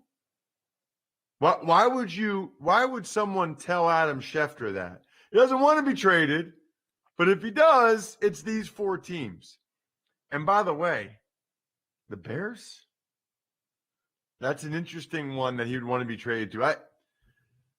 I am wondering how much of this is Russell Wilson's frustration with the Seahawks, and how much of this is he's realizing it's a great way to get his name out there, to be in the news, to have people talk about him. Because I certainly don't see him going anywhere. Tuck's Takes. Denver Broncos released defensive lineman Jarrell Casey and saves close to $12 million. Well, we're recording this late Sunday night, but it'll be a Monday show, March 1st.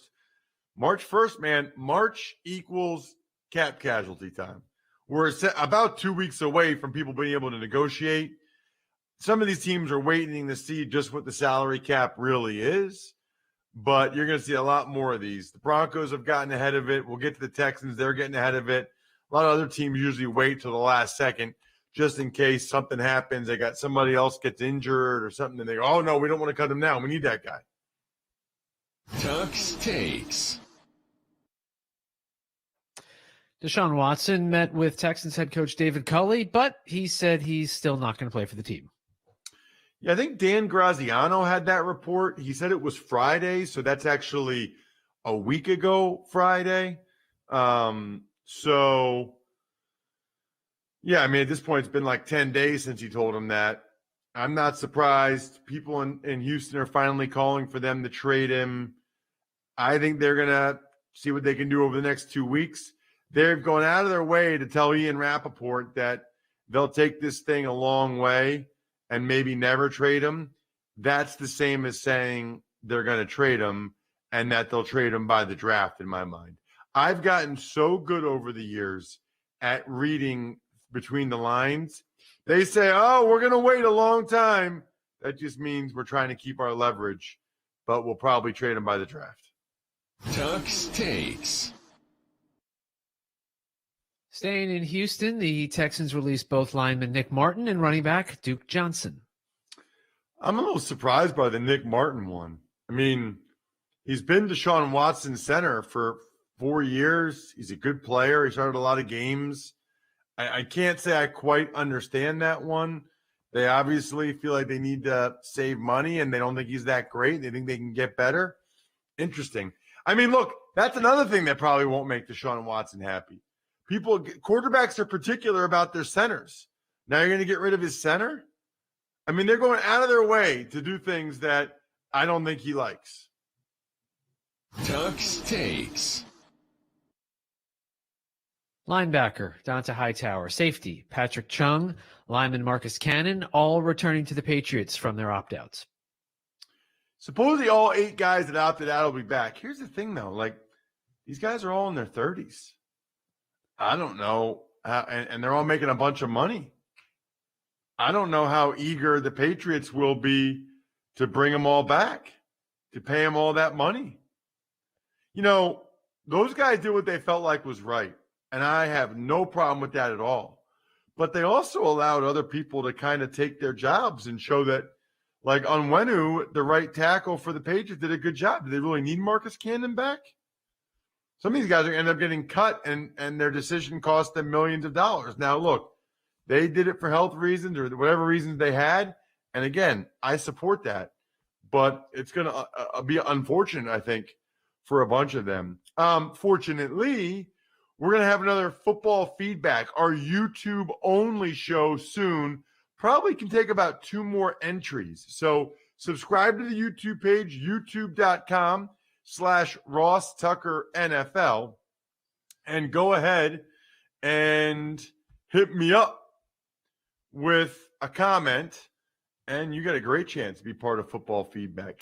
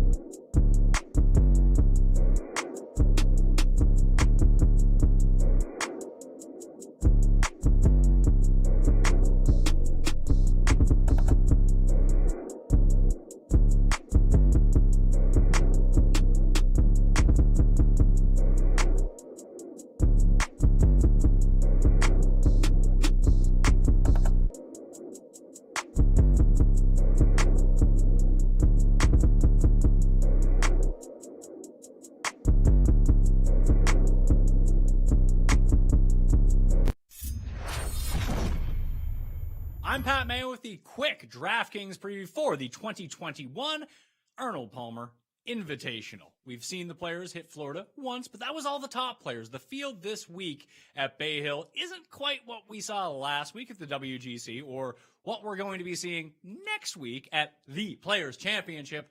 All caps, it has to be shouted at all times. Them's the rules of how the nomenclature on the PGA Tour ends up working.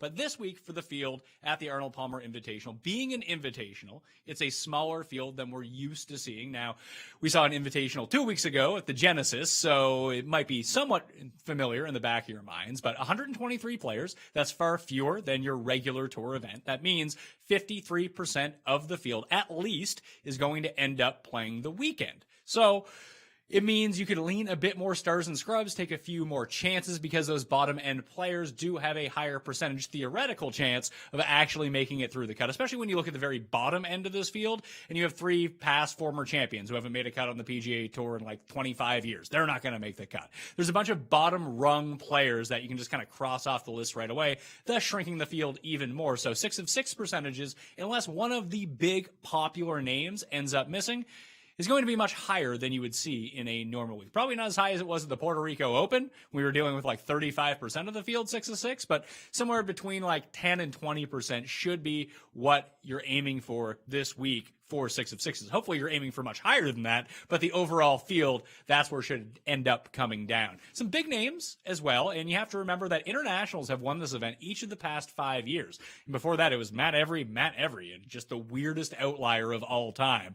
But looking back at the past champions, like I said, not born in the United States, when we think about the very top of this field, the best players are generally all European. Yes, you have Jordan Spieth. Yes, you have Bryson DeChambeau. But other than that, you're looking at Tyrrell Hatton, Matthew Fitzpatrick, Rory McIlroy, Sungjae Im, Tommy Fleetwood, Victor Hovland, Hideki Matsuyama, Paul Casey. And then you have like Harris English and Patrick Reed also coming along for the ride. A bunch of European Tour specific players also, because they're here to play in the WGC in a few weeks for the match play, and the Masters are really kicking off their PGA schedule at Bay Hill. And a lot of them are playing in the Players' Championship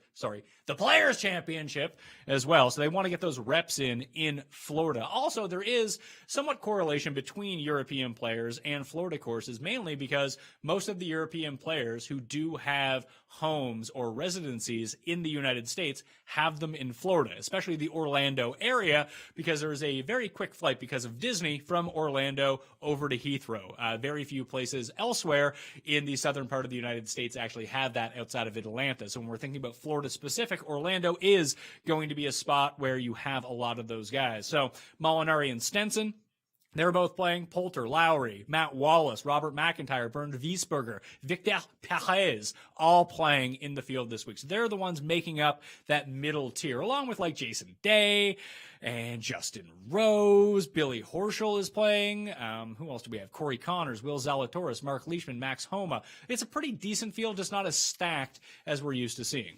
Well, let's talk about the course very briefly. Yardage-wise, very similar to the concession from last week, but an awful lot of water going on at Bay Hill.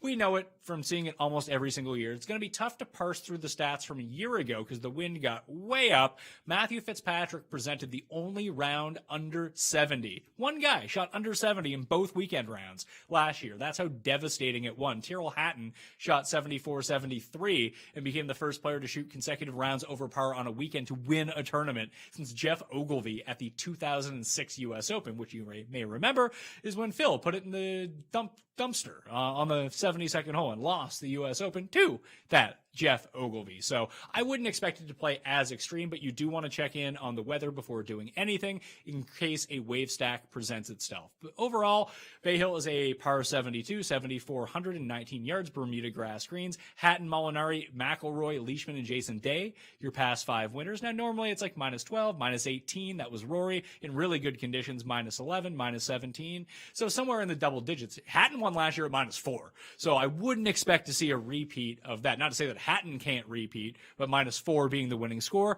unlikely to happen. Key stats that you should be targeting in on if you're building any sort of modeling this week. I highly recommend fantasynational.com.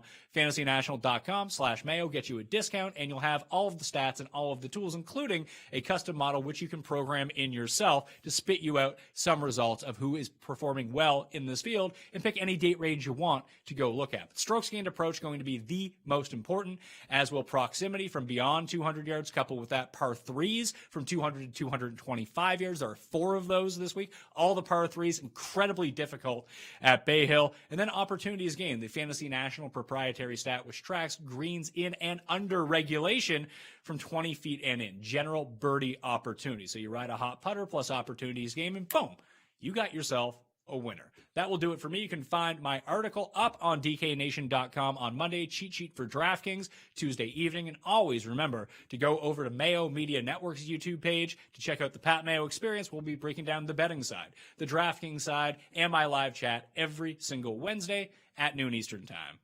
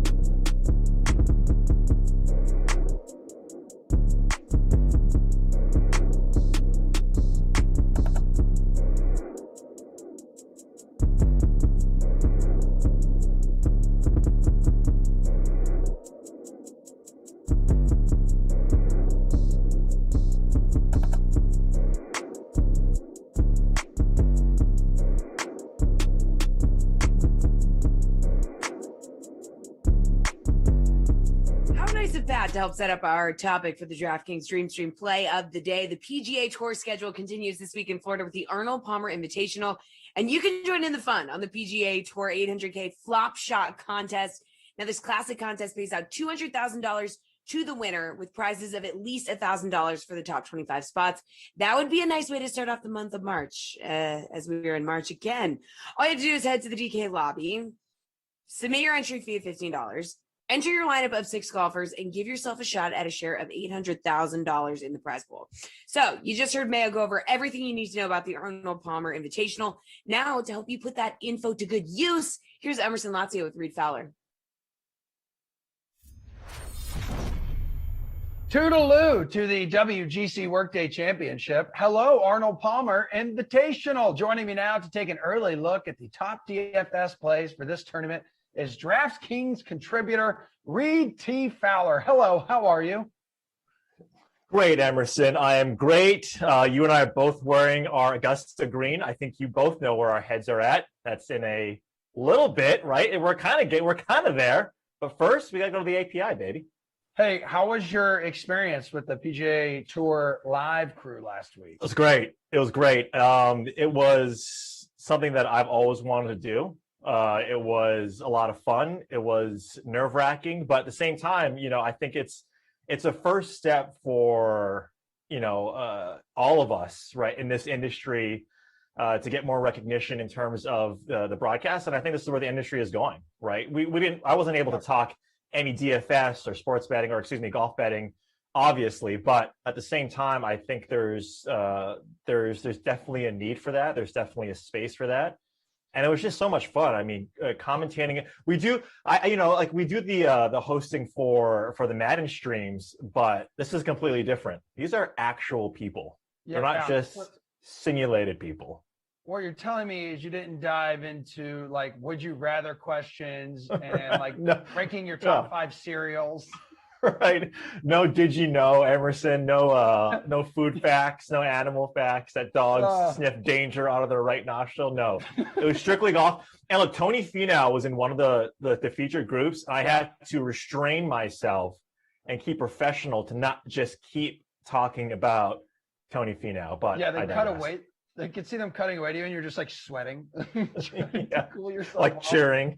Yeah, exactly. Oh man. All right, let's dive into this week a little bit. I mean, Arnold Palmer also gave us his name to the mixture of the iced tea and lemonade that even non-golfers love. So for that, I mean, we're grateful. We love his golf as well. So rest easy to the legend. But Rory and Bryson are the only 2 golfers entering this week over 11K, dude. Which one are you paying up for? Yeah, I mean, if it's anyone, it's Rory. I think if you look at Bryson, he played, what was that, the second round, I think it was. I think he tied the course record with Colin Morikawa, or the lowest round, at least, of last week's tournament. He played great. And you saw a lot of that last week as well, is that guys would shoot 77, 78, and then the following day, they'd shoot 10 strokes better. And then conversely, the day after that, they might go back to shooting in the high 70s. DJ was someone who did that last week. And Bryson was one of those guys. Rory McIlroy played great, right? If you look at what he was able to do last week, I think you looked at his ball striking, his putting. Once he's back on Bermuda, this guy is dangerous. I know he's at 11.5, and what he has here is course history. If you look at his finishes since 2016, they've been stellar. So, if I were to choose between the 2, I would go with Rory. And the thing with this course too, Emerson, is that driving is getting into the fairway is going to be a premium. Even though Arnold Palmer wanted to set up the course tee to green like a U.S. Open, and that's a guy, Josh Culp, over at RotoWorld. I was doing some research going to his last year's article. He mentioned this, is that Palmer wanted this course to play tee to green like a U.S. Open and then around the greens like the Masters. Well, you take a look at Bryson, and those are 2 courses that he should play well at. He's won the U.S. Open. So even though he sets up, so to speak, for this course, I have to go with Rory because of the course history. Yeah, and he had a great relationship with Arnold Palmer. Won this tournament, as you mentioned, he's successful here. Won this about 3 years ago, I think it was. But after those top 2, one in which has a Peloton, that's Rory. You have 10 gentlemen in the 9K to 10.6 range. So who in this group catches your eye? Yeah, I thought you go Bryson because the guy looks like he deadlifts 800 pounds. That's what he does. Yeah. He's like in the gym clanging and banging, and then like Rory's just maintaining, his solid, slender figure on the pellet. Yeah, like me. Yeah, like protein shakes for Bryson, just in every presser. Look, when you get to this range, there's a lot of guys that I like. I think one in particular is Matty Fitzpatrick at $9,800. I think you take a look at what he's done since coming over from the European Tour in his last 2 starts, and he's been playing fantastic. Now you get him on a Florida course, which is really where you want to get these European golfers. We've seen Tyrell Hatton, obviously the defending champion here. Justin Rose, even though he played particularly bad last week, these are the type of courses that you want these Euros on, because if you take a look at how they play overseas to what Florida courses are, a lot of water, not necessarily the same, right, as courses on the European Tour, but a lot of wind. You got to manufacture shots into these tight greens, tight Bermuda lies. And that's why we see a lot of these guys, Tommy Fleetwood comes to mind as well, who play particularly well in Florida. And Fitzpatrick he's mentioned it, he loves these type of courses. And so he's one. And even though Sungjae Im was someone who didn't play well at all, lost strokes approach last week, getting him in Florida on Bermuda greens, if his ownership starts to decrease because of his lackluster performance last week, $9,700, if you're buying a dip on a guy like Sungjae, where people are going to think, man, now looking at his stats, back-to-back tournaments where he's lost strokes approach, I get that there's some inherent, downside to that, but getting him, if he comes in, single-digit roster percentage, I think you have to consider Sungjae on a Florida course, Bermuda as well. Well, not quite value yet, but in like the 8K range, give me a dude you can see making a run. Yeah, Will Zalatoris, $8,600. What this guy does, what he's doing right now, if you take a look at what he's done since the U.S. Open at Winged Foot last year, he's just been playing these tough courses extremely well. He lost a ton of strokes putting. So did a lot of guys. A lot of guys lost a lot of strokes putting. He looks like us, right? Last week looked like us when we're on these, if you come into a tough course and you see these green complexes and how hard it was around the greens and on the greens, it made these guys look human, right? That's what happened to Zalatoris. That's what happened to a guy like Victor Hovland on his 18th hole in the second round. Harris English was the same thing that happened to a lot of them. What happened to Will Zalatoris last week is that he just couldn't get his putter going. But if you look at his ball striking numbers, they've just been fantastic over the last couple of tournaments. And so getting him again on a tough course, you see what he's done, opportunities gained. He's third in the field over the last 24 rounds, 9th in approach, par 5 scoring. That's where you really need to take advantage on this course because these par 4s are extremely hard. Zalatoris, is someone who ranks the top 3.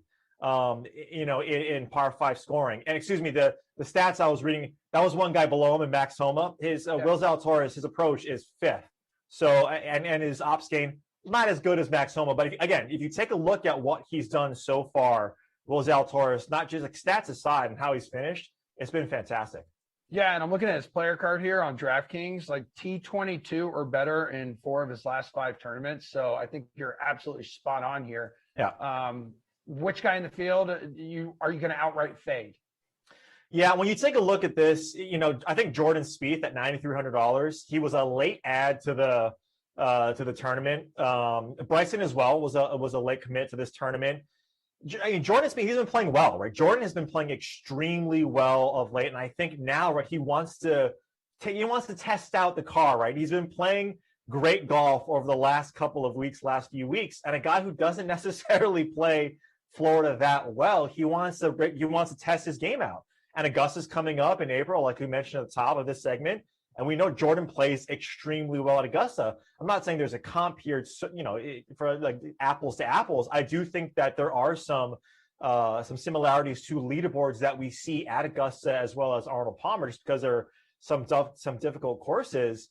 But at the same time, I think Jordan Spieth at $9,300. There's other guys around that range, like I mentioned, Sungjae and Matty Fitzpatrick at the top. But I also think Tommy Fleetwood, Paul Casey at the bottom, right, are guys that I would garner a little bit more popularity, but for good reason. And so Jordan Spieth at $9,300, I just don't think yet. And again, I said I faded Jordan last week or the week before last week, and it was a bad one because he played well. I just don't think that right now at this type of course, he'd be one that I want to be rostering. Yeah, his debut here at Bay Hill. As for this very moment, I mean, who is your favorite play right now for the Arnold Palmer Invitational? Tony, I just checked. Tony Finau is not in the field here, Emerson. Oh my God. I repeat. It's going to be history here. He's not in the field. Man, look, Victor Hovland, boy, you talk about how well he played last week. The guy gained over the weekend double digits tee to green. I think he was like 12 strokes tee to green. Just could not get anything around the greens, on the greens going. It's just someone who was playing extremely well. Had a couple of, he had that huge blow up, that quad on Friday's round. And so when you look at him and what he's been able to do, I think he's fantastic. 10-6 in terms of his price tag. I don't think it's too high for a guy who's trending right now to be in the winner's circle very, very soon. Yeah, T2, 3 back of Colin over the weekend. Reed T. Fowler, love you, buddy. Thank you.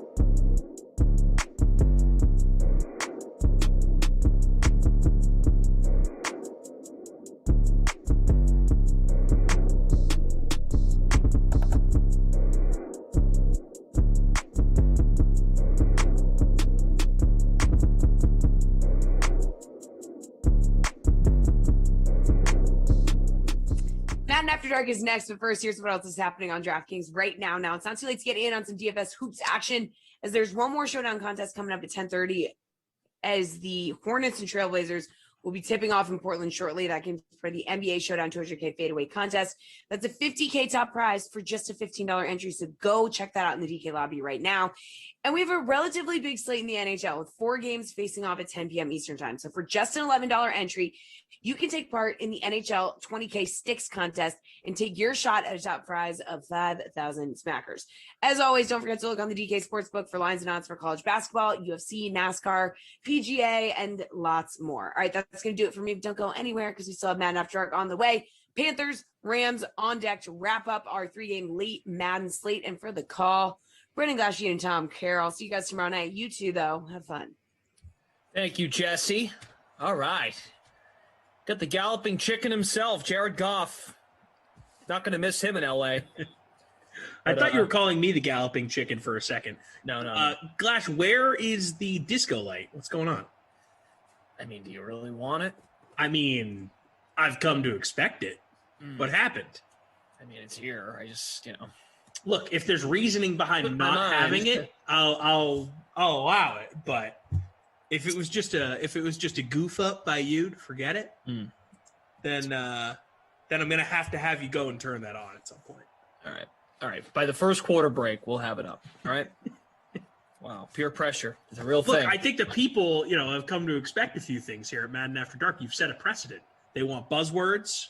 They want disco lights. I don't know if they want the buzzwords. They've just kind of had to put up with it. You know what? We might have to have a vote on that later. Mondays are a good time for a vote. I'm Monday polls. All right, who do you like in this one? I had lots of weapons. I'm not playing a quarterback. That's what I'm Same. doing. Oh, talk to me. Actually, nope. I ended up playing quarterback. I almost didn't, though. I definitely don't have Goff. I have Robbie Anderson in my captain spot.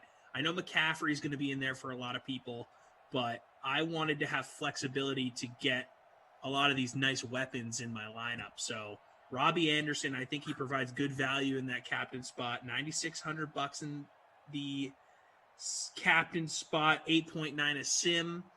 And I'm feeling good about it. Robbie is a guy that can go off at times, even though the Panthers are an offense that likes to work the ball to McCaffrey. Robbie Anderson, feeling good about it. All right. I did not play Robbie Anderson. Ooh.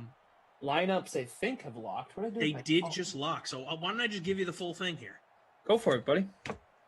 Teddy Bridgewater was the quarterback I ended up going with.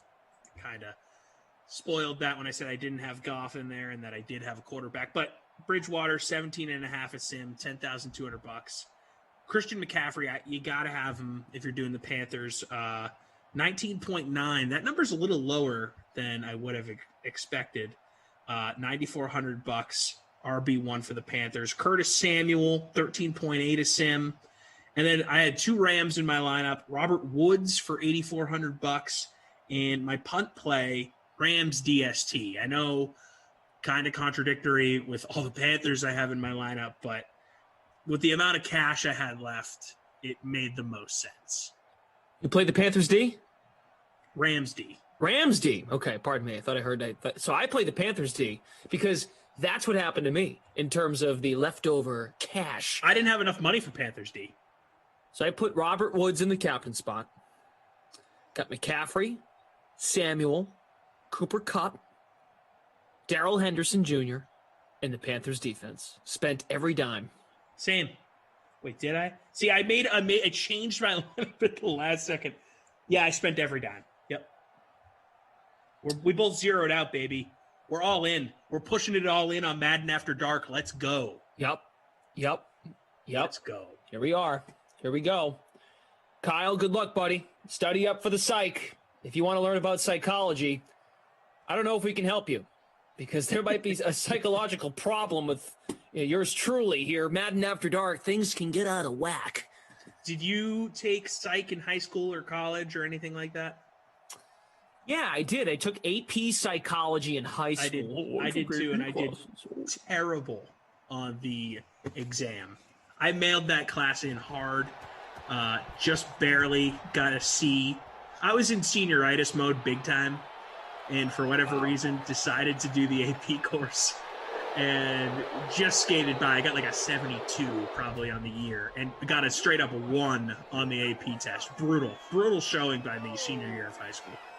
So that was kind of a humble brag, like, yeah, Yeah, that was cool. Yeah, I don't know about you guys. That was kind of cool in high school. I was really involved on campus and, kind of tied up elsewhere, playing volleyball. Yeah, got picked up by Emerson volleyball. Yeah, so, no psych. I don't need psych. Psych, I don't need you. But I'll take your class. No, in hindsight, I wish I had actually put in a lot more effort. It seems like something cool to know stuff about. Yeah.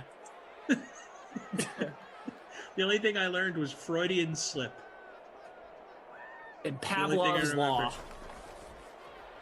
I also remember we watched a video about, it was like this study, I forget what it was called. And they would lock these kids in a room by themselves with a clown doll and a fake gun. And they would just like watch what the kids would do. And every single one of these kids beat the clown up with the fake gun. Jeez. Yeah. Poor clown. Yeah. Oh, I wish I remembered the name of the experiment. It was very funny to watch, though. It's like these 4-year-old kids, and they're just in a room. They're given no instructions. It's just a clown and a fake gun. And they're just pistol whipping this clown. Robert Woods just made a grab. That pass broken up. Jared Goff 1 for 2. Bill Hamilton, good evening. James, good luck to you, sir. Omar, being nice to James, wishing him luck. Chef Duke, let's get it on, Chef. Jason says, sup, Glash, got my friend Matt to sign up on DK. This is his second sim. Would love a shout out. No Elmo voices. Okay, well, we asked for updates on Matt the last sim, and we weren't given any. Give us some updates. Where did Matt finish in the first sim? It's a good energy here in this sim. Jared Goff completing passes. It's special when he does that. Darrell Henderson, -1, though. He'll take the PPR point, 3rd and 11. Jared is asking for Chris Berman. Back. Gone! Jared Goff totally misses his receiver. Chris Berman on the home run derbies is polarizing. I actually don't know if I have Chris Berman's number. We had him on the pod, but I don't think I have his number. Let me check. I'm thinking of someone else. No, I do. Wow. This guy. Wow, so many flexes in this first quarter. failed AP Psych. Yeah, no big deals. Failed AP Psych. Got a 1 on the exam. I got Chris Berman's number. I knew I'd be fine no matter how I did in school.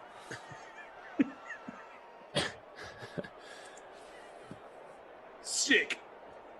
Chef Duke, appreciate it. Yeah, the TikTok. Working on a video as we speak. Ooh, you're mid-talk. That's why you forgot about the light. You're talking right now.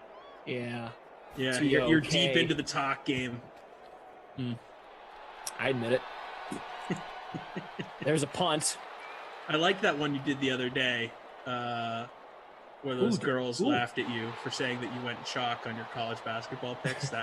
I legitimately laughed out loud at that one. That's good. I'm happy. Some of these, they're called like trends. Like some of these trend ones are good. Like if you want to take a break from the longer form stuff. Yeah. Deltfish, I did not listen to Passon do Elmo. So I wasn't with you for this. Yeah, Jeff Passon does a mean Elmo impression. It's like one of his things. He does it on the Levitard show. When Brandon Cristal told me that, nice juke by McCaffrey for a gain to the 8-yard line, I was like, wait a second. So I don't feel as bad doing it here on the DraftKings Dream Stream. Jeff Passon, leading Major League Baseball reporter on ESPN. He's on SportsCenter every day. He'll be on SportsCenter every day now till October. Yeah. He's dropping Elmo voices on the worldwide leader. Yeah. I don't feel bad. Okay. Very different. He does it on the Levitard show, which, number one, not even on ESPN anymore. Oh, it's not, yeah. What is it, ESPN Plus? No, it's not. He left ESPN. He has his own entity now. That's right. Yeah. So, number one, right away, just the premise goes away. Number two, it's not like he does his full hit in an Elmo voice on SportsCenter. It's like 3 minutes at the end of a radio interview. They have some fun with it. You're doing whole halves in Elmo voices. But if you call add the up cops on you. If you add up all the Elmo voice sentences that we've had from Elmo, not me, just Elmo has come here and joined us. Yes. It's probably total 3 minutes in total. So I don't feel that bad. DJ Moore with the catch. First I'm down. gonna have to really see the math on this one. That's the one Panthers receiver I don't have. Same. Cool. I might like these two teams the most in terms of what they give me 1 through 3 at receiver. Just like I feel okay about all of them, you know? Samuel, well, so I'll go in order. Moore, Anderson, Samuel, 1, 2, and 3. And then Cup, Woods. Oh, wait, man. No, never mind. Van Well, the Jefferson, Panthers 3. wide receiver core is among the best in the NFL, and I think it's very underrated. Yeah. And when they have that going with McCaffrey next season, that was a nice gainer there. Bridgewater year 2, I think the Panthers could be in a legit spot next year. All right, so maybe I take it back because Cup, I keep thinking Brandon Cooks is there in L.A., but you know who's good too? The Vikings with Thielen, Sharp, and JJ. And, JJ, yeah. Jefferson. Talking just Simland right now. Who's the best wideout 3 you think we have in these Sims? John Ross, probably? The best wide receiver 3 in this game. For us, like for our Sims that we've been running. Who's stood out to you? Probably John Ross. I forget who's technically the wide receiver 3 for the Packers. Is it Funchess or MVS? MVS. So that's who I would go with. Okay. But John Ross is right there.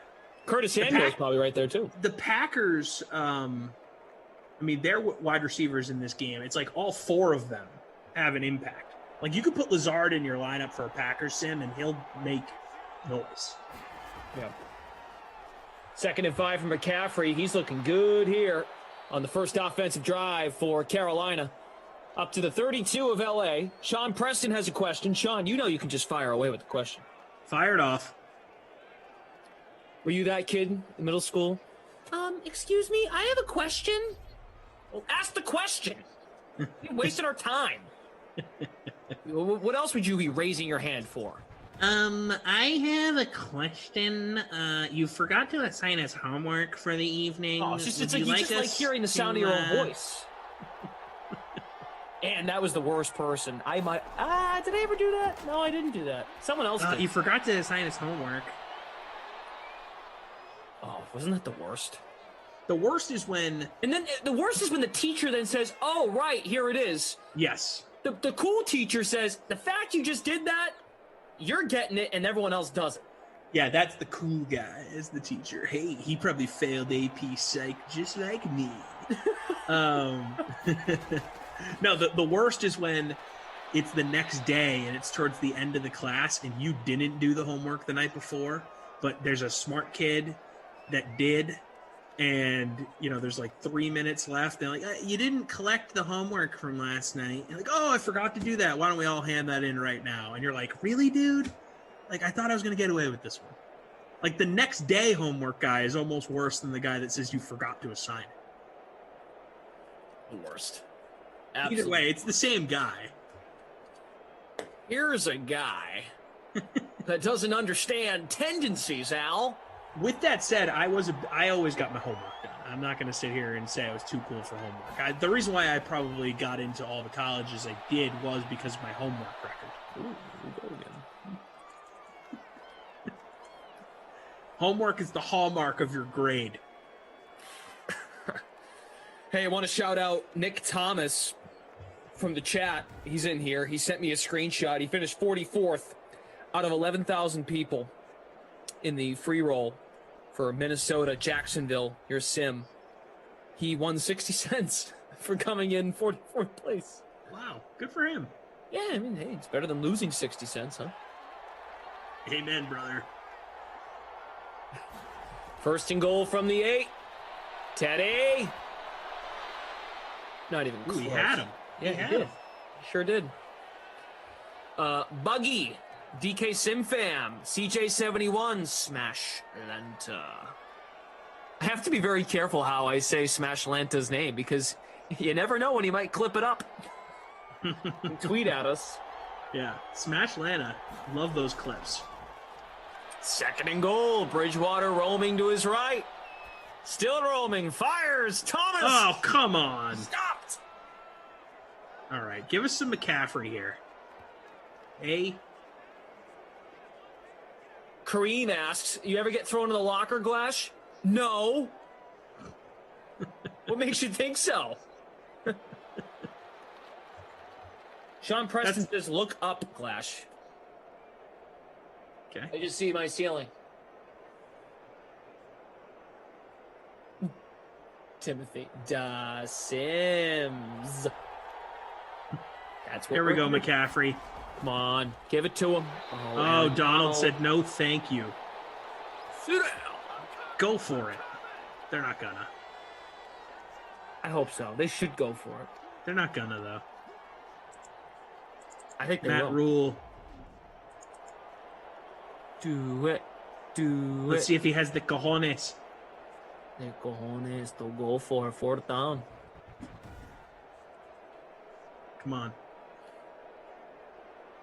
Let's see what we do here. Yeah, it looks like we're getting a field goal. Hey, Jordan Lindenbaum. I know what you're talking about, but my suggestion is just to leave it be because we don't know the entirety of the situation, all right? I think you know what I'm talking about, too.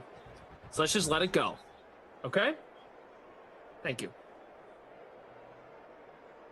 Kyle, make sure you study. 3-0 Carolina.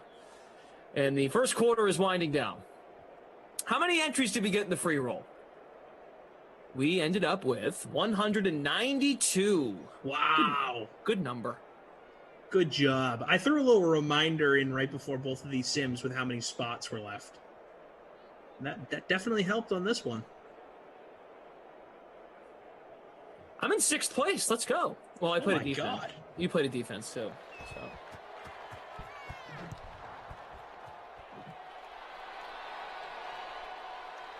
Sean I'm in Preston. 11th. Sean Preston, I didn't see your question. Jordan, you said, oh my God, starting with this again. And I know what you're talking about. So I'm just asking nicely if you could let it go. And I think you know what I mean. But maybe not. I'm just trying to be nice to all parties here as Darrell Henderson makes the catch. Hey, he's got plus yardage now in the receiving category. I think others get it. Kyle, yes, Kyle, on tomorrow for Madden After Dark. We have producer Michael with us. Also, Andrew on the 1s and 2s. Zach updating scores. Joey Sly, if you missed it, 21.6% in the flex. That was kind of cool to see like all the bars up in the stadium. That was weird. It's a cool stadium. It's a cool stadium. Am I centered? I have to straighten out. There we go. No disco light, huh? Oh, dude, you have to remind. I should have went and got it. All right, I'll go get it. Go get it. I'll look at the numbers here. Bridgewater, 4 for 5, 68 yards. Goff, 3 for 5, 19 yards. So nothing huge from the quarterbacks here. McCaffrey, 6 for 35, no tuds. Not terrible for a first quarter. Malcolm Brown, nothing.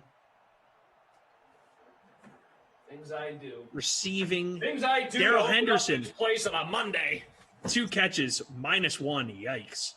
Robert Woods, 1 for 20. Bunch of 1 yard, 1 catches for a lot of guys, I should say. 1 for 8, 1 for 11, 1 for 18, 1 for 34. McCaffrey, that's a big one. But generally speaking, we're looking pretty thin at the receiver spot after 1. All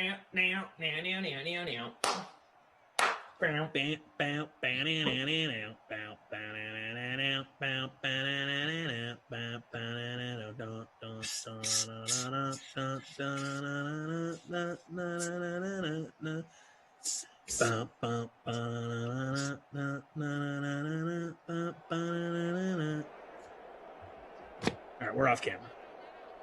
So I can have a good time. Mr. AP Psych.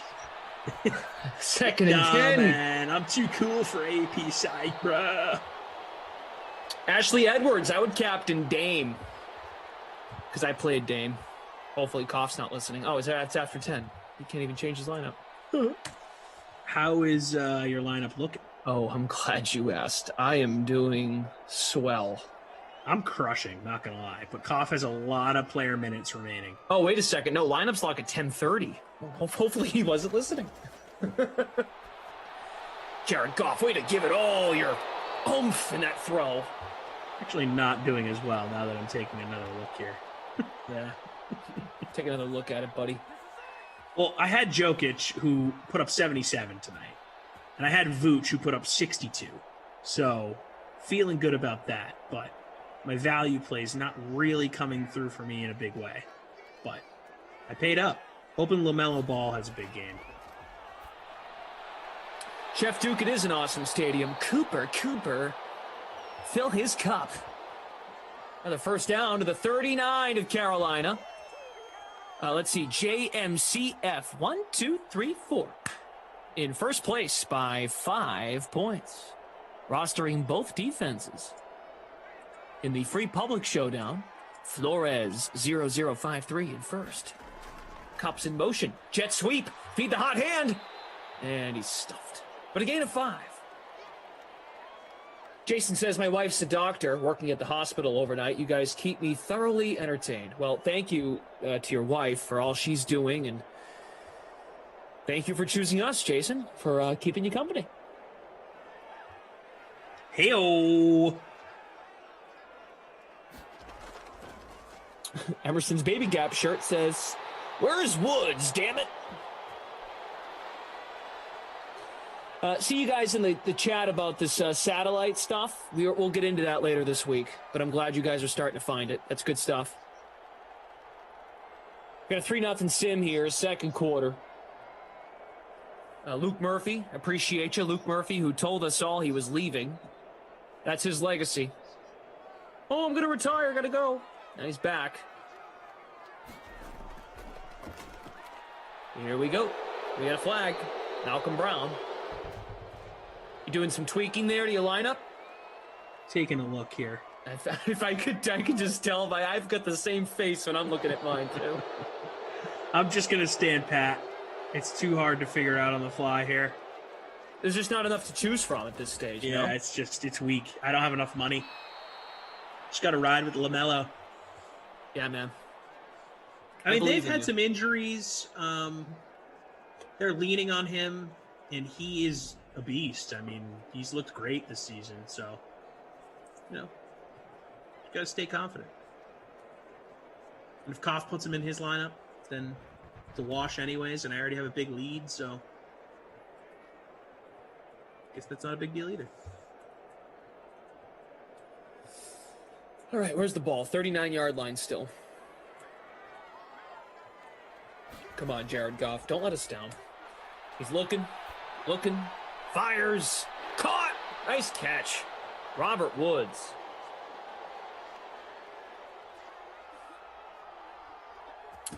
Woods is my captain, so I don't mind it. Luke Murphy, you can't escape Sims. Truly, I don't. You can't skip Sims if you want. And if you try sometimes, you just might find that you win the simulations. In my case, I lose every time. Yeah.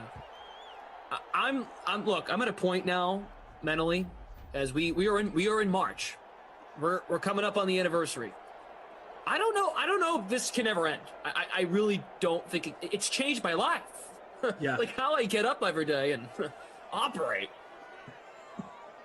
Well, look, you and I, we talk to our bosses all the time. There's no plan for this to end, right? I mean, we're here. We're in it for the long haul, baby. Stay here. If anything, this thing's gonna grow. Get bigger and bigger. Gonna see Glash's face on a billboard one of these days. The sim bus, man. Henderson, get in there! Didn't even get the first.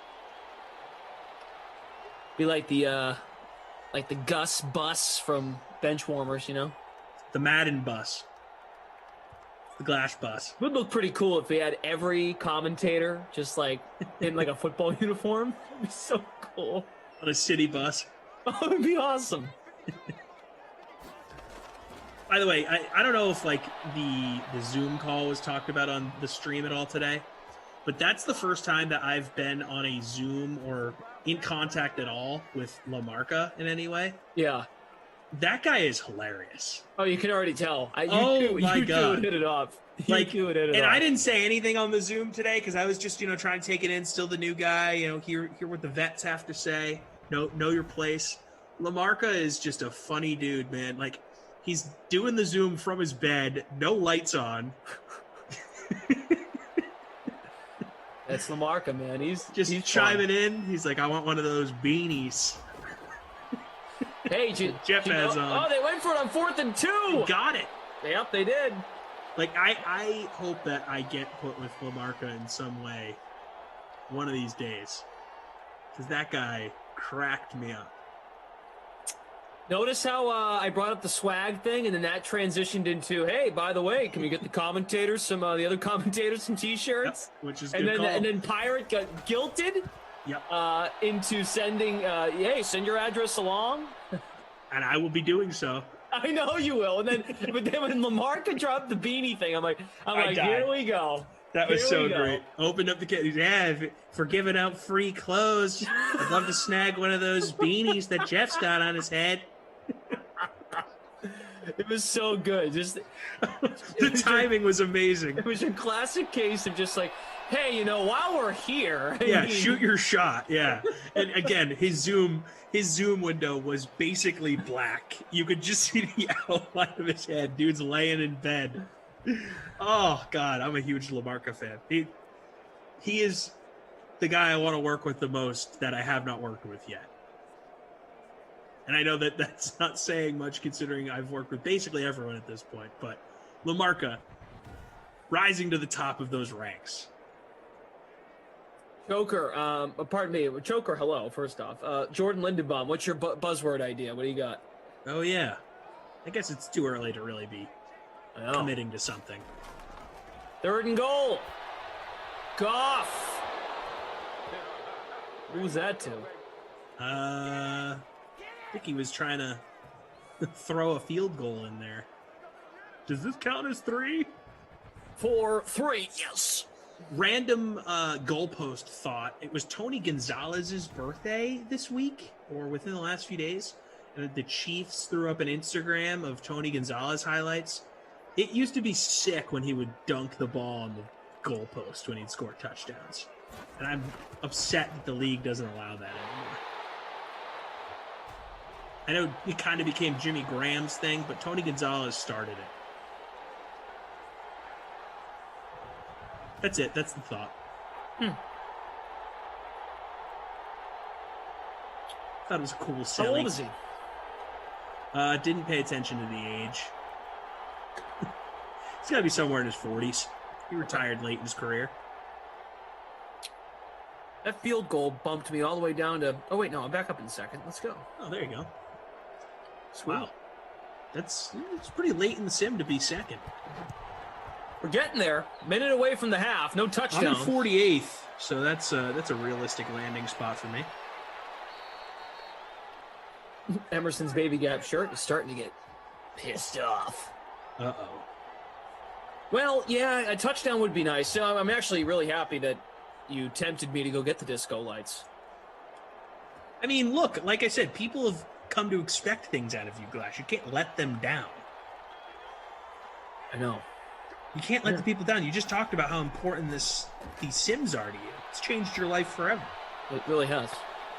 I kind of want to bring the pizza deals back. That was a blast. So someone brought that up on the Zoom today. Great call. Were you ever part of that? No, that was prior to my joining the team, but someone brought that up, and it was I immediately lit up.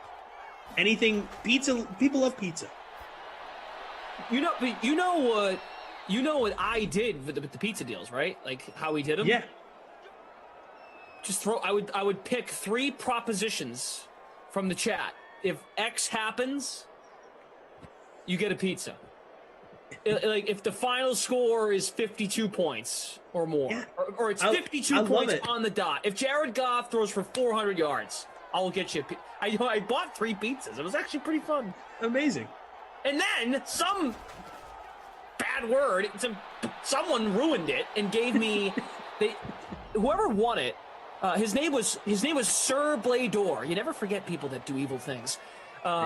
Sir Blador reached out, and then someone pretended to be Sir Blador. So I got 2 DMs from 2 different people, and I'm like, all right, I ain't doing this. If people are going to play this game, not doing it. Got to throw in the towel. Scotty Too Hottie. Scotty Too Hottie just got in the chat. Scotty want a pizza. Scotty Too Hottie's a great name. Big sack there by the Rams. So Jordan Lindenbaum says, Glash, the guy who messed up the pizza deals, has been gone for a long time. Bring him back. That's what I'm thinking. No, because there's going to be... No, Glash, you can't, because remember, there's bad actors out there. You got to look out for them. Remember the dude that made a fake Glash account semi-recently? Yeah. Well, at least that guy admitted it right away. Yeah, but I mean, look, you just got to be careful with these things. I don't want to see you go down a bad path there, buddy. Oh, I've been down plenty of paths in these simulations. That's true. You did shave your eyebrows. I will extend my boundaries. DK SimFam says, who got the ball first in the sim? The Rams did, and they punted after a couple plays. He needs CMC to run it to the house. Obi-Wan saying, there's posers. There's posers, Anakin. Anakin, our job was not to destroy the pizza, but join it. Energy says, Glash, how about you use your pull, get us some DK dollars or tickets. Whoa, 1 second. You think Glash has pull here, guys?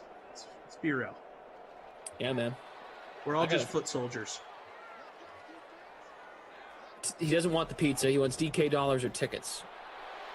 But nice thought. Just saying, don't kill me. like, here's my idea. After your other idea. But don't hate me for saying that. I'm sorry. Crooked Tooth saying, shut up, Tom. I don't want to kill you. You complete me. I know that Crooked Tooth is probably mad that I'm telling you to not do the pizza thing. I'm just trying to protect my friend, guys. Our watchful protector. The Dark Knight. We all need an angel on the shoulder every now and then. No, Louis Daniel, I love the pizza deals. There just needs to be a better way. There has to be another way. There has to be. One day we'll be smart enough to come up with a better way. But for now, we leave it alone. AE42, spend my time on Sims, hoping to win some cheddar. Have a laugh with Tommy and Glash, staying inside, virus-free. That's okay with me. Saving lives at Sims. That's how they do it at DraftKings. Wow, that was very well put. It's good stuff. Love it. Love it. All right, it's 10:30. Who do you play? The Freak of Nature asking, he says he wants a autographed wooden nickel by me. So I told him, dude, DM me your address. I'll mail you an autographed wooden nickel. Ooh, that's kind of good. How many of those you got? Dude, I have so many wooden nickels. You don't even know. That's great. Then you can give those away. Unless you don't want to. Well, yeah, then I'd have to go get more. Now, I'd have to be very... I can't have people flooding me for autographed wooden nickels. Why not? Select few. Because then I'd have to go get more wooden nickels. Dude, we'll open you up a wood shop and you can start making your own. I have to call up my carpenter buddies. Yeah, get rid of the microwave and install a carpentry machine. We'll get live footage. We'll have carpentry hour with Tom Carroll on the Dream Stream every day at noon. He's hey, welcome back in. This is not This Old House. This is how to make a wooden nickel. And here's a wooden nickel. I mean, oh, nice. Bruiser B, have you had Happy Joe's Taco Pizza in St. Louis? No, sounds good though. Where is that, Bruiser B? Give me more info. So Koff played Lillard, Martin, and Cantor. So he's got 4 guys left though. So I'm beating him right now by 75, and I've got Miles Bridges. He's got Cantor and Washington. I am up 112 on him. I have LaMelo and Corey Martin from the Hornets yet to play. And then he has Corey Martin as well, Cantor, Lillard, and PJ Washington. I feel good. Yeah. You should, but if Cantor just decides to go nuts. And Washington's been really good lately, so yeah, we shall see. All right, let's look at the leaderboard. How we doing here? So we have Marchetta in first place in the public free roll, which had about 11,700 entries. Good stuff. I'm in 56th. I am in third. Wow. Let's go. Domino Joe's in second. Domino Joe, are you here?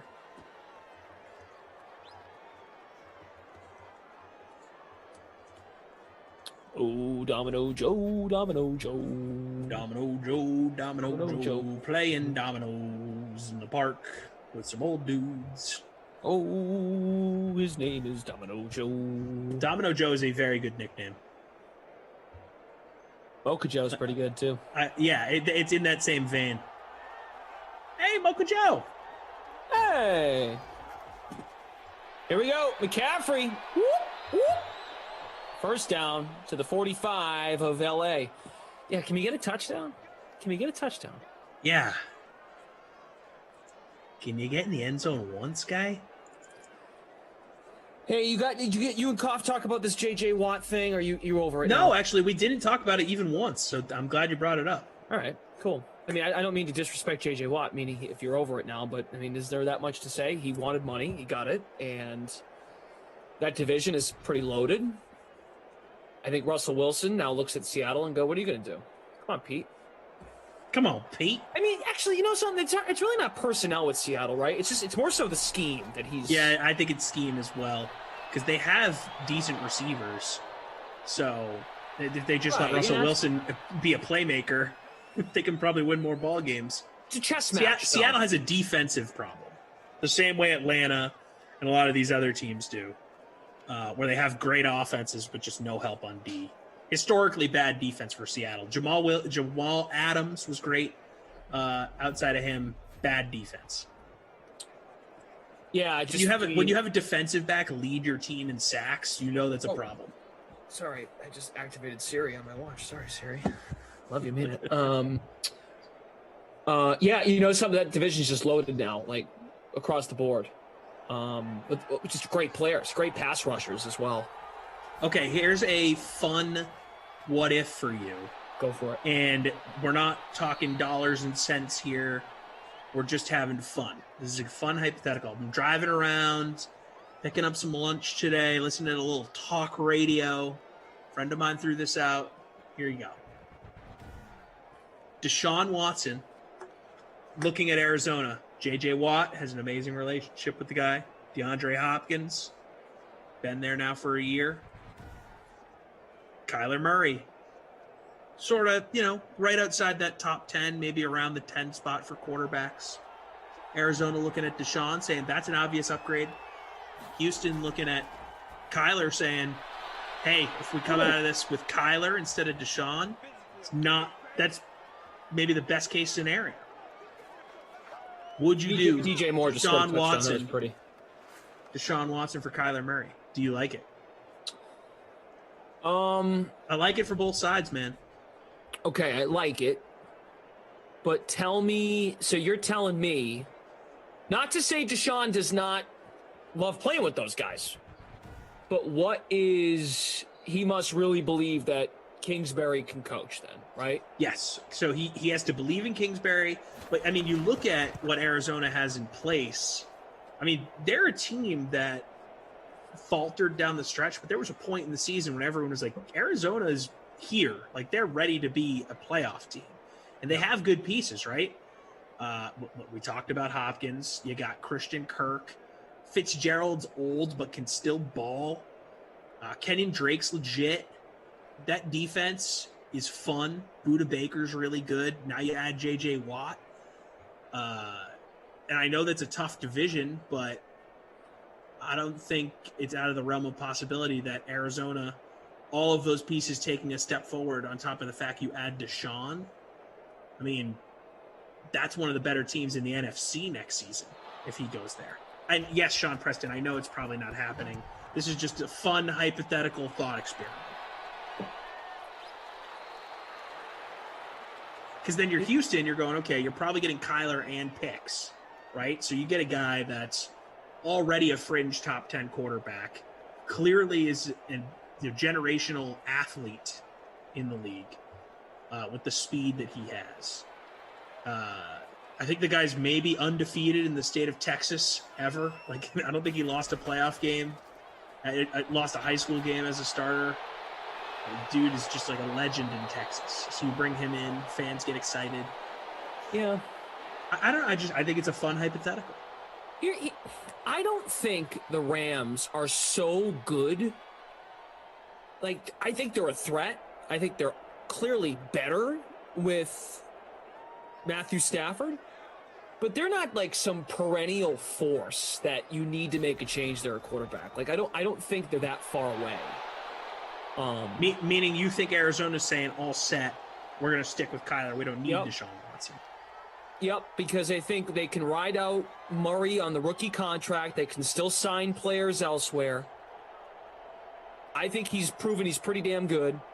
Can he stay healthy and stay on his feet and sustain this level of play based on his style? That remains to be seen, but I like what I've seen so far. They're going to have to pay him eventually. I think you keep the picks because of exactly what I just said. Say it doesn't work. You got those picks in your back pocket. The enticing part about your proposition is Watson is under contract for the next couple of years, and it's not ridiculous what he's making because of what a quarterback, like if Dak was to get paid now, it would be way more than what Watson's getting. Not because that's how it should be, it's just because that's how it works now. So it's a manageable, rich contract for a quarterback. And when Kyler's up to be paid, he's going to make more than what Deshaun's making. Yeah, that's a good question. But it's those picks, right? I think they've got something there. And like if they, for example, this is why I think the Raiders got to go get Watson. If you're John Gruden, you're there for 7 years. Come on, man, let's go. Like, what do you want to do here? Go get a grinder, Gruden. Go get a guy that can beat Mahomes because you're not beating that team. They need to get Watson or Wilson if they or want to beat Herbert, Mahomes. for that matter. Yeah, I think the Kyler Murray can beat with that roster. Can still beat Russell Wilson, Matthew Stafford, and then Jimmy Garoppolo. Jimmy G, baby. Yeah. Don't count out Jimmy G.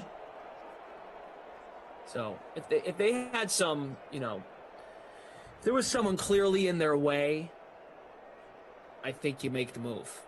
But I think Kyler's pretty good. I think, like, the Rams, like, good for the Rams moving off Jared Goff. Like, come on. Like, what are you doing here? I mean, the Rams probably figured, like, we went 11-5, won the division with this guy. And who was their backup's name? Wolford? I already forgot his name. Yeah, I think it was Wolford. John Wolford, I believe. Yeah, like, that's a team that, like they get it. Like, all right, yeah, neat. We went 11-5. This isn't good enough. Kenny's kitten, formerly James Farrell, saying, J.J. Watt, I want a ring before I retire. Larry, why'd you come here? It's a great point. If J.J. Watt's main objective was to get a ring, he shouldn't have gone to a team on the rise for a 2-year deal.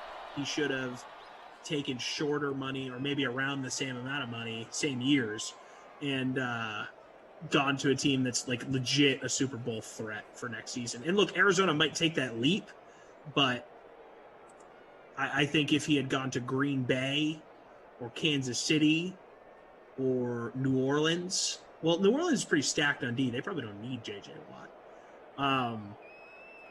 He'd be a lot closer to a ring. Arizona makes it a lot more uncertain. You're betting on that team taking a leap next year. Right. Well, the first two, Packers, Bills, are clear division favorites. Bills, yep, that's another one. Well, what was the other one you said? You said Packers? I said KC. And KC, yeah, clear division favorites. Like, with or without him, they'd be the favorite to win their division. Mm-hmm. Juan Flores says Wolford played well. I know, and that's a credit to Sean McVay. But he knew that I can't ride Wolford into 2021. Right. They saw we got to make an upgrade if we want to win this division. That's showing respect for what their division, what's going on around them.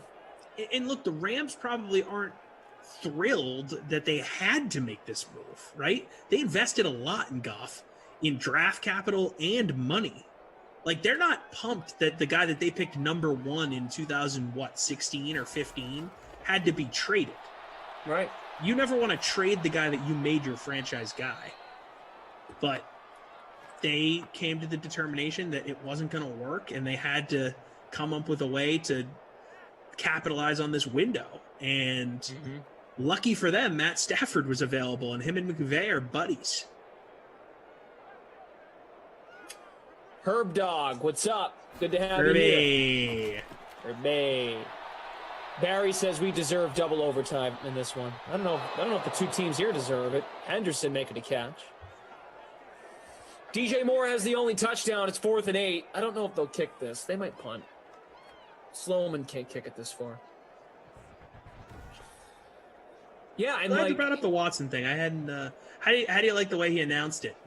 Squatting with the Cardinals shirt on. Source, me. Yeah, that's pretty good. Well, especially because the team he picked was nowhere close to what the reports were. So I think that was his way of being like, you guys don't know what's going on. Yeah. Yeah, it kind of came out of nowhere. Everyone was kind of talking about Cleveland being a leader in the clubhouse and these other teams, Packers. There was a list at some point. There's always a list. Yeah, would he go to Pittsburgh and play with his... Yeah. Yeah, I mean, it makes sense. Hopkins recruiting him. But this is something Christian brought up this morning. People like living in Arizona, too. Christian brought this up. I say this morning. It was 2 o'clock in the afternoon. They've got some dudes they got to sign here. So they're committing some change to Watt that limits their flexibility. Yeah, you're that's a good point by Christian and you by proxy. He is getting paid, and he's a guy that's had injury problems. So you're banking on this guy staying healthy at an advanced age. It's definitely a risk. Could this be another bad decision by an organization that's made a lot of them in its history? We'll see. The Cardinals, yeah. Cardinals are a pretty bad team historically. No kidding, right? Taking Josh Rosen, they got lucky in terms of just getting they Murray got very lucky there. Yep. You got to be so careful, especially in their spot when you have a young, promising quarterback, right? Like Murray. You've got to be really careful how you pick and choose to spend your money because that's your window. If the young quarterback can play before he needs to get the big payday, similar to what San Francisco did with Garoppolo prior to his extension, similar to what the Rams did getting to the Super Bowl. While they didn't win it, they got there with Goff on a rookie contract. I think Russell Wilson, I don't think, was paid yet when they got to the Super Bowl.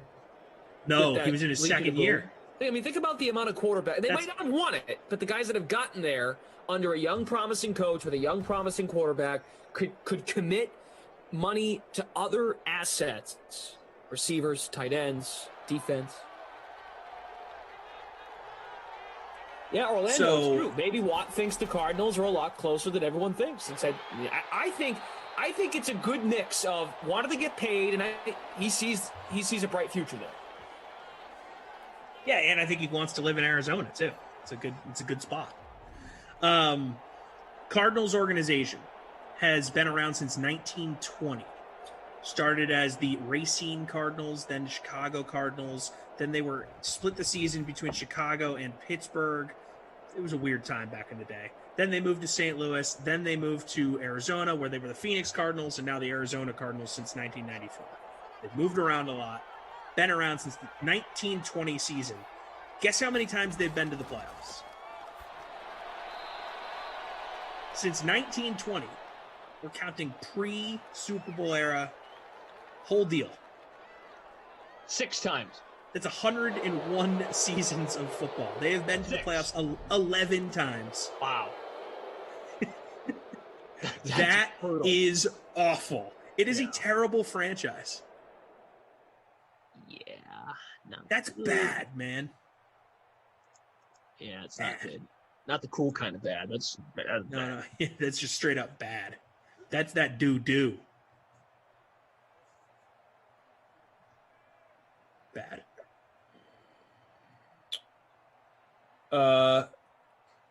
Let's see. Bridgewater, 12 of 15, 161 on the touchdown. Goff, 14 of 21. They've let this guy throw the ball 100. They let him throw 21 times. Oh, boy. McCaffrey upsetting. 56. Not good. Henderson, 2 for 7. Brown, 8 for 22. This game has been kind of stinky. Yeah. Kind of smelly. Henderson has 6 catches for 15 yards. He's becoming a guy that I want to roster because every time I do the Rams game, the last few sims, it's like, where's this guy coming from? Yeah, man. I'm in 10th. Woods has been the best receiver. 3 catches, 46 yards. It ain't saying much, but he's been the guy. Who would win the Krusty Cough at this point? Panthers D? Great question. I'm in 44th. That's why you got to play the 4 quarters, man. Got to play the games. Got to play it out. Robbie Anderson, terrible captain by me. Ooh, DeJounte Murray sending it to overtime. Nice shot. See it on my Twitter feed. Shorthanded Spurs. All right, 3rd and 4. There we go. Ian Thomas. First down to the 43 of LA. Smash that like button, fam. James Farrell sitting in 9th place. Nice work. Guys, let's try to get to 400 likes. That'd be awesome. There's 431 of you watching. These streams are not going anywhere. It's great to have you. Big MJ over on Twitch. What's up? How are you? Glad to have you here with us. Smash Lanta played DJ Moore. Loves to see it. Dougie30 is Kenyon Drake legit. I don't think he's getting a big contract. I think he'll get, someone will pay him a 1-year. Oh, nice ball, left side. Curtis Samuel, touchdown. Hey, nice. That helps me. Yeah, I got him too. I'll take it. I'll take it, man. Juan Flores is in 7th, but that was before this score. So now we turn to Zach to manually update the scoreboard. Gross Matos. All right. So now, I'm going to say it right now, man. Do it. All the hating I do on Jared Goff, he's going to tie this ball game. Should we do it for a pizza? Ho ho. Ho ho ho ho ho.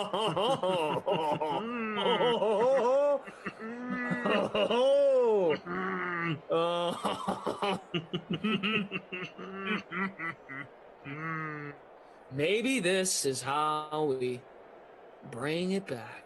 I'm in 20th. Let's go. However, I already threw out the deal. I mean, I can't do it for me. Maybe I'll get you a pizza. You'll buy me a pizza? Yeah. Unless you disagree. I mean, I'm not going to say no to free pizza. No. I mean, do you agree with me, or do you think that the Rams aren't coming back? I agree. You know what? I agree with you. Oh, all right. Well, and I can't. Then that means I don't get a pizza. No, so much for that, man. There's just too much time left. Kyle here. Madden After Dark tomorrow with Brandon Cristal. Oh, yeah, I worked with BK late last week, I think it was. A great convo. Good dude. Joe Bo sitting in second in the free roll. Nice. Ooh. Nice. How we doing on Twitch? First time playing Fortnite Top Shots. I still don't even get it. I don't. Oh, the Top Shot thing? Yeah, Can't wrap my head around it. I can't imagine it becomes a real thing. I know it already is, a lot of real cash being thrown around, but a year from now, are we looking at something that's still as viable as it is? I know nothing, and just my vibe is no. My vibe is no. I mean, come on. It's ridiculous. We can all look these highlights up on YouTube. There's no... I don't understand why these things hold this much value. I guess it's because people decide that they do. But I think at a certain point, people are going to stop thinking that way. Igby makes the catch. What do? You got to punt now, right? They're going to punt. Go for it. They kind of have to. Like, yeah, I mean, they don't have to, but they should. Take a chance. Take a chance, make it happen. Spin the wheel. Round and round we go. Ooh, they're going for it. Here we go. Wow. You were right. They kind of have to. They need this. Goff.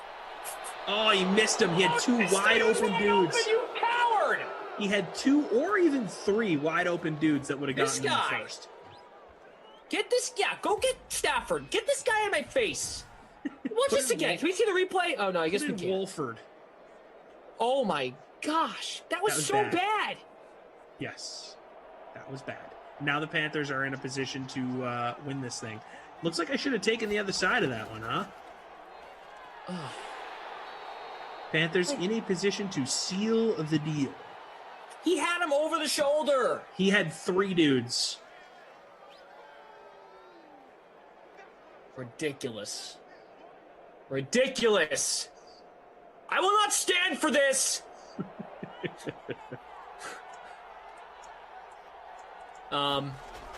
Two-way tie, first place in the public free showdown. Bridgewater to Ian Thomas. I mean, Sloman's not the best kicker, but this is a 45-yarder at the moment. Maybe, yeah, guys. Maybe I'll give it some thought. Maybe pizza deals come back. Maybe a Madden After Dark thing. You know what, Glash? I have an idea. What do you got? Starting at the 5-minute mark in this game, for 2 minutes, we'll run a poll. If you want the pizza deals to come back from Glash, yes. If you don't, no. Glash will honor the results. 2 minutes of polling. We're about 30 seconds away from the polls opening. Yes, 4 pizza deals. No, if you don't like fun and you hate pizza. The more times you vote, the more times your vote counts. Oh, sorry, guys. Joey Sly's the kicker, so this is definitely more of a guarantee. Yeah, there we go. Yeah, my bad. Sloman's on the other team. So we've got 25 seconds here until the polls open. 25 seconds of Madden time, I should say. So get ready. Cast your votes. You could do it for the buzzword. Could also do pizza for the buzzword. Very windy out. My gosh. A storm is coming, Mr. Goff. This poll is going to run right into the buzzword, probably. Yeah. Which I kind of like. Yeah. Sure is. In fact, maybe that's how the poll should operate. We will cast votes until the buzzword begins, and then you all switch over to the buzzword, which I think should be the word pizza. Well, we could just do yes or no for the buzzword for the pizza. True, we could just continue the polling.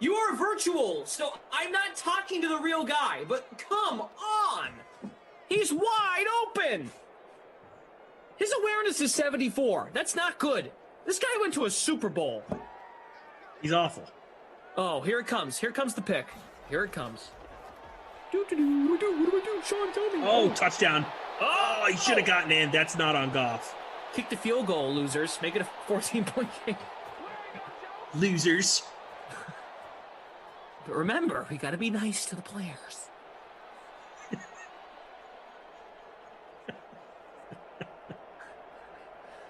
Oh, they're going for it. Let's go. Here we go, Jared. Oh, duh. Of course they are. Here we go. What do I do? Oh, no. Oh, he's a statue.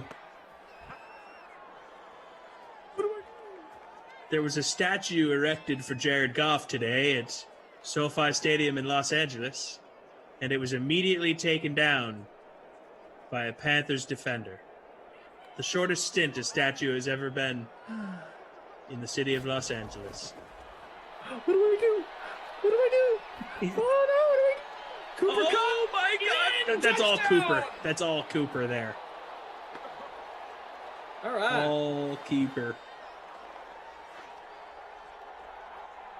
Coop. There you go, Coop. Look at this move. Oof. Last second goes to the back shoulder, cuts in, tud. Well, I saw someone ask, why would you say no to the pizza deal? And the answer is, some people just want to see the world burn. True. It's true.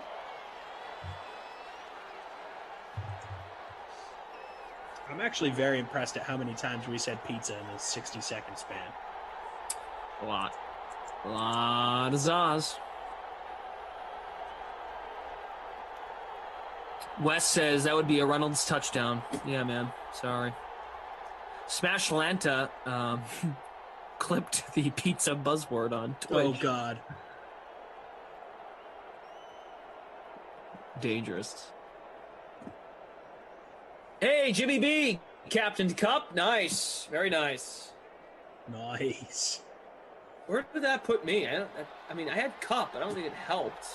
I had Woods, so I'm just not even going to look. Oh, I have Panthers D. That didn't help. All right, Robbie scoops it up. Kenny's kitten, formerly James Farrell, really wants us to do rocks, paper, scissors, but what is it, just rocks, paper, scissors for the sake of it, or what are we deciding? We need 400 likes, though, to do it. But I want to know what it would be for if we were to do it, you know? Are we just doing it for the competition? Nothing like a good old competition. Late night sweat. Joke's on you, I throw rocks every time.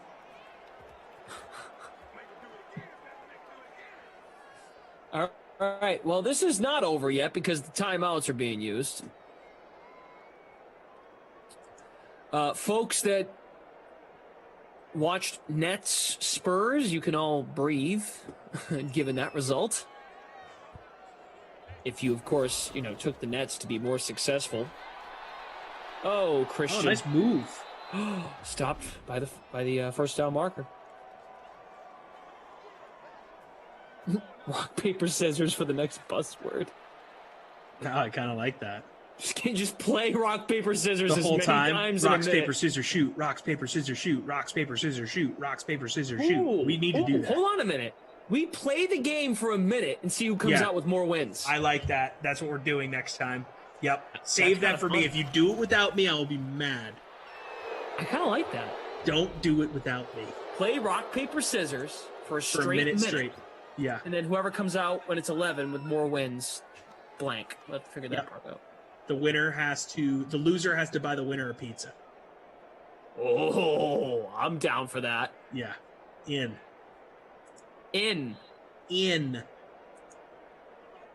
Wow. Victory formation.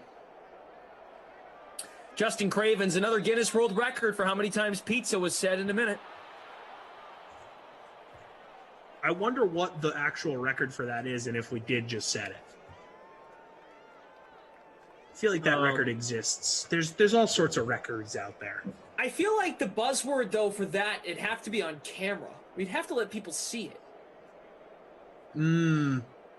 Maybe for an entire quarter break we do it. Right, so maybe we'll break buzzword code. And do it in the third quarter. So it wouldn't actually be a buzzword. We just play rocks, paper, scissors. Exactly, for a minute. I like it. Buzzword code. I just made that up. Yeah, buzzword code. There's very strict. There's not much to the code. Just shout a word for a minute. And no, there is code. It has to be done when Glash is on the sim. Okay. There's occasional moments of silence to honor those who have passed. There's some code. Jared Goff, my goodness. 24 of 36, 203, 66 completion percentage. 1 touchdown. Bridgewater, 15 of 19, 215, 2 touchdowns. Got Zach here updating the scores, doing a nice job tonight. I'm going to just jump out in front of you and tell you McCaffrey is the Babysitter Billy Award winner. All right, man. Stinky game. Stinks. I'm not starting him the next time I have a Panthers game. Calling it now. Sorry. Big yawn twice. Henderson, 8 receptions. 8 for 19 yards. Jimmy B. I know, I just caught myself yawning. I just did it again. I have no idea who the player of the game is here. I mean, 8 receptions is a lot. McCaffrey actually wasn't terrible. Yeah, I think I was hard on him because I finished so poorly. All right, I take it back. McCaffrey's the Krusty Koff Award winner. He gets the wooden nickel. You know, yawning is such a mental thing, huh? Because now I'm noticing. Like, I think the more I think about it, I can yawn more. When you yawn, it makes people around you yawn. It's a very contagious thing. I don't know what it is. Probably missed that day in AP Psych. Wow, it all comes full circle. Yeah, freak of nature. Stop. I'm not joking. I'm tired. Let's get this guy out of here. Who? You. Oh, yeah. All right. You, who'd you go Go to bed. McCaffrey? Yeah, Can't go to bed. I got a TikTok. Go. Sucks. No, it's fun. Follow me on TikTok. At Brendan Glasheen. Let me see if I have my envelope. There it is. Yeah, I can't really see it. Yeah. Oh, that's better. That's good. Yeah, it's good distance. Check it out. Check it out. Check it out. Check it out. Yeah, I'm feeling it now. Check it out. Check it out. All right, Zach has left the call. That means the scores are all updated now. I think that's usually what it means. I finished 25th. Where'd you finish? Oh, I didn't even check. It's bad. Let's see. We are in 138th. Wow, man. Nice job. I wasn't 20th at one point in the fourth quarter. Crazy. All right, want to thank producer Michael, Andrew on the 1s and 2s. You're back. Are you back tomorrow or no? No, I am back Wednesday for the 8 and 10. Justin says yawning with a disco light is bad form. Yeah, it's kind of true. I mean, now I'm at a point where I'm used to it. It's sort of an oxymoron. Yeah, that's true. Rodrigo wondering how many yards did Christian McCaffrey have? Can we check McCaffrey? Because now I'm looking at it in the. It was around 60. Yeah, because he's got 56 here in the game logs. That should be different, right? Let me look here. He should have 3 receptions, 35 yards. What about rushing yards? He should have 68. He's got 56 right now. So we'll make sure we get to our ops team. So he should have 12 more rushing yards. Good question. All right, cool. Here's the schedule for tomorrow, and then we're getting out of here. So don't worry, guys. They'll be on it. Oh, wow. Yeah, tomorrow's a big day. I'll tell you why. Noon Eastern on Tuesday, March 2nd. Lions. The The Lions. Yeah, the Alliance. Lions. The Alliance. Lions at Falcons. Kaufman and Zach. ZT to start the day. They'll be with you at 2. Raiders at the Chargers. 4 o'clock p.m. Eastern tomorrow. Colts at the Cowboys. Emerson Latzia and yours truly. Nice. First time ever. Wow. Emerson and I will do a sim together. That's pretty crazy. That's historic stuff. It's never happened. We waited 12 months and we finally came around to it. It's pretty nuts. Emerson and me at 4. So I already told you guys yesterday I would call out. Don't fake sick. You can't do that in these times, but make up some excuse. Do what Koff said earlier. You know, your dog locked you out from your office. Something like that.